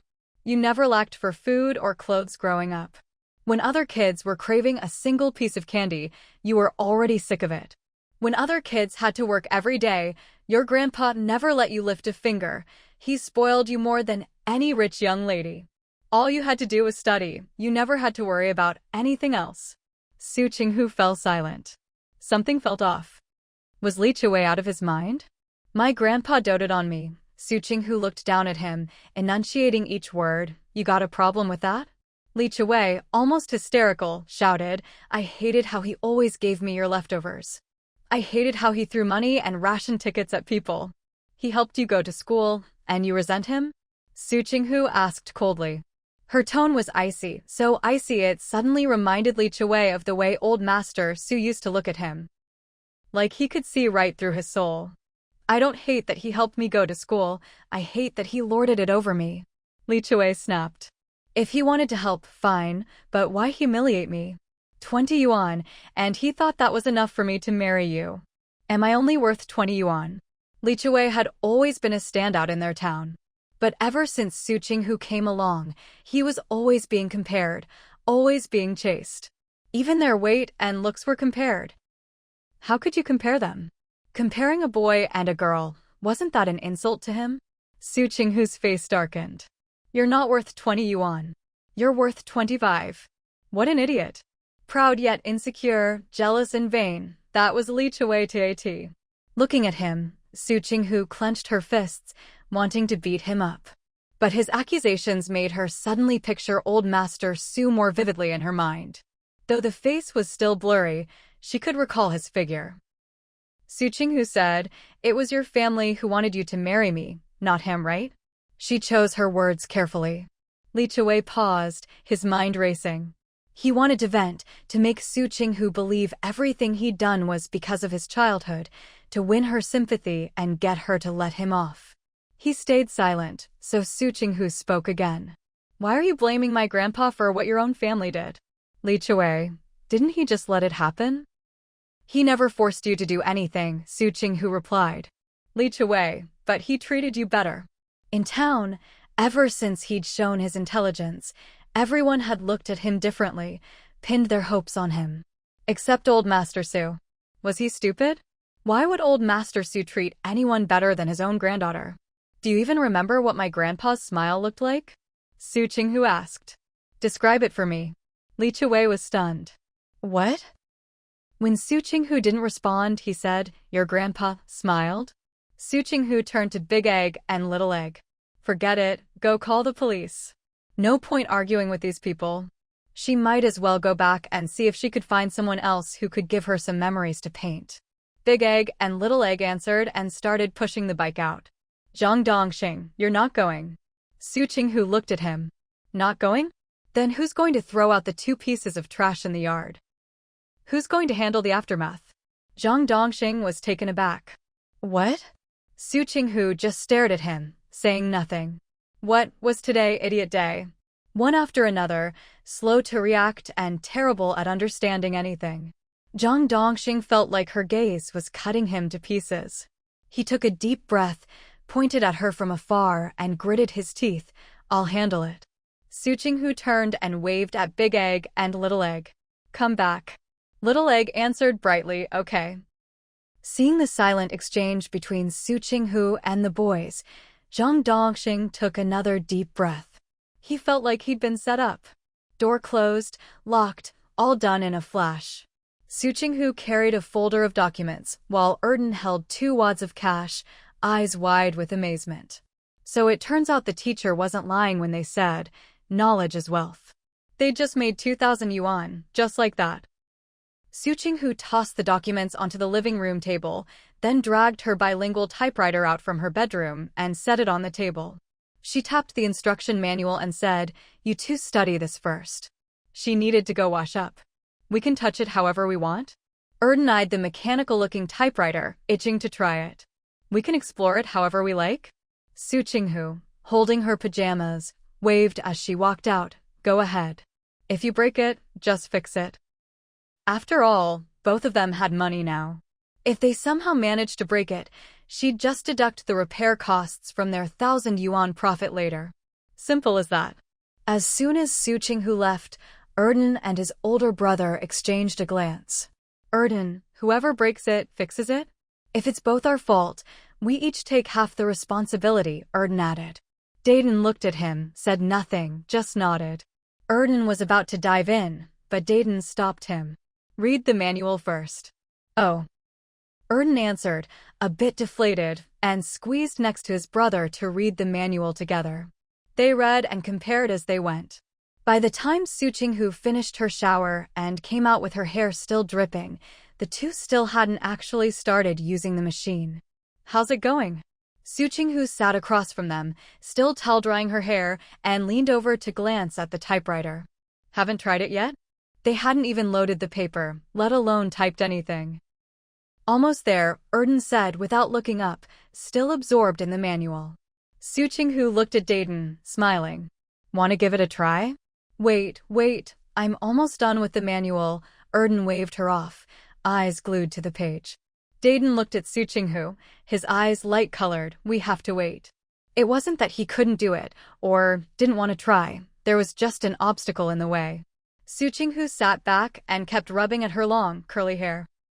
She'd seen hairdryers from this era before, too expensive, too heavy, like a dumbbell. If she wanted a lightweight one, she had no way to get it. All done. Erden slapped the manual onto the table, full of bravado. Bro, come on, let's get started. Su Qinghu watched the two fiddle with the machine. Her hair was almost dry, but her arms were sore, so she put down the towel, picked up the folder Zhang Dongsheng had left, pulled out the documents, and started reading at a leisurely pace. The two kids studied the typewriter. Su Qinghu read her documents. It was a harmonious scene. The typewriter wasn't that easy to break, and the kids weren't that clumsy. As the letters started appearing on the paper, Erden exclaimed in wonder from time to time, and Dayton's eyes sparkled with excitement. You made a typo here. Dayton frowned. Erden, isn't there correction fluid? Use that. Su Qinghu didn't even look up. It's in the box. Find it yourself. Erden grabbed the correction fluid, carefully removed the paper, and dabbed it on the mistake. Putting the paper back in and aligning it was the tricky part.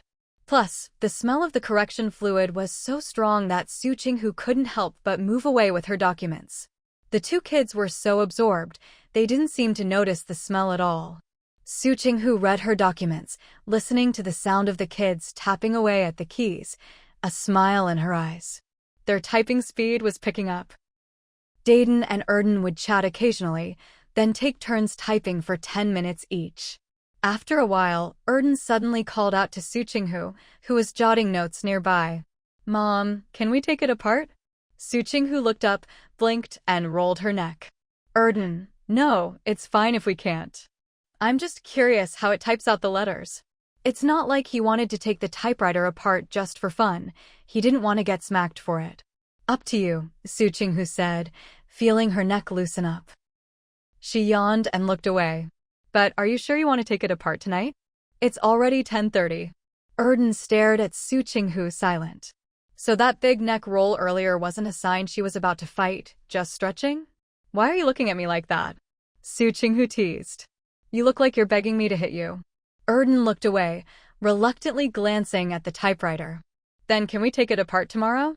And then, Su Qinghu nodded, put away her documents. Time for bed. Once your body gets used to a routine, it's hard not to wake up at the usual time for work or school. Su Qinghu glanced at the light peeking through the curtains and checked how she was feeling. She had to admit, without so many electronic devices around, her sleep quality had improved dramatically. Her mind was clearer than ever. She even felt smarter. After rolling around in bed for a bit, she got up, got dressed, and opened her door. The living room door was open. The two kids were quietly taking apart the typewriter. The moment she opened her bedroom door, the last part of the typewriter came off. The three of them locked eyes. Dayton and Erden panicked for a split second, but Su Qinghu just glanced at them, nodded, said, "Morning," and went to wash up. "Erden, she's really not going to scold us." He fiddled with the typewriter and said to Dayton, "Bro, can we put it back together?" "We should be able to," Dayton replied, then started examining the parts. After looking them over, he began reassembling. Erden watched, thinking that as long as they could put it back together, the typewriter would work again. He watched his brother assemble it, mentally following along. By the time Su Qinghu finished washing up, did her basic skincare, and made a simple breakfast in the kitchen, the kids had already put half the typewriter back together. "Come eat first." Su Qinghu stood at the living room door and knocked to remind them. Erden was the first to jump up. "Mom, what's for breakfast?" "Fresh corn porridge and steamed buns, plus 2 side dishes." As she spoke, Su Qinghu asked, "Did you and your brother wash up?" Erden stopped in his tracks and dashed to the bathroom, calling for his brother, who had just stepped out of the living room. Dayton turned and headed to the bathroom too. When the two reappeared, they froze. Erden was a bit annoyed. "Why are you here again? Don't you spend the holidays with your own family? Why do you keep coming to our place?" Second brother, Duoshu, called sweetly, shaking Mrs. Ming's hand. "Grandma and I came to see you." "Erden, what's there to see? I'm healthy and lively, no need for visitors." Su Qinghu watched Erden puff up like a fighting rooster and waved her hand. "All right, come eat." Mrs. Ming came over too, not for any special reason. She just felt holidays should be spent with her daughter-in-law. Bringing her grandson Duoshu along was only natural. The child had even reminded her earlier to wait so they could come see Su Qinghu together. Su Qinghu and Mrs. Ming were washing the dishes, while the 3 children swept the yard and collected the trash. Once they finished, they quickly ran off to play with the typewriter, which had been taken apart and only half put back together. Mrs. Ming watched them and silently took a deep breath. That typewriter was brand new, and now the kids had already messed it up? "It's fine," Su Qinghu followed her mother-in-law's gaze and smiled. "If it doesn't work, we can just take it to the typewriter shop. They can fix it there. And if it can't be fixed, well, they'd cross that bridge when they came to it." Mrs. Ming nodded. "The vegetables in the yard aren't going to make it. Should we pull them out?" These were the ones her father-in-law had planted last time. Su Qinghu nodded with a smile and helped Mrs. Ming pull up the vegetable seedlings.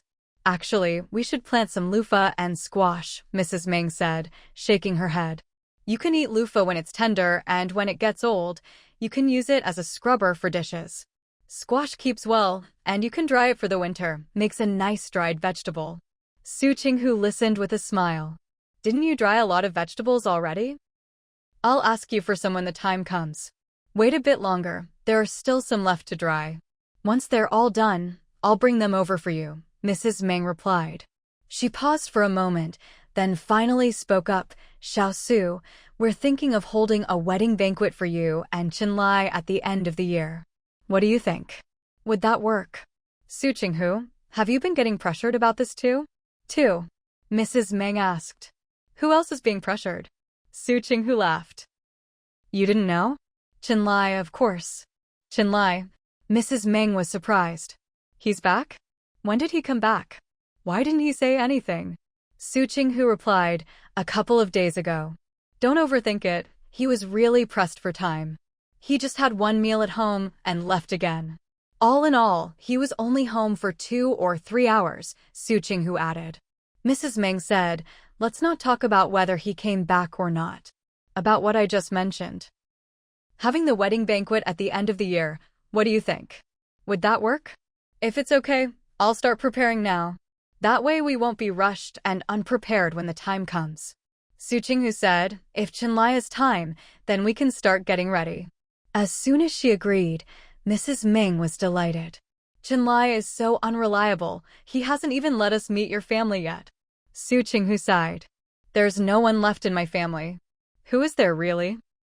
After her grandfather passed away, there were no other relatives on that side. Mrs. Ming hesitated. She realized she'd asked a painful question. For the wedding banquet, I can find some people for you, Mrs. Meng offered tentatively. Su Qinghu replied, that's not necessary. Let's just do it as it should be. I'll make a list for my side and show it to you. The original Su Qinghu didn't seem to have much attachment to the place she grew up, except for old Master Su. As for Su Qinghu herself, she didn't go back because she wasn't ready.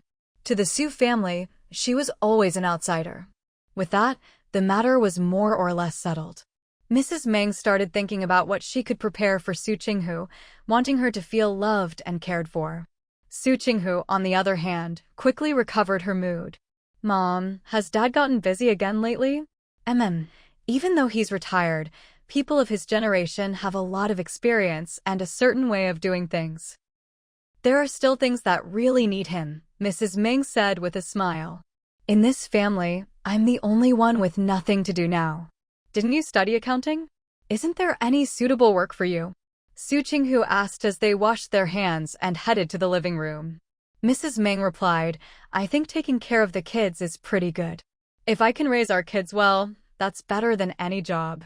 You're right, but is this kind of life, taking care of kids, what you really enjoy?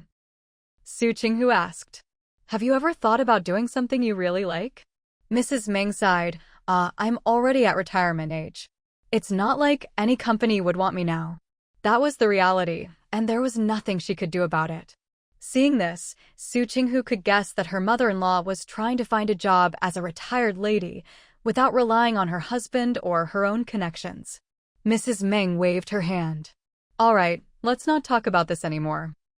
If she couldn't find a suitable job, she'd just focus on taking care of the kids. Su Qinghu couldn't think of a better solution for now, so she just went along with Mrs. Meng and changed the subject. Meanwhile, Dan, and Qian Duoshu stared at the half-assembled typewriter in front of them, exchanging looks. It doesn't work anymore, Dan said. Dan didn't even look at him, wasn't that obvious? Why not? Qian Duoshu propped his chin on his hands, curious. Didn't second brother say big brother put it back together exactly the way it was? If it's exactly the same, why did it work before but not now? Why don't we take it to my dad? Qian Duoshu suggested. Dan and glanced at him and answered in unison, no need. Why not? Qian Duoshu asked. Dan replied, your dad works in chemistry. This is a mechanical thing, totally different. He might not be able to fix it. He lifted his chin slightly. For this kind of thing, we don't need your dad. We can just take it to the typewriter shop and pay someone to fix it. If money can solve the problem, then it's not really a problem. The only thing was, he and his brother didn't have any money right now. He glanced at Su Qinghu, who was just entering the living room, then hopped off his stool and ran over. Mom, we put the typewriter back together the way it was, but it doesn't work anymore. Okay, Su Qinghu replied. Then take it to get fixed. She'd expected this, so it wasn't hard to accept. Get ready, we'll head over now. Su Qinghu waved her hand. If you have any questions, think about them now. When we get to the typewriter shop, you can ask the repairman anything you're curious about. Dan and sprang into action. Qian Duoshu asked, Auntie, can I come too? Of course, why not? Su Qinghu took her bag from the hook, casually tidied her hair, and tied it back. Let's all go together. Just as they were getting ready to leave, someone knocked on the door. Judging by the voice, everyone except Qian Duoshu recognized who it was. Zhang Dongxing. Mrs. Meng turned to Su Qinghu, her expression darkening. Does he come by to bother you often? Su Qinghu laughed. Not really. He hasn't been here since he brought the melons.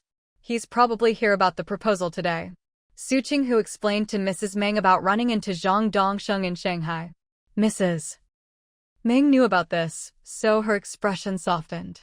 It was after that meeting that people started paying attention to her, and the talk of marriage began. Su Qinghu said, he's probably here to check on the progress. As she spoke, she opened the door. Zhang Dongxing looked at Su Qinghu, his expression sour. Did you set me up yesterday? Last night, the more he thought about it, the more he felt like Su Qinghu had wanted him and Li Chuwei, Wu Shixin to fight like dogs. Su Qinghu just smiled and let Mrs. Meng step forward from behind her. Zhang Dongxing. Zhang Dongxing looked at Mrs. Meng standing behind Su Qinghu, and he could barely hold back from cursing on the spot. He wanted nothing more than to grab her by the collar and swing her around a few times to vent his frustration. All those times his old man scolded him, lectured him, even threatened to take away his dance hall, wasn't it all thanks to this troublemaker? Can't win an argument, so you go running to the parents? Only little kids do that. Grinding his molars, Zhang Dongxing forced a smile. Aunt Meng. Xingzi, what's going on? Mrs. Meng called Zhang Dongxing's name like she was calling a dog. Tell me, if you're in the right, Aunt Meng will back you up. Zhang Dongxing, please, just don't call me Xingzi. Su Qinghu stood beside Mrs. Meng, watching Zhang Dongxing's face twist in agony, and nearly burst out laughing. Xingzi. What kind of nickname is that? Like, Dogsheng and Xingzi, two sides of the same coin. Zhang Dongsheng glanced at Su Qinghu out of the corner of his eye and saw her struggling so hard not to laugh that her eyes were squeezed shut. What else could he not understand? She definitely thought of the one thing he least wanted anyone to think about. Zhang Dongxing took a deep breath. Aunt Meng, it's such a wonderful day, why aren't you with my uncle? Could he dare tell the whole story of how he'd been set up? He could. But would it help? Not at all. Worse yet, if he said anything, they'd probably just go tattle to his parents. Zhang Dongxing felt like his heart, liver, lungs, and spleen were all about to explode from anger. She's a grown woman, so why does she love running to the parents for backup? Even a 3-year-old knows how to fight their own battles, why can't she? Mrs. Meng chuckled. What are you saying? Of course on a day like this I should be with my precious grandson and daughter-in-law. Your uncle's a grown man. He can go wherever he wants. Today's for the old war buddies to get together. She beamed at him. It's a wonderful day. Hurry up and find yourself a partner too. Make your dad happy. Zhang Dongxing. Find one? Where's he supposed to find one? The one he finally liked had already been snatched up by that brat Chenlai, hadn't she? Sure, he hadn't been thinking about marriage at the time, but still, he liked Su Qinghu as a person. How about you introduce me to someone, Aunt Meng? Zhang Dongxing said cheekily. I'm not picky, just find me one like her. Now he was just being shameless. Mrs. Meng's face darkened, and she was about to speak when she felt Erden tugging at her hand. She looked down and heard Erden say, Grandma, don't agree to it. His dad's a good man, a hero, we can't let him get hurt. Su Qinghu. Mrs. Meng. Zhang Dongxing. Su Qinghu's hand twitched, ready to rise. What's this? In this brat's eyes, she's just someone who brings trouble to others? Honestly, she was a little angry, even a bit hurt. All that effort raising him, wasted. Mrs. Meng was caught completely off guard by Erden's words, her face full of confusion, like, are you serious? As for Zhang Dongsheng, he was even more baffled. He wanted someone like Su Qinghu, and that made him a troublemaker? Uncle wants someone who's good at tricking people and making them mad. Erden sighed deeply, speaking to Zhang Dongxing with the gravity of an old soul. Your dad would be so sad. Please don't do it. Zhang Dongxing glared at Erden. If the situation allowed, he'd have made this little brat cry by now. You're not good-looking enough, Erden shook his head. So she'd never listen to you. She'd trick you, make you mad, and wouldn't even try to make it up to you or your family. That really would be a disaster. Zhang Dongxing clenched his fists. All the Chenlai kids, each one more deviously clever than the last. As Su Qinghu listened, she suddenly started to look forward to what would come next. How's this kid going to turn his insults into compliments? Someone who can trick and tease people must be really smart. Erden nodded, sounding like a little teacher. Su Qinghu. Wow, he really knows how to give a compliment. Mrs. Meng let out a sigh of relief. At least this way, the family wouldn't be torn apart. If she's good-looking and smart, why would she marry someone not handsome like you? Erden sighed. When she's mad, you wouldn't even have the leverage to calm her down. Su Qinghu pressed her lips together, trying not to laugh. Zhang Dongxing looked at him like he'd seen a ghost. How old are you? What kind of things was this kid saying? Don't mind my age. I've heard more stories than you've eaten salt, Erden pouted. Right now, whatever you ask, I can answer. You know what they say, power of the people. Too bad his dad Chinlai wouldn't let him hang out in the parks and alleys listening to the old folks gossip. Luckily, he had other places to hear stories and neighborhood chatter. Pfft. Su Qinghu couldn't hold it in and burst out laughing. Erden shot her a look, exasperated. You think I'm complimenting you? His dad Chinlai was good-looking, and he and his brother weren't bad either. So why didn't she treat them with the same sweet and sour routine? Su Qinghu was still laughing. Weren't you? Erden huffed. I wasn't praising you, I was praising my dad for being handsome. He just wouldn't admit it, just to annoy her.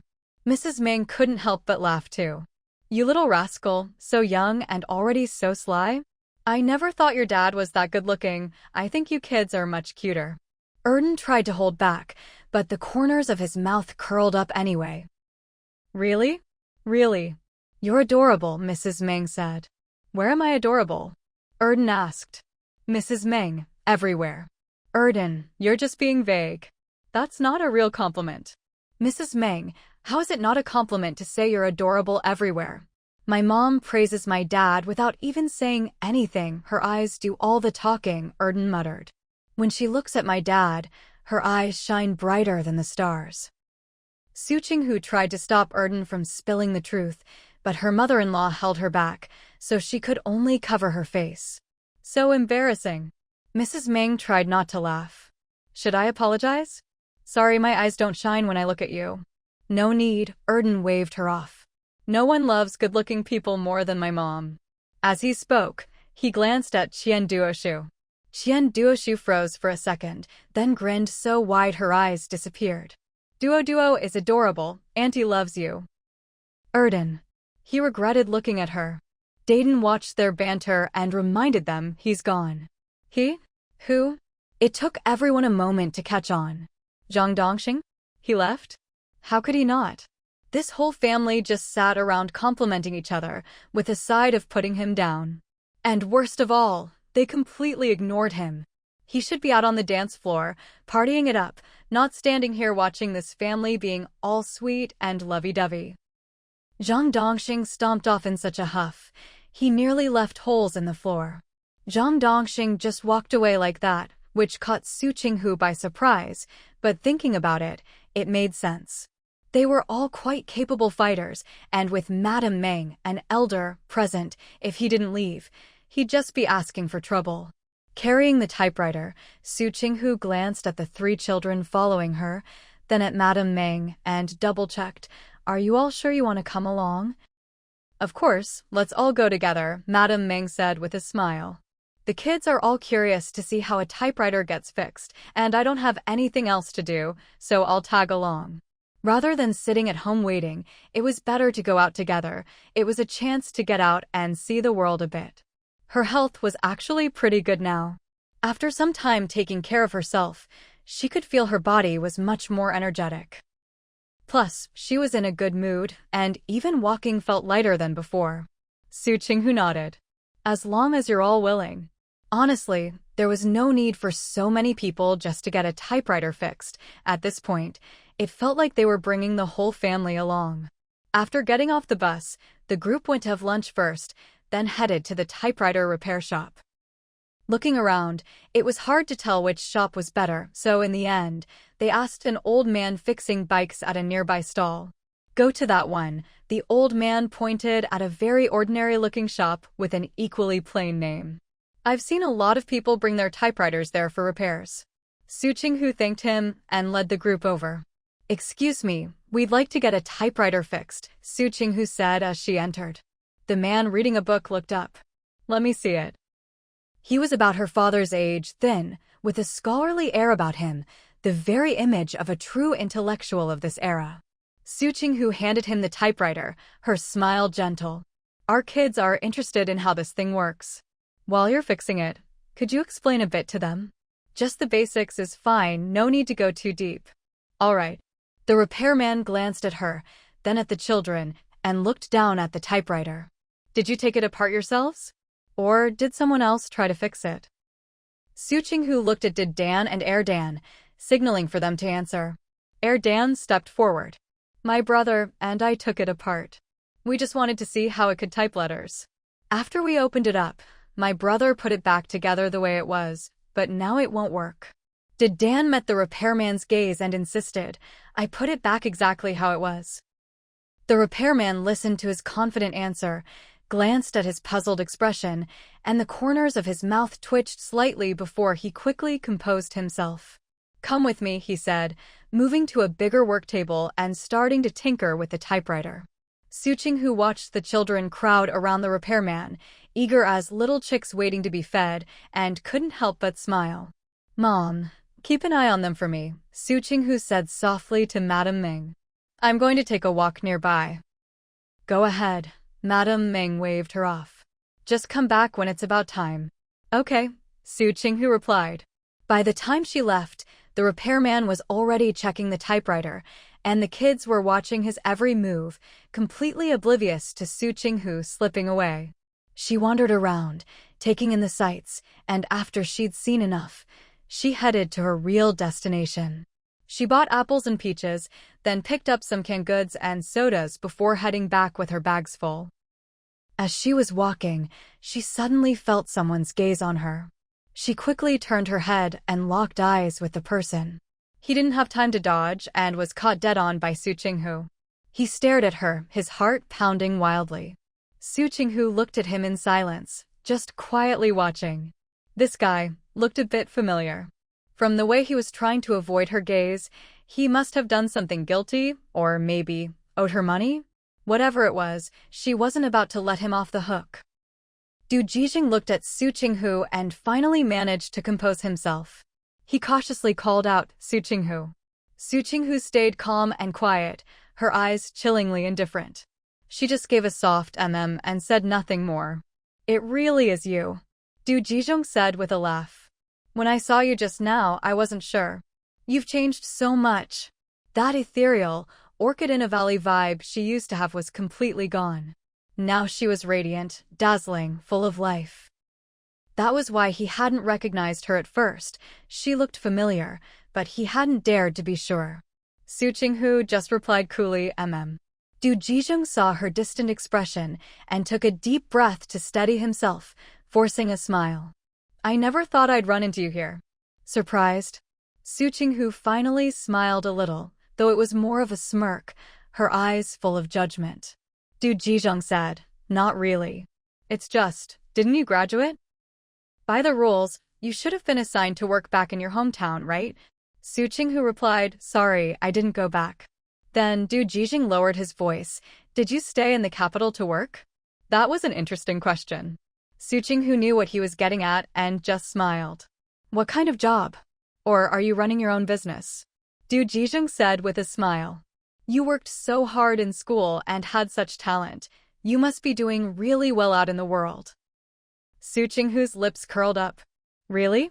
No matter how talented you are, if someone sets you up, it's still tough, isn't it? It's tough for everyone, Du Jijing sighed, his eyes complicated. Anyone without connections has it hard. Su Qinghu stared him down. But it didn't have to be this hard for me, did it? Du Jijing met her gaze. Xiaosu, I treated you well. Did you? Su Qinghu's smile was cold as she continued. Maybe you were nice at first, but what about later? Du Jijing forced a smile. Xiaosu, you couldn't find a tutoring job or any other way to make money. I was the one who helped you out, so you could save up 300 or 400 yuan over 4 years of college.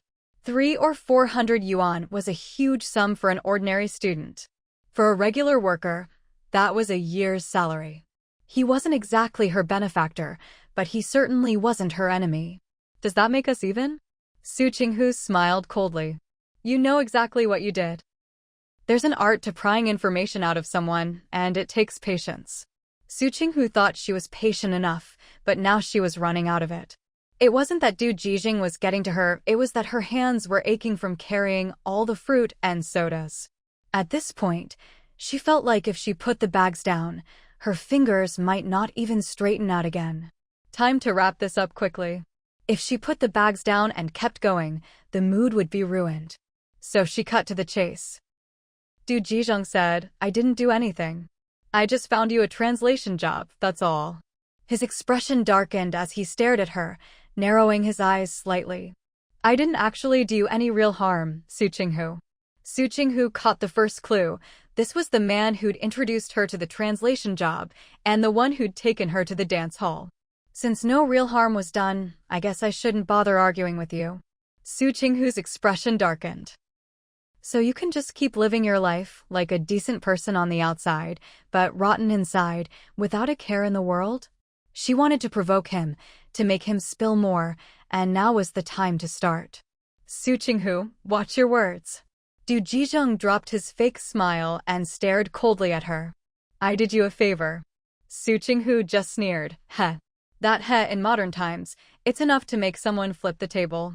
But in this era. Her eyelashes fluttered slightly as she waited, a little curious, to see how Du Jizheng would react. Du Jizheng's anger shot straight to his head, his eyes fixed on Su Qinghu. Damn it. He was so furious, he felt like his liver would burst, but he couldn't do anything about it, couldn't even curse her out. He looked like he was about to puff up like a pufferfish. Watching Du Jizheng's frustration, Su Qinghu whistled a triumphant tune in her heart. No matter the time or place, heh is always just as lethal. Even if we're even now, I'm still not your enemy, Du Jizheng repeated. Su Qinghu, you shouldn't treat me like one. If you want to blame someone, blame Li Chuwei. If it weren't for him, you wouldn't have wanted to make money, and you wouldn't have met me. I'm just someone who introduced you to a way to earn money. Why should I have to put up with this crap? Du Jizheng's eyes were practically spitting fire. Su Qinghu blurted out, because you should. Du Jizheng. The old Su Qinghu was quiet and never argued with anyone. How did she change so much after graduation? It's only been a few months, and now she's a completely different person. The two glared at each other. Su Qinghu asked, why did you take me to that kind of place? You just wanted to make money. What does it matter where you go? Du Jizheng curled his lips in a mocking smile. Su Qinghu, don't be ungrateful. Just a girl from a small town, how could she have such a backbone? Du Jizheng couldn't understand it. Even someone like Li Chuwei, who seemed so principled, could bend for his own desires. Why was she, who supposedly cared only about money, so stubborn? Su Qinghu listened to his words and almost wanted to nod. He wasn't entirely wrong. But, looking at the contempt in his eyes, the sneer on his lips, Su Qinghu's feisty side flared up. Who cares if he's right or not? If a jerk makes her unhappy, she'll make sure he's even more miserable. You were just having a meal. If you needed the bathroom, couldn't you just go? Su Qinghu mimicked his earlier tone, her lips curling in mockery. Don't try to twist things, you bastard. Du Jizheng. What? Wanna fight? Su Qinghu saw him clench his fists, eyes blazing with rage, and raised her hand. If you want to fight, fine, but at least let me put my stuff down first. Under Du Jizheng's bewildered gaze, she cheerfully set her fruit and drinks by the roadside. When she turned back to face him, she shook out her hands behind her back. Finally, her hands were free. Feeling insulted, Du Jizheng gritted his teeth. I never hit women. Don't be so sure. Su Qinghu kept stretching her hands behind her back, her face all smiles. The more certain someone is, the more likely they are to eat their words in the end. His absolute statement made Su Qinghu want to tease him even more. What are flags for? To be knocked down, of course. Du Jizheng, Su Qinghu, what are you trying to do? What could I possibly do? I just want to ask, why did you want to take me there? Su Qinghu saw he was angry and dropped all pretense. You're not even that bad of a person, so why'd you stoop to being a pimp? She understood foreign languages, so when she went to the nightclub, she could understand everything those foreigners said. The way they looked at her, like she was merchandise, made her sick. He used to introduce people to normal jobs. Why did things change that time? Was the profit too tempting, or did he have some personal grudge against her? What made him do something so dirty? Du Jizheng fell silent at her words. He stayed quiet for so long that Su Qinghu thought he might just storm off, but then he laughed. How is that pimping? Don't make it sound so ugly. Su Qinghu, you're just like them, everyone's just getting what they want. Whether it was boys or girls, as long as they showed some interest, he could set them up. They got what they wanted, and so did he. If you really wanted to call it illegal, it probably wasn't. At most, he was just a matchmaker. As for the age, looks, or even status of the people he introduced, what did that have to do with him? As long as everyone was happy. If they were satisfied, he'd done his job as a go-between. And getting a little reward for a successful match, wasn't that only fair? After all, a matchmaker always gets a thank you gift when a couple gets together. Su Qinghu said, "Fine, let's just say you're right about everything." Du Jijing. Can you say your name for me again? Su Qinghu forced a smile. Du Jijing glared at her, realizing she wanted his name so she could remember his face and go after him later. Du Jijing's thoughts just now flashed by in an instant. All that talk about remembering his face and name, then getting revenge, what a joke. Does Su Qinghu not know his name? If she wanted to get back at him, if she could get back at him, she would have done it long ago. Why wait for him to introduce himself again? So, is she asking for his name to provoke him? Or does she just want to say something insulting and get the upper hand in the conversation? Du Jijing looked at her, his eyes full of scrutiny and calculation. Sure, these verbal jabs could make him angry, but could they actually hurt his real interests? Not at all. Su Qinghu, she's not that stupid either. So, what's her real reason for asking his name? Du Jijing stayed silent, and Su Qinghu just waited. When it came to patience or getting under someone's skin, she'd never lost. But this man sure could drag things out. It's just a name. Does he really need to think this long? She's not some witch doctor. She's not going to curse him with voodoo dolls or anything superstitious like that, right? 5 minutes later, Su Qinghu looked at his ever-changing expression and suddenly asked, "Have you read Journey to the West?" Du Jijing paused for a few seconds, cautious inside but keeping a straight face. What do you mean? I don't have a golden gourd, you know. You don't have to be afraid that just saying your name will get you sucked inside. Su Qinghu smiled, eyes crinkling. We live in the real world, not some place for ghosts and spirits. Judging by how you acted after doing all those shady things, you don't seem like the type who's scared of the supernatural. Du Jijing's mind blanked for a moment before he caught on to what Su Qinghu meant. In Journey to the West, the gold and silver-horned kings got tricked by Sun Wukong.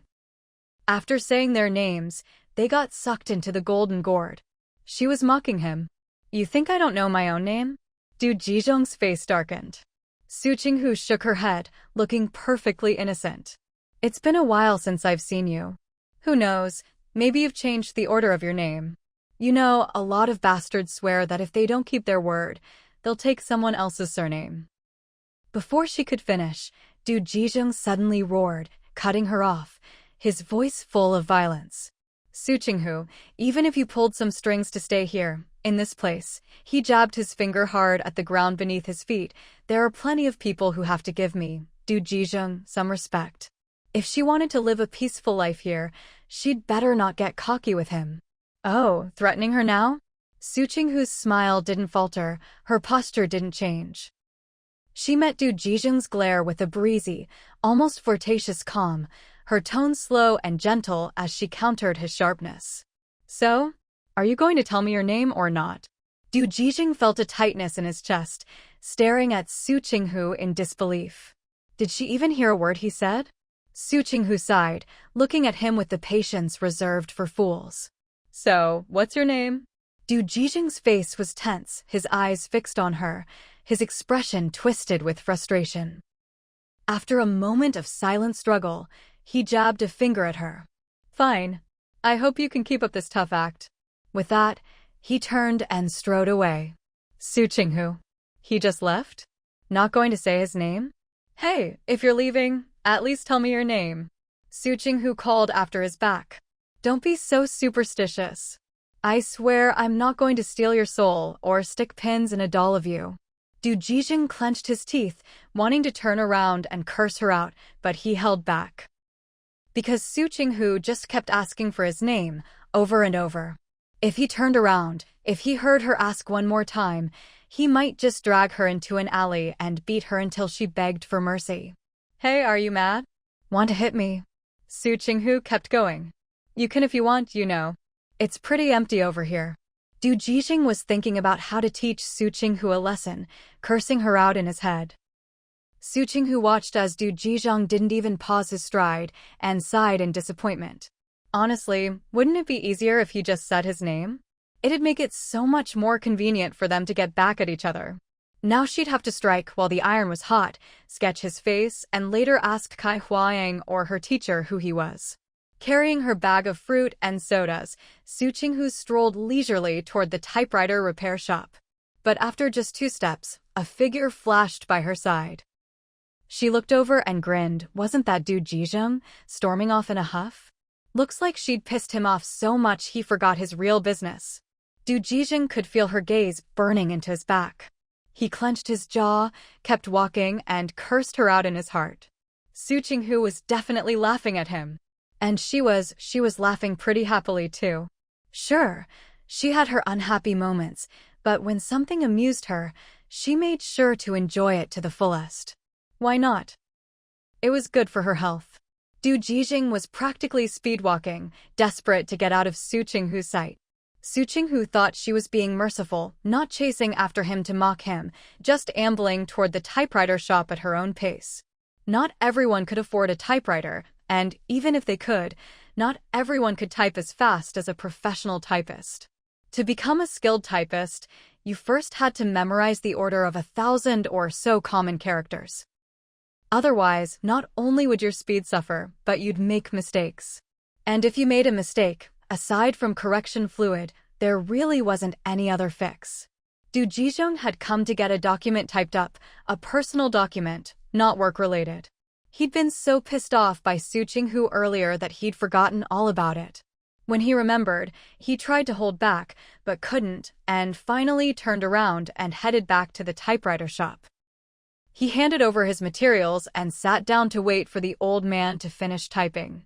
With nothing to do, he looked around the shop, sizing up the people inside, his mind wandering uncontrollably.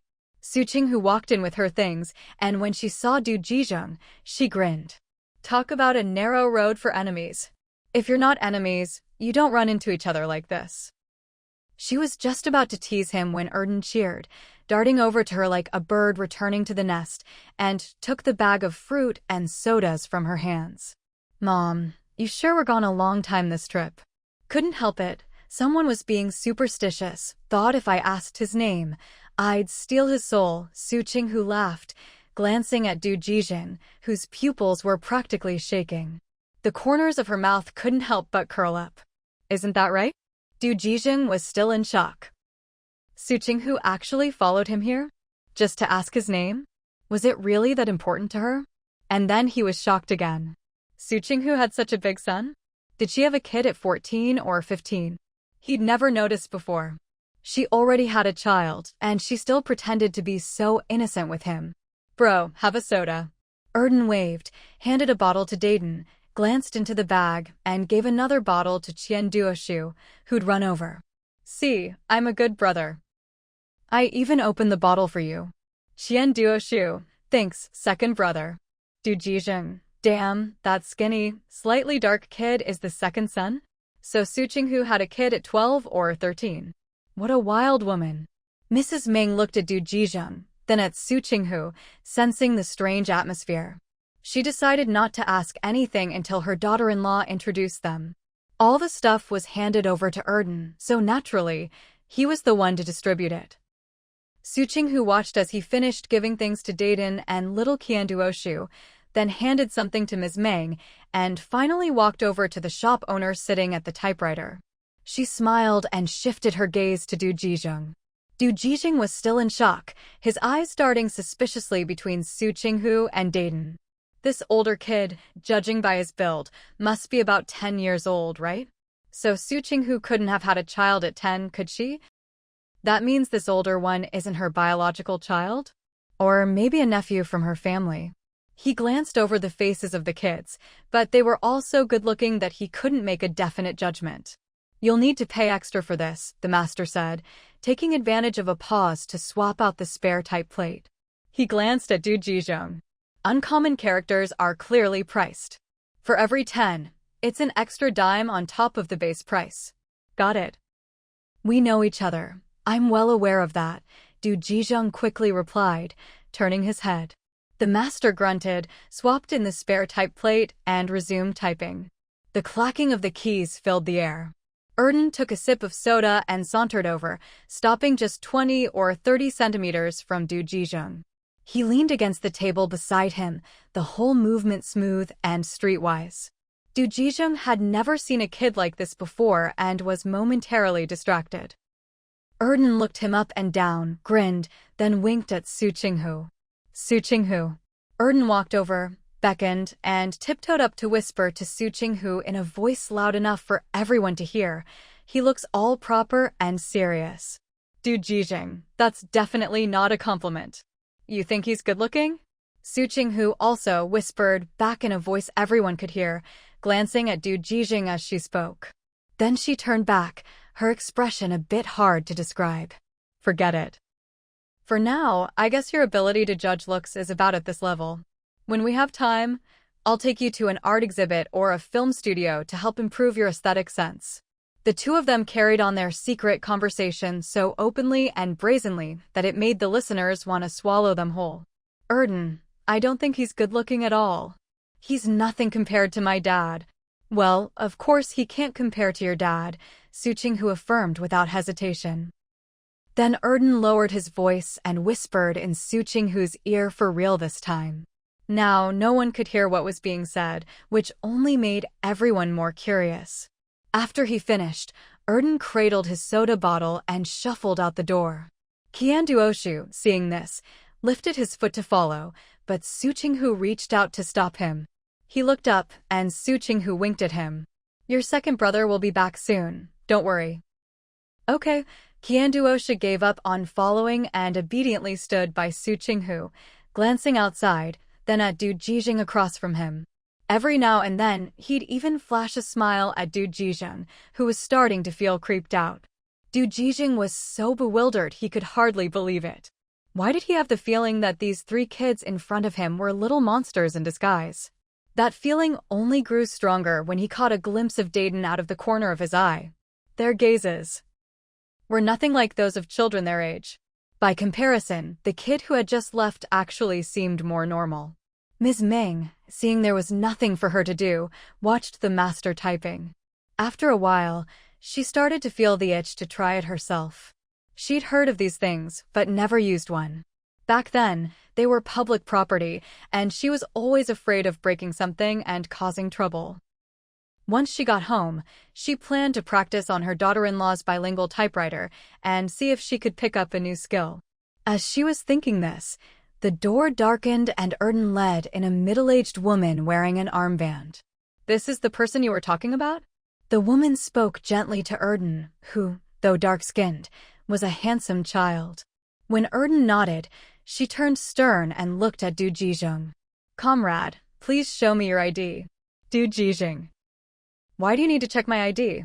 He wasn't a native of the capital, but he lived here for over a decade and was very familiar with the ways of these neighborhood committee ladies. But still, there had to be a reason for everything. Why was he being checked? His gaze fell on the kid drinking soda with a blank expression and his brow furrowed. Why? Because you're spreading feudal superstitions, the woman frowned, looking him up and down. Practicing Qigong is one thing, spreading superstition is another. Don't try to fool people with Qigong. Du Jijung took a deep breath. Do I look like someone who does that sort of thing? Who knows? The woman waved her hand. These days, you can never tell what someone's really like. All right, comrade, cooperate with me. If there's a problem, we'll handle it accordingly. If not, we'll all go about our business. I'm busy these days. It was National Day after all. Even if nothing else, everyone's spirit had to be up. Du Jijung, I haven't spread any superstitions. I'm a university student, a staunch materialist. I don't go in for that stuff. Let me see your ID, the woman said, holding out her hand. Du Jijung, I live right here. I just stepped out to print something and was going right back. Why would I be carrying my ID? Name, age, address? The woman took out a pen and paper, waiting for his answer. Du Jijung fell silent. Was today just determined to make things hard for him? He looked at Erden, the little rascal who'd brought the neighborhood committee lady over. For a moment, His face twitched. Quickly looking away, he turned to the formidable committee lady and finally gave his name, age, and address. Given the special circumstances, it was best to be sensible. Su Qinghu, how do you write your name? Du Jijing looked at Su Qinghu, who was standing beside the committee lady, clearly emboldened by her presence. He held back his anger and said nothing. The committee lady didn't notice anything odd and asked casually, "How do you write your name?" Du Jijing simply took her pen and wrote his name down. She closed her notebook and smiled. "All right, tell me, what exactly did you say that made the child think you were spreading feudal superstitions?" Du Jijing, I didn't say anything. Would a child lie? The woman pointed at Erden, who was happily drinking his soda, looking a bit silly. Does that look like a kid who would lie? Even Kanduo should turn to look. His second brother really did look a bit silly right now. Dayton also looked over and affectionately patted his silly little brother's head. This time, he was actually being a bit clever. Du Jijing stared at the kids in disbelief. That what the hell feeling washed over him again. Tomorrow. Forget it. Better not jinx it. It's too easy for things to go wrong. Seeing that the neighborhood committee ant looked ready to drag him to the police station if he didn't answer properly, Du Jijing swallowed his anger and forced himself to patiently respond to every question she asked. By the time the ant finished her interrogation, the repairman had just about finished printing all the documents. "All right, it's all settled now," the neighborhood committee ant said cheerfully. "Don't blame the kid. It's good that children have this kind of awareness." As she spoke, she patted Erden on the head. "Come on, shake hands with your uncle and let bygones be bygones." Erden, holding a soda bottle in one hand, reached out with the other to shake hands with Du Jijing. Du Jijing eyed Erden's wet, sticky hand and didn't extend his own. "As long as everything's clear, I'm not one to hold a grudge." With that, he turned to the repairman. "Is the printing done?" "Yep." The repairman organized the printed pages by number, then asked, "Do you want them stapled or clipped together with a paper clip?" "Paper clip, but not in the top left corner," Du Jijing replied. Once he finished, the repairman handed over the documents. Du Jijing paid, took the paperwork, and left without so much as a glance at anyone else in the room. As soon as he left, the ant with the red armband also departed. Su Qinghu raised her eyebrows. Interesting, another lesson learned. So in this era, the neighborhood committee ant really does have some mysterious power. Hurry, hurry, hurry. Erden stopped drinking his soda and urged Su Qinghu, "Mom, quick, write down his name." Su Qinghu chuckled. "No need, I've already memorized it." She looked at the kids and the repairman. "So, did you all understand the principle behind the typewriter after my explanation?" Dayton nodded. Erden said, "More or less." Qian Duoshu glanced at Erden, who hadn't been paying full attention, then at Dayton. "I'm with Big Brother, I got it." Ms. Ming, catching Su Qinghu's gaze, smiled and answered like the kids, "I didn't get all of it, but I know how to type now." The repairman looked at the bag of fruit on the table, hesitated for a moment, then said, "I only take cash, not goods in exchange." The fruit wasn't cheap, but it didn't keep well. Once eaten, it was gone, unlike money. Su Qinghu smiled. "That's not for the repair fee. How much do I owe you for fixing the typewriter?" 3 yuan and 20 cents. The repairman straightened his back and quoted the price. After a moment's thought, he added, "Do you need me to explain what was broken and why it cost that much?" Su Qinghu shook her head with a smile. "No need, as long as it's fixed." She pulled 4 1 yuan bills from her bag and handed them over. "You helped answer the kids' questions, so the extra money and the fruit are a little thank you for being their teacher." The repairman tried to refuse, but Su Qinghu waved him off with a smile. "You explain the typewriter's workings to the kids. I have a feeling we'll be coming to you for help again soon, so please accept it. Let them take it apart again." The repairman was a bit surprised by her candid, confident demeanor and couldn't help but ask. Usually, after something like this, parents wouldn't let their kids touch it again, right? Su Qinghu smiled nonchalantly. "Sure, let them. Whether you're an adult or a child, having curiosity and enthusiasm is a rare thing. In a lifetime, How many things can you truly be interested in? While you're curious, you should give it a try. The repairman gave Su Qinghu a long look but said nothing. Ms. Meng spoke up. Do you have a list of commonly used Chinese characters? Could you make a few copies for us? As soon as she asked, the kids all looked over. The repairman turned around and quickly made 4 copies, one for each of them except Su Qinghu. Leaving the typewriter shop, Ms. Meng and the kids were still poring over the character list as they walked. Su Qinghu had to remind them, let's wait until we get home to look at that, okay? There weren't many cars in those days, but there were plenty of bikes and even some motorcycles. It just wasn't safe. The 4 of them obediently put the character lists away. Back home, the 4 gathered around the typewriter, taking turns discussing and practicing, while Su Qinghu sat off to the side reading the materials Zhang Dongxing had given her. As she read, her thoughts drifted to Du Jizhong. She'd thought she'd never find that jerk who'd introduced her to a shady job, but who'd have guessed she'd run into him while getting a typewriter fixed? Grandma, you made a mistake again, haha. Erden's excited voice rang out. It's our turn. Our turn. Ms. Ming stood up and gave her seat to the 3 kids. They'd agreed earlier that if anyone made a mistake, it'd be the next person's turn. Even if she didn't want to, she had to get up.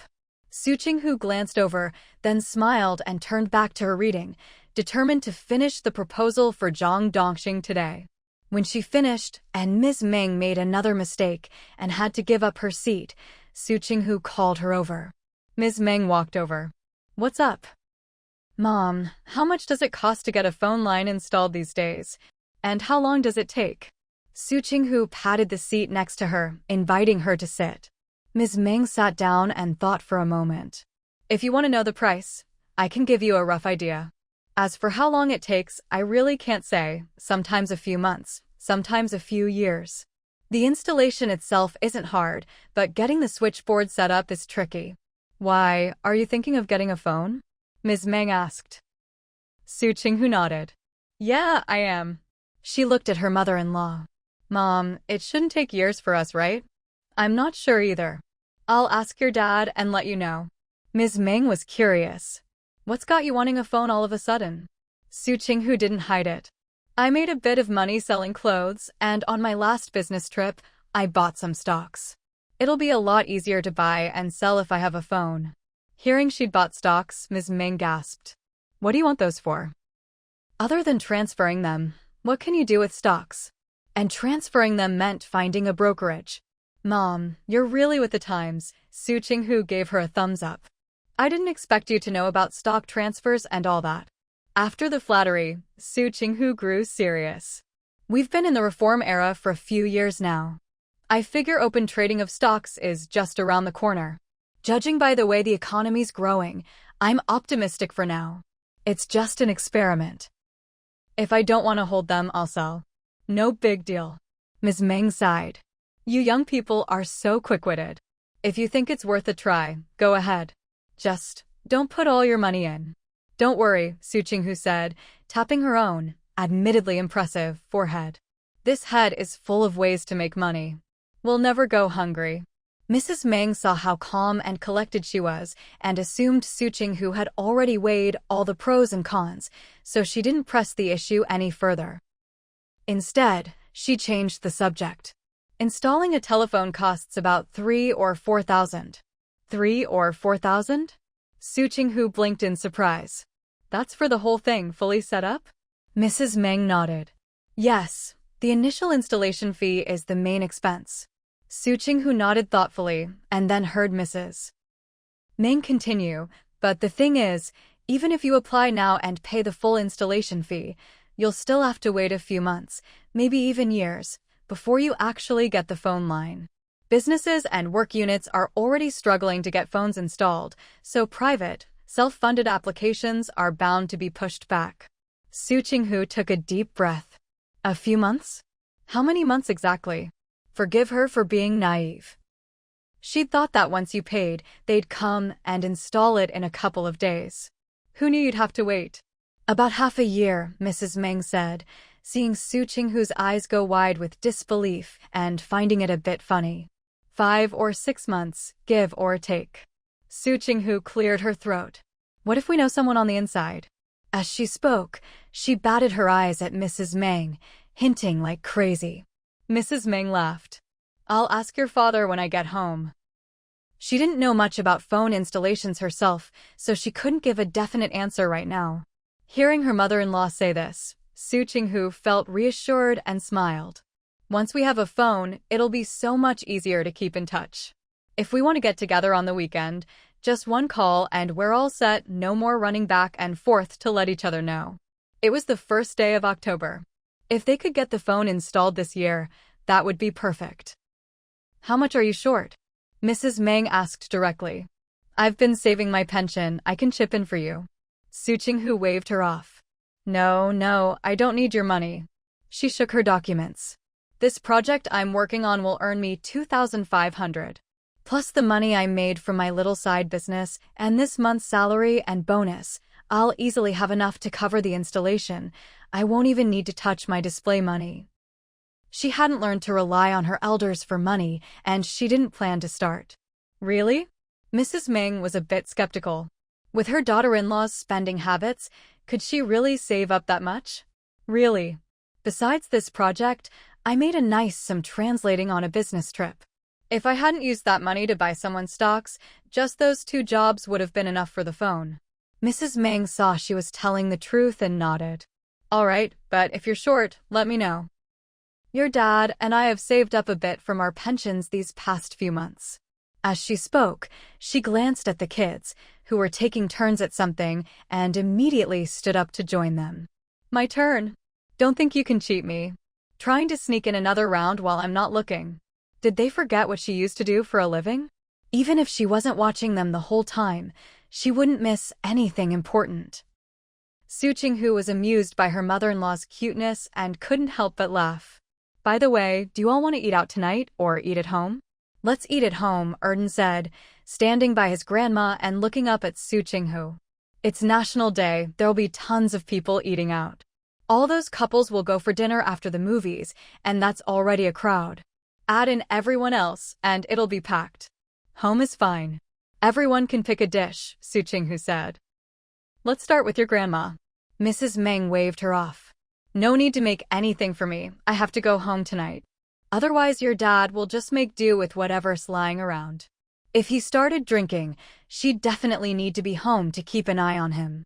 Su Qinghu thought about it, neither agreeing nor disagreeing, just said, got it, and lowered her head to start drafting her project proposal by hand. An hour and a half later, once she was sure there were no problems, she shooed the people away from the typewriter and sat down herself, fingers flying over the keys. The 3 kids stood behind her, watching her hands move so fast they almost left after images, then looked at the pages in front of her, utterly amazed. She doesn't even need to look at her notes? They watched the lines of text appear on the page and couldn't help but feel a sense of awe, not a single typo. Mrs. Meng saw that Su Qinghu didn't mind the kids watching, so she joined them, standing behind and watching her type, nodding to herself. Clearly, she'd written a lot at the newspaper, otherwise, how could she be this fast? To minimize typos, Su Qinghu focused all her attention, occasionally glancing at her notes to double-check the numbers, then kept typing. Just as the kids were getting really into watching, Su Qinghu paused to stretch her neck and shoulders, then gave them instructions. In a bit, we'll walk Grandma back to the compound. Go to the kitchen and pick out what you want to eat. I'll cook for you, and we'll have dinner at the compound tonight. Mrs. Meng said not to bring anything, just come over, but Su Qinghu gave Erden a look, and he immediately understood, leading the others to the kitchen to pack up. Xian Duoshu, who was basically Erden's little shadow, followed right after. Dayton, who was a step slower, got called back by Su Qinghu. He looked at her, waiting for her to speak. Su Qinghu stood up, walked over, bent down and ruffled his hair, whispering a few words to him. Dayton's eyes widened. Really do that? He felt a bit embarrassed just thinking about it. Su Qinghu nodded. Don't be shy, just be genuine. It's nothing to be embarrassed about. Well, okay. Dayton swallowed, still feeling a bit awkward. Su Qinghu noticed, but didn't say anything more, No need to coddle him. She just smiled and went back to the typewriter. Kids should learn to express themselves. It's fine to be mature, but sometimes you need to be lively and do what kids are supposed to do. By the time Su Qinghu finished typing up the proposal, Mrs. Ming was done packing up as well. She gathered the printed pages and checked the food basket, meat, vegetables, eggs, all there. She nodded in approval. Dayton took a deep breath, let it out, and gestured for his brother to follow, leading the way to the bedroom. Qian Duoshu saw this, blinked, took a step after them, then stopped and called out to Erden pitifully. Erden was baffled. What are you standing there for? Stop dawdling. Can I come too? Qian Duoshu's eyes lit up. As he asked, he was already following them. Erden looked a bit annoyed. You're already coming, why bother asking? Are you dumb? Qian Duoshu just tilted his little face up and grinned. Thanks, second brother. Stop smiling, you look silly when you do. Erden huffed, chin raised, and walked into the bedroom. Qian Duoshu was the last to go in, closing the door behind him. Erden shot him a look of approval, and he beamed in delight. Su Qinghu felt completely at home at her in-laws' place, acting just as she would in her own house. She did whatever needed to be done, without the slightest hint of awkwardness. Because she was at ease, Mrs. Meng and Chenbo were also relaxed, making conversation and daily life comfortable and pleasant. Even cooking became a lively affair, with the 3 adults and 3 little kids all pitching in together. After making a bustling, cheerful meal and enjoying it heartily, Erden raised his voice to quiet everyone down. With great enthusiasm, he expressed his admiration and respect for Grandpa, then pulled out his red scarf, insisting on tying it on him. Chenbo felt a little embarrassed, but he couldn't hide his smile no matter how hard he tried. He bent down to let the child tie the scarf, and when Erden saluted him, he quickly returned the salute. Dayton stared in disbelief at the red scarf in his brother's hand, unable to bring himself to pull the letter out of his own pocket. Erden handed his own letter to Chenbo, following it up with another round of heartfelt, slightly cheesy words. After he finished, he waved behind him. Brother, come on. Dayton took a deep breath. Grandpa, happy National Day. You always say, if the youth are strong, the country is strong.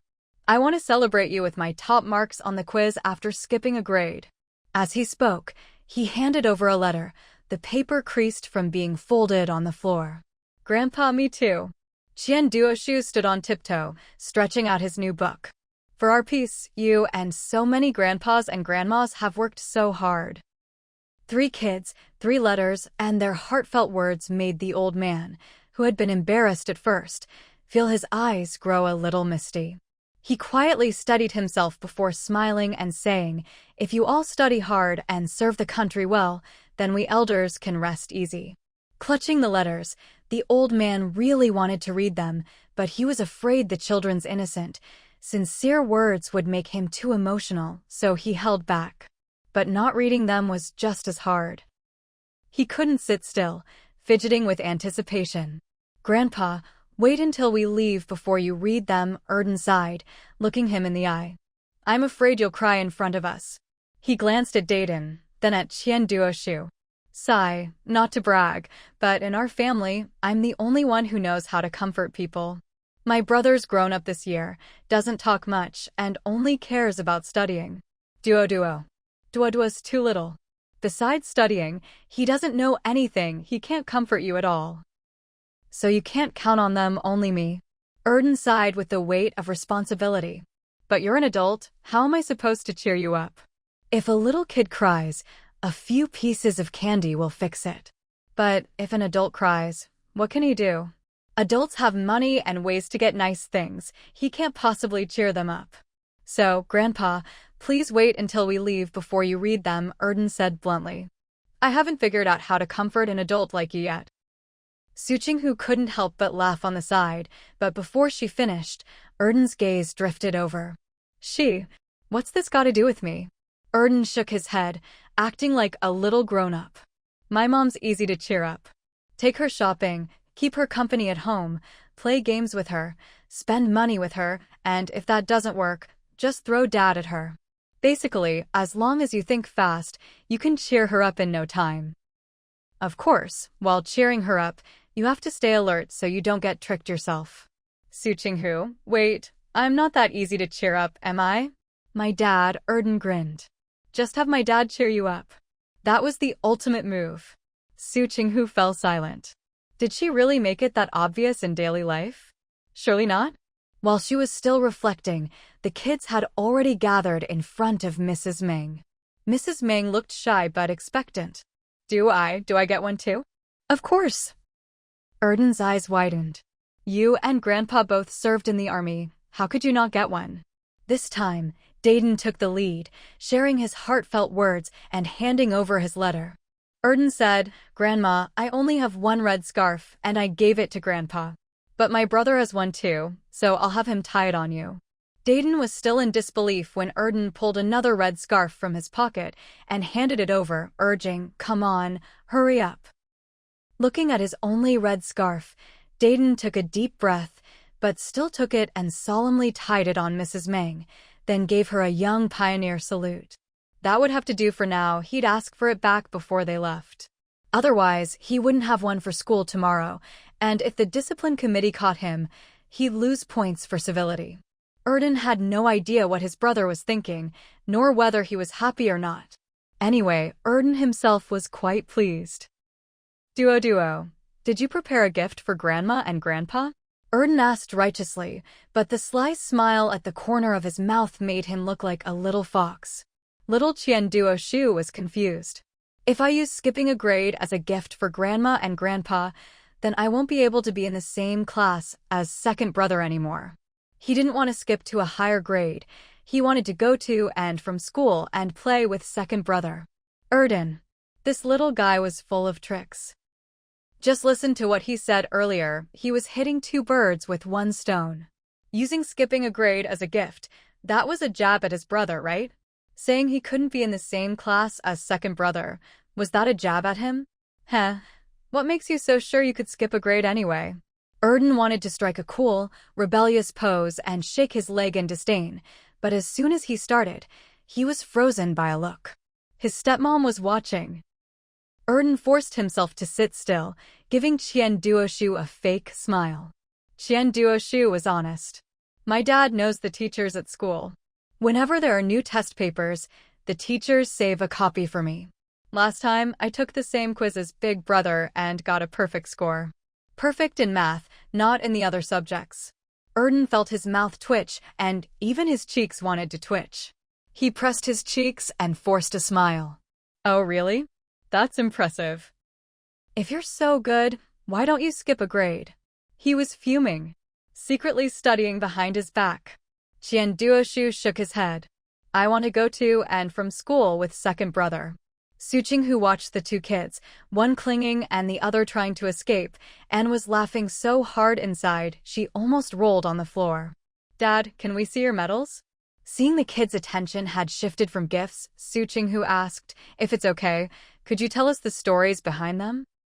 The kids want to hear, she added. Dayton and Erden looked at her. Su Qinghu looked back innocently. Seeing this, the two boys didn't even exchange a glance. They both nodded in unison. Erden, yes, they totally wanted to hear these stories. It definitely wasn't just their mom who wanted to hear them. Su Qinghu patted the two boys on the head with a smile, very satisfied with how well they understood her. After leaving the compound, the two kids were still buzzing with excitement.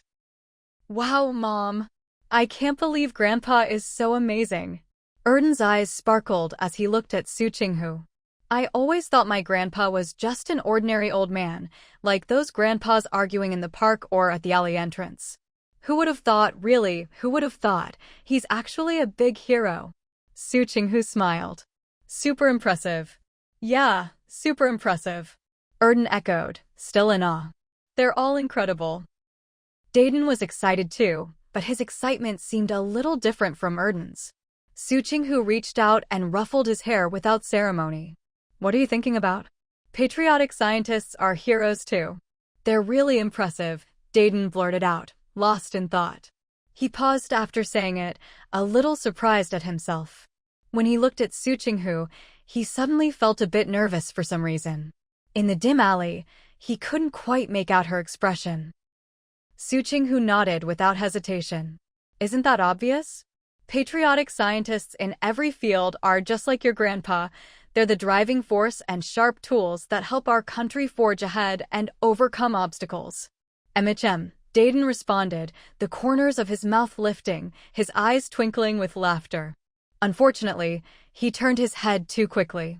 Su Qinghu didn't notice anything unusual at that moment, so she missed that fleeting, brilliant smile. Erden looked up at the sky, full of a sense of responsibility, and cheered himself on. This Saturday, our teacher's giving us a test. If we pass, we can buy things to give to the veterans. I hope all my little brothers can pass with flying colors. He was confident in himself. It was just a little test, and he was sure he'd pass. But as for his little brothers, who knew if they'd listened to him and spent the National Day holidays studying hard at home. When Su Qinghu heard him mention his little brothers, she felt a sudden toothache. That gang name of his.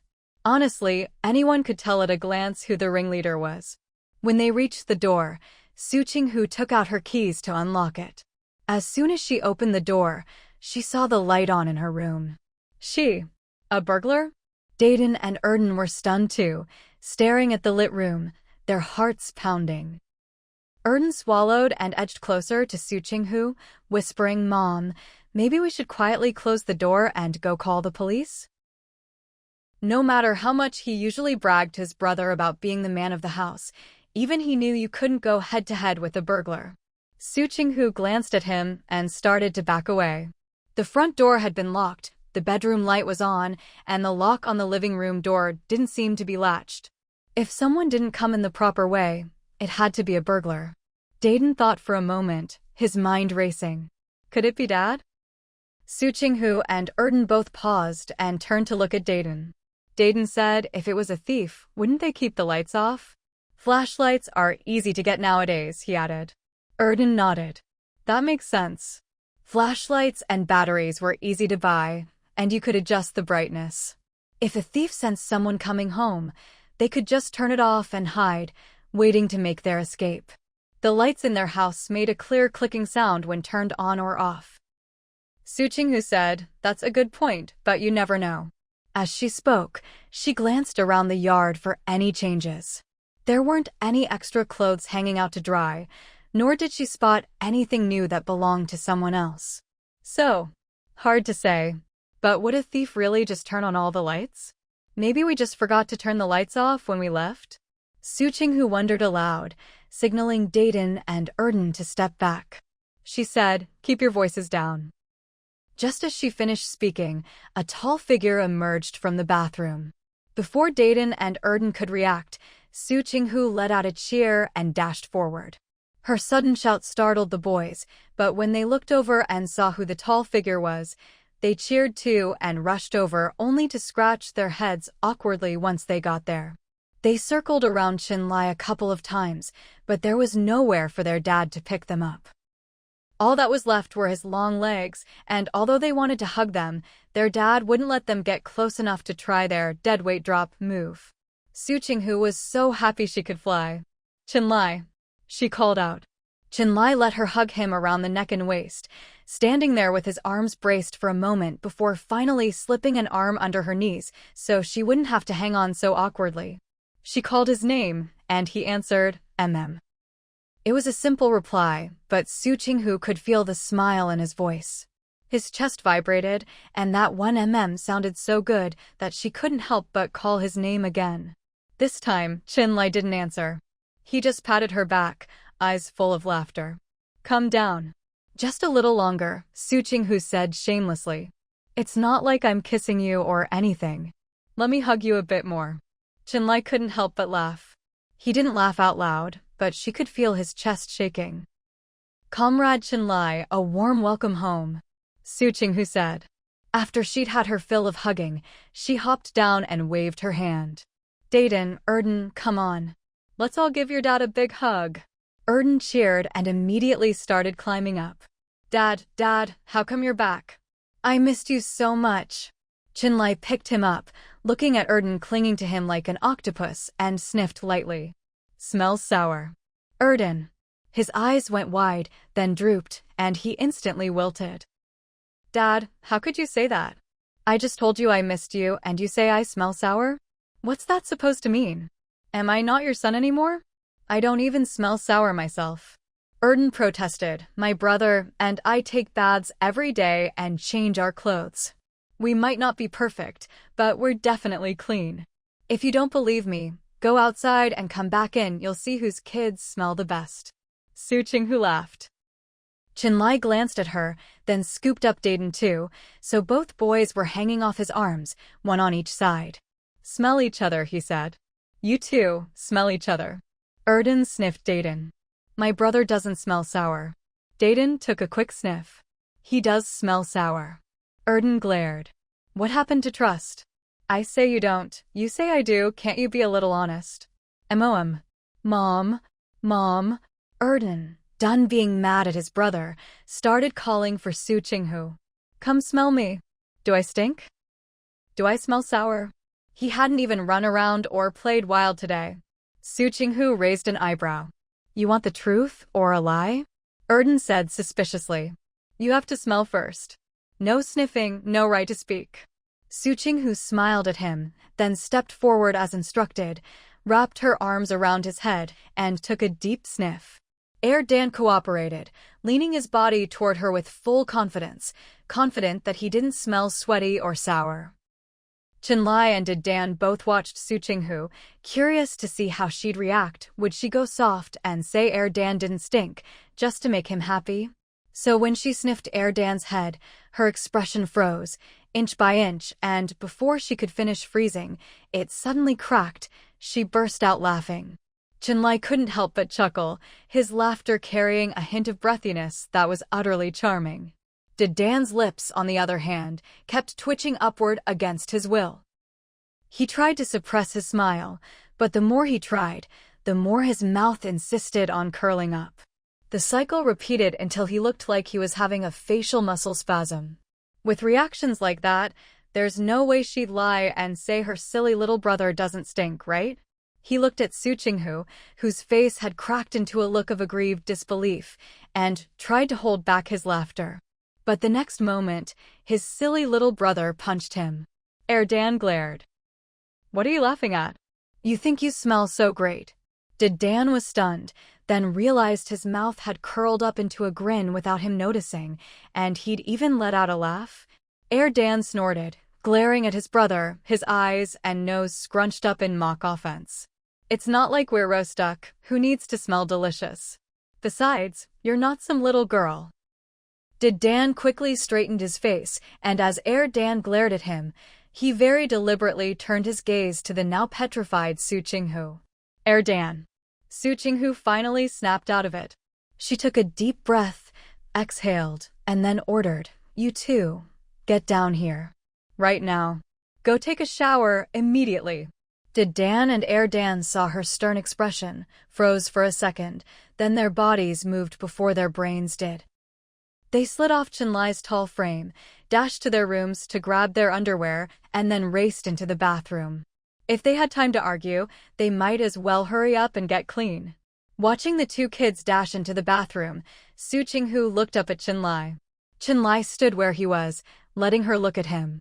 The smile from her earlier reaction still lingered on his lips. Su Qinghu strode up, hugged the man who was just an arm's reach away, rubbed her face against his solid chest, and began to complain in mock grievance. You didn't even stop me. Blaming others, she was a pro at it. Chinlai paused, the amusement in his eyes deepening. I did say something. Su Qinghu looked up. What did you say? I said Dan smelled sweaty, Chinlai replied, as if explaining something perfectly reasonable. When I saw you hug his head and sniff him, I thought you were used to the smell and wouldn't react. But her expression had cracked so obviously. Su Qinghu narrowed her eyes, her gaze trailing dangerously and seductively over him. She scrutinized Chinlai. You're laughing at me. Her tone brooked no denial. Chinlai's face stayed neutral. I'm not. Forget it, I won't argue with you. Before she finished speaking, Su Qinghu buried her face in his chest, took a deep sniff as if he were catnip, then let go and waved her hand with a flourish. Go amuse yourself for a bit. She had to shower too. Chenlai followed her into the living room. Watching her head into the bedroom, he didn't follow, but sat down in a chair, his mind replaying the image of her sneaking a sniff of him like he was an air freshener, looking so pleased with herself. Have you eaten? Su Qinghu called from the bedroom as she grabbed her change of clothes from the wardrobe, raising her voice a little so Chenlai could hear her in the living room. Why didn't you go find us at Mom and Dad's when you got back? Chenlai stood up and walked a bit closer to the bedroom door, but didn't go in. I've only been back half an hour. I was planning to find you after I showered. And dinner? Su Qinghu walked to the bedroom door with her clothes in hand, and when she saw him standing there, she paused, then gave him a teasing thumbs up. Such a gentleman. They were already married, yet he was still so reserved. I ate with everyone, Chenlai replied, ignoring her teasing, his expression relaxed. You. But as he looked into her eyes, sparkling with light, he suddenly forgot what he'd meant to say. Su Qinghu, me what? Do you have work tomorrow? Unable to recall his original thought, Chenlai simply changed the subject, which actually fit with what they'd been talking about. Su Qinghu looked at him in confusion and beckoned him over. Come here, lower your head. Chenlai obliged. Su Qinghu reached out and felt his forehead, then touched her own, finally reassured. No fever. Even though she couldn't really tell, she had to go through the motions. If you keep fishing for topics like this, I'll think you're trying to get something from me, Su Qinghu said, tugging on his tank top to pull him closer. As soon as he was within reach, she grinned mischievously and planted a kiss on his lips. Chenlai's heart skipped a beat, then started pounding wildly.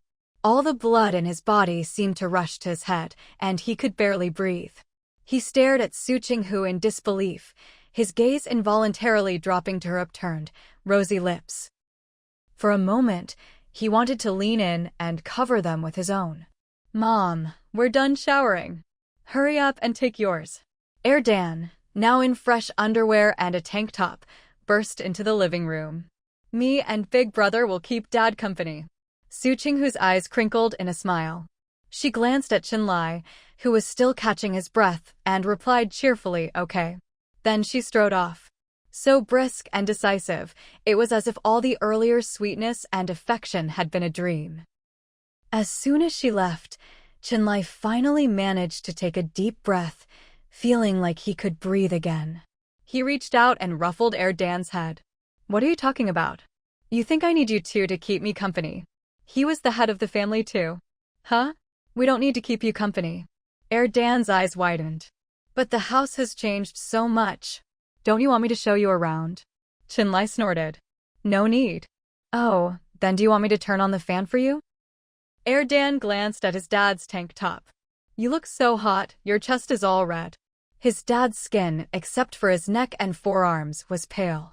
When it turned red, it was really obvious. Dad, you're hilarious. Erdan pointed at Chenlai's neck and chest. It's like someone smeared coal dust on you. He pulled at his own tank top. Look at me, my skin tone is even all over. Then he glanced at his dad's well-defined chest muscles, paused, and said, Dad, your muscles aren't as big as Uncle Kai's. Chenlai looked away from his slightly flushed chest, narrowed his eyes at that, and asked in a strange tone, Did he meet you guys half-dressed? Huh? Erdan was confused for a second, then replied, No, it was when Mom sent me and Big Brother over to learn a thing or two. Uncle Kai showed us his muscles. He even said his weren't much, that you're the real symbol of strength. But Erdan circled around his dad and sighed, I just don't feel like you're that strong. His muscles weren't even as big as Uncle Kai's. Seeing that Kai Huayang, Su Qinghu, and the kids were all properly dressed, Chenlai just smiled and didn't bother explaining anything to the kids. Dayton had been standing next to Erdan. He wanted to say something when Erdan spoke up, but only now, seeing his brother finally quiet down, did he chime in, when Dad carries both of us at the same time, he does it so easily. He never even looks like he's straining. When Uncle Kai carried them, the muscles in his arms would bulge obviously. That's the difference. That's the proof. Erden tilted his head, thought for a moment, and stared at Chinlai's arms, still not quite convinced. How about, when Mom's done with her bath, we ask Dad to carry all three of us at once? Erden suggested. If he can do that, then it proves Dad's strong. Otherwise, he just wasn't convinced. Chinlai smiled, neither agreeing nor disagreeing, and changed the subject to ask about their studies, using their chatter to learn about the grandparents' situation as well. With Erden's non-stop chattering and Dayton's timely additions, Chinlai didn't have to guide much to get a good picture of the family situation. My mom's amazing at making money, Erden said admiringly. She just writes a few pages and earns 2,500 yuan. And she's got a typewriter, he added. She lets us take it apart and use it however we want. Even if we break it, she doesn't scold us. She takes us to get it fixed and even asks the repairman to explain how it works. He was clearly proud. There's a boy in my brother's class who tried to take apart his family's radio. He hadn't even opened the case before his parents gave him a beating. He was too scared to even sit down at school. That story had spread all over the school. Taking it apart and putting it back together, that's real skill, Chinlai said, sitting back in his chair and raising an eyebrow. Erden stuck out his neck. My brother and I put it back together, but the typewriter still didn't work. That's not our fault, right? Even the repairman said so, and praised them for remembering where all the parts went. If it doesn't work, it's not really put back together, Chinlai said to the kids, though his mind kept replaying the image of Su Qinghu's suddenly vivid, beautiful face, and the light but unmistakable pressure of her lips on his. He was multitasking, one part of him drifting off to other thoughts, the other chatting easily with the kids. Until an excited shout snapped him back. Mom, come here. Erden pulled Su Qinghu over to Chinlai. Let Dad try to lift all three of us at once. Su Qinghu raised her eyebrows, at a loss for words. Kid, are you trying to set your dad up? She was nearly 1.7 meters tall, and though she hadn't weighed herself lately, she was probably over 90 gene. The two kids together, even if they were only 130 gene, the three of them together would be 220 or 230 gene. If it were sandbags or sacks, no problem. You could just hoist them up, find the right angle. But people aren't sandbags, you can't just stack them any which way. Her own kids, setting her up. Su Qinghu looked at the eager Erden, then at the silent Dayton standing nearby, and went straight to the usually quiet but sharp-minded son. Do you agree with your brother's idea? No, Dayton shook his head immediately. Under Chinlai's gaze, he said seriously, I believe in Dad's strength. He believed, so there was no need to prove it. Strength? What strength? Su Qinghu glanced at Chinlai's exposed arms and legs, then turned to Erden. Kid, with your dad like this, do you really need to doubt him? Someone this disciplined and self-controlled, who always does things to the best of his ability, physical fitness should be a piece of cake, right? Her matter-of-fact tone amused Chinlai, but Erden couldn't help but protest, but his muscles aren't as big as Uncle Kai's. Kai Huan? Wasn't he supposed to teach you about the law? Su Qinghu frowned, puzzled. Why was he showing off his muscles? Damn, next time she wasn't bringing the kids over. Legal education was one thing, but what was with the muscle show? Chinlai listened, confirming that Su Qinghu hadn't seen Kai Huayang's muscles, and the corners of his mouth lifted slightly. Erden waved his hand, unconcerned. We saw some big, burly prisoners at the jail and asked Uncle Kai how he caught them, how many people it took. Uncle Kai showed us his muscles and said he did it alone. Su Qinghu was skeptical, while Chinlai just sat there, calm and collected, a faint smile in his eyes. He'd been a soldier, physical training was routine, and hand-to-hand combat was nothing new. After leaving the army and joining the police, he still trained every day. If your boss had connections and high standards, they'd usually bring in real martial arts experts to teach, to improve their fighting skills. Most criminals, on the other hand, rarely had systematic training. Taking down a few of them wasn't hard. But the real deterrent was still a gun. Very few people could stay calm when faced with that kind of weapon. Su Qinghu, still half believing, turned to look at Chinlai, who was sitting there so casually. Seeing his smile, her doubts vanished. Your dad's just right, the beauty of Chinese aesthetics, elegant and refined, with the bearing of a dragon or phoenix, as handsome as Ji Kang. Thinking of the internet-savvy future, Su Qinghu couldn't help but shiver, then praised Qinlai extravagantly. Strength that doesn't show off, how great is that? Those bulging muscles. She looked at Erden suspiciously. Do you really think they look good? Erden blinked. They're not ugly, I guess. His mom didn't think they looked good? Su Qinghu turned to Dayton. Dayton, those big, bulging muscles all over. Do you think they look good? Dayton answered without hesitation. I think Dad's type looks best. Su Qinghu's eyes curved into a smile. It felt so good to have someone in the family who shared her taste. Erden flailed his arms like a rattled drum, howling twice to get everyone's attention. Let's just try it. What's the harm in trying? Su Qinghu, use your words. Erden immediately stood up straight, looking at her with puppy dog eyes. Mom, don't you believe in Dad? Then let's give it a try. If you just want a hug from your dad, say so. No need to drag me and your brother into it, Su Qinghu said, looking at his round, bright eyes, but still firmly refused. Even if they'd all just bathed, being squished together in a group hug. She refused. Before she could finish, she suddenly felt her feet leave the ground.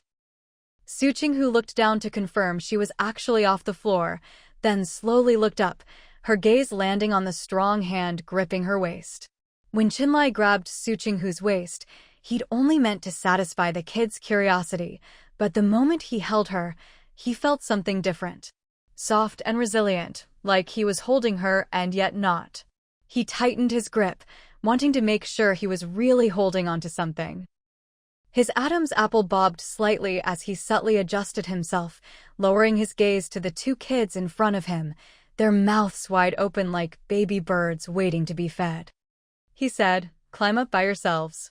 Big Egg hesitated for a moment, but Second Egg cheered, wrapped his arms around his dad Qinlai's waist, and started climbing up. After a few tries, using both hands and feet, he managed to hang onto Qinlai's arm and settled himself into a comfortable position. Bro, come on. Second Egg called to his beloved brother. Hurry up, don't make Dad tired. Seeing this, Big Egg nimbly climbed onto Qinlai without hesitation. Qinlai was wearing loose, knee-length shorts with an elastic waistband, which started slipping down as the kids climbed up. He had to keep an eye on both the kids and his precariously slipping shorts at the same time. Luckily, his loose shirt covered things up, so he didn't have to worry too much. Su Qinghu had her back to Qinlai, her beautiful eyes wide with a hint of adorable confusion.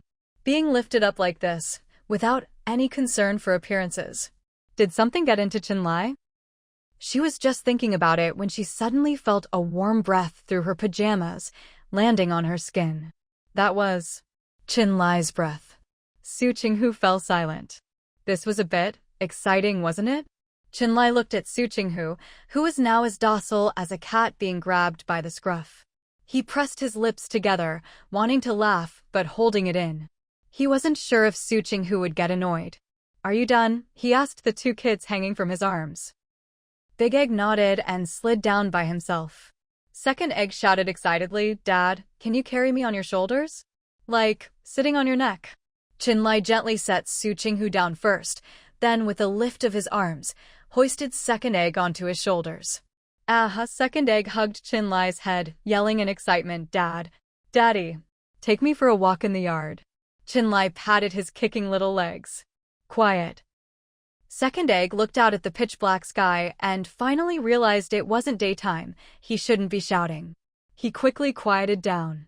After a lap around the yard on his dad's shoulders, Second Egg climbed down, grinning from ear to ear. Su Qinghu waited nearby. When Second Egg got down and Qinlai looked over, she discreetly pointed at Big Egg. Without a word, Qinlai picked up Big Egg, who yelped in surprise, and put him on his shoulders, taking another lap around the yard. When he set him down, Su Qinghu noticed that Big Egg's walk was a little wobbly. Children's happiness really is so simple. Once the kids were settled in bed, the two adults finally returned to their bedroom. Su Qinghu didn't feel awkward at all. She climbed right in, about to stretch out and sprawl across the bed like usual, but when she saw Chenlai at the foot of the bed, she quickly pulled her arms and legs back to make room for him. Chenlai took a deep breath before lying down. "What do you want to eat tomorrow?" Chenlai tried to make conversation. Su Qinghu, huh? Why was he suddenly asking about food? "I'm used to getting up early. You have to work tomorrow, so I can make breakfast before you wake up," Chenlai said. The lights had been off for a while, and with the curtains drawn, the room was pitch black. With his training, Chenlai could still make out some shapes, but Su Qinghu couldn't see a thing. She assumed Chenlai was lying on his back, since that's how he'd been when the lights went out. But as he lay down, Chenlai subtly turned his head. He looked like he was on his back, but was actually turned slightly toward her. He could see the shimmer in her eyes. Su Qinghu blinked. Rice porridge, some pickles, boiled eggs, and pan-fried dumplings. She adjusted her sleeping position. "That's what the kids and I have been eating lately. 1 boiled egg each, 3 or 4 dumplings for me, 6 for each kid. It's the season when the weather changes, so it's better to eat light." Chenlai listened quietly, feeling as if his heart was being gently combed. When she finished, he finally said then hesitated before asking, "Would you mind if I handled the arrangements for your side of the family at the wedding?" Su Qinghu turned on her side, thought for a moment, then propped herself up to look at him. "You found out?" "Yeah." Chenlai met her gaze, listening to her gentle breathing. "In the town, you don't have any blood relatives left." Su Qinghu blinked but said nothing. That meant he should go on. So Chenlai continued, "Your grandfather's brother's families. Do you want them to come?" "No." Su Qinghu answered firmly, a mocking smile on her lips. "They're not worthy." Honestly, she thought for a moment, the only ones who'd really deserve to come are his old army buddies from the countryside. But those old friends were getting on in years, and with the current state of transportation, it wouldn't be safe for them to travel. "It's too bumpy," Su Qinghu shook her head. "I'll just visit them later and bring some wedding candy." "Chenlai, is there anyone you want to invite?" "Yeah, my teacher, an aunt I'm close to, and a few good colleagues," Su Qinghu smiled. "That's enough. What about classmates?" Chenlai asked. Su Qinghu, "No need." Speaking of classmates, she still hadn't asked Kai Huaying to look into Du Jijing for her. Besides being a pimp, who knows what other shady things that guy had done. With that settled, Su Qinghu let out a long sigh. Time to sleep. Sigh. With such a handsome man right here, she couldn't bring herself to be too shameless. Might as well go to sleep. Chenlai watched as she rolled over to the other side of the bed and lay down to sleep, suddenly feeling a bit dazed. Just like that? She wasn't going to take advantage of the fact that he wouldn't touch her? Su Qinghu had no idea what Chenlai was thinking. She'd had a busy day and sleepiness hit her fast. She settled in and fell asleep within 5 minutes. Sensing her steady breathing, Chenlai's throat bobbed. In the end, he could only sigh inwardly and close his eyes. But he'd barely closed his eyes when the bedroom door creaked open. He opened his eyes a little and saw a small figure quietly climbing onto the bed, settling right between him and Su Qinghu. Second Egg let out a satisfied sigh, flashed a smug smile, put his hands on his belly, and closed his eyes contentedly. Chenlai just raised an eyebrow and let the little guy have his way. In the middle of the night, Chenlai suddenly woke up. The moment Su Qinghu was nearly pushed off the bed by Second Egg, he leapt up and caught her securely. Half asleep, Su Qinghu felt someone catch her. She reflexively wanted to scream, but a big hand covered her mouth. "It's me," Chenlai leaned over and whispered. Su Qinghu paused, then blurted out, "I'm a very calm sleeper." She'd never fallen out of bed before. Chenlai chuckled softly. "I know. Look at the bed," he reminded her. Su Qinghu glanced at the little figure sprawled across the bed and was left speechless. Second Egg.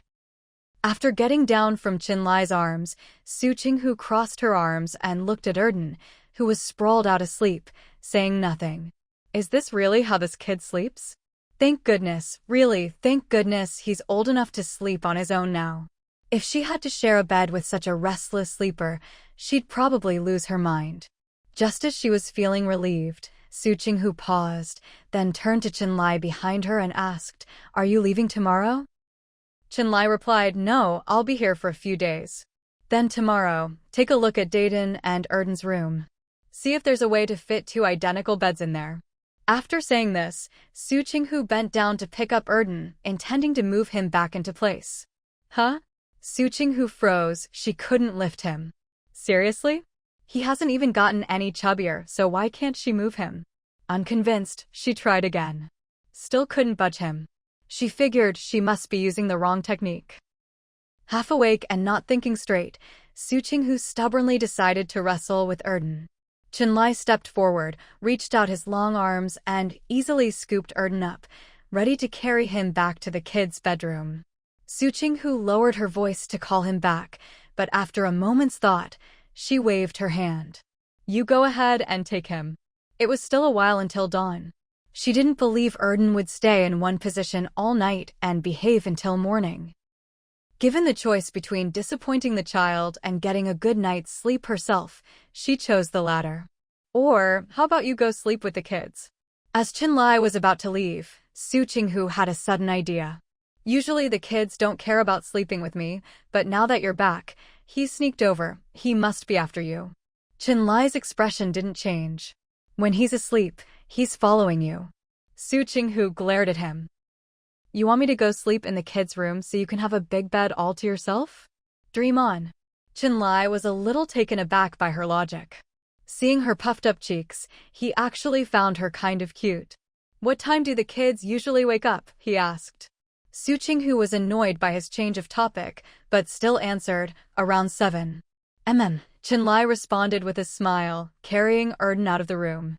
The lights were off, but having just woken up, her eyes had adjusted to the dark. Still, she couldn't really see his expression. Watching Chenlai leave, Su Qinghu started to wonder, what did that mean? After Chenlai tucked the child in and came back, he saw Su Qinghu standing by the bed, deep in thought. Even without seeing her face, he could sense her inner struggle. "What are you thinking about?" Chenlai didn't get into bed, but stood across from her and asked gently. Su Qinghu looked up, unable to see his face clearly, her voice still soft and sleepy. "What did you mean by Chenlai chuckled. "Come on up, let's talk while lying down." "Oh." Su Qinghu obediently climbed into bed and lay down. "Go ahead." Her unusually well-behaved response made Chenlai's hand itch. He wanted to ruffle her hair.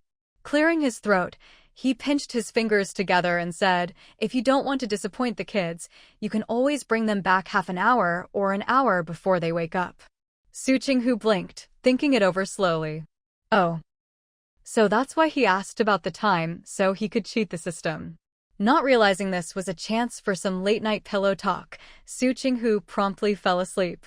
Chenlai waited a bit, but when she didn't say anything else, he turned to look at her. She was already fast asleep, breathing steadily. He thought, her sleep quality is really something. The next morning, when Erden went off to school, he was practically floating with happiness. Dayton walked behind him with his backpack, saying nothing, but when Erden bounced around and dropped some money from his pocket, Dayton quietly picked it up. He didn't give it back.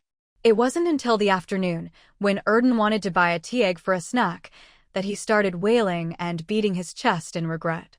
Half the day had passed, there was no way he'd find the money now. Dayton peeled his tea egg and, under Erden's hopeful gaze, slowly finished eating it. Erden puffed out his cheeks, sulking. He really hadn't been dignified enough this morning. "But, big brother, I slept between Mom and Dad last night." Dayton glanced at him. He'd been repeating this since morning. It was getting old. Su Qinghu had no idea what the kids were up to at school. At noon, she went to see Kai Huayang to talk about Du Jizheng, sharing some of her own suspicions and asking him to look into it when he had time. She wasn't in a hurry, but Kai Huayang took it seriously and managed to dig up some basic info on Du Jizheng that very day. Around 3 in the afternoon, when Su Qinghu returned to the office, Sisterly waved her over. Su Qinghu walked to her desk. "Sisterly, what's up?" "Someone called at noon today," Sisterly said. "He said if you have time, give him a call back. It's a man named Cheng Qian." It took Su Qinghu a moment to remember who Cheng Qian was. Wasn't he that young guy who'd volunteered to be her financial manager? It's only been a few days. Why is he calling already? Su Qinghu nodded. Thanks, sisterly, got it. After work, Su Qinghu called back. After a moment, the call connected, and as soon as he said, hello, Su Qinghu recognized his voice. Qing Qian, it's me, Su Qinghu. She got straight to the point. What's up? Qing Qian laughed. Just wanted to give you an update. Okay, I'm listening. Go ahead. Here's the thing. With your 3,000 yuan, I bought some stocks, and after selling them, I didn't immediately buy more stocks or bonds. He paused, listening for her reaction, but when she said nothing, he continued, I used the money to buy an antique vase. Su Qinghu finally spoke. You know about that stuff? Family background, I guess. Even though we lost everything later, I heard enough growing up to know what I need to know. He spoke calmly, but there was a quiet confidence in his tone. Su Qinghu thought, just hope he's not too confident and ends up losing everything, that's all my money. Did she give him too much freedom? She started to second-guess herself, but before she could finish, he said, with 3,000 yuan, I flipped it once and got 5,000. After buying the vase, I found a buyer and sold it for 30,000. Qing Qian laughed. High risk, high reward. Now there's 30,000 yuan. After my cut, do you want to withdraw some for yourself? No need. Su Qinghu couldn't help but smile, her eyes crinkling. I'm not short on cash right now. Keep rolling it over. Have you considered getting a phone installed? Qing Qian asked directly. Getting a phone installed costs a few thousand. Sure you don't want to take some money out? Su Qinghu shifted into a more relaxed position and replied, I paid in full today, but how soon it'll be installed depends on how fast the phone company works. Qing Qian didn't press further. He nodded, then remembered she couldn't see him and added, all right, I won't bother you anymore. After hanging up, Su Qinghu raised her eyebrows. Could it be that this self-recommended Cheng Qian actually has some hidden talents? Maybe, she really has struck gold this time. Before she even entered the house, Su Qinghu could already hear the lively sounds coming from inside, and her spirits lifted. She looked around but didn't see anything unusual. No sign of that pristine white telephone wire either. Was she just overthinking things? She opened the door. In the courtyard, several people in telecom company uniforms were chatting and laughing with Chenlai. Their hearty laughter made everything feel bright and cheerful. Chenlai met Su Qinghu's gaze with a smile. It's all installed. That fast? Su Qinghu walked in with a smile, nodded to the telecom workers, exchanged a few pleasantries, and then continued, I didn't see any phone wires coming in from outside, so I thought. She didn't finish her sentence, but her meaning was clear. If the phone wire is exposed outside for too long, it ages easily, Chenlai explained, reaching out to take her bag. Su Qinghu hesitated for a moment, but handed it over anyway. After all, with so many people around, she might as well give him some face. Chenlai took the bag and said, I planned the wiring and installation myself. They checked my plan, said it was fine, and installed it the way I suggested. Because of this, they used a bit more cable than the telecom company's standard plan, several meters more, in fact. You know how to do this too? Su Qinghu asked in surprise, following Chenlai's gesture and finally spotting where the phone wire was hidden. The telecom workers smiled at Su Qinghu and even started calling her sister-in-law. Su Qinghu turned to them, you guys. Could they all be Chenlai's old army buddies? Her expression made her thoughts obvious, and the group just laughed and nodded. Su Qinghu made a quick decision. It's after work now, right? You're probably not in a rush to head home. Let's go out to eat.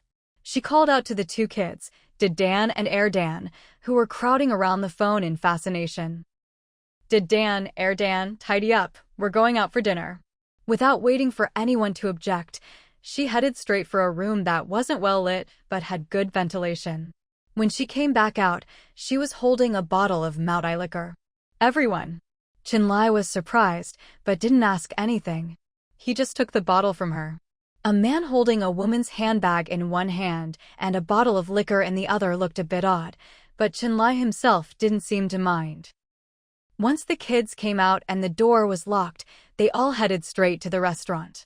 No one wanted to order, and when they did, they only picked the cheapest dishes. So Su Qinghu took over, ordering a whole slew of meat dishes, making everyone's hearts race with anxiety. This meal, it might cost an entire month's salary. A few people tried to stop Su Qinghu from ordering more, but Erdan piped up, "Don't worry, everyone. My mom's got money, and my brother, and I have money too." He and his brother each had 1,000 yuan stashed with their mom. If the two of them had 1,000 each, surely their mom had at least as much, right? But they couldn't reveal all their family secrets, just saying they had enough to treat everyone was fine.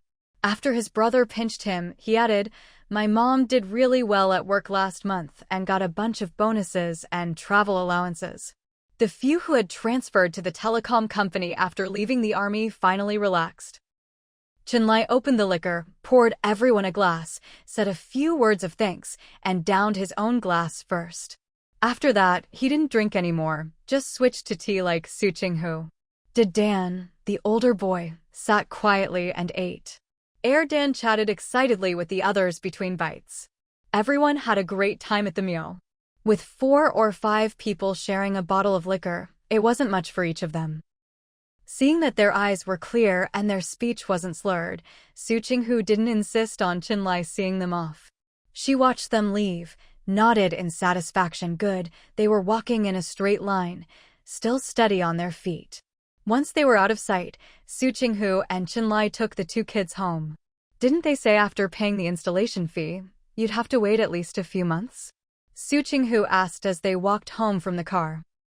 Chenlai, holding a child's hand on each side, turned slightly to her and said, "We already had a switchboard nearby. All they had to do was run the wire over." Su Qinghu thought for a moment and nodded.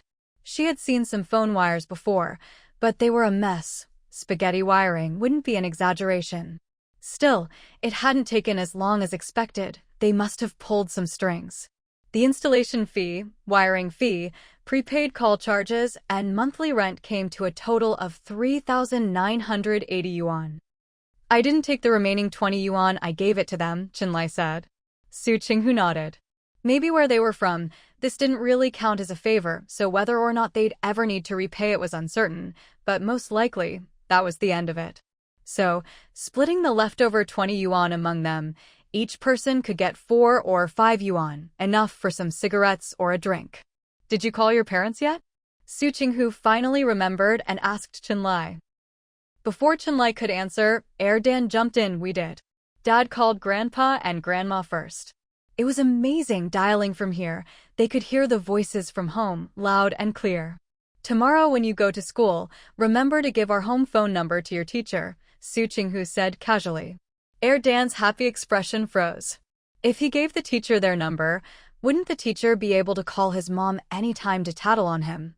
Ugh. Having a phone at home was no good at all.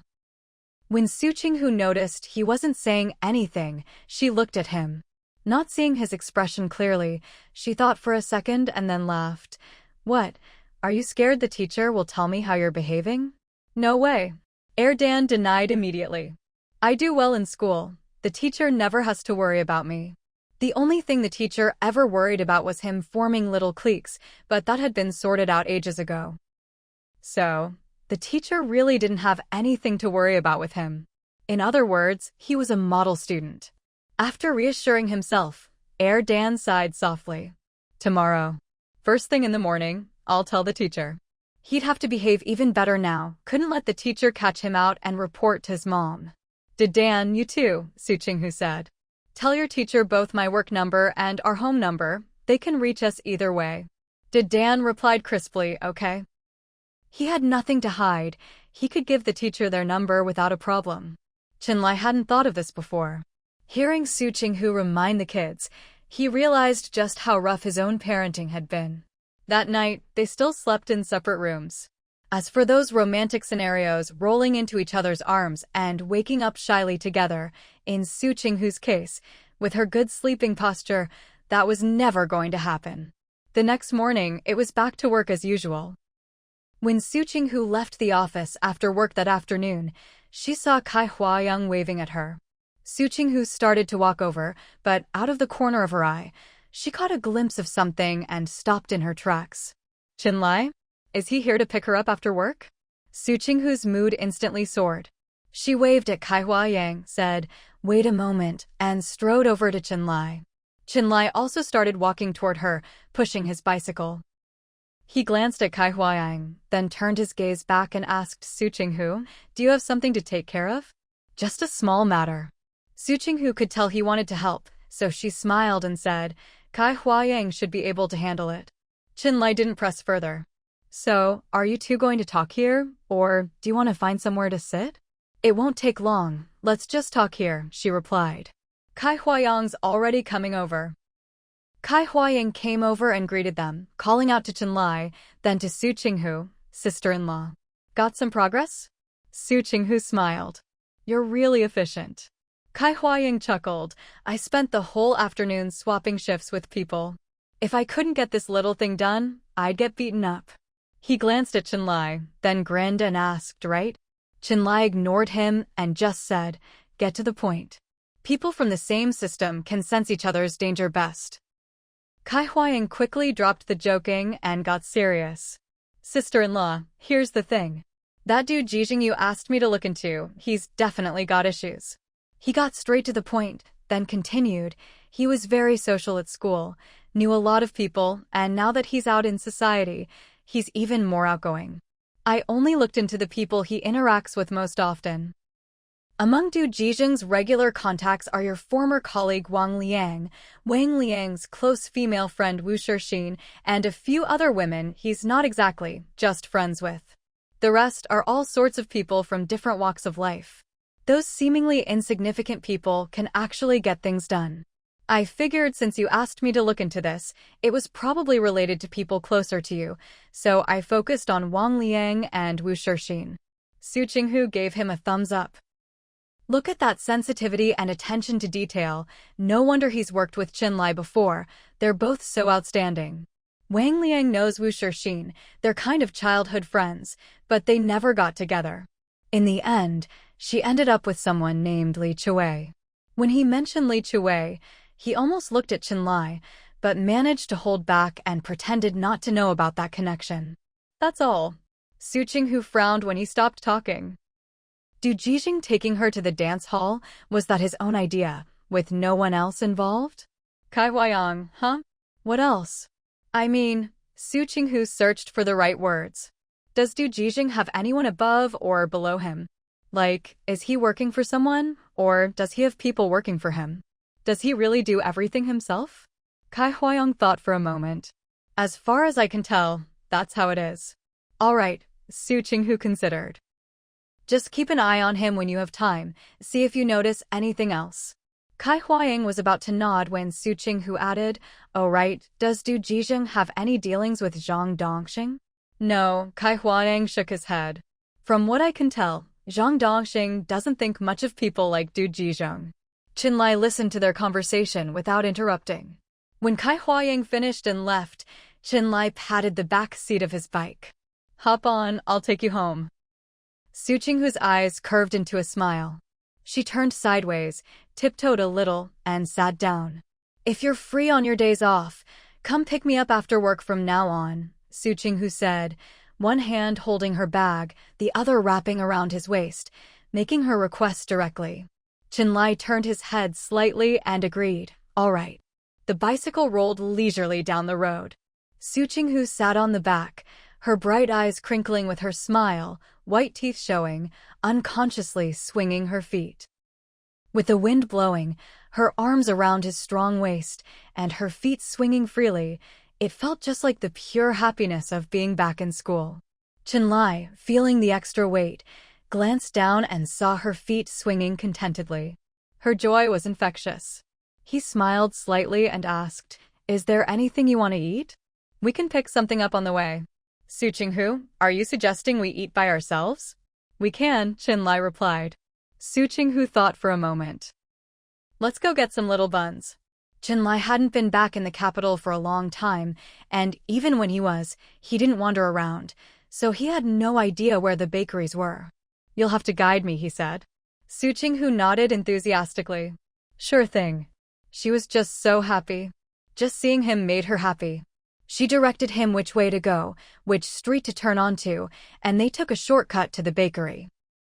There were quite a few people waiting, but most were just buying one or two to try, so the line moved quickly.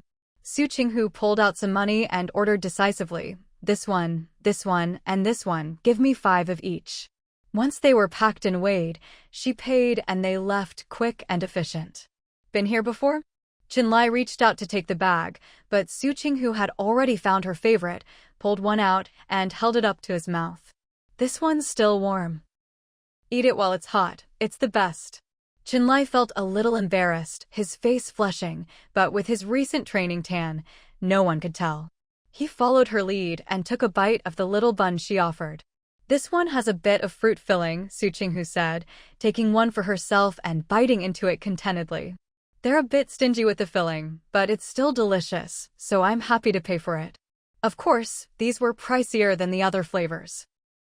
At first, the bakery staff wanted to defend themselves, saying fruit was expensive and they were already being generous, but before they could speak, they heard Su Qinghu say she was happy to pay. Their wounded hearts were instantly soothed. If only there were more customers like her who were happy to pay. Just the thought was enough to make them smile. The little buns were soft and fluffy, so it was normal for Qinlai to eat one in a single bite. After finishing, he paused, then pulled out his wallet. "Let's buy a few more." No, Su Qinghu shook her head like a rattle drum. "If you eat too many at once, it's no fun anymore. It's such a joy to have something you can savor slowly over time." Qinlai met her gaze and smiled, putting his money away. "Got it. Every year, there are new recruits who eat themselves sick on their first meal, and after that, some never like what they once loved again." His girl. She's realistic, but she also knows how to enjoy the little pleasures in life. "What do you mean, got it?" Su Qinghu walked beside him, watching him carry her bag and push the bike along the road. She took a bite of her bun and said offhandedly, "Are you hiding a secret stash of money?" Once the whole family had finished washing up and the kids had gone to bed for a nap, Su Qinghu went to check out the newly installed telephone at home. There weren't as many colors or styles to choose from as in later years, but it still looked pretty cute. It almost felt like having a pet in the house. And it was an adorable little thing that only cost 4 or 5 yuan a month for the landline. She stood there looking at the phone, while Qinlai leaned against the doorway, watching her with amusement. Seeing that she had no intention of returning to the bedroom anytime soon, he cleared his throat. Su Qinghu turned her head. Qinlai reminded her, "It's time for bed." The phone was precious, sure, but it was getting late. And besides, had she forgotten about his private stash of money? Su Qinghu stood up, the corners of her lips curving slightly, and finally headed toward the bedroom. Sleeping and resting. Depending on who you ask, those two words can mean very different things. Right now, Su Qinghu was in the "I'm driving, but no one has evidence" mindset, so she walked in with zero shame. Her expression was perfectly normal. Qinlai would never have guessed what she was really thinking. When he saw her enter the bedroom, he followed her in. Su Qinghu glanced at the neatly sorted stacks of cash on the bed, then looked back at him. Qinlai stood tall and straight, his handsome features carrying a hint of a smile. "That private stash you mentioned before, it's not really a private stash. I just hadn't had a chance to give it to you yet." He'd never intended to hide money from her. "What about yesterday?" Su Qinghu asked, picking up the money with a playful smile, deliberately teasing him. Seeing her put the money away, Qinlai relaxed, his posture loosening as he smiled more freely, no longer standing so stiffly. He seemed genuinely at ease. He said, "It was too late yesterday. You and the kids had to get up for work and school the next day. I just wanted you all to get a bit more rest," Qinlai explained. "So I didn't bring it up." Truth was, he hadn't found the right moment to come clean yesterday. Su Qinghu looked at him, teasing, "I'm not so sure about that. Last night, I got the feeling you really wanted to chat with me." Qinlai fell silent. Well, she did fall asleep in seconds, after all. Su Qinghu didn't care about any of that. Seeing the look in his eyes, part accusation, part aggrieved, she couldn't help but laugh. She drew out a long, exaggerated "oh" and grinned. See. You didn't really want us to rest more. So forgetting to come clean was just an excuse. Comrade Chenlai, you're so two-faced. Chenlai. He just looked at her, waiting to see what she'd say next. You didn't forget to hand over your private stash because you were too excited to see us, did you? Su Qinghu teased, smiling sweetly. Chenlai opened his mouth, but before he could say anything, Su Qinghu slapped the edge of the bed and said, "Huh. So you were so excited you forgot. You really missed me, huh?" She was expecting Chenlai to stubbornly deny it. But in the next second, Chenlai nodded. Su Qinghu's smile froze. What? Under her gaze, Chenlai not only nodded, but even said, Was she dreaming? Su Qinghu stared at him, dumbfounded. After a long moment, her heart fluttering, she asked, "If you've been kidnapped, blink twice." Then she suddenly realized, if anyone was the kidnapper here, it might be her. Seeing her shock, Chenlai laughed. I haven't been kidnapped. And he definitely wasn't going to blink. This is too sudden. Su Qinghu stood up. I can't believe it! Chenlai looked a bit uncertain. Is it sudden? Wasn't he obvious enough? Didn't he hug her that time on the coast? Unless you give me a kiss, Su Qinghu declared. She said it with conviction, her chin tilted up, the light casting a soft glow around her face. Chenlai stepped forward. Su Qinghu forced herself not to step back, planting her feet firmly on the ground. Chenlai took another step, stopping right in front of her. Is there anything you want to ask me? Su Qinghu blinked. Ask what? About my past, Chenlai said. Or, would you like to hear me explain my past to you? If she listened, it meant she'd be his wife for life. He promised he'd never make a mistake, that they'd share everything, for better or worse. Su Qinghu understood what he meant. She wanted to nod and show her resolve, but he wanted to talk about his past again. What could there be to say about the past anyway? Wasn't it just about marrying his ex-wife and raising kids? What was there to hear about that? Didn't he worry she'd get jealous? He could keep his past to himself. If he told her, she'd overthink, her imagination would run wild. But this man wanted to be honest, to share his heart with her. Shouldn't she encourage that? Go ahead, Su Qinghu said, glancing at the bed, getting ready to sit down and listen. But before she could move, Chenlai grabbed her and set a tall round stool behind her. Su Qinghu took a deep breath and sat down. This felt oddly intimidating. Chenlai stretched out his long legs, hooked another stool over with his foot, placed it about a meter in front of her, and sat down, hands on his knees, back straight. Su Qinghu swallowed nervously. This setup felt a bit like an interrogation. As someone with a mysterious background, she suddenly felt a lot of pressure and wanted to bolt.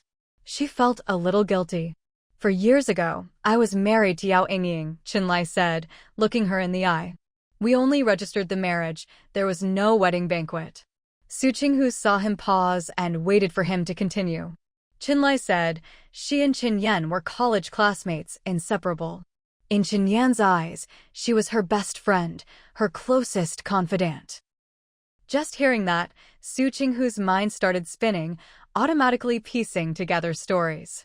But just as the narrative was about to take shape, she forced herself to stop. Chenlai kept looking at her. Seeing that she didn't look away, her hands resting on her knees as she listened intently, he smiled. Su Qinghu. Weren't they talking about his ex-wife? Why was he smiling at her? When I met Chen Yan's friend, I had just finished a mission and come home on leave to recover, Chenlai said. So, psychological trauma, PTSD, then someone moved him and he married Yao Yingying? That's kind of boring, honestly. It's not what you're thinking, Chenlai said, watching her closely, catching every subtle change in her expression. Seeing her eyes start to dart around, he helplessly changed the subject. There was no love at first sight and no feelings that grew over time. Su Qinghu, oh. Fine, she'd stop imagining things. Judging by his look, he wanted to warn her but couldn't help himself. I didn't want to get married back then, Chinlai said seriously. My job didn't allow me to be so selfish, to tie someone else's future to mine. Really, back then he didn't want to tie someone else's life to his because of his job, but now he thinks it's okay? Isn't his job still the same as before? You really like me, Chinlai said. So, I want to respond to your feelings. She had nothing to say. She was the one who liked him first, after all. Attracted by his looks, lost in her own feelings. When Chinlai saw the accusatory look in Su Qinghu's eyes, he chuckled, a mischievous glint flashing across his handsome face.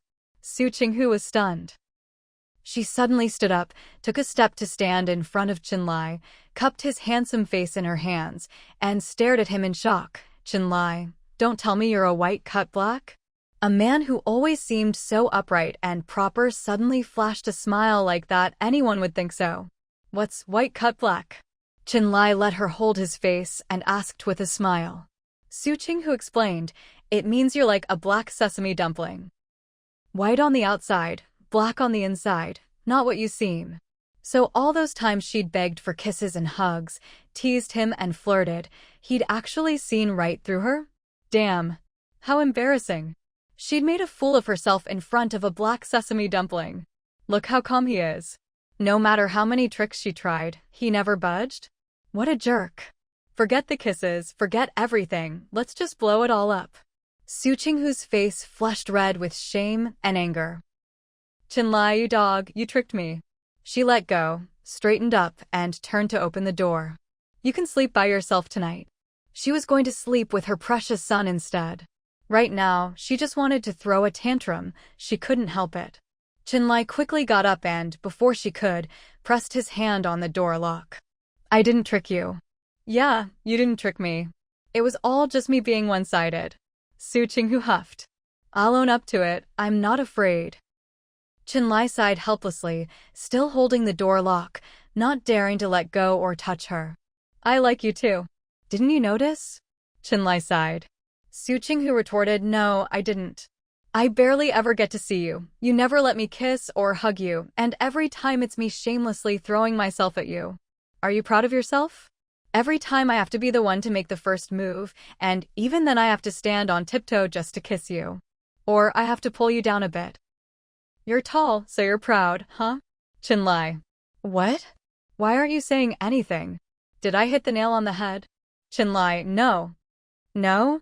Then why didn't you say anything just now? Su Qinghu sneered, lifting her chin to confront him. There are millions of men in the world. If you're no good, I'll just find someone else. Chinlai took a deep breath, deciding not to let her keep talking nonsense. Su Qinghu looked at him. What? You look like you want to hit me? If you dare hit me, I'll tell Mom and Dad and have them beat you up. Su Qinghu said proudly. Let me tell you, right now Mom and Dad treat me like their own daughter. Who are you? You're just an outsider. Chinlai couldn't hold back a laugh. Was this even an argument? It was more like a comedy routine. His girl. Letting go of the door lock, Chinlai pulled her into his arms. If I'm an outsider to Mom and Dad, then next time we see them, remember to protect me a little, okay? Protect you? In your dreams. Su Qinghu struggled, finally freeing her face that was nearly squished, and said haughtily, unless you beg me. I'm begging you, Chinlai said without hesitation. Su Qinghu. After a moment of silence, Su Qinghu bared her teeth. Did you have to agree so quickly and so easily? That really took all the fun out of it. Want me to do it over? Chinlai asked sincerely. Su Qinghu, no need. Let go of me. Su Qinghu vengefully jabbed her chin hard into his chest. She thought she could act like a queen, either issuing orders or sitting back coolly and telling him to go on. Who knew that one jab would make her cry? Chinlai was startled by her sudden move. When he realized what happened, his girl was already crying. Let me see. He quickly let go, lifted her delicate face, and saw her eyes brimming with tears, even her lashes wet. She looked pitiful and adorable. Su Qinghu tried to hold back the pain, keeping a straight face. What are you looking at? I hit my chin, not my eyes. Clutching her chin, Su Qinghu glared at him, sparks in her eyes making Chinlai want to kiss them. But His gaze dropped to her pretty chin, and he reached out to gently rub it. Sorry, after so much training, my body just reacts on its own. Chinlai massaged her chin, and when she squinted a little, he continued, next time you want to bump into me, just give me a heads up so I can be ready. Su Qinghu shot him a look as he rubbed her chin. Just telling you is enough? Chinlai was about to say when she cut in, what's the point if I have to say it? Who argues by announcing, relax your body, I'm about to hit, pinch, or scratch you? Just thinking about it made Su Qinghu's mouth twitch. When did you start liking me? Su Qinghu asked. Chinlai, the day we came home after getting married. Su Qinghu nodded, a smile appearing in her eyes and on her face. Good, it was her. All right then, she said, pulling his hand away and sitting back in her seat. Go on. A woman's moods, a woman's little tempers, come and go just like that. Chinlai, not mad anymore? He was just asking knowingly. Su Qinghu shot him a look. Listen, if you have something to say, say it. Don't waste time, I need to get to bed early. Since this man liked her, she could afford to be a little spoiled and proud. A big tantrum is bad for your health, but a little one adds spice to life. Chinlai smiled and, seeing her point to the round stool across from her, strode over and sat down. I like to observe, he said. So, I thought you enjoyed the sense of accomplishment from being the one to make the moves. Su Qinghu. Damn, this dog of a man actually had a point. Hurry up and confess already. Su Qinghu snapped, grabbing the pillow from the head of the bed and threatening him. Or else, watch out, I'll hit you. Chinlai chuckled. I never had any feelings for Yao Yingying, but at the time, I had no choice but to get married. Su Qinghu, there's actually someone who could make a white cut black like you give in? That's rare. I hadn't been home in years, so my impression of Qinyan was still from before. Chinlai smiled wryly, a bit mocking. I didn't expect her to be so naive and foolish, trying to set me up with Yao Yingying. Even after I made it clear I wasn't interested, she still shamelessly brought her over to the house. Later, when we graduated and were assigned jobs, thanks to Qinyan's efforts, Yao Yingying got assigned to a teaching post not far from the capital. Su Qinghu clapped. Your sister's impressive. Back then, most people were sent back to their hometowns, but Yao Yingying actually stayed near Beijing. Chinlai sighed, ignoring her teasing. You know how old Duo is, right? Just over 4, Su Qinghu answered without thinking. Chinlai nodded. Then do you know how old Qinyan is? You're 30, so she must be at least 35, right? Su Qinghu replied. Chinlai choked a bit, emphasizing, my birthday hasn't come yet, I'm not 30. That stubbornness made Su Qinghu laugh. All right, got it. I'll get you a big present for your birthday. Chinlai, I wasn't expecting a present from you. Whether Chinlai is 29 or whatever, the point is, Qinyan really is 35 this year. After arguing back and forth with Su Qinghu, Chinlai continued, Qinyan got married at the end of October, 1981. Su Qinghu, done with her little act, quieted down to listen. She nodded. That's good. Duo was conceived after they got married, so it wasn't a shotgun wedding. Chinlai couldn't help glancing at her smooth, fair forehead. She and Qian got married after a normal relationship. What on earth goes on in this girl's head? Did he say anything to lead her in that direction just now?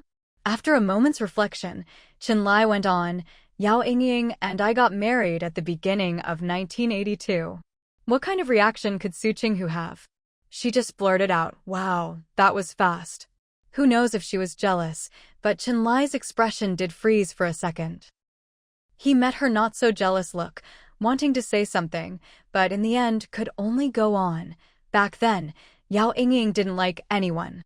She wanted Qinyan to keep trying to set us up, but Qinyan was newly married herself and didn't put much effort into it. After I turned her down again, Qinyan was ready to give up and told her to let our parents keep an eye out for a good match, try to find someone she'd really like. But I don't know what Yao Yingying said to her, but she ended up believing in Yao Yingying's deep feelings for me, and also believed that the reason I was cold to Yao Yingying was because I didn't want to hold her back, that I was ready to sacrifice myself for her.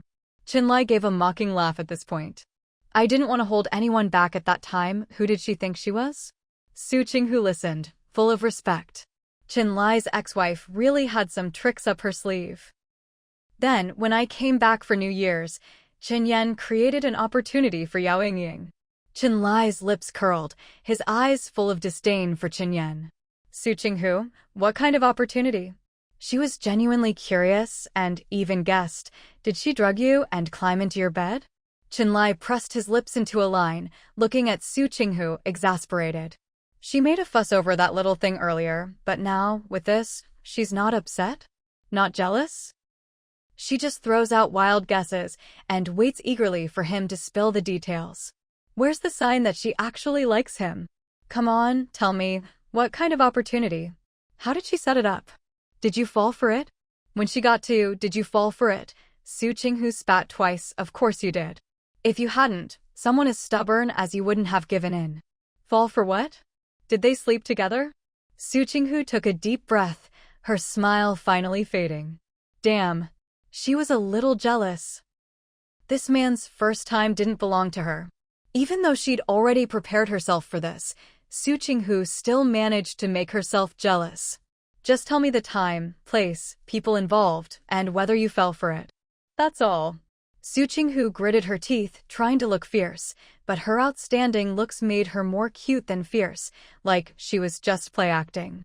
Qinlai was about to laugh, but Su Qinghu slapped his knee, making a loud pa-pa sound. What are you doing? Be serious. No laughing. Qinlai stifled his laughter. All right, now you can talk. Just stick to what I asked. Su Qinghu warned, not a word more. Qinlai nodded, trying not to laugh.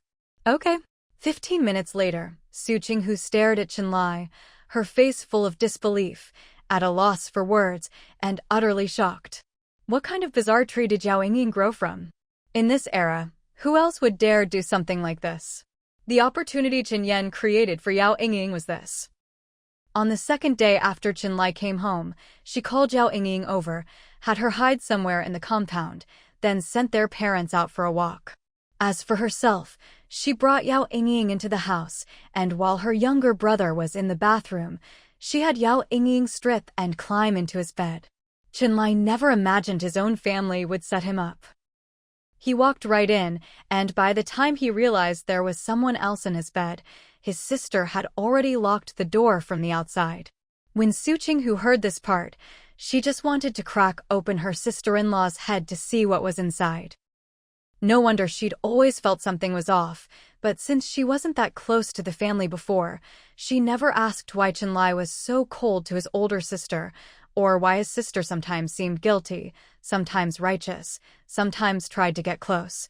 But when she got too close, she'd bare her claws, always ready to lash out if she got hurt. Now she finally understood. This was dramatic enough. A real sister, just to help her best friend get what she wanted, actually sent her into her brother's bed. TSK. When Qinlai realized something was wrong, he turned to leave, only to find the door locked from the outside. He called for Qinyan to open the door, but no one answered. Meanwhile, Yao Yingying, completely naked, walked over to him, tried to hug and pull him. When Qinlai dodged her skillfully, she started crying loudly enough for the whole neighborhood to hear. At that, Qinlai stopped dodging and strode over, ready to knock her out with a karate chop. But just as he raised his hand to do it, the door opened. Qinyan was back, and she'd brought Qinbo and Mrs. Meng with her. Seeing the scene before them, Qinbo and Mrs. Meng were stunned into silence. Qinyan immediately started yelling at Qinlai, accusing him of treating her best friend like that, asking how her friend could face anyone or get married in the future. She even questioned how Qinlai could act like a hooligan, saying the law was equal for all, and just because he was young and outstanding didn't mean he could escape punishment. Qinbo and Mrs. Meng slapped Qinyan right then and there, shutting her up. But in the end, an old leader found out about it. Weighing the pros and cons, he didn't want Qinlai to leave the army, so he advised him to marry Yao Yingying and continue his career. But Qinlai was stubborn and refused, insisting on an investigation. But how could you explain this clearly, especially when hooliganism was a serious crime at the time? The matter dragged on, so they tried to persuade Yao Yingying. But Yao Yingying's goal was Qinlai. She finally had the upper hand. How could she let go? She refused to compromise, insisting that whoever saw her naked had to take responsibility. Even Qinyan, under pressure from her parents, tried to persuade her. But of course, it was useless. Because Yao Yingying refused to compromise, only wanting to marry Qinlai, insisting that whoever saw her naked had to take responsibility, or else she'd report it, and even threatened to commit suicide in public, the situation was at a stalemate again. Qinlai was just as stubborn. Back then, he was young and hot-blooded, always believing that if he hadn't done something, then he hadn't done it. His innocence would speak for itself, and the truth would come out in the investigation. So, he absolutely refused to compromise or make concessions, and was determined not to agree to marry Yao Yingying. That year, the Qin family had a rough time. Out of a desire to protect her son and her valued subordinate, Mrs. Qin Baimang, along with their old leader, tried their best to keep the matter under wraps and maintain secrecy. Even Qinyan was strictly forbidden to tell anyone from the Qian family. Now that things had developed to this point, even if Qinyan was a bit slow, she vaguely realized she'd gotten herself into trouble. She'd grown up living with her grandparents and had long since developed her own ways of dealing with such situations. When you've made a mistake, hide it if you can. If you can't hide it anymore, play the victim. She had just gotten married, and the Qian family was treating her very well.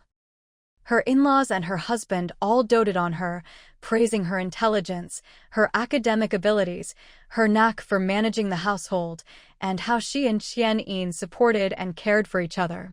In such circumstances, how could she possibly admit her own shortcomings? So, she kept the whole thing hidden. But keeping it secret left her on edge, and after the new year, she started showing signs of a threatened miscarriage. She was terrified, afraid she wouldn't be able to keep the baby. Before she got married, the doctor had told her that since she and Qian Yin shared the same blood type, if she lost her first child, she might have trouble carrying future pregnancies to term, possibly suffering from recurrent miscarriages. Qinyan, who was close friends with Yao Yingying, had confided this to her. So later, when Yao Yingying found out Qinyan was pregnant and was about to be forcibly transferred to another city, she seized the opportunity. She asked to meet Qinyan, but Qinyan, bedridden to protect her pregnancy, refused to see her. Yao Yingying then tried to meet with Qinlai, hoping to have a good talk. But Qinlai didn't believe her at all and rejected her without hesitation. Determined, Yao Yingying went straight to Qinyan's home. Half an hour later, she left. Qinyan, still lying in bed, was so anxious and unsettled that she found an excuse to go back to her parents' house and had Qian Yin take her to Qin Bai and Mrs. Meng's place. Once she arrived, she told Qian Yin to hurry back to work and not to delay his research. She planned to stay with her parents for a couple of days, enjoy some home-cooked meals, and try to calm her nerves and her baby, hoping everything would be all right. Qian Yin, a straightforward science guy, believed her and went off to the research institute. As soon as he left, Qinyan broke down in tears. But Mrs. Meng and Qin Bai didn't feel much sympathy. After all, it was her own foolishness that had caused all this.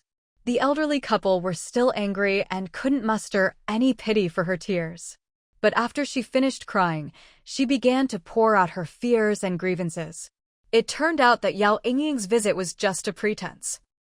She was really there to threaten her. Yao Yingying said that if Qinlai didn't marry her, she'd never live a decent life again. She swore she'd sleep with every man in the Qin and Qian families, even those close to them. Even if the Qin family managed to get her transferred elsewhere, she'd eventually find a way to come back, and it was only a matter of time before she did what she threatened. If they wanted to kill her, fine, she didn't want to live anyway.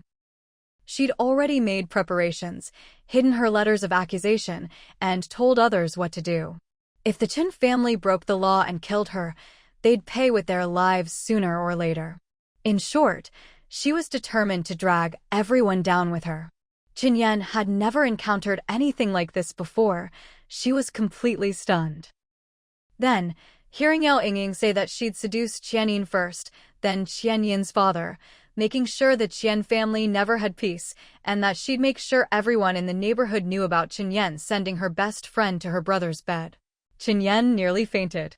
It was only then that she realized what kind of friend she'd made and what kind of bestie she'd gotten herself. She sobbed to her parents, crying so hard she actually passed out. No matter how angry Qinbai and Mrs. Meng were, they couldn't ignore the baby in her belly. They called for help and took Qingyan to the hospital. After examination and treatment, she was admitted for a few days and given medication to protect the pregnancy. While she was in the hospital, Qinbai and Mrs. Meng stayed with her. Qinlai came home and, not finding anyone there, learned his parents were at the hospital. Without asking for details, he borrowed a car from the compound and rushed over. He thought something had happened to his parents, but when he got to the hospital, he found out the culprit was Qingyan. Qingyan's face was sallow, her lips bloodless, and she stared blankly at the ceiling as if possessed. He asked the doctor about her condition, then went out to buy food for his parents. As soon as he stepped outside, he saw Yao Yingying standing at the hospital entrance, smiling at him. Qinlai met her gaze for a moment, then motioned for her to follow him. He led her to a green belt by the roadside, stood a meter away from her, and asked if she'd made up her mind. Did she really insist on marrying him? Was there anything else she wanted instead of this unreasonable demand?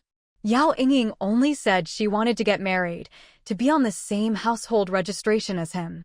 Other than that, she had no demands. She even said that as long as he married her, she wouldn't care what he did, and would help take care of the 2 children he'd left in someone else's care. Those 2 kids were Dan and Dan. She'd found out about them by following Qinlai. Qinlai cared deeply about those 2 children. He'd entrusted them to someone for several months, but the kids had grown thin and malnourished, like bean sprouts. He'd given 2/3 of his salary and allowances to the caretaker, but they'd spent almost all of it on their own children.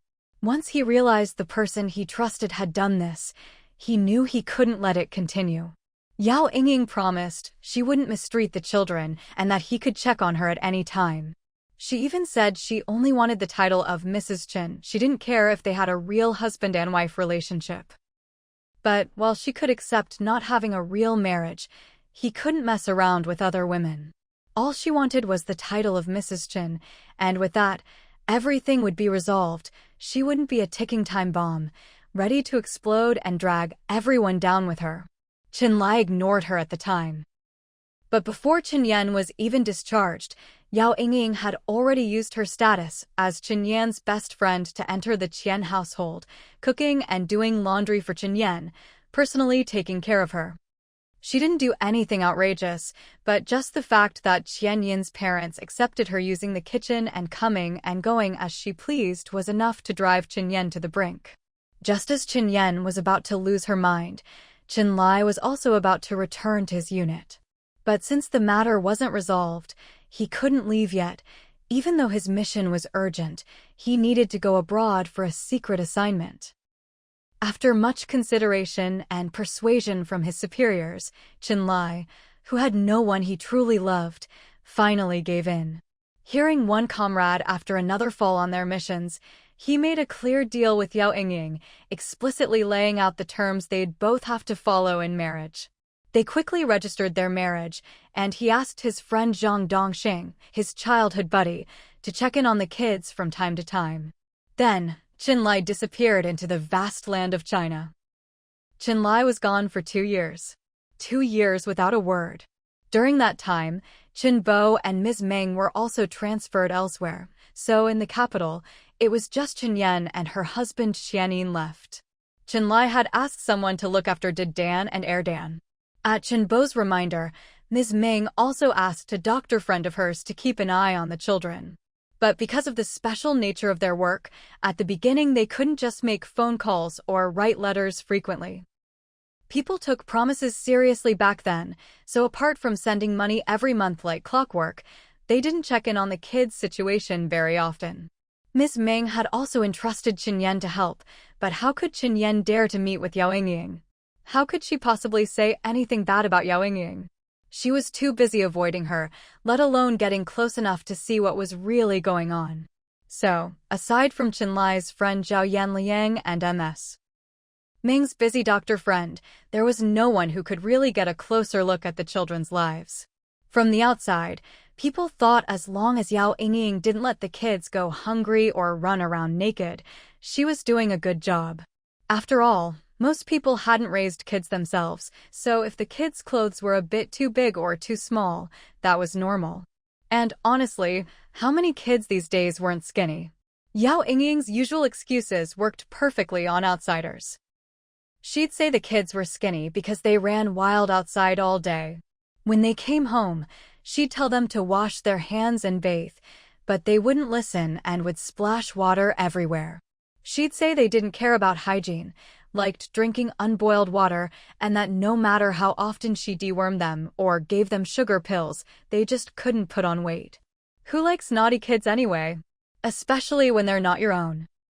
Naturally, in the eyes of the neighbors, Did Dan and Dan were just troublemakers.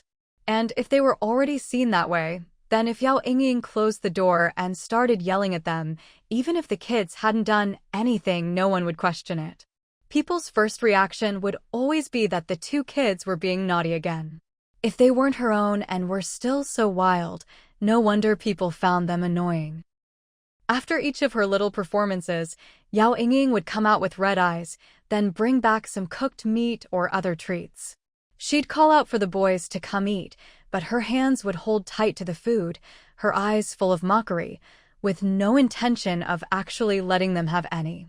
After this happened enough times, people who didn't know the truth were completely misled. So whenever anyone asked, they'd only praise Yao Yingying, saying how hard she worked to raise the kids and how mischievous and troublesome the boys were. As for Did Dan and Dan, they could barely fight back, and whenever they did, it just meant another round of going hungry. Over time, the two boys learned to get by with jokes and fake smiles. 2 years later, when Qinlai returned, it happened to be when Dan was sick with a high fever and could only be force-fed medicine. 3 days after Dan recovered, Qinlai was called away again for another long separation.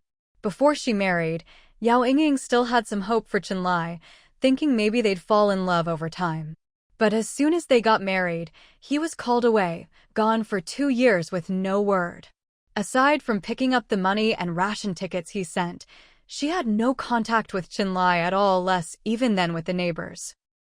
After the wedding, she asked Qinyan to help her find a job in the capital, and even gave her a deadline. What could Qinyan do? With her brother not coming back and Yao Yingying furious and ready to bite anyone she saw, she had no choice but to agree. But in the end, it was Chen Bo and Ms. Ming who actually got Yao Yingying a new job.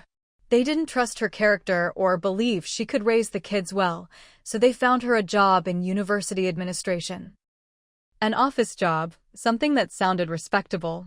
So Yao Yingying started working there.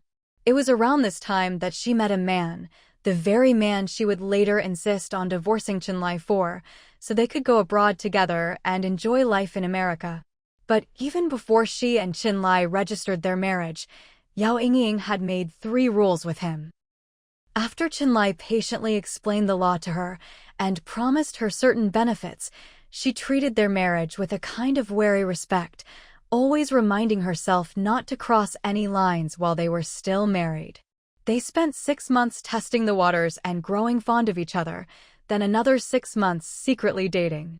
When things finally reached a boiling point, she started calling and telegramming Qinlai nonstop, demanding he come back and divorce her. One of the 3 rules they'd agreed on was that Qinlai would grant her the freedom to divorce. You really are a good person, Su Qinghu gave Qinlai a thumbs up. And a capable one too. Think about it. Yao Yingying was bold enough to climb into someone's bed, to openly threaten to sleep around, and even got her sister-in-law to help her create opportunities. She was never someone easy to control. Yet, when it came to certain moral boundaries, Qinlai's 3 rules kept her firmly in check. She didn't dare cross the line. What benefits did you promise her? Su Qinghu asked Chinlai. Come on, tell me. How can you skip over such an important detail? Chinlai was silent for a moment, then looked at her. When I married you, I had nothing. Except for power. He'd given away all the money he could, even the house, which she sold and kept all the proceeds. Su Qinghu looked him in the eye. You had nothing, and you still dared to ask someone to share your hardships? This man, there was no doubt about it.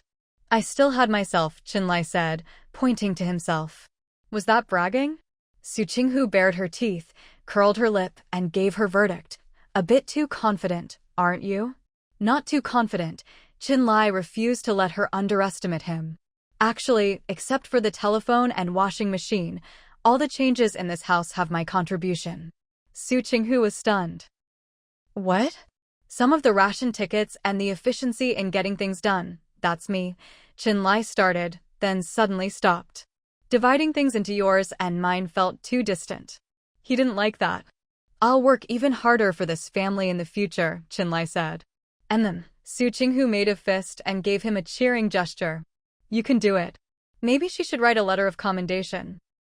The water and electricity at home were all set up, and maybe even the refrigerator tickets were thanks to him. He just didn't like to take credit. The refrigerator your parents sent, did you pay for it, or did you get the ration tickets? Su Qinghu scooted her chair closer, not even asking why he didn't just give her the money directly. Chinlai wanted to rub his nose, but in the end he sat up straight and answered the curious girl bouncing in front of him. I got the tickets and paid a third of the money. So by your logic, you get half the credit for the refrigerator? Su Qinghu nodded. That's fair. Chinlai reminded her my parents paid $300 or $400. He couldn't take all the credit. Su Qinghu waved her hand. I remember what your parents have done for us. You don't need to say it. I just said, in my parents' eyes, you're still an outsider right now. After Chinlai divorced Yao Yingying, he took advantage of the holidays to look after his child for a while. After much deliberation, he decided to entrust the child to the teacher's care. No matter how busy the teacher was, she would never be careless about the child's food, clothing, or education. And so, this became the opportunity for him to meet the teacher. At that time, the teacher was also troubled by the issue of Su Qinghu being harassed by Zhang Dongxing, a second-generation rich kid and local thug. She was proud and principled, with the integrity of a scholar, but she wasn't oblivious to the ways of the world. She didn't confront people head-on, but instead tried to find ways to help Su Qinghu avoid trouble. She also wanted to keep her close, since Su Qinghu was alone and had no one to rely on. But she didn't want to break too many rules, which was what had her so worried. She mentioned it to Chinlai a few times, and suddenly realized that Chinlai was actually a fine young man, though, admittedly, a bit older. But so what? Older men know how to care for people, and besides, he wasn't ridiculously old. Chinlai had no other choice, so he told her about his own situation, and made it clear that he could help the teacher handle Su Qinghu's problem, even if it didn't involve marriage. But somehow, things took a turn, and they ended up talking about marriage. When they went to register their marriage, Chinlai still felt a bit uncertain. After getting the certificate, just like with his first marriage, he was sent off on a mission. But this time, the mission was short. When he came back, it felt like everything had changed. It was as if the gloom had been stripped away from her, and she suddenly became vivid and bright. To exaggerate a little, she was so vibrant that you could almost see the vitality radiating from her. After that, every time they met, her image became clearer and clearer in his mind. He didn't really know what it felt like to be in a relationship, nor did he understand the difference between liking and loving someone. But he knew that when he saw himself reflected in her clear, bright eyes, when he saw the pure joy in her gaze, he was absolutely certain of one thing.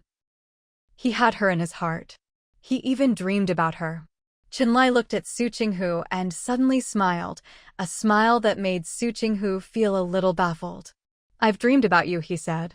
Su Qinghu tried to suppress her mind from wandering into the gutter and pretended to ask seriously, what did you dream about me? He was such a serious person. If he dreamed about her, it couldn't possibly be an erotic dream, right? But he was also a healthy, vigorous man. If he dreamed about her, could it really not be an erotic dream? Ah, sure enough, the wildest thoughts always come from deep inside. Fast as lightning, just like Chow Chow, think of it, and it's there. Chenlai scanned her face and seeing nothing unusual, continued, "You said you wanted to draw me." But in the dream, she wasn't as well behaved as she was now. She pulled at his clothes, ordered him to take them off so she could draw his body. Su Qinghu suddenly felt her face heat up, her whole body flustered. Oh my god, was the dream version of her really that bold? Just stripping him naked to draw a figure study? So intense. Her nose even felt a little hot. Su Qinghu was afraid that if she kept thinking about it, she'd get a nosebleed right then and there. Chenlai said, "The kind of drawing you sent me before." Su Qinghu. That kind of drawing? Which kind? She didn't even need to think. Chenlai said it himself. After all, the only drawing he'd ever received from her was a realistic portrait of him, shirtless. After that, she never drew another one, so there was no way he'd ever get a second one, like a fully clothed portrait. Chenlai, I hadn't even agreed yet, and you just… Su Qinghu cut him off, rushing forward to cover his mouth before he could finish. Oh my god. Please, please, don't say another word. If you keep going, I really will get a nosebleed. What do you mean, I hadn't even agreed yet, and you just… You just what? You just forced me to strip you with brute force. Damn. Too much stimulation. But Chenlai, being Chenlai, didn't even flinch at Su Qinghu's sudden move to cover his mouth. He just sat there, straight-backed as ever. He met Su Qinghu's embarrassed and indignant gaze and suddenly smiled. Don't laugh. What are you laughing at? What's so funny? Su Qinghu blustered, growling at him in a low voice. Wipe that smile off your face. Chenlai cleared his throat and stopped smiling. I wasn't laughing at anything. Liar. Su Qinghu accused him with her eyes. How is that not laughing? Just now you were practically wearing your thoughts on your face. She was beautiful, especially now, looking down at him from above. She was almost too beautiful. Chenlai had the urge to bite her soft, delicate chin. Why don't you tell me what you think I was about to say? Chenlai relaxed his posture, letting her glare at him, ready to pounce and cover his mouth again at any moment. Su Qinghu. Say it? Say what? Even if she guessed, she couldn't say it out loud. She could drive in her mind, but definitely not now. What's there to say? I'm not that talkative. Su Qinghu dragged her stool over to the wall. If you don't have anything else to say, I'm going to bed. Chenlai also grabbed a stool and set it next to hers, following her toward the bed. Su Qinghu suddenly felt nervous. Back when he kept his feelings hidden, she could boldly tease him, hug him, and joke around. Now, she didn't even dare take verbal advantage of him. Life had lost a bit of its fun. Su Qinghu climbed into bed, sighing inwardly. What kind of day was this? Why did they go from "I love you, you love me," sweet romance so quickly, without giving her any time to mentally prepare or flirt more? Knock knock. There was a knock at the door. Chenlai paused in the act of getting into bed, glanced at Su Qinghu, then turned to open the door. Dan clung to the door frame. Dad, did you and Mom have a fight? Chenlai, no. Really? Dan fiddled with the door frame, imitating Su Qinghu's voice. What's there to say? I'm not that talkative. If you don't have anything else to say, I'm going to bed. Chenlai was speechless. That counts as a fight? How is that not a fight? Dan retorted, craning his neck to look for Su Qinghu, but Chenlai blocked him with a hand. See? See? How is that not a fight? You won't even let me see Mom. Dan pouted. If they really hadn't fought, Mom would have spoken up by now. Since she hadn't, she must be mad. He was about to say more when Chenlai let go and stepped aside with his arms folded. Go ahead. Dan didn't hesitate and marched right in. And then, he saw his mom, Su Qinghu, eating a peach. I want one too. Having a late-night snack without him, how was he supposed to live like this? He turned around, dragged his brother Dan out of bed, and the two of them stood in front of Su Qinghu's bed. Su Qinghu looked at them innocently. What is it? We want peaches too. Dan said, eyes bright and determined. Su Qinghu replied, then go get some. There are plenty of crunchy peaches in the kitchen, some in the fridge, some on the shelf. If you want them cold, get the cold ones. If you want them at room temperature, get those. She waved the peach in her hand. Of course, you have to wash them yourselves. Don't even think about making her wash peaches for them. Dan got her meaning and pouted. Other moms wash peaches for their kids, afraid the fuzz will upset their stomachs. Other kids wash peaches for their moms, afraid the fuzz will upset their stomachs, Su Qinghu retorted, sitting cross-legged on the bed, completely unmoved and guilt-free. Hurry up, if you want some. Go get them. If you waste any more time, you'll be late for school tomorrow. Dan dragged a grumpy Dan, who'd been woken up, out of the room. Su Qinghu, peach in hand, crooked her finger at Qinlai. Qinlai walked to the bedside and leaned down slightly. Su Qinghu looked up at him, blinking. Something feels off. What feels off? Qinlai looked at his girl and asked, his tone exceedingly gentle. Su Qinghu thought for a moment, then still decided to ask, what day in May did you and Yao Yingying get divorced? If they divorced in May, how could Yao Yingying have gone abroad immediately?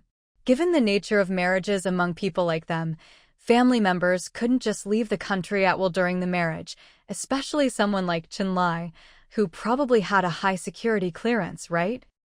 If that's the case, even if Yao Yingying submitted the paperwork, it wouldn't have been approved. Either it would be rejected or just shelved. That's the normal process. May 18th, Qinlai replied. May 18th? That's even more suspicious. Going abroad isn't something you can arrange in just a month or two, unless you have connections.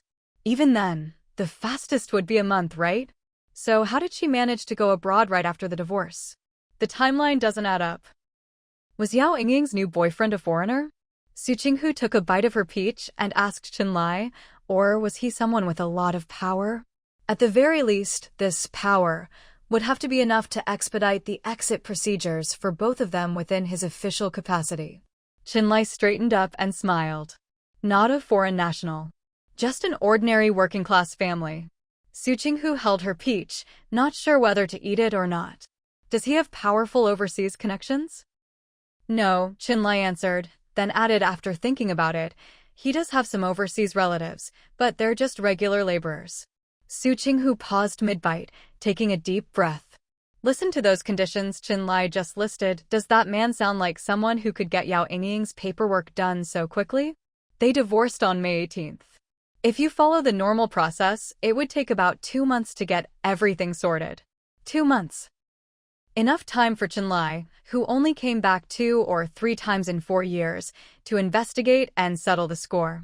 But not only did he not settle the score, he even gave Yao Yingying that 40 or 50 square meter apartment they'd bought, and didn't even ask for the household allowance he'd sent over the years back. But no matter how she looked at it, Qinlai didn't seem like some great benefactor. Just now, when he let his guard down, he'd shown a bit of that second-generation arrogance. And then there was Zhang Dongxing. Every time Qinlai mentioned him, he'd grit his teeth and look like he wanted to curse him out in front of her. All of this pointed to Qinlai not being some harmless nice guy. Could it be that Yao Yingying was actually set up by Qinlai? Even if she wasn't set up, this man was probably the catalyst for Yao Yingying's tragedy. Su Qinghu straightened her back and looked at Qinlai, asking bluntly, Qinlai, if we ever got divorced, would you screw me over? She didn't know why, but she just had this gut feeling that the man in front of her was the type who could stand on the moral high ground, act all calm and collected, and ruthlessly judge others at any time. Qinlai. He didn't answer, but his face tightened, the relaxed look in his eyes vanishing, replaced by scrutiny. He sat up straight, and after a while, pursed his lips and asked, why would we get divorced? His voice was low, as if he was taking the question extremely seriously.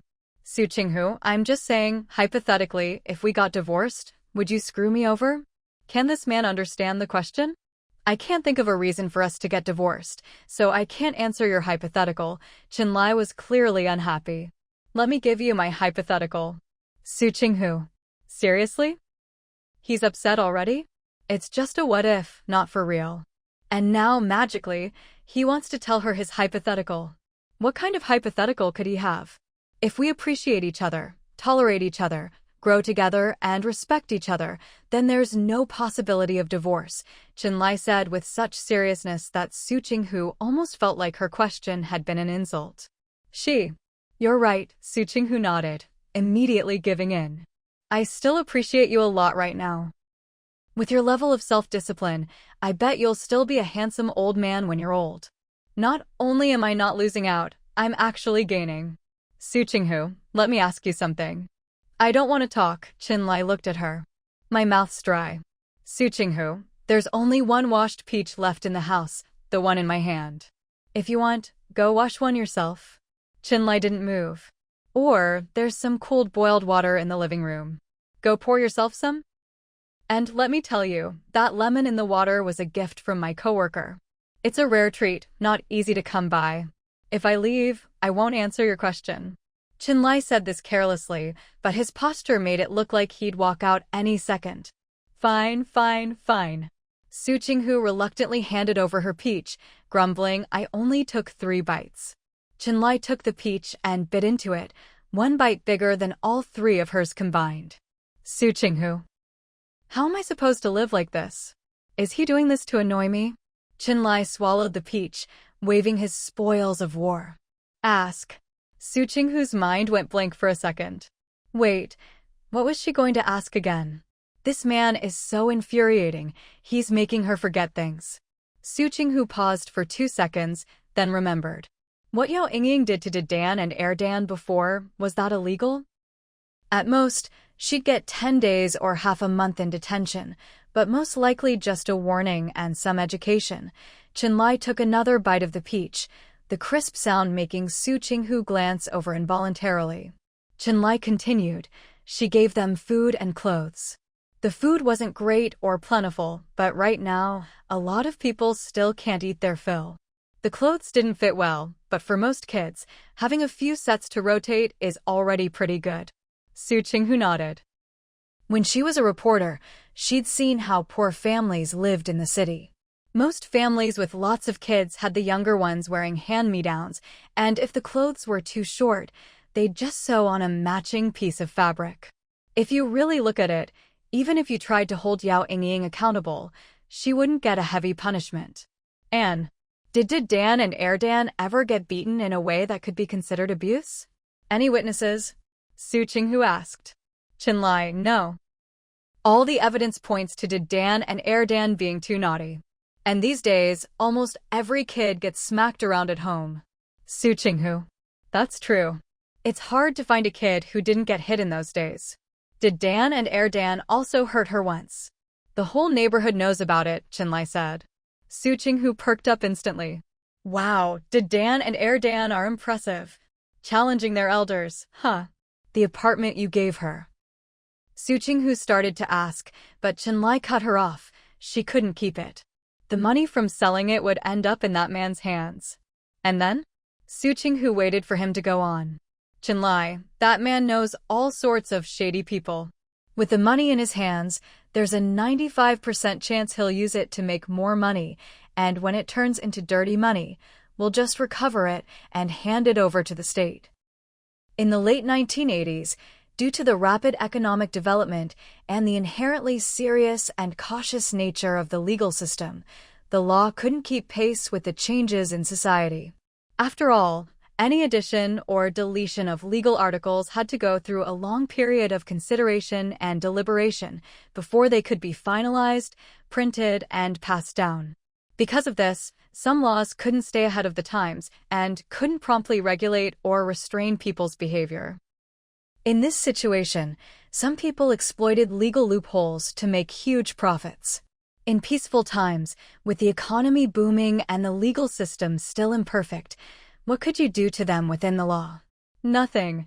And, because nothing could be done, it only amplified most people's greed, making it harder for them to restrain themselves when dazzled by sudden wealth, with that line of defense missing. Once someone made a fortune through shady means and went unpunished, it only encouraged them to take even bigger risks, becoming even more reckless. Chinlai had little desire for material things, because he had loftier ideals. That was the core of his life. As for Yao Yingying, she liked money and power. When she couldn't get the benefits that came with power from Chenlai, nor the money others were making by going into business, and even less so Chenlai's affection, she became unbalanced. More and more temptations, both financial and emotional, made her start weighing the pros and cons of this marriage. So, she began to think about divorce, about building a new family and living a glamorous life abroad. She had raised the kids for 4 years, and regardless of how well she did it, she deserved some credit. Plus, since she was going abroad and would never show up in front of the Chen family again, they didn't have to worry about her causing trouble for any of the Chen men. She was sure that if she asked for a divorce, Chenlai would agree immediately, so she set her sights on getting that 40 or 50 square meter apartment. As for marital savings, there were none. All the living expenses Chenlai gave her and the kids had already been withdrawn, and whatever was left over each month was hidden away as cash, so there was no process of dividing marital savings. Just these two things, the apartment and the agreement. Once he nodded, they could get the divorce certificate right away. Chenlai, just as Yao Yingying expected, agreed to everything without hesitation. Yao Yingying thought she had planned everything perfectly. After the divorce, she sold the apartment and happily left with the man she fancied. Little did she know, Chenlai was going along with it on purpose, reading their intentions, just waiting for them to turn that money into dirty cash, let it snowball, and then cast the net to reel them in and reap the rewards. Although he himself would never touch those rewards. Of course, once it became illicit money, it would be confiscated by the state, and Chenlai would have nothing more to do with it. Su Qinghu looked at Chenlai. So the money and apartment Yao Yingying took after the divorce, you gave them to her on purpose. The way this man spoke just now, he was so certain. Certain that Yao Yingying couldn't hold on to the apartment, certain that her assets would end up with her new man, certain that her new man would break the law. If this wasn't intentional, she could do a handstand and walk on the spot. Chenlai smiled at her, didn't answer immediately, but after thinking for a moment, replied, I wouldn't say it was on purpose, more like going with the flow. Going with the flow? Could you at least not smile when you say going with the flow? That would make it more believable. What if? Su Qinghu slapped the bed. What if your certainty was wrong? What if those two made money and ran off? Could you get it back? Even internationally. Could he really get it back? No, Chenlai smiled. Su Qinghu couldn't tell which question he was answering, so she asked, no what? No, it wouldn't go wrong. No, I wouldn't fail to get it back. Chenlai's smile grew wider as he spoke honestly. Once the divorce date was set, I came back a few days early and investigated that man. Su Qinghu took a deep breath and lit a candle in her heart for Yao Yingying's new man. She understood now. Yao Yingying's new man was just a tool to fill the national treasury. And a tragic one, discarded after use. No wonder Chenlai was so quick to give away the money and apartment. So, you were basically making an indirect investment in your ex-wife's true love. Su Qinghu kept a polite smile, silently reflecting to make sure she was only interested in Chenlai himself, then continued, you invest, then wait for the right moment, send him in, and have the assets confiscated. Chenlai just smiled without saying a word. You really are a master at making money for the country. Su Qinghu clapped her hands like a seal, sincerely praising him, amazing. What a slick move. Using his ex-wife's lover's business acumen and shady connections to grow the money, then reclaiming it all in the end. When it all collapsed, they'd both be ruined. But what if he doesn't break the law? Su Qinghu started firing off questions like a human EDC. Chenlai replied, he has a high-risk, high-reward way of making money that he's been carefully maintaining. He just never had the funds to use it, until now. High risk, high reward, meaning one missing document, one careless move, and he'd be in trouble. As for making money and trying to run, that's impossible. I've already notified customs, Chenlai said. Su Qinghu looked at Chenlai, her eyes sparkling. You sure have a lot of friends. As she spoke, her mind raced. Was all the money she made clean? The US dollars that person gave her for buying clothes were just information service fees. Not fraud. Yes, she could hold her head high. Want to meet them? Chinlai thought for a moment. If you're in the capital, I can introduce you. Su Qinghu quickly waved her hands. No need. I don't like socializing. Chinlai, all right, you can meet them when we have our wedding. Su Qinghu, mm. The two looked at each other in silence. Just as the atmosphere was getting awkward, Erden came in giggling, handed Su Qinghu a white porcelain plate, and said proudly, Mom, fried egg. Su Qinghu was about to refuse, but seeing his proud face, she looked down and was surprised. Oh wow, it's even soft-boiled. Of course. Erden lifted his chin, almost swinging his legs with pride. I learned while you were away on business. Anyway, his new mom said the rice, flour, oil, and vegetables at home could be used freely, as long as nothing was wasted and they ate everything they made. Grandma didn't stop them either, just told him and his brother to waste as little as possible and try small amounts. After all these experiments, Erden was best at making egg dishes. His brother's soups, well, they were okay. Basically, he just threw everything in and added salt at the end. Su Qinghu sat on the edge of the bed with the plate, took a bite of the fried egg, and found it perfectly seasoned and slightly crispy. She was satisfied. From now on, I'll handle breakfast on Mondays, Wednesdays, and Fridays. You and your brother will take care of Tuesdays, Thursdays, and Saturdays. Erden's eyes bulged, and even the fried egg in his own plate lost its flavor. Why did it turn out like this? Meanwhile, Dayton was already standing in front of Chinlai, each with a pair of chopsticks, eating while watching Erden's reaction. Seeing his silly little brother freeze up, Dayton smiled, but halfway through, his smile faded. He'd let his guard down. Tuesdays, Thursdays, and Saturdays included him too. There was a one-day holiday for National Day, then 3 days of work, and then another break. During those 3 days, every morning Chinlai took the kids to school, and every evening he came to pick up Su Qinghu from work, never missing a day. Everyone at the newspaper office knew about it by now. Every day before work ended, they'd wait at the entrance, watching that devastatingly handsome man who could make people blush and blank out. He belonged to Su Qinghu. He was taken. Every evening, Sister Lee and Yuan Hang would watch Su Qinghu leave, exchanging knowing or teasing glances. This wasn't just picking someone up, it was a public declaration of ownership. Watching Su Qinghu leave the office, Yuan Hang said to Sister Lee, Xiao Su's done for. She'll never shake off her man in this lifetime. That guy's gaze was so domineering, his territorial instincts so strong it made Yuan Hang's heart tremble.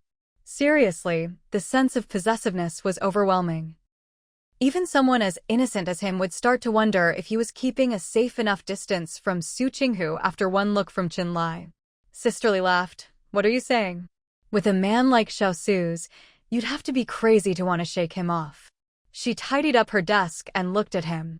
Xiao Yuan, you should hurry up and find someone. I think you're just jealous. Yuan Hang, I am not. Oh really? You practically have I want a sweet romance too written on your forehead. Sister Lee couldn't stop laughing. Every time you see him picking up Xiao Su, you start clicking your tongue, your eyes light up, you look like you want to go over and observe up close. Yuan Hang tried to hold his ground, denying his feelings. I'm not, I just think the atmosphere between them is really nice. When will he ever have someone who just looking at them makes his heart bubble with joy? Su Qinghu strolled over in her little sheepskin shoes, swaying as she walked. Before she even said anything, she grinned at them. I have tomorrow off. Got any plans? Chinlai walked over, pushing his bicycle. Su Qinghu just smiled mysteriously. Man, it's your time to shine. Chinlai got the hint and invited her directly. If you don't have any plans, how about I arrange something? Sure. Su Qinghu hopped onto the back seat of the bike and hugged his waist with practiced ease. You go ahead and plan. Whatever he came up with, as long as he put his heart into it, she'd go along with it to the end. She couldn't help but trust that he'd do a good job. Once she was settled, Chinlai pushed off with his long legs and rode off. Anything you want to eat? He asked as he pedaled. Su Qinghu, huh? Aren't you making a big dinner tonight? I've been saving my appetite all day. If she snacked now, it would betray all her anticipation. Chinlai laughed. What are you laughing at? Su Qinghu scratched his waist, making the bike wobble. Before Chenlai could say anything, she quickly behaved herself. Ever since you said you'd cook a big meal, I've been looking forward to it. Chenlai's heart skipped a beat at her words, a warm, indescribable feeling washing over him. Hurry up, or who knows when we'll get to eat tonight. Su Qinghu patted his waist, urging him on. A big dinner deserved the utmost enthusiasm and reverence. Chenlai told her to hold on tight, and in the next moment, they were already several meters down the road. Every time she came home, Su Qinghu couldn't help but marvel. Chenlai at home was just different. Look at how bright and clean everything was, not a single cobweb in the corners. She followed Chenlai into the kitchen, deftly tying an apron on him, then beamed at him. It was the first time Chenlai had ever had someone tie an apron for him. He stood there stunned for a moment, Adam's apple bobbing, before he managed, "Thank you." "What are you thanking me for?" Su Qinghu blinked, grinning mischievously. "Just tell me, did your heart start beating faster?" Chenlai, "Yeah," he answered honestly, which caught Su Qinghu off guard. She glanced out into the yard, seeing the kids weren't around. She lifted her glowing face. "Here, you get a kiss." She struck a proud, playful pose, clearly not believing Chenlai would actually take her up on it. Chenlai put down the knife, cupped her face, and kissed her right on the lips. Su Qinghu. Her eyes went wide. Chenlai was getting bold. He'd already turned away, moving swiftly to start cooking. Some of the prepped ingredients went into the fridge, others stayed on the counter. Soon, the kitchen was filled with the sounds and smells of frying, stir-frying, steaming, and stewing.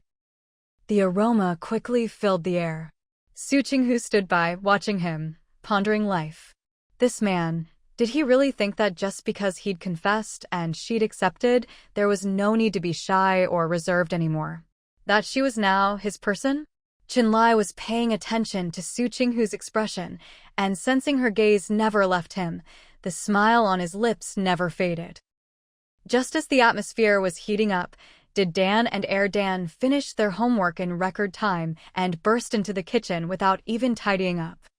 Dan, Mom, Dad, I finished all the weekend homework the teacher gave us. Did Dan, me too. Su Qinghu glanced at the counter. There's nothing for you two to eat yet. It's all raw. No rush. Dan looked at Su Qinghu. Mom, this weekend, our teacher is taking us to help others. He almost said gang, but caught himself just in time, then continued, so I won't be with you this weekend.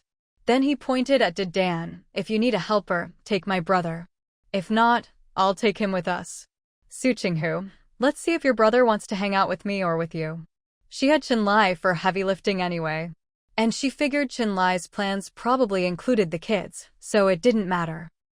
I'll keep an eye on Dan, Dan said, giving Dan a dangerous look, a fake smile on his face. He can be a bit silly sometimes. Dan, don't slander me. How am I silly? I even tricked a thief into thinking he should find me a rich family. Dan looked at Su Qinghu, who looked back at him, then nodded. Thanks for your help. Is there anything you want to eat? I'll bring it back for you. Dan shook his head. No need. Come on, just name something. Su Qinghu insisted. Dan hesitated. Then bring me a couple of first-year middle school exercise books. Su Qinghu, food, I meant food. Nothing. Dan answered seriously. When it came to food and clothes, he was already better off than most kids his age. He even got 5 yuan a month for pocket money, not to mention his 500 yuan in savings.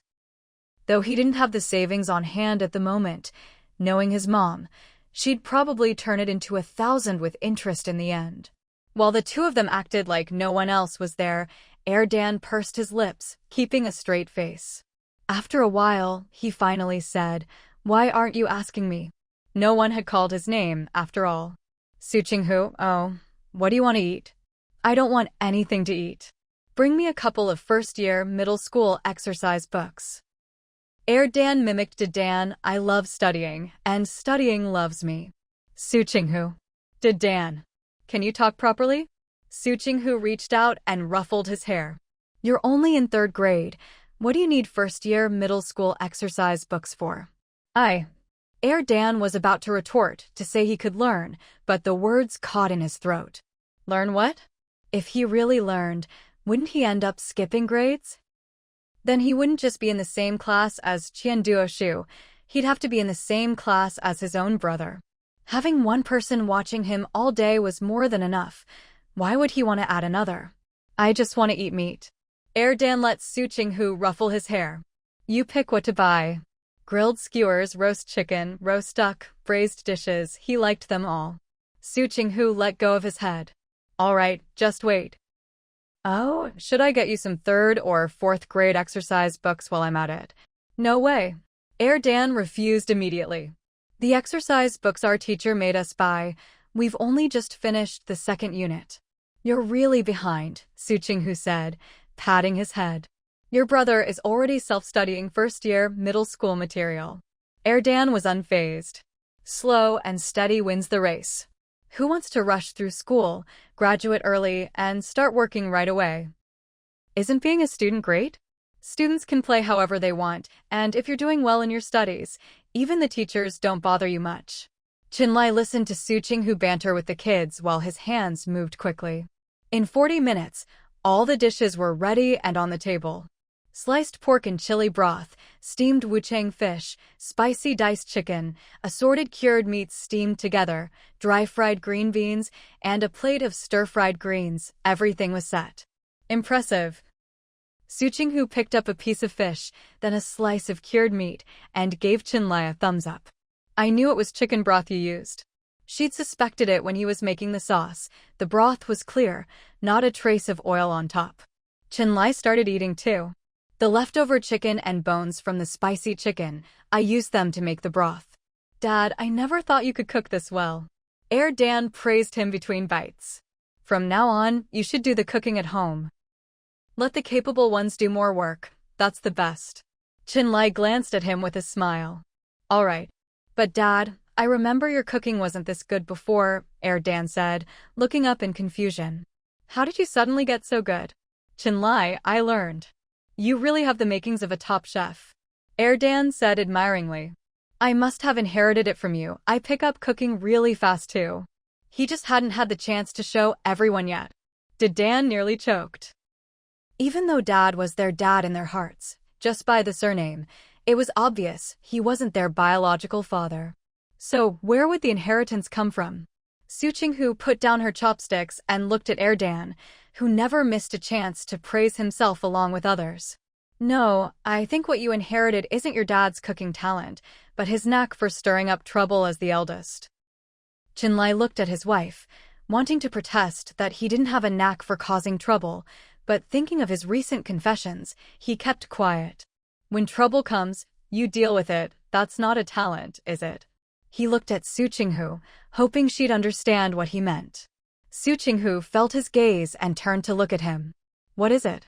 I don't have a knack for causing trouble, Qinlai defended himself. As for being the eldest, if you do things well enough, people will naturally respect you. Su Qinghu blinked, holding back a laugh, her eyes curving like little scythes ready to steal hearts. She hadn't expected Qinlai to care so much about his image. Seeing her laugh like that, Qinlai could only shake his head. All right, eat up. After dinner, I'll take you all out for a walk to help digest. Su Qinghu raised her eyebrows and kept eating. Forget it. The kids forming gangs and acting as job brokers. She'd just let things take their course. She'd find out when she found out. She wasn't going to say anything. After a good night's sleep, the next morning Su Qinghu couldn't help but smile as she brushed her teeth. Qinlai really was patient. After breakfast, before Dan and Dan could even leave, their little gang was already knocking at the door. Dan grabbed his crossbody bag, pulled his brother along, and dashed out, calling, "Coming, coming." As soon as the boys left, Su Qinghu watched Qinlai washing the dishes. So, where are we going today? Yesterday, he'd said he'd planned today's schedule. Qinlai quickly finished the dishes, put them away, wiped his hands, and said, "Just come with me." An hour later, Su Qinghu was speechless. This wasn't some romantic restaurant, nor a movie theater, not even a department store. It was Some kind of department for retired military personnel? You. Su Qinghu swallowed. You're retiring? No way, right? If someone as outstanding as him retired, she'd feel so guilty. Actually, if you don't retire, you can still enjoy the thrill of reunion after time apart. Su Qinghu grabbed his arm, serious and earnest, trying to persuade him. Absence makes the heart grow fonder, you know. Chenlai, with his natural height advantage, stood against the light, his expression unreadable. He just gave a soft in response. If you want to keep the passion alive, keep that first love feeling, you have to stay apart sometimes, Su Qinghu said earnestly. If you retire, we'll see each other all day, every day. You'll get sick of me in no time. Sure, she had her thoughts about Chenlai, but being alone was pretty great too. I won't, Chenlai said, standing tall, a slight smile on his lips. Will you? Huh? What? Su Qinghu was dazzled by his smile. Chenlai, I won't get tired of you.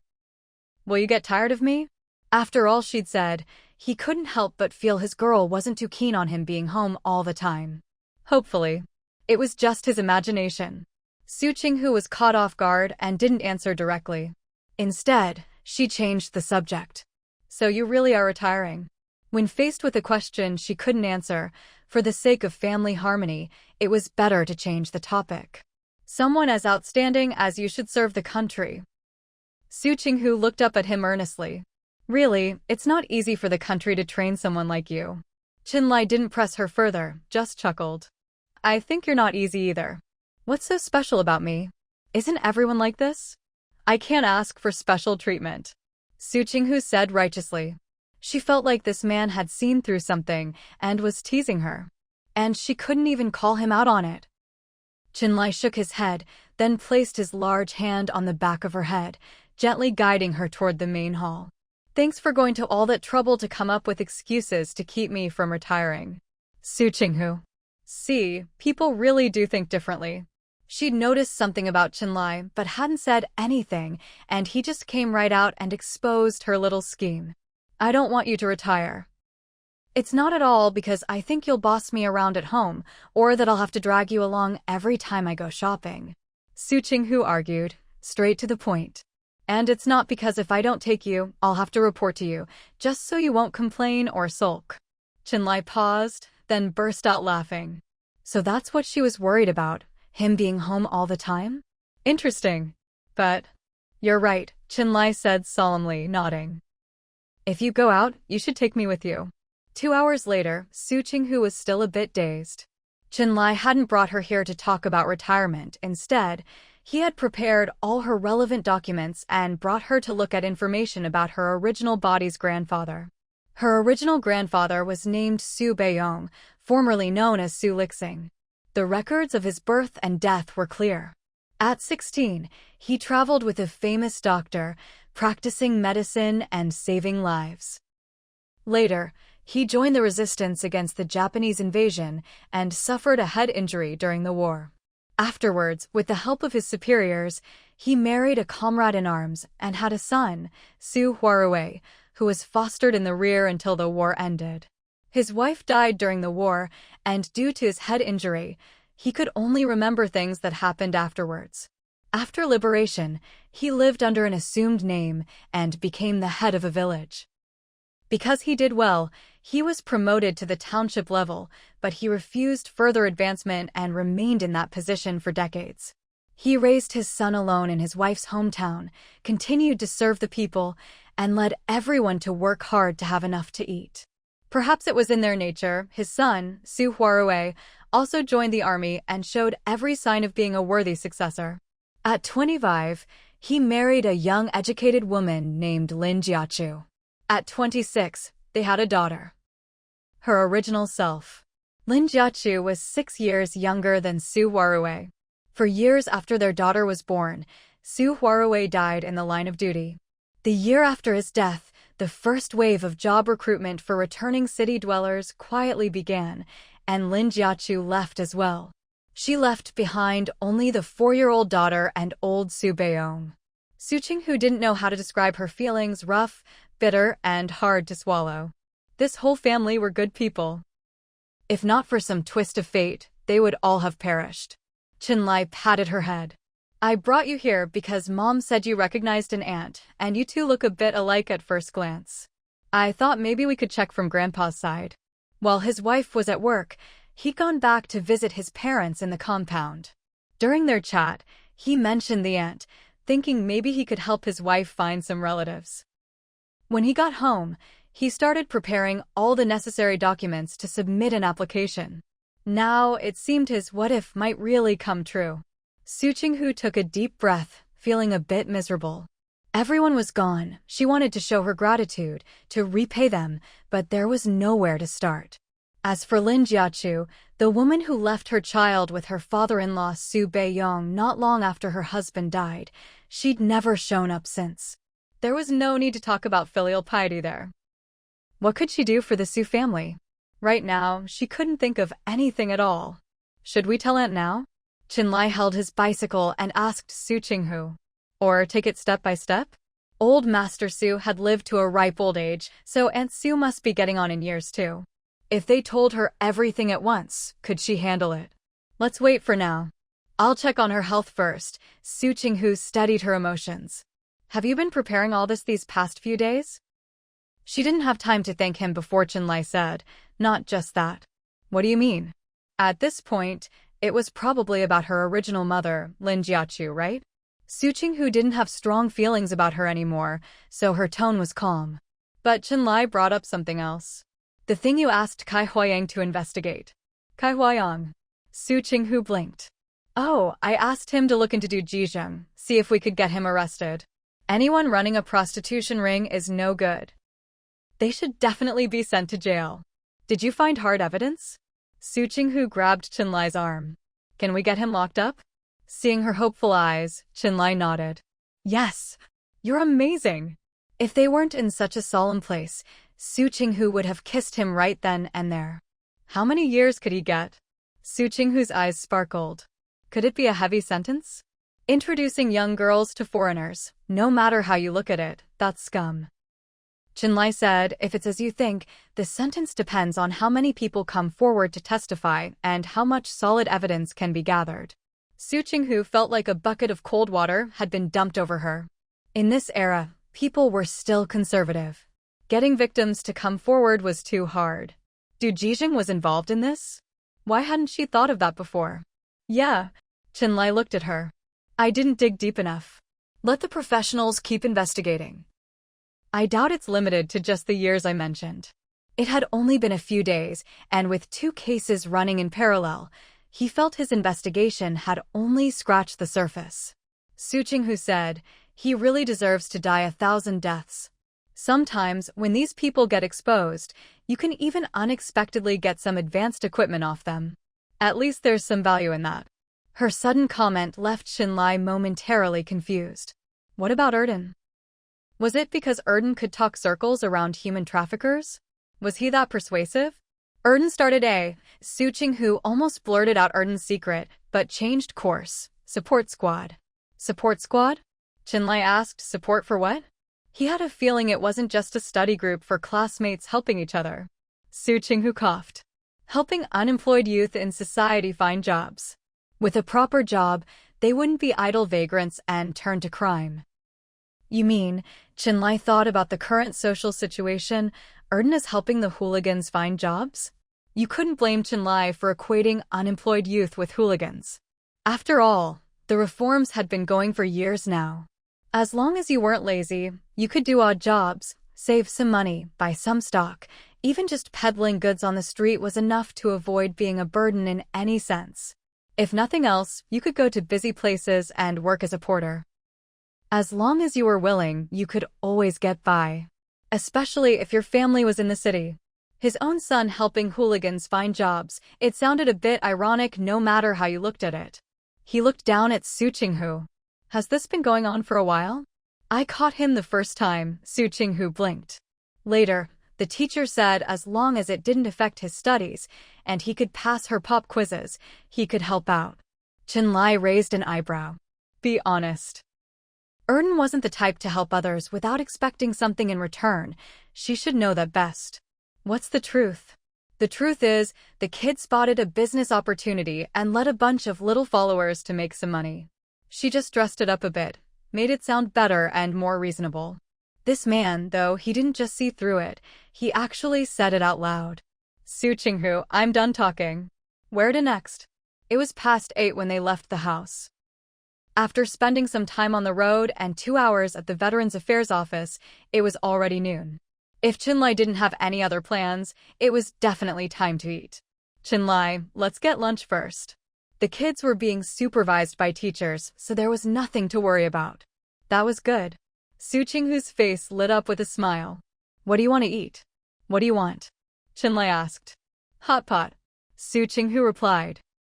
Eating copper pot hot pot in this season was truly a pleasure. As soon as she said it, Chinlai led the way to the most famous place in town. A gentle breeze blew as they rode steadily on their bikes.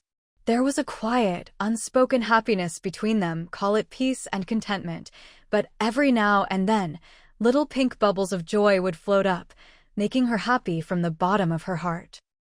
When they arrived at the famous hot pot restaurant, Chinlai locked up their bikes and walked over to Su Qinghu. Looks like we'll have to wait. Even without counting the number of bikes parked outside, just looking at how much space they took up, you could imagine how crowded it was. It's the weekend, of course it's crowded. Su Qinghu waved her hand. It's not even that bad yet. It'll get even busier tonight. Most people gathered for dinner in the evening. Eat, chat, maybe go for a walk afterward. There's something about the night that makes people relax.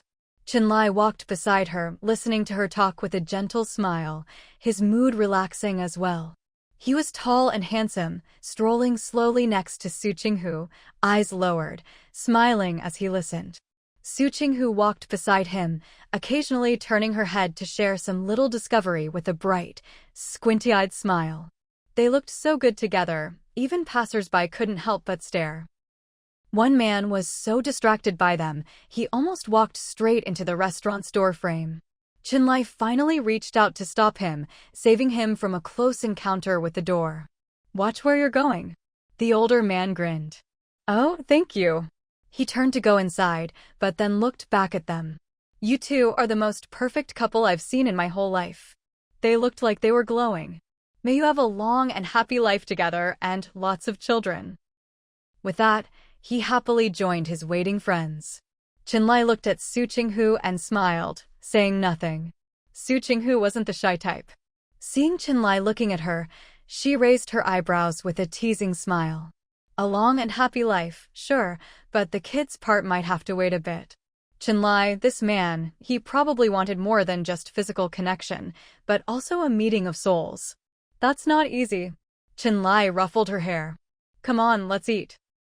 It had been almost 10 years since the reforms began. Some people had already gotten rich, and when it came to business meetings, these famous restaurants were always the first choice. Hot pot and roast duck were also the go-to options for entertaining out-of-town guests. For one, they were famous. Bringing people here made you look good. For another, with limited resources and options, there just weren't that many choices.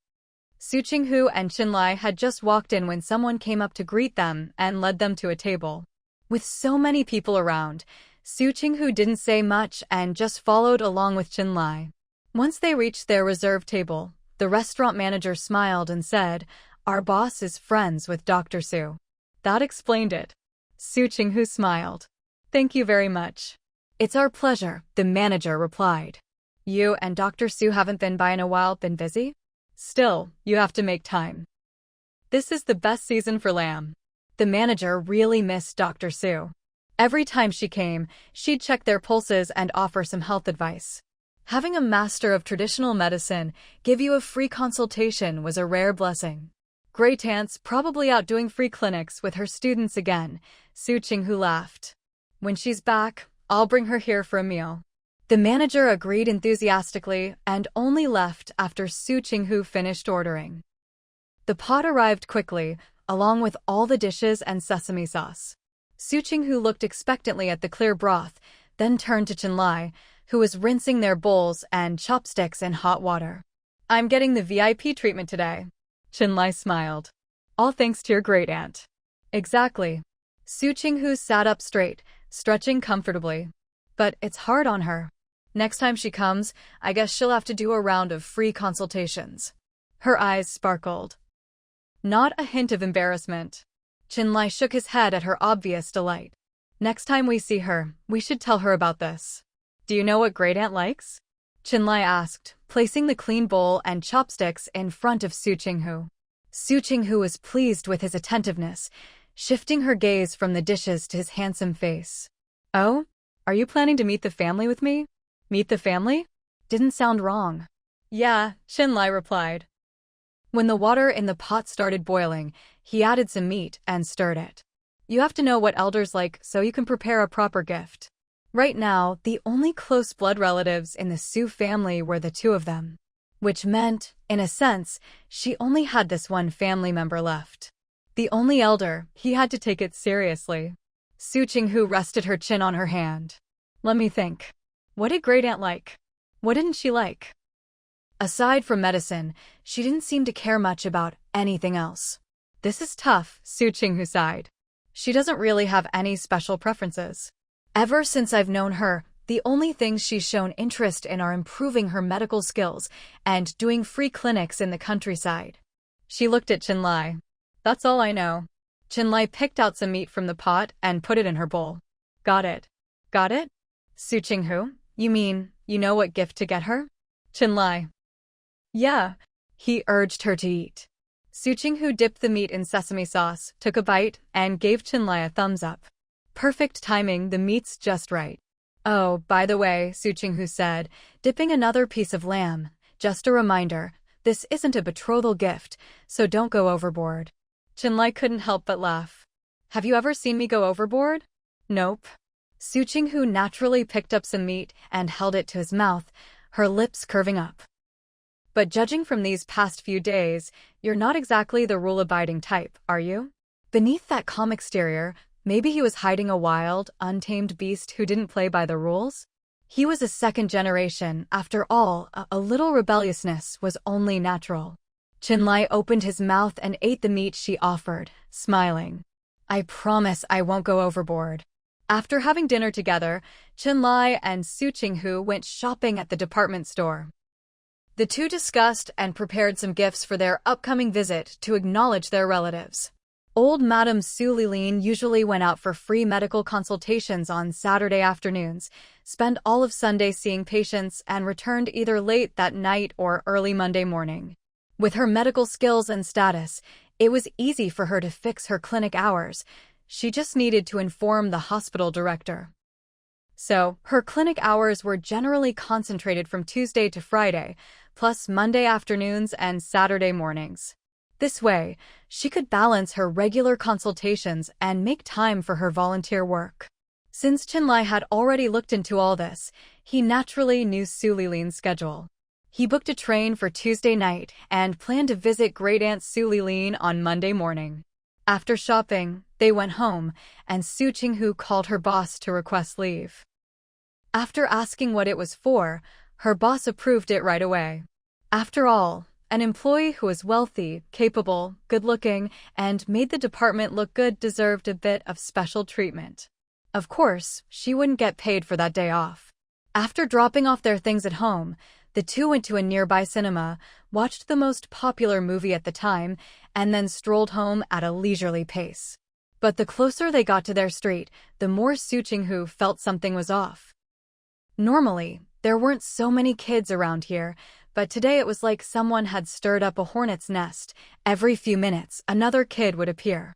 Wearing her 2 or 3 centimeter sheepskin flats, Su Qinghu walked side by side with Qinlai, unhurried, but half her attention was on the kids. She watched as another group of children ran by, laughing and shouting, and blinked. Something lively's going on. She quickened her pace a little. Then she overheard a kid complaining to his friend for running too slow. Can't you go faster? If Gao Haixing and Zhang Anyun come back, we won't get to touch it. Huh? Su Qinghu, is this commotion happening at my house? What are you trying to touch? Su Qinghu hurried a few steps, blocked the two kids, and asked curiously. Qinlai, who she'd forgotten about, just quietly followed half a step behind. The two kids were startled by her sudden question, flailing their arms and legs and letting out a few startled yelps before calming down. When they realized who she was, they exchanged a glance, then bolted. Zhang Anyan and Gao Haixing's pretty mom is back. The two of them, determined to at least get a touch of the big guy, practically left after images as they ran. Su Qinghu. She was about to chase after them, but Qinlai grabbed her arm. For a moment, the atmosphere was awkward. Su Qinghu silently sucked in a breath. Crap, she'd gotten caught up in her curiosity and forgotten that the man next to her was, in name at least, her husband.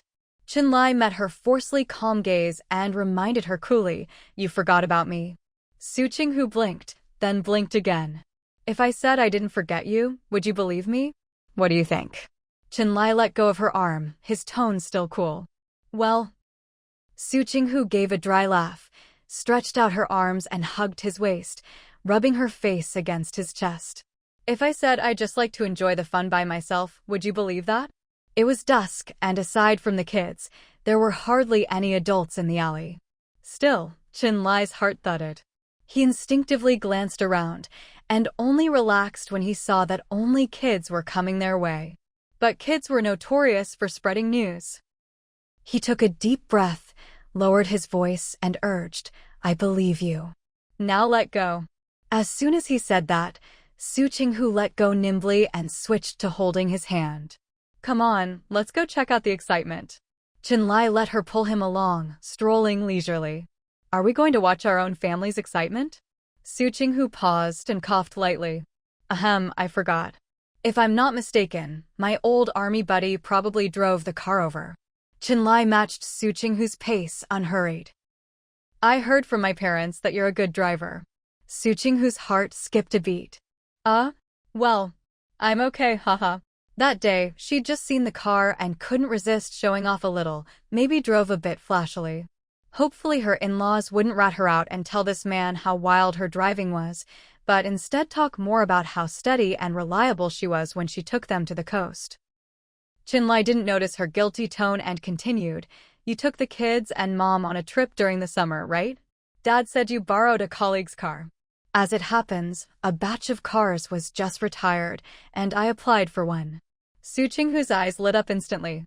But Qinlai glanced at her and smiled, "Let's give it to Great Aunt this time."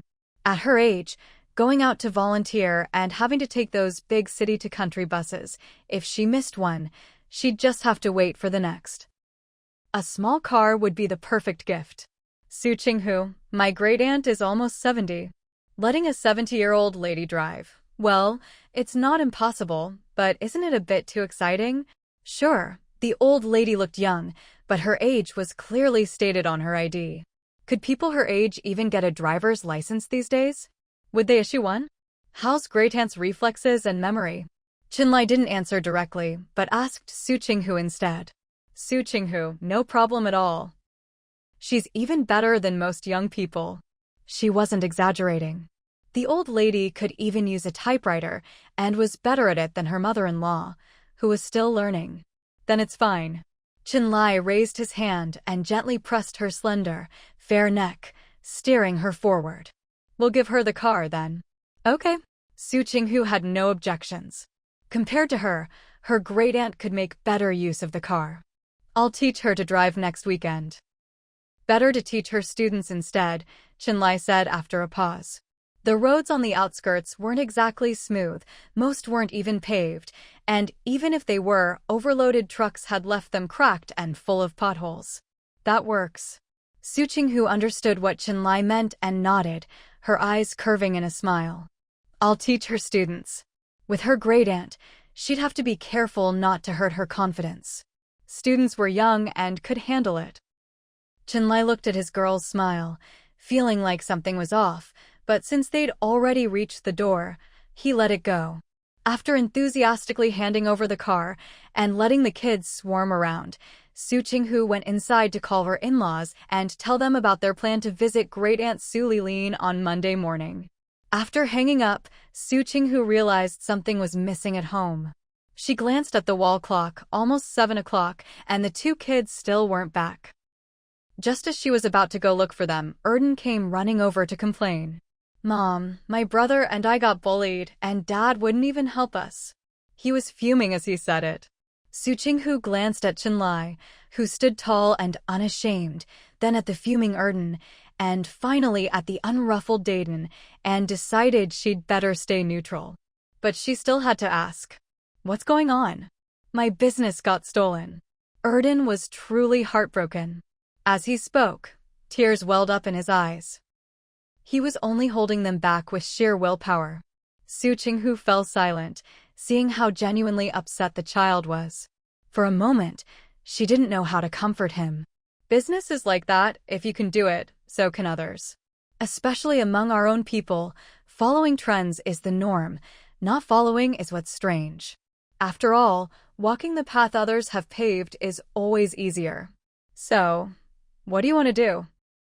Su Qinghu really wanted to hand him a tissue, but with the current quality of toilet paper.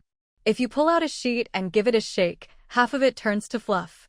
Wiping away tears with that would probably make things worse. So she could only pretend not to see the tears sparkling in the child's eyes. "I want my dad to stand up for me." Erden lifted his head, eyes blazing. "I want him to make them stop doing this business." "Su Qinghu, and what did your dad say?" Erden took a breath. "He said it's my own business and told me to handle it myself." He couldn't beat the other kids. And when he tried to argue, they just ignored him.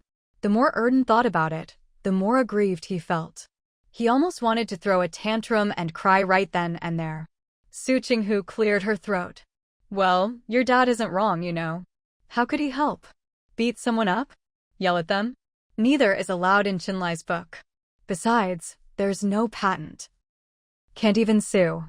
Erden was at a loss for words. He looked at Su Qinghu, feeling wronged. "Can't you take my side for once?" "Sure, my dad's good-looking, but when he's not around, you see me and my brother the most. Taking his side won't help you." Su Qinghu. Wait, has her admiration for Chenlai's looks already become a factor in whose side she takes in daily disputes? "I can make money for you."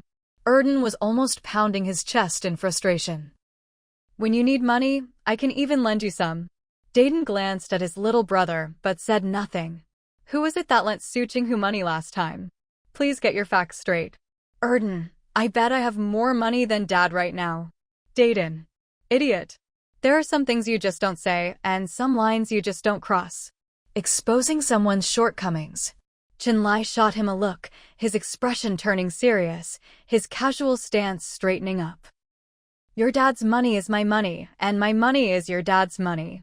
Su Qinghu flashed a domineering grin, lifting her chin with a haughty air. "Still want to compare? You little rascal. Trying to bully her man?" "Absolutely not." Erden was stunned, grumbling for a while before protesting. You used to say Dad's money is your money, and your money is still your money. So how come your money is now Dad's money too? Picking on a kid." Su Qinghu replied smugly, "Because your dad said he likes me now." Chenlai snapped out of his blissful daze, the corners of his mouth freezing. He looked at Su Qinghu, his Adam's apple bobbing, then finally sighed and said nothing.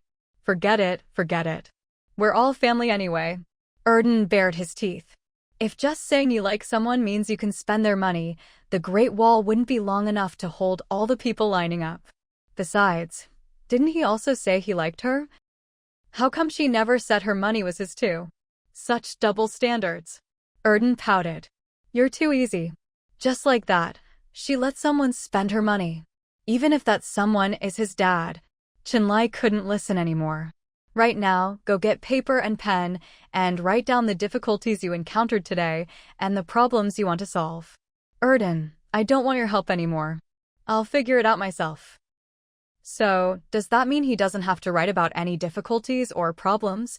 Chenlai caught on to Erden's meaning and narrowed his eyes. "Are you going to write or not?" Erden was now full of regret for ever asking his dad for help. Then does my brother have to write too?" Dayton looked at Erden, pressed his lips together, then looked at Chenlai, who nodded. "Dad, Erden said he wants to skip to 4th grade."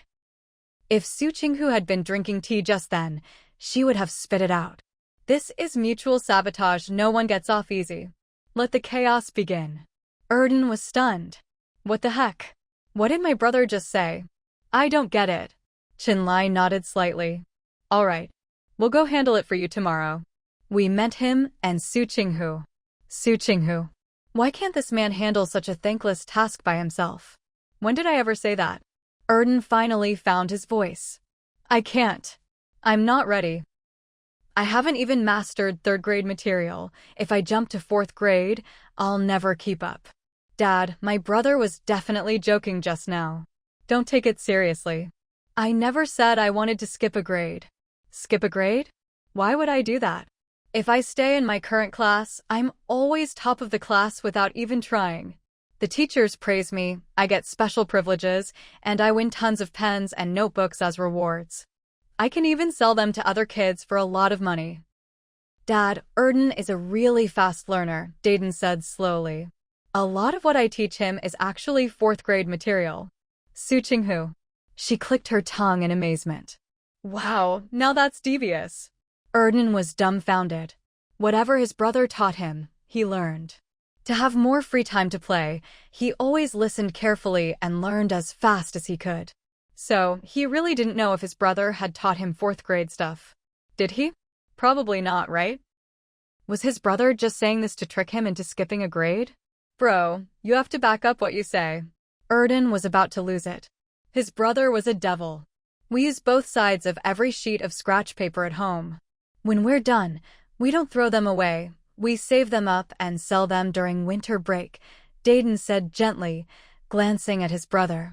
They're all in that cardboard box. Erden gasped. Evidence. So, all those extra problems his brother gave him were 4th grade material? No, he didn't believe it. Erden was on the verge of tears, looking pitifully at Qinlai. Dad, I don't want to skip a grade. I'm not ready. He wanted to cry. He really wanted to burst into tears right there. Qinlai frowned. Ready for what? Ready. Under Qinlai's gaze, Erden wilted. Ready to be bullied. Su Qinghu almost stumbled. Qing Yanhai's gang already has upper grade students. How can he say he needs to be ready to be bullied with a straight face? Bullied by who? Qinlai asked rationally. Adults. No one within a few years of his age could beat him.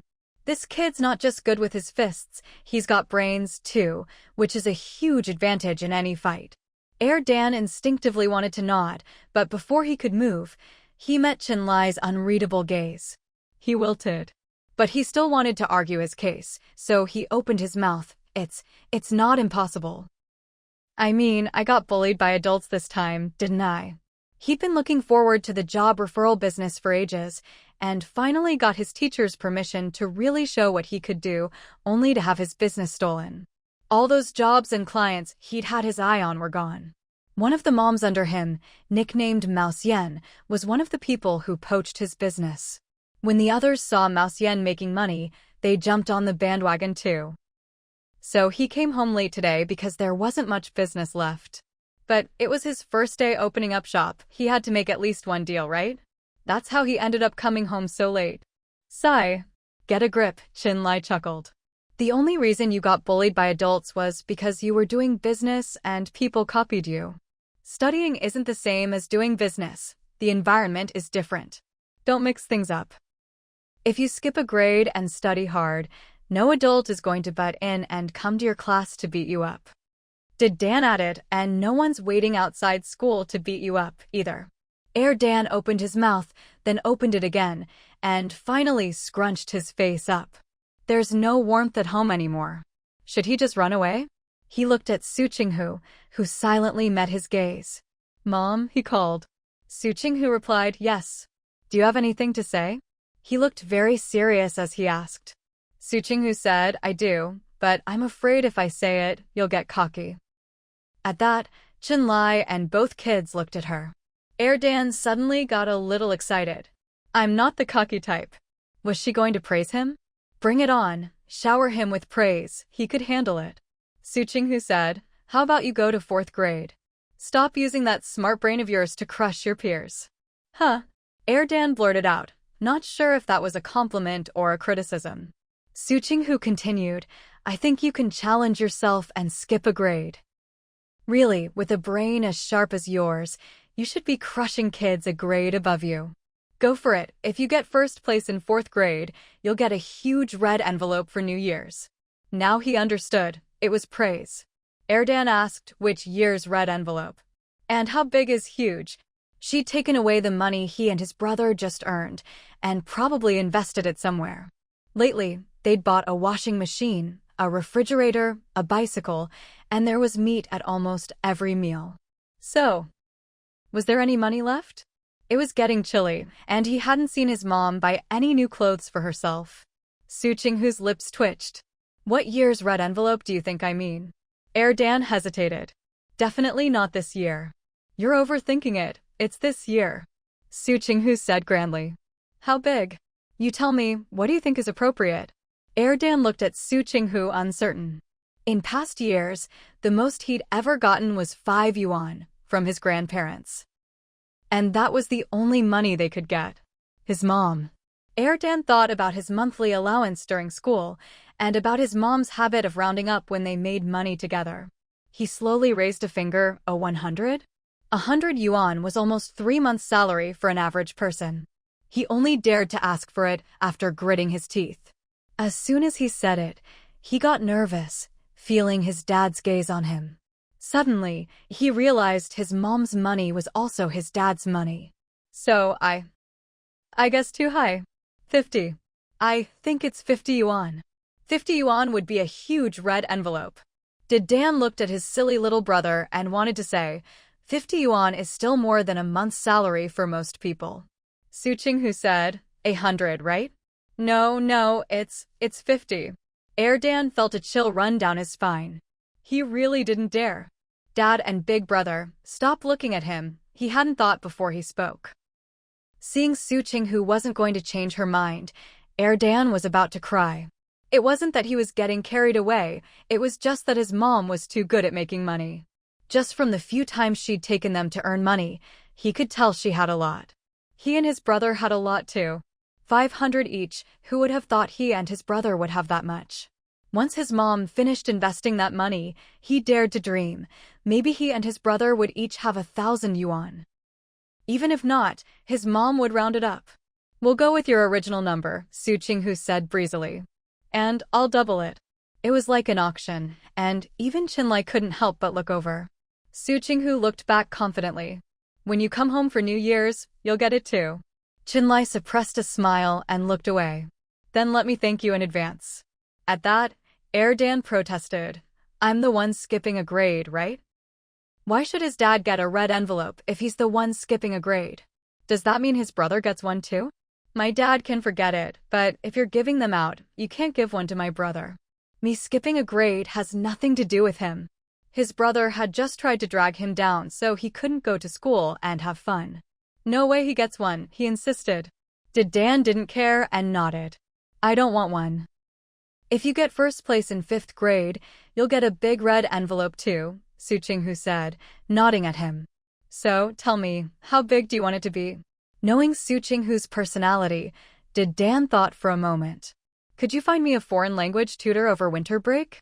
I want to learn a language. The tape recorder could play foreign languages, but from what Qian Duoshu said, to really learn, you had to start with pronunciation and build a foundation, then follow along more effectively. He'd only learned a couple of phrases from his mom for business, not real study. Dan glanced at Su Qinghu and said seriously, and I'd like a small tape recorder. He wanted to listen on his way home from school. Su Qinghu nodded. Sure. When it came to learning, she always supported them unconditionally, as long as they were serious. Of course, if they slacked off, she'd have no problem disciplining them. Dan almost said, I'll pay you back later. But with his dad Qinlai right there, he swallowed the words. He just said, thank you. No need to thank me, just be sharp tomorrow. Su Qinghu patted his head. You remember Dr. Su, right? She's my grandaunt. Tomorrow we're going to visit her and formally acknowledge our family ties, and the in-laws will meet. Your dad might get nervous, so you and Erdan keep an eye out. If there's anything your dad can't say, you two help smooth things over and keep the old lady happy. Dan looked up at Su Qinghu. My brother and I shouldn't go. Wouldn't it be better if they didn't?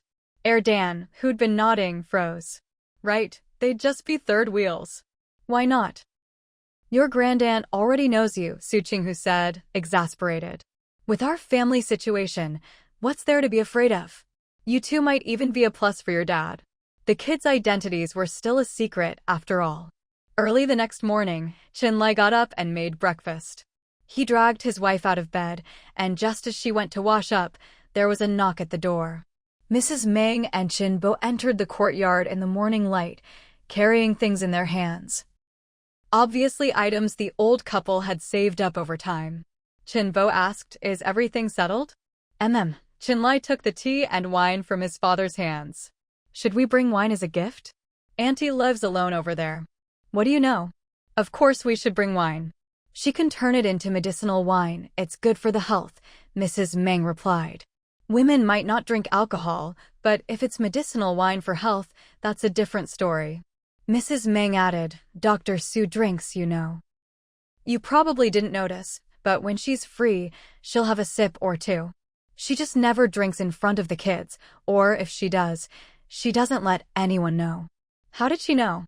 It was because Dr. Su once talked about making medicinal wine, and she described all kinds of baijiu and even talked about the flavors in detail. With that level of knowledge, how could she not be a drinker? Qinlai thought of the stash of wine his wife had saved up and made a mental note to mention it to Su Qinghu later. "Oh right, whose car is that at the door?" Qinbo asked as he walked into the living room. "Looks like a retired vehicle. Did one of your army buddies get it for you?" Mrs. Meng said, "We drove here ourselves. There's really no need to borrow another car. 2 kids for adults, if they squeeze a bit, it's fine." Qinlai put the tea and wine on the coffee table and turned back. "I actually got this car for Xiaosu to use. With a car, her commute would be much easier. Yesterday, after we found Auntie, I thought about how she often goes to the countryside for free clinics. Having a car would make things much more convenient, so I discussed it with Xiaosu, and we decided to give this car to Auntie this time." Qinlai glanced at Su Qinghu, whose hair was still damp from washing. She agreed, too. In other words, giving the car to Su Lilin was his decision. Qinbo smiled. "That's fine, but you'll need to come up with a good reason so she'll accept it." Today was a special day, the real meeting of the families. If the gift was too extravagant, Su Lilin, a national-level doctor, might not accept it, especially since Su Qinghu was her only family. Mrs. Meng, however, didn't overthink it. "What reason do you need? Just say it's to make her trips to the countryside for free clinics easier. If this car can save her time, that's a blessing for her and for her patients. Say it like that, and she'll definitely accept it. When we were recuperating before, I figured her out. Xiaosu's and is a truly selfless doctor," Mrs. Meng said. "Her heart is always with her patients. I used to say Xiaosu should take her out for a trip, but did she ever have the time? She's either at medical conferences or on her way to a free clinic. Isn't that right, Xiaosu?" Su Qinghu's eyes curved in a smile, and she nodded vigorously, giving Mrs. Meng a thumbs up. Mrs. Meng laughed and waved her hand. "Go on, put on some face cream before you come out." Su Qinghu nodded with a smile, chatted a bit with Qinbo and Mrs. Meng, then winked at Qinlai before heading to the dressing table. Once Su Qinghu left, Mrs. Meng lowered her voice and asked, "You still have money to buy a car? Even if it's a retired vehicle, you still have to pay for it." Qinlai replied, "I got an advance from my boss." Qinbo. "Mrs. Meng, even with a special discount, it couldn't be that cheap, right? Tens of thousands of yuan, just deducting it from subsidies and bonuses. How long would it take to pay off?" Mrs. Meng didn't even dare to calculate. "Once you're back on duty, give me a call or write me a letter with your account number. I'll transfer you some money." No matter what, she'd send whatever she could. Qinlai, "No need, We still have 1,000 yuan saved up," Erden piped up quietly. "By the end of the year, we might have 2,000. We'll give it all to Dad to pay off his debt." "Dayton, yeah." Qinlai, Before he could finish, Su Qinghu came out. "Mom, don't worry. Dayton and Erden have saved up so much already. Compared to them, I have even more." Qinbo and Mrs. Meng froze. They'd been whispering, but how did their daughter-in-law overhear? Wasn't she speaking quietly enough? Of course, it wasn't that she wasn't quiet, it was that Erden was loud enough. From what Erden said, Su Qinghu could pretty much guess the rest. I don't need you guys to pay off my debt, Chenlai sighed, tilting his head back. When I said advance, I meant I paid part of it up front, and only the rest is on advance. It's not much. Su Qinghu nodded. Mrs. Ming said, still, owing people money isn't good. If we can pay it off early, we should. Chenbo, I agree, don't owe money. Chenlai, it's only 1 month's salary.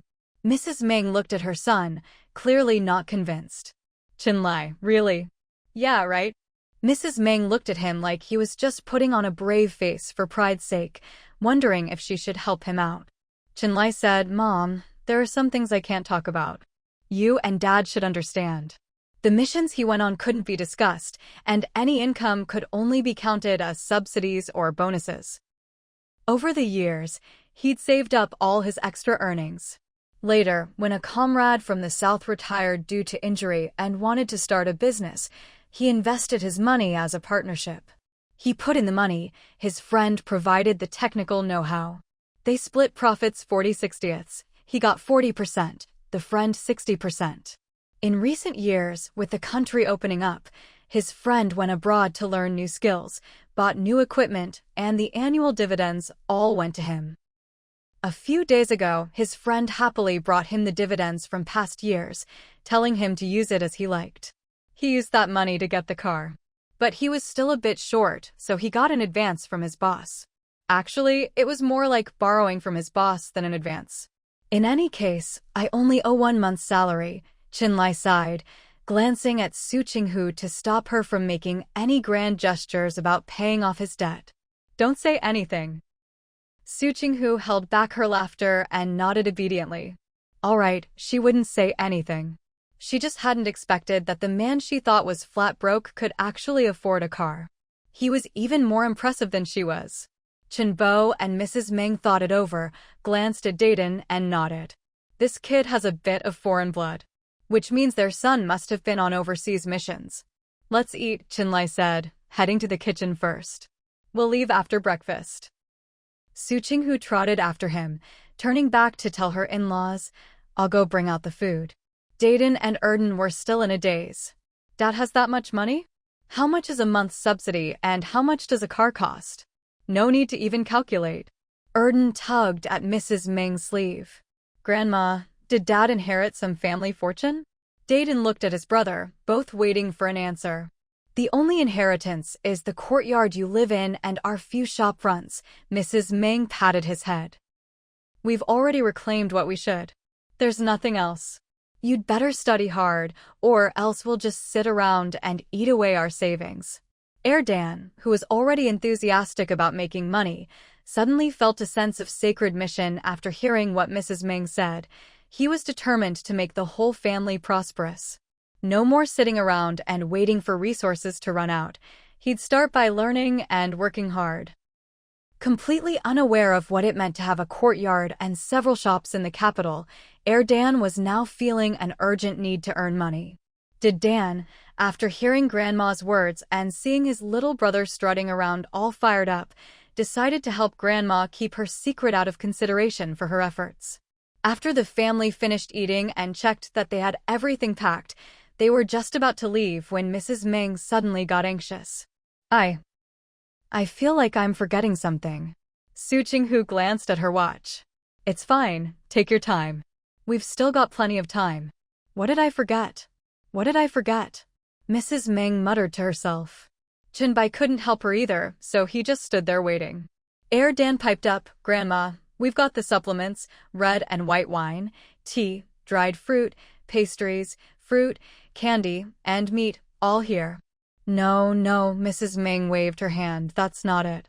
Then, cash gifts? Dan's eyes lit up. I mean, when people get engaged, there's always a bride price, right? Before Mrs. Ming could answer, he added, and what about a bicycle, TV, or refrigerator? At this point, even he was confused. His parents were already officially married. Was there really a need for another round of engagement gifts? Su Qinghu was speechless. This is a family introduction, not an engagement. No need for cash gifts. She hadn't told the kids yet that the car with 4 wheels outside was actually a gift for the family introduction. With a gift like that, in this day and age, who could possibly compete? Mrs. Meng wasn't even listening to the two of them. Suddenly, she slapped her forehead. I remember now, I haven't rinsed my mouth yet. Qinbai. Qinlai, did you forget to brush your teeth this morning? Who leaves the house without brushing their teeth? I just had breakfast, that's all. Normally it wouldn't matter, but today's special.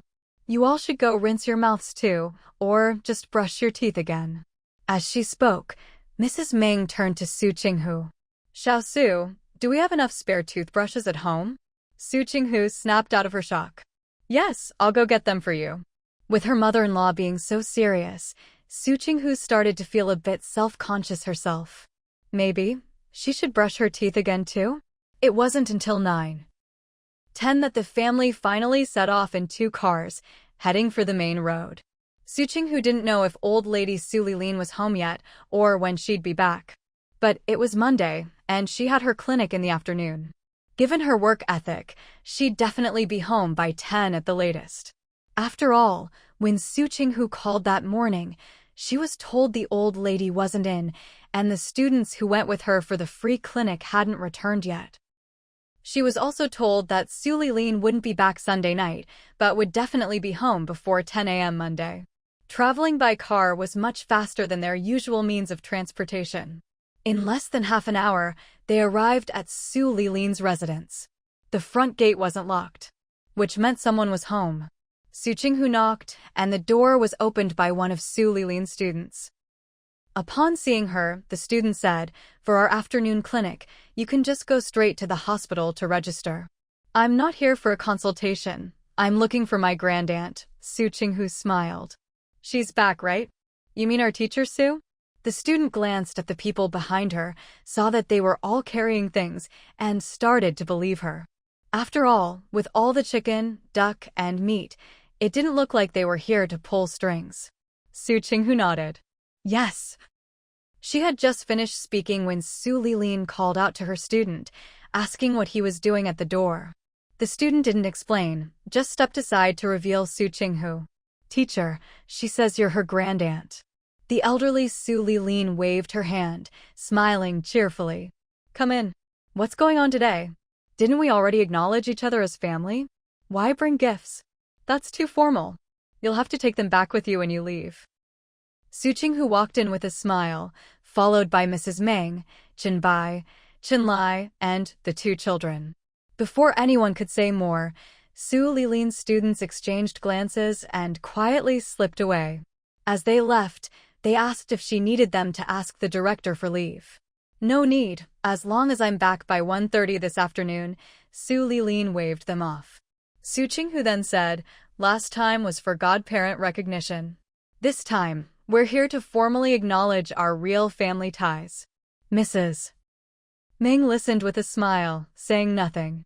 Su Lilin looked at her, then at the people behind her, and when she thought about Qinlai and Qinbai's identities, her heart suddenly started pounding. Had they found news of her brother, Su Lisin? Xiaosu. Xiaosu is her brother's granddaughter? No matter how many disappointments she'd experienced, in this moment, Su Lilin couldn't help but hope and pray. "You." She only managed to get one word out before her voice caught. For some reason, looking at Su Qinghu, she felt a wave of unspeakable grievance and just wanted to throw herself into her arms and have a good cry. Su Qinghu said, "My grandfather's original name was Su Lisin, meaning to stand firm in the field of medicine. During the war, he joined the army, suffered a head injury, and was rescued with no identification on him. After recovering, he lost his memory, changed his name, and became an underground worker. After the war, not knowing how to trace his roots, he followed my grandmother back to her hometown. At that time, Su Lisin's registration records weren't very detailed, so there was no way to start searching. Maybe they tried, but found nothing. Later, he changed his name to Su Beiyong, so it's normal that you couldn't find him. The surname Su was simple. He had a Suzhou Hangzhou accent, and with the saying, heaven above, Su hang below, he took Su as his surname. By a twist of fate, he still ended up with the surname Su. Tears welled up in Su Lilin's eyes, but she couldn't get a word out. Seeing this, Su Qinghu sighed, exchanged a glance with Chen Lai, and signaled for him to take Mrs. Meng and Chen Bai into the living room. Once they left, Su Qinghu stepped forward and hugged the old lady, only then realizing she was trembling all over. Compared to others, my grandfather didn't have it so bad, Su Qinghu said, gently rubbing her back. Because he was a veteran and his scar was obvious, even in those dangerous years, no one dared to mess with him. After he retired, he worked hard to make sure everyone was fed and clothed. Su Lilin took deep breaths, trying to compose herself, but it was no use. Su Qinghu felt her clothes getting damp and sighed inwardly. She really wasn't good at comforting people. My grandfather passed away peacefully, without illness or pain. Su Qinghu patted Su Lilin. Auntie, isn't that the best way to go, for people like you? Su Lilin, She only managed a single word before her voice broke again. Don't worry, it's just the two of us left in the family now. I'll take care of you in your old age, Su Qinghu declared boldly. If anyone bullies you, just call me, I'll come running with backup. When it comes to being thick-skinned, I'm definitely up there with the best. Mrs. Meng, who was watching them, had a complicated expression on her face, at a loss for words. That speech. Talk about ruining the mood. She suspected Erdan's influence. Qinghu was starting to sound like a gang boss herself. Su Qinghu and the old lady, Su Lilin, were in the courtyard, while the Qin family waited in the living room for them to compose themselves. The adults could sit still, and even Dayton, who felt uncomfortable in someone else's home, managed to keep himself in check. Only Erdan kept peeking outside, even wanting to sneak over to the door for a look. Unfortunately, with Grandma Meng watching him, he knew it wasn't right, so he could only lower his head and pretend to look at his own feet. In the courtyard, Su Qinghu's rather roguish attempts at comfort made it impossible for the old lady to stay sad. She let out a long sigh and looked up at Su Qinghu. I used to think you were just good at making people laugh, always able to cheer others up. But she hadn't expected that even in sadness, Su Qinghu could make her laugh, so much so that she couldn't even stay sad for long. Auntie, seriously? Su Qinghu looked shocked. You mean you acknowledged me back then just because you wanted someone to make you laugh, not because of who I am? Old lady Su Lilin. Take a good look at me, I'm excellent in my own right. Su Qinghu leaned in. Even if you can't see my inner qualities, you can at least see my looks, right? I must have inherited the best features of our Su family. Su Lilin's mouth twitched. The in-laws are still in the living room. Su Qinghu instinctively glanced at the living room door, then looked away. The two of them headed toward the living room together. Inside, everyone had already noticed Su Lilin had stopped crying, and hearing footsteps, they perked up. Chen Bai and Mrs. Meng stood up as soon as Su Lilin entered, greeting her politely. Chen Lai led the two children in standing and gave a slight bow to Su Lilin as a greeting. Except for Chen Lai, everyone here was familiar to Su Lilin. Chen Bai and Mrs. Meng went without saying, she knew them extremely well. She was also well acquainted with Su Qinghu and the two kids, they'd played together plenty of times. So, the only stranger left was Chen Lai. After the greetings, old lady Su Lilin's gaze naturally landed on him. Chen Lai unconsciously straightened his back, meeting her gaze directly, not avoiding or dodging. Su Lilin wanted to find some fault, but after looking at his appearance and height, then thinking about his family background, and then recalling Chen Bai and Mrs. Meng's character. Well, there really wasn't anything to pick on, at least on the surface. She even subtly asked about his job rank, still nothing to criticize. Just one thing she wasn't satisfied with, he was divorced. Did Chen Lai not notice the old lady's scrutiny? Of course he did. But under these circumstances, he could only be extra cautious, making sure not to let his nerves cause any mistakes. So, whenever the old lady asked a question, he focused all his attention, met her gaze, answered steadily, his respect and seriousness clear in his tone. Old Lady Su was troubled too. Being stared at by this young man, she felt like if she said one wrong word, it'd be like a general giving the wrong order, so stressful. Chenbai and Su had only really met during their time at the sanatorium and hadn't had any deep interactions, so he could only keep a friendly smile, do his best to praise Su Qinghu, and assure her that his son would be loyal in marriage. But after saying all that, he ran out of things to say. His expertise was in the military. Su Lilin's was in medicine, both highly specialized fields, so there was really nothing to talk about. All he could do was hope his wife would keep the conversation going, silently praying there wouldn't be an awkward silence. Dayton and Erden had no chance to shine at all, so they just sat quietly, unable to help. Su Qinghu said, "Auntie, Chinlai has applied for a car. You'll need to go with him to handle some paperwork so you can drive it in the future." A car? Old Lady Su was shocked. Why buy such a thing for no reason? Cars are so expensive. And they guzzle gas. Su Qinghu. It'll make it easier for you to go to the countryside for free clinics. You know about going to the countryside, but do you know how bad the roads are out there? The old lady waved her hand. Return it. I don't want that metal box. Auntie, calm down. Su Qinghu pointed out, you usually go to the suburbs of the capital for your clinics, not to some remote mountains. Can you even compare? Sometimes the roads aren't great, but most are just well-trodden dirt tracks. As long as it doesn't rain, there's no problem. Even if it does rain, you won't get stuck. Su Lilin, I can't drive. I'll teach you. Su Qinghu smiled confidently. Guaranteed to teach you well. Chenbai's expression stiffened. He looked at his wife, hoping she'd find a tactful way to remind Su Lilin or Su Qinghu. Mrs. Meng was also on edge, opening her mouth several times, but unable to say anything. Even Chinlai, standing to the side, was curious. Why were his usually composed parents suddenly so nervous? He found out the next second. Erden piped up, "Great-grandma, don't worry. My mom said she guarantees you'll learn. She even showed us drifting before, maybe even the uncles who drive for my grandpa can't do that." Outside, Xiao Huang, who was waiting in the car for Chenbai, suddenly sneezed. Chinlai's expression cracked. Mrs. Meng and Chenbai smiled awkwardly. Sure, drifting was exciting, but mentioning it now definitely didn't earn any points.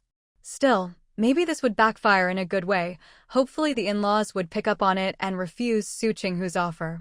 What's drifting? The old lady had never driven, but had ridden in plenty of cars. She guessed, moving really fast? Su Qinghu shot Erden a dangerous look. Erden shrank his head, but since great-grandma had asked, it would be rude not to answer, so he bravely looked up. Yeah. Pretty much. Mrs. Meng coughed lightly. I think young people's driving styles aren't really suitable for us older folks. We should find someone with decades of experience to teach. Xiao Su is just too young. Su Qinghu gave a dry laugh. The old lady looked at Su Qinghu. What's your situation? Driving without a license. Su Qinghu, how could that be? Of course I have a license. I even passed the mechanic's certification to get it. If I can repair cars, how hard can driving be? Her string of explanations made the old lady hesitate. After thinking for a while, she said, "Why don't you show me your driving? Haven't you seen me drive before?" Su Qinghu complained. "That time we went to the outskirts and ran into you and your student Su Baixue." Su Lilin. She turned to Mrs. Meng. How is her driving? How was Mrs. Meng supposed to answer that? She wasn't worried about Su Qinghu's driving skills being bad. She was worried they were too good and that she'd end up teaching a 70-year-old lady driving techniques she really shouldn't learn. How about we find someone else for you? Mrs. Meng looked at her son. My son knows plenty of driving instructors who specialize in teaching seniors, especially for this model. They're even more hands-on than Xiao Su. Mrs. Meng's words hit the nail on the head. The car really did need Su Qinghu to get more familiar with it. After all, she'd just started driving and didn't know much about its condition, let alone how to fix it. Su Qinghu thought for a moment, then nodded under Chinlai's curious gaze. Then let Chinlai find you a driving instructor. Chinlai said, once I get back, I'll have him contact you to arrange training times. When you practice, you can bring your apprentice along. The more people who learn, the safer it'll be. You've thought of everything." The elderly lady, Su Qinghu, nodded, then suddenly realized something and quickly shook her head. "You're all confusing me. I can't accept this car. Either return it or keep it for yourselves, I don't need it." Qinlai replied, "This car will make it easier for you to practice medicine. I've managed all these years without a car, and it's never stopped me from going to the countryside for free clinics." Su Qinghu waved her hand. "It's too expensive to run. The money for gas could cover more free medicine for patients." Su Qinghu countered, "But all these years, not having a car must have wasted so much of your time. With that time, you could have helped even more patients." Old Madame Su Qinghu, Qinbo, and Mrs. Ming were both holding back laughter, not daring to let it out. Did Dan's eyes seemed a little lighter, showing a hint of mixed heritage. But Dan couldn't help but burst out laughing. "Great-grandaunt, you should just accept it. Even if you don't, my parents have no intention of taking it back. On the way here, they said that in your hands, the car will be put to good use, but in theirs, it's just for commuting." Mrs. Ming smiled. "Exactly, in your hands, the car will save lives. In theirs, it's just for getting to work." Qinbo added, "They say those who are capable should do more, but it's also important to create a better working environment for those who are capable. The people need every minute and second of your time." Qinlai said, "If I get the chance, I'll get her another car." Right, great-grandaunt, just accept it. My dad always keeps his word." Dan ran over. "Both my parents are people of their word."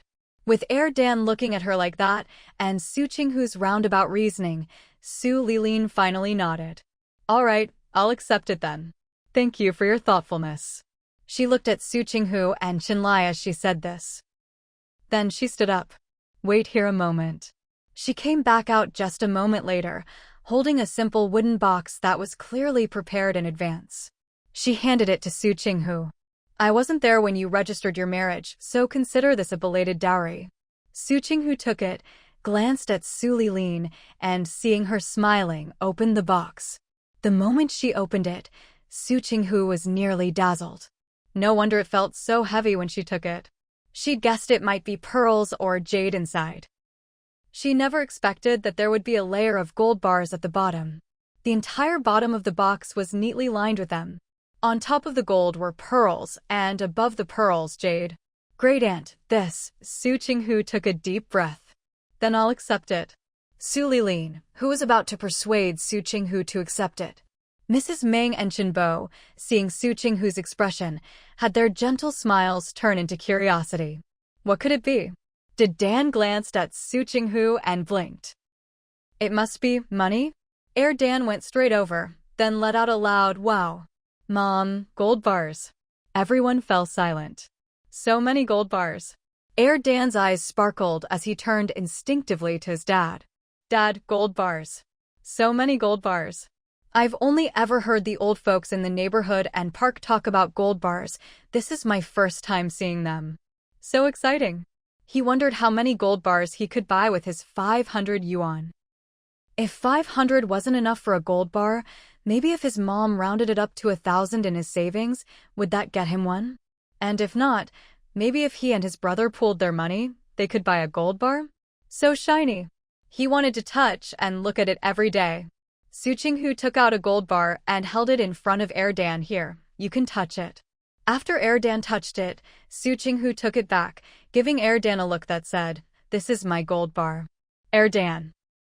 "I'll buy you gold bars in the future." Dan protested. "Even more than this." Did Dan, Qinlai watched Su Qinghu's delighted expression and quietly made a note of her fondness for gold. Su Qinghu asked, "Should I thank you now?" "No need. Wait until I buy you gold bars, then you can thank me." Dan thought to himself that he'd better write this down in his notebook when he got home, so he wouldn't forget. Mom just doesn't believe in him. Even if she forgets, he'll remember. Mrs. Ming and Qinbo wanted to say the gift was too much, but Su Qinghu saw through them and spoke first. "Aside from the gold, pearls and jade aren't worth much these days.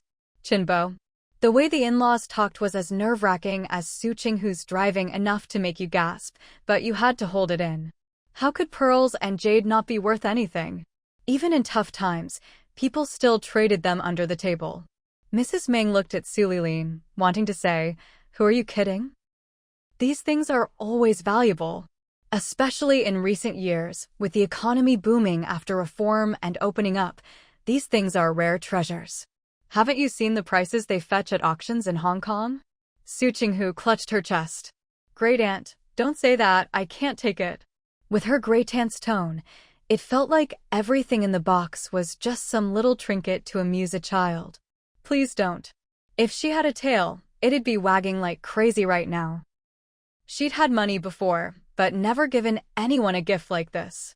Especially the jade, such quality, she couldn't even estimate its value. Should she buy a safe? Su Lilin was amused by her reaction. What's so hard to accept? Girls from the Su family used to have even grander dowries when they got married. You just missed out on those days. She smiled again. But now it's good too. Girls can study, work, and choose their own marriages. It's all thanks to people like your parents-in-law and Chenlai, working quietly behind the scenes. Su Lilin sighed. You really were born at a good time. Su Qinghu nodded. Yes, I was. Things will only get better from here. Oh, right, great aunt. We're having our wedding banquet at the end of the year. Before Su Qinghu could finish, she saw Su Lilin wave her hand. She stopped, waiting to hear what her great aunt wanted to say. Su Lilin said, I'll attend the wedding, but as for the main hosts, that should be arranged by your parents-in-law. Okay. Su Qinghu nodded. Just make sure you're free at the end of the year, don't travel too far. Then she looked at Chenlai. We should be able to give everyone a week's notice, right? I'll let you know as soon as my application is approved, Chenlai said. If there are no surprises, I should be able to give you advance notice. He couldn't give a more definite answer than that. Su Qinghu nodded, then turned to look at the elderly lady, Su Lilin. Su Lilin said, There's definitely no problem for me. She wasn't a surgeon, but she always had to be ready to assist in surgery if needed. As long as nothing unexpected happened, like a sudden emergency where a top leader needed treatment, she would definitely be available. With that, the matter was settled. Everyone here knew each other well, and they were all familiar with each other's family situations. Given how seriously everyone was taking this today, no one could possibly object. So, the group first took the elderly lady, Su Lilin, to handle some paperwork related to the car, making sure it was registered under her name.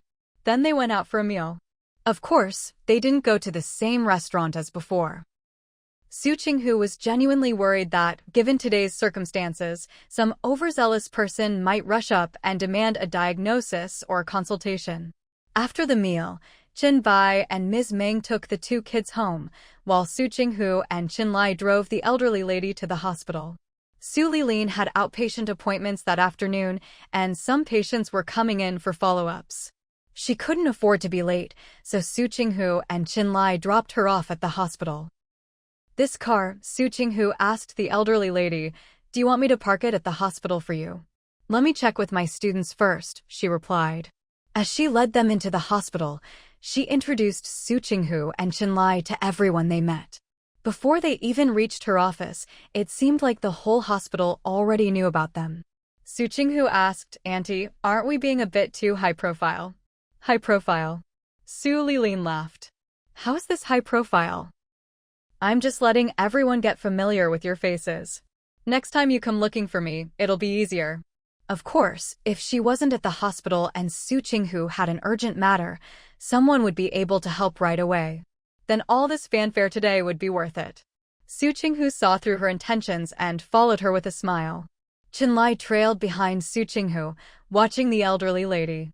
He was struck by the wonder of family ties.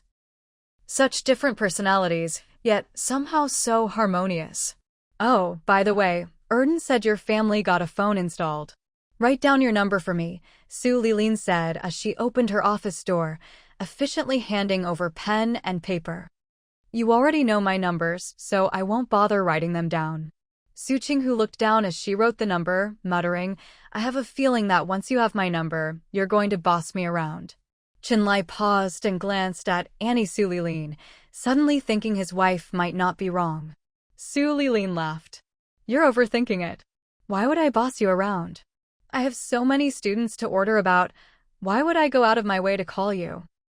She had not only students, but also apprentices and even children from medical families, plenty of people to help, so she really didn't need to rely on Su Qinghu.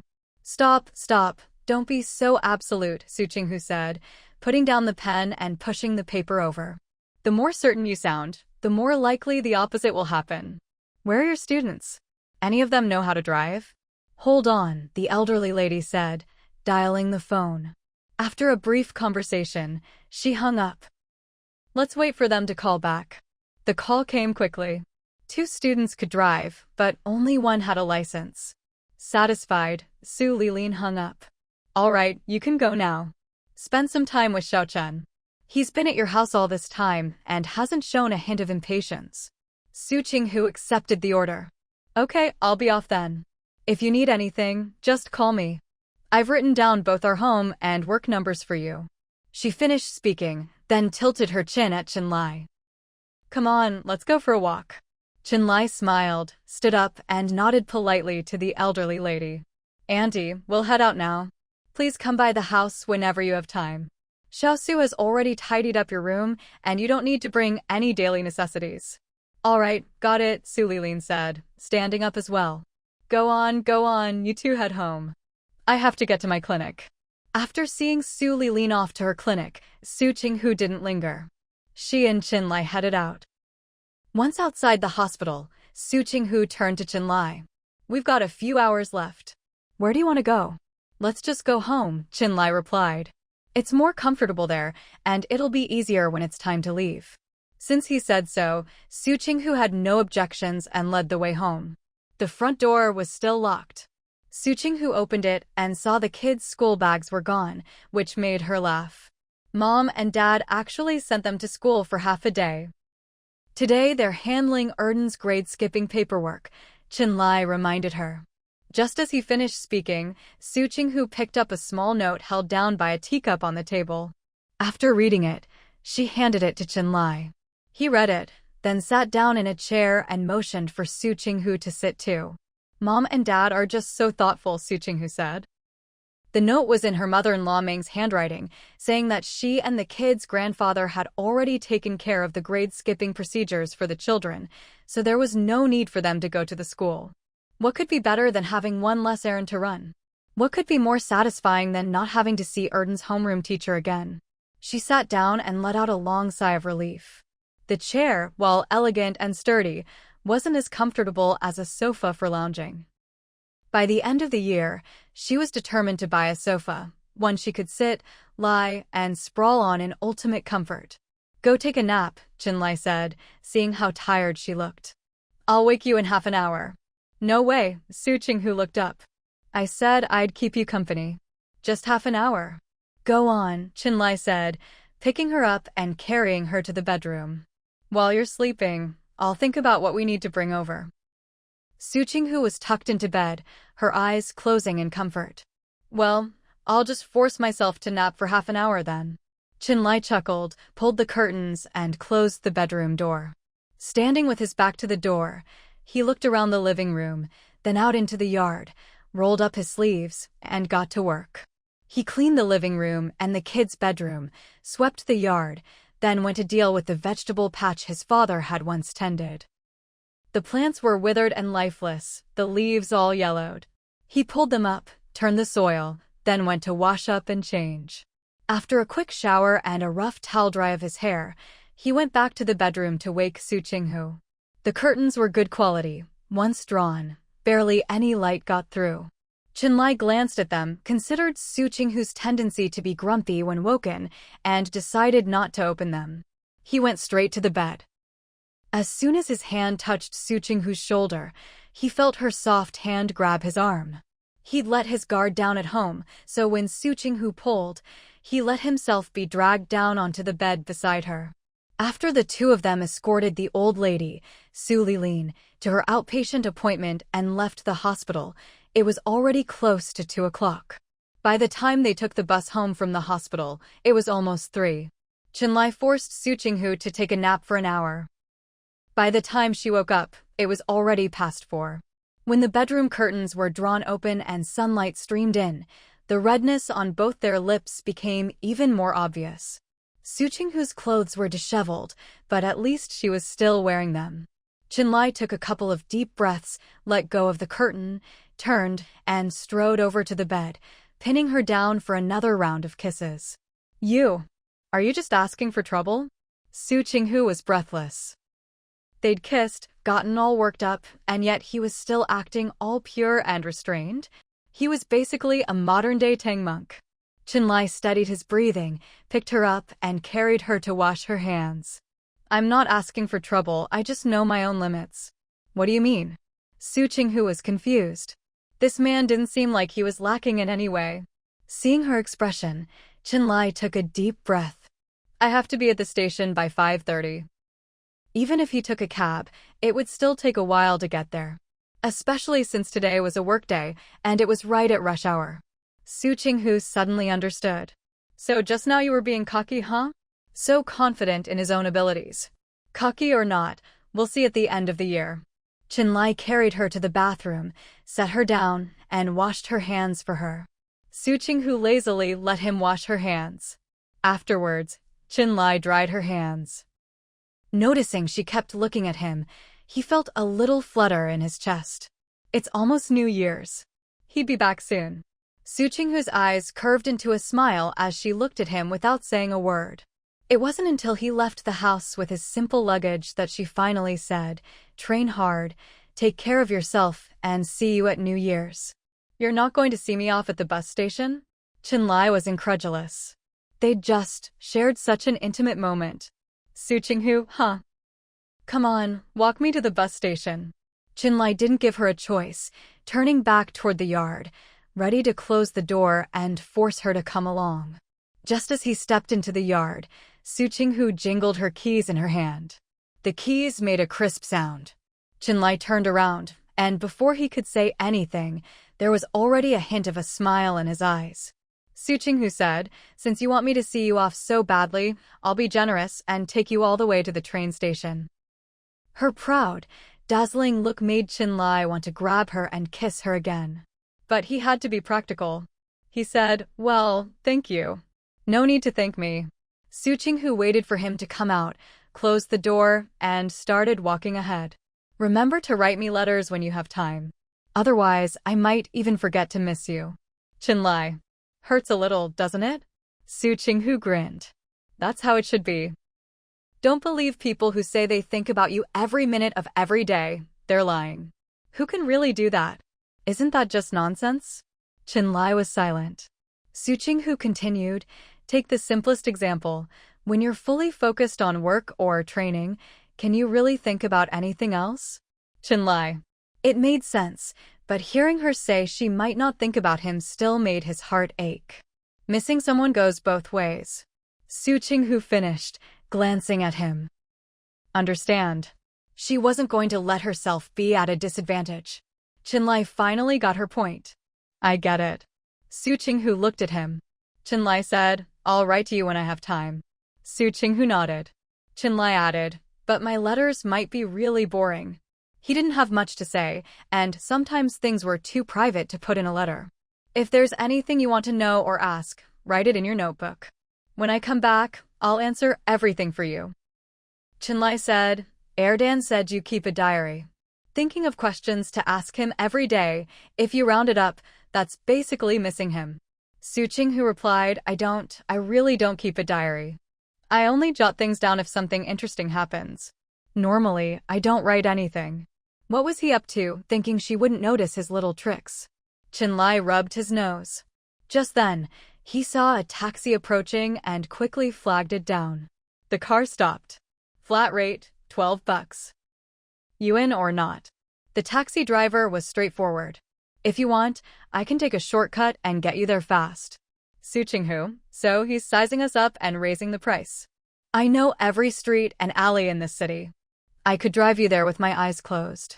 It's almost rush hour, bikes could pop out from anywhere and slow you down. I can tell you're in a hurry, so don't hesitate. Get in if you want, otherwise don't waste my time, I need to pick up other fares.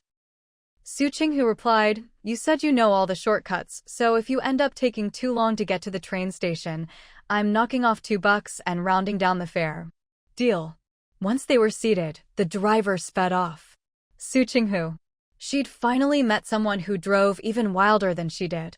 The speed was impressive, and the way he took corners was downright bold. She glanced at Qinlai. My driving is nothing like the driver's. Qinlai burst out laughing. Seriously, the driver is way wilder than me. Su Qinghu pretended not to notice his laughter and went on, so you guys really misunderstand my driving skills. The driver chimed in, oh, so you drive too, young lady? I do, but I've never driven like you. Su Qinghu sighed. Don't worry about it. You're still young. If you ever react too slowly while driving, you could hurt yourself or others. The driver started chatting with her. You 18 yet? Su Qinghu touched her face, oddly pleased. Qinlai's expression was somewhere between a smile and a smirk. You're this young lady's brother, right? You should keep an eye on her. Young people always like to go against the grain. Su Qinghu couldn't help but laugh. Brother, you have to keep an eye on me, Su Qinghu said in a deliberately cutesy voice. Sometimes I really do like to go against people. Qinlai. The driver laughed. Hey, at least you're self-aware. Since you know your own faults, don't make your brother worry. He looks like a capable guy, doesn't he? Yeah, Su Qinghu nodded. My brother is amazing. One of a kind, the best in the world. I like my brother the most. Qinlai couldn't take it anymore. Looking at Su Qinghu, his ears were turning red. Stop talking nonsense.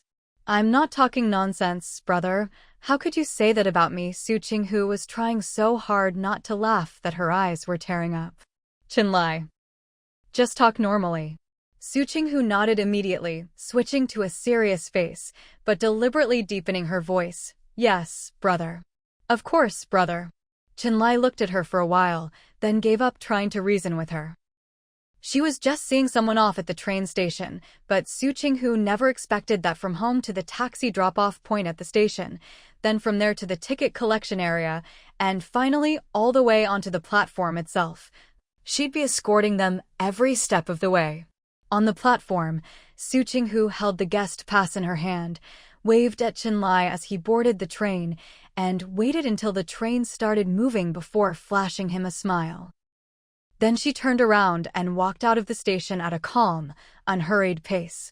She didn't look back even once. Qinlai watched his girl, grinding his back teeth, but in the end, he just sighed and made peace with himself. So she didn't look back, so what? If she did, it would only make things more sentimental. Su Qinghu had no idea what Qinlai was thinking. She just wanted to get out of there as quickly as possible. Even though it was already autumn, there were still mosquitoes around. Her exposed ankles had been bitten several times, but out of pride, she resisted the urge to squat down and scratch them right there on the spot. She left the station and hailed a cab, asking the driver to stop on the way so she could buy a whole roast duck, and then headed straight home. She definitely wasn't going to cook dinner tonight, so takeout it was. A roast duck, some julienne cucumber and carrot at home, and dinner was sorted. When she got home, both kids were hunched over the table doing homework. The older one, Dayton, was nearly finished, while the younger, Erden, was still scribbling away, puffing and muttering to himself. As he wrote, he grumbled, "Why did I even skip a grade? For money. Yes, for money. So I have to do my homework properly." Dayton had long since gotten used to his little brother's muttering and could now completely tune it out. When they heard the door open, Erden tossed his homework aside and dashed into the kitchen after her. "Mom, Grandpa and Grandma just left. Didn't you run into them?" Su Qinghu shook her head as she put down the roast duck and started rummaging in the fridge for veggies to slice. "Why did your grandparents leave at this hour?" It was dinner time. Knowing her mother-in-law, she should have waited for Su Qinghu to come home before leaving. Erden replied, "Someone called from their place, said they had visitors. It's not like my brother, and I haven't stayed home alone before, so we told them to go." To be precise, he'd pretty much shooed them out the door. Grandpa and Grandma were worried about our safety, so they locked the front door from the outside. Back in those days, it wasn't unusual for elders to lock kids inside the house, so Su Qinghu wasn't surprised. "Mom, we're having roast duck?" Erden grinned. "As soon as Dad leaves, we get to eat like this." "I almost feel bad about it," Su Qinghu said. "If you looked a little more sincere when you said you felt bad, I might actually believe you." "What a cheeky kid." Hee hee, Erden giggled, then said eagerly, "Mom, I'm officially a 4th grader now." "Congratulations." Su Qinghu waved her hand with little enthusiasm, washing veggies as she smiled and asked, "So, what reward do you want?" Erden's eyes lit up, though Su Qinghu didn't notice. If she had, she might have thought twice. "Anything at all?" Su Qinghu started slicing cucumber. Erden perked up. "Watch a horror movie with me." He'd wanted to for ages. He was too scared to watch alone. His brother refused to watch with him, so Mom was his only hope. Su Qinghu's hand slipped, and the cucumber rolled across the counter until it hit the wall. Staring at the untouched cucumber, she took a deep breath, turned to Erden, and smiled. "Which country's horror movie?" Erden blinked. "Huh? Do lots of countries make horror movies?" Su Qinghu said, "Sorry, let me rephrase. What language do you want to watch it in?" "Mom, the only foreign words I know are the ones you taught me." "I only understand our language. What other language could I watch?" "Domestic then?" "No problem." "Sure," Su Qinghu nodded. She hadn't watched many horror movies herself, just a few back in college, after losing a bet with her roommates. But everyone said domestic horror films weren't scary at all. Thinking of some local dramas. Yeah, nothing to be afraid of. To save time for the movie, Su Qinghu didn't bother slicing the cucumber. Everyone got half a cucumber and a third of the duck, and that was dinner. After eating and drinking some warm water, they headed straight to the cinema. Erden picked the movie, Su Qinghu quickly paid for tickets, and since they chose the nearest showtime, they didn't have to wait and went right into the screening room. As the movie started, the theater quieted down. Su Qinghu had Erden on her left, Dayton on her right, a burly man behind her, and a cool-looking woman in front. After a quick scan, she felt instantly at ease. A burly guy behind, a calm woman in front, and Dayton had never screamed before. The only wild card was Erden. Perfect. Nothing to be afraid of. Having studied film editing, Su Qinghu could tell when the first jump scare was coming and braced herself. "Okay, time to close my eyes." But before she could, Erden suddenly jumped into her arms, startling her so much she leaned back, just in time to catch the movie's first scary scene. The burly man behind them howled along with the rest of the theater, while the woman in front just took a sharp breath, staying composed. Su Qinghu's throat tightened. At that moment, she really wanted to toss Erden out of her lap. Who's scaring who here? Dayton sat quietly, not saying a word. Su Qinghu glanced at him enviously. If the lights were on and she could see everyone's faces, she'd realize that sometimes calm just means if I close my eyes, I won't be scared. A little self-deception. "You should go back to your seat," Su Qinghu said to Erden with a straight face. Erden returned to his seat. As the second jump scare approached, Su Qinghu decided to close her eyes in advance. No matter who jumped into her lap, she wouldn't open them. This time, Erden didn't leap over. Dayton remained steady. The burly man behind let out a strangled yelp, and the woman in front didn't react. Su Qinghu breathed a sigh of relief and slowly opened her eyes, only to find herself staring straight into the woman's pitch-black eyes, pale face, and a white hand reaching toward her. Su Qinghu. Her eyes flew wide open, breath caught in her throat, and just as her face was about to contort in terror, she yanked Erden over. Erden, eyes closed, was suddenly pulled. He yelped in surprise, flailing his arms and legs. When he opened his eyes and saw the woman's gesture, he immediately clung to Su Qinghu's neck, trying to shrink into a quail. The poor kid was shaking so hard, Su Qinghu couldn't bring herself to be mean anymore. She took a deep breath and asked, "Comrade, are you all right? Did you reach out because you need help?" We're excited to tell you that we now have a membership plan for you. If you are interested, click on the link in the descriptions box. If you like this video, please click on the like button and make a comment below so the video would get more views. Don't forget to subscribe to the channel to get the next series or the next episodes.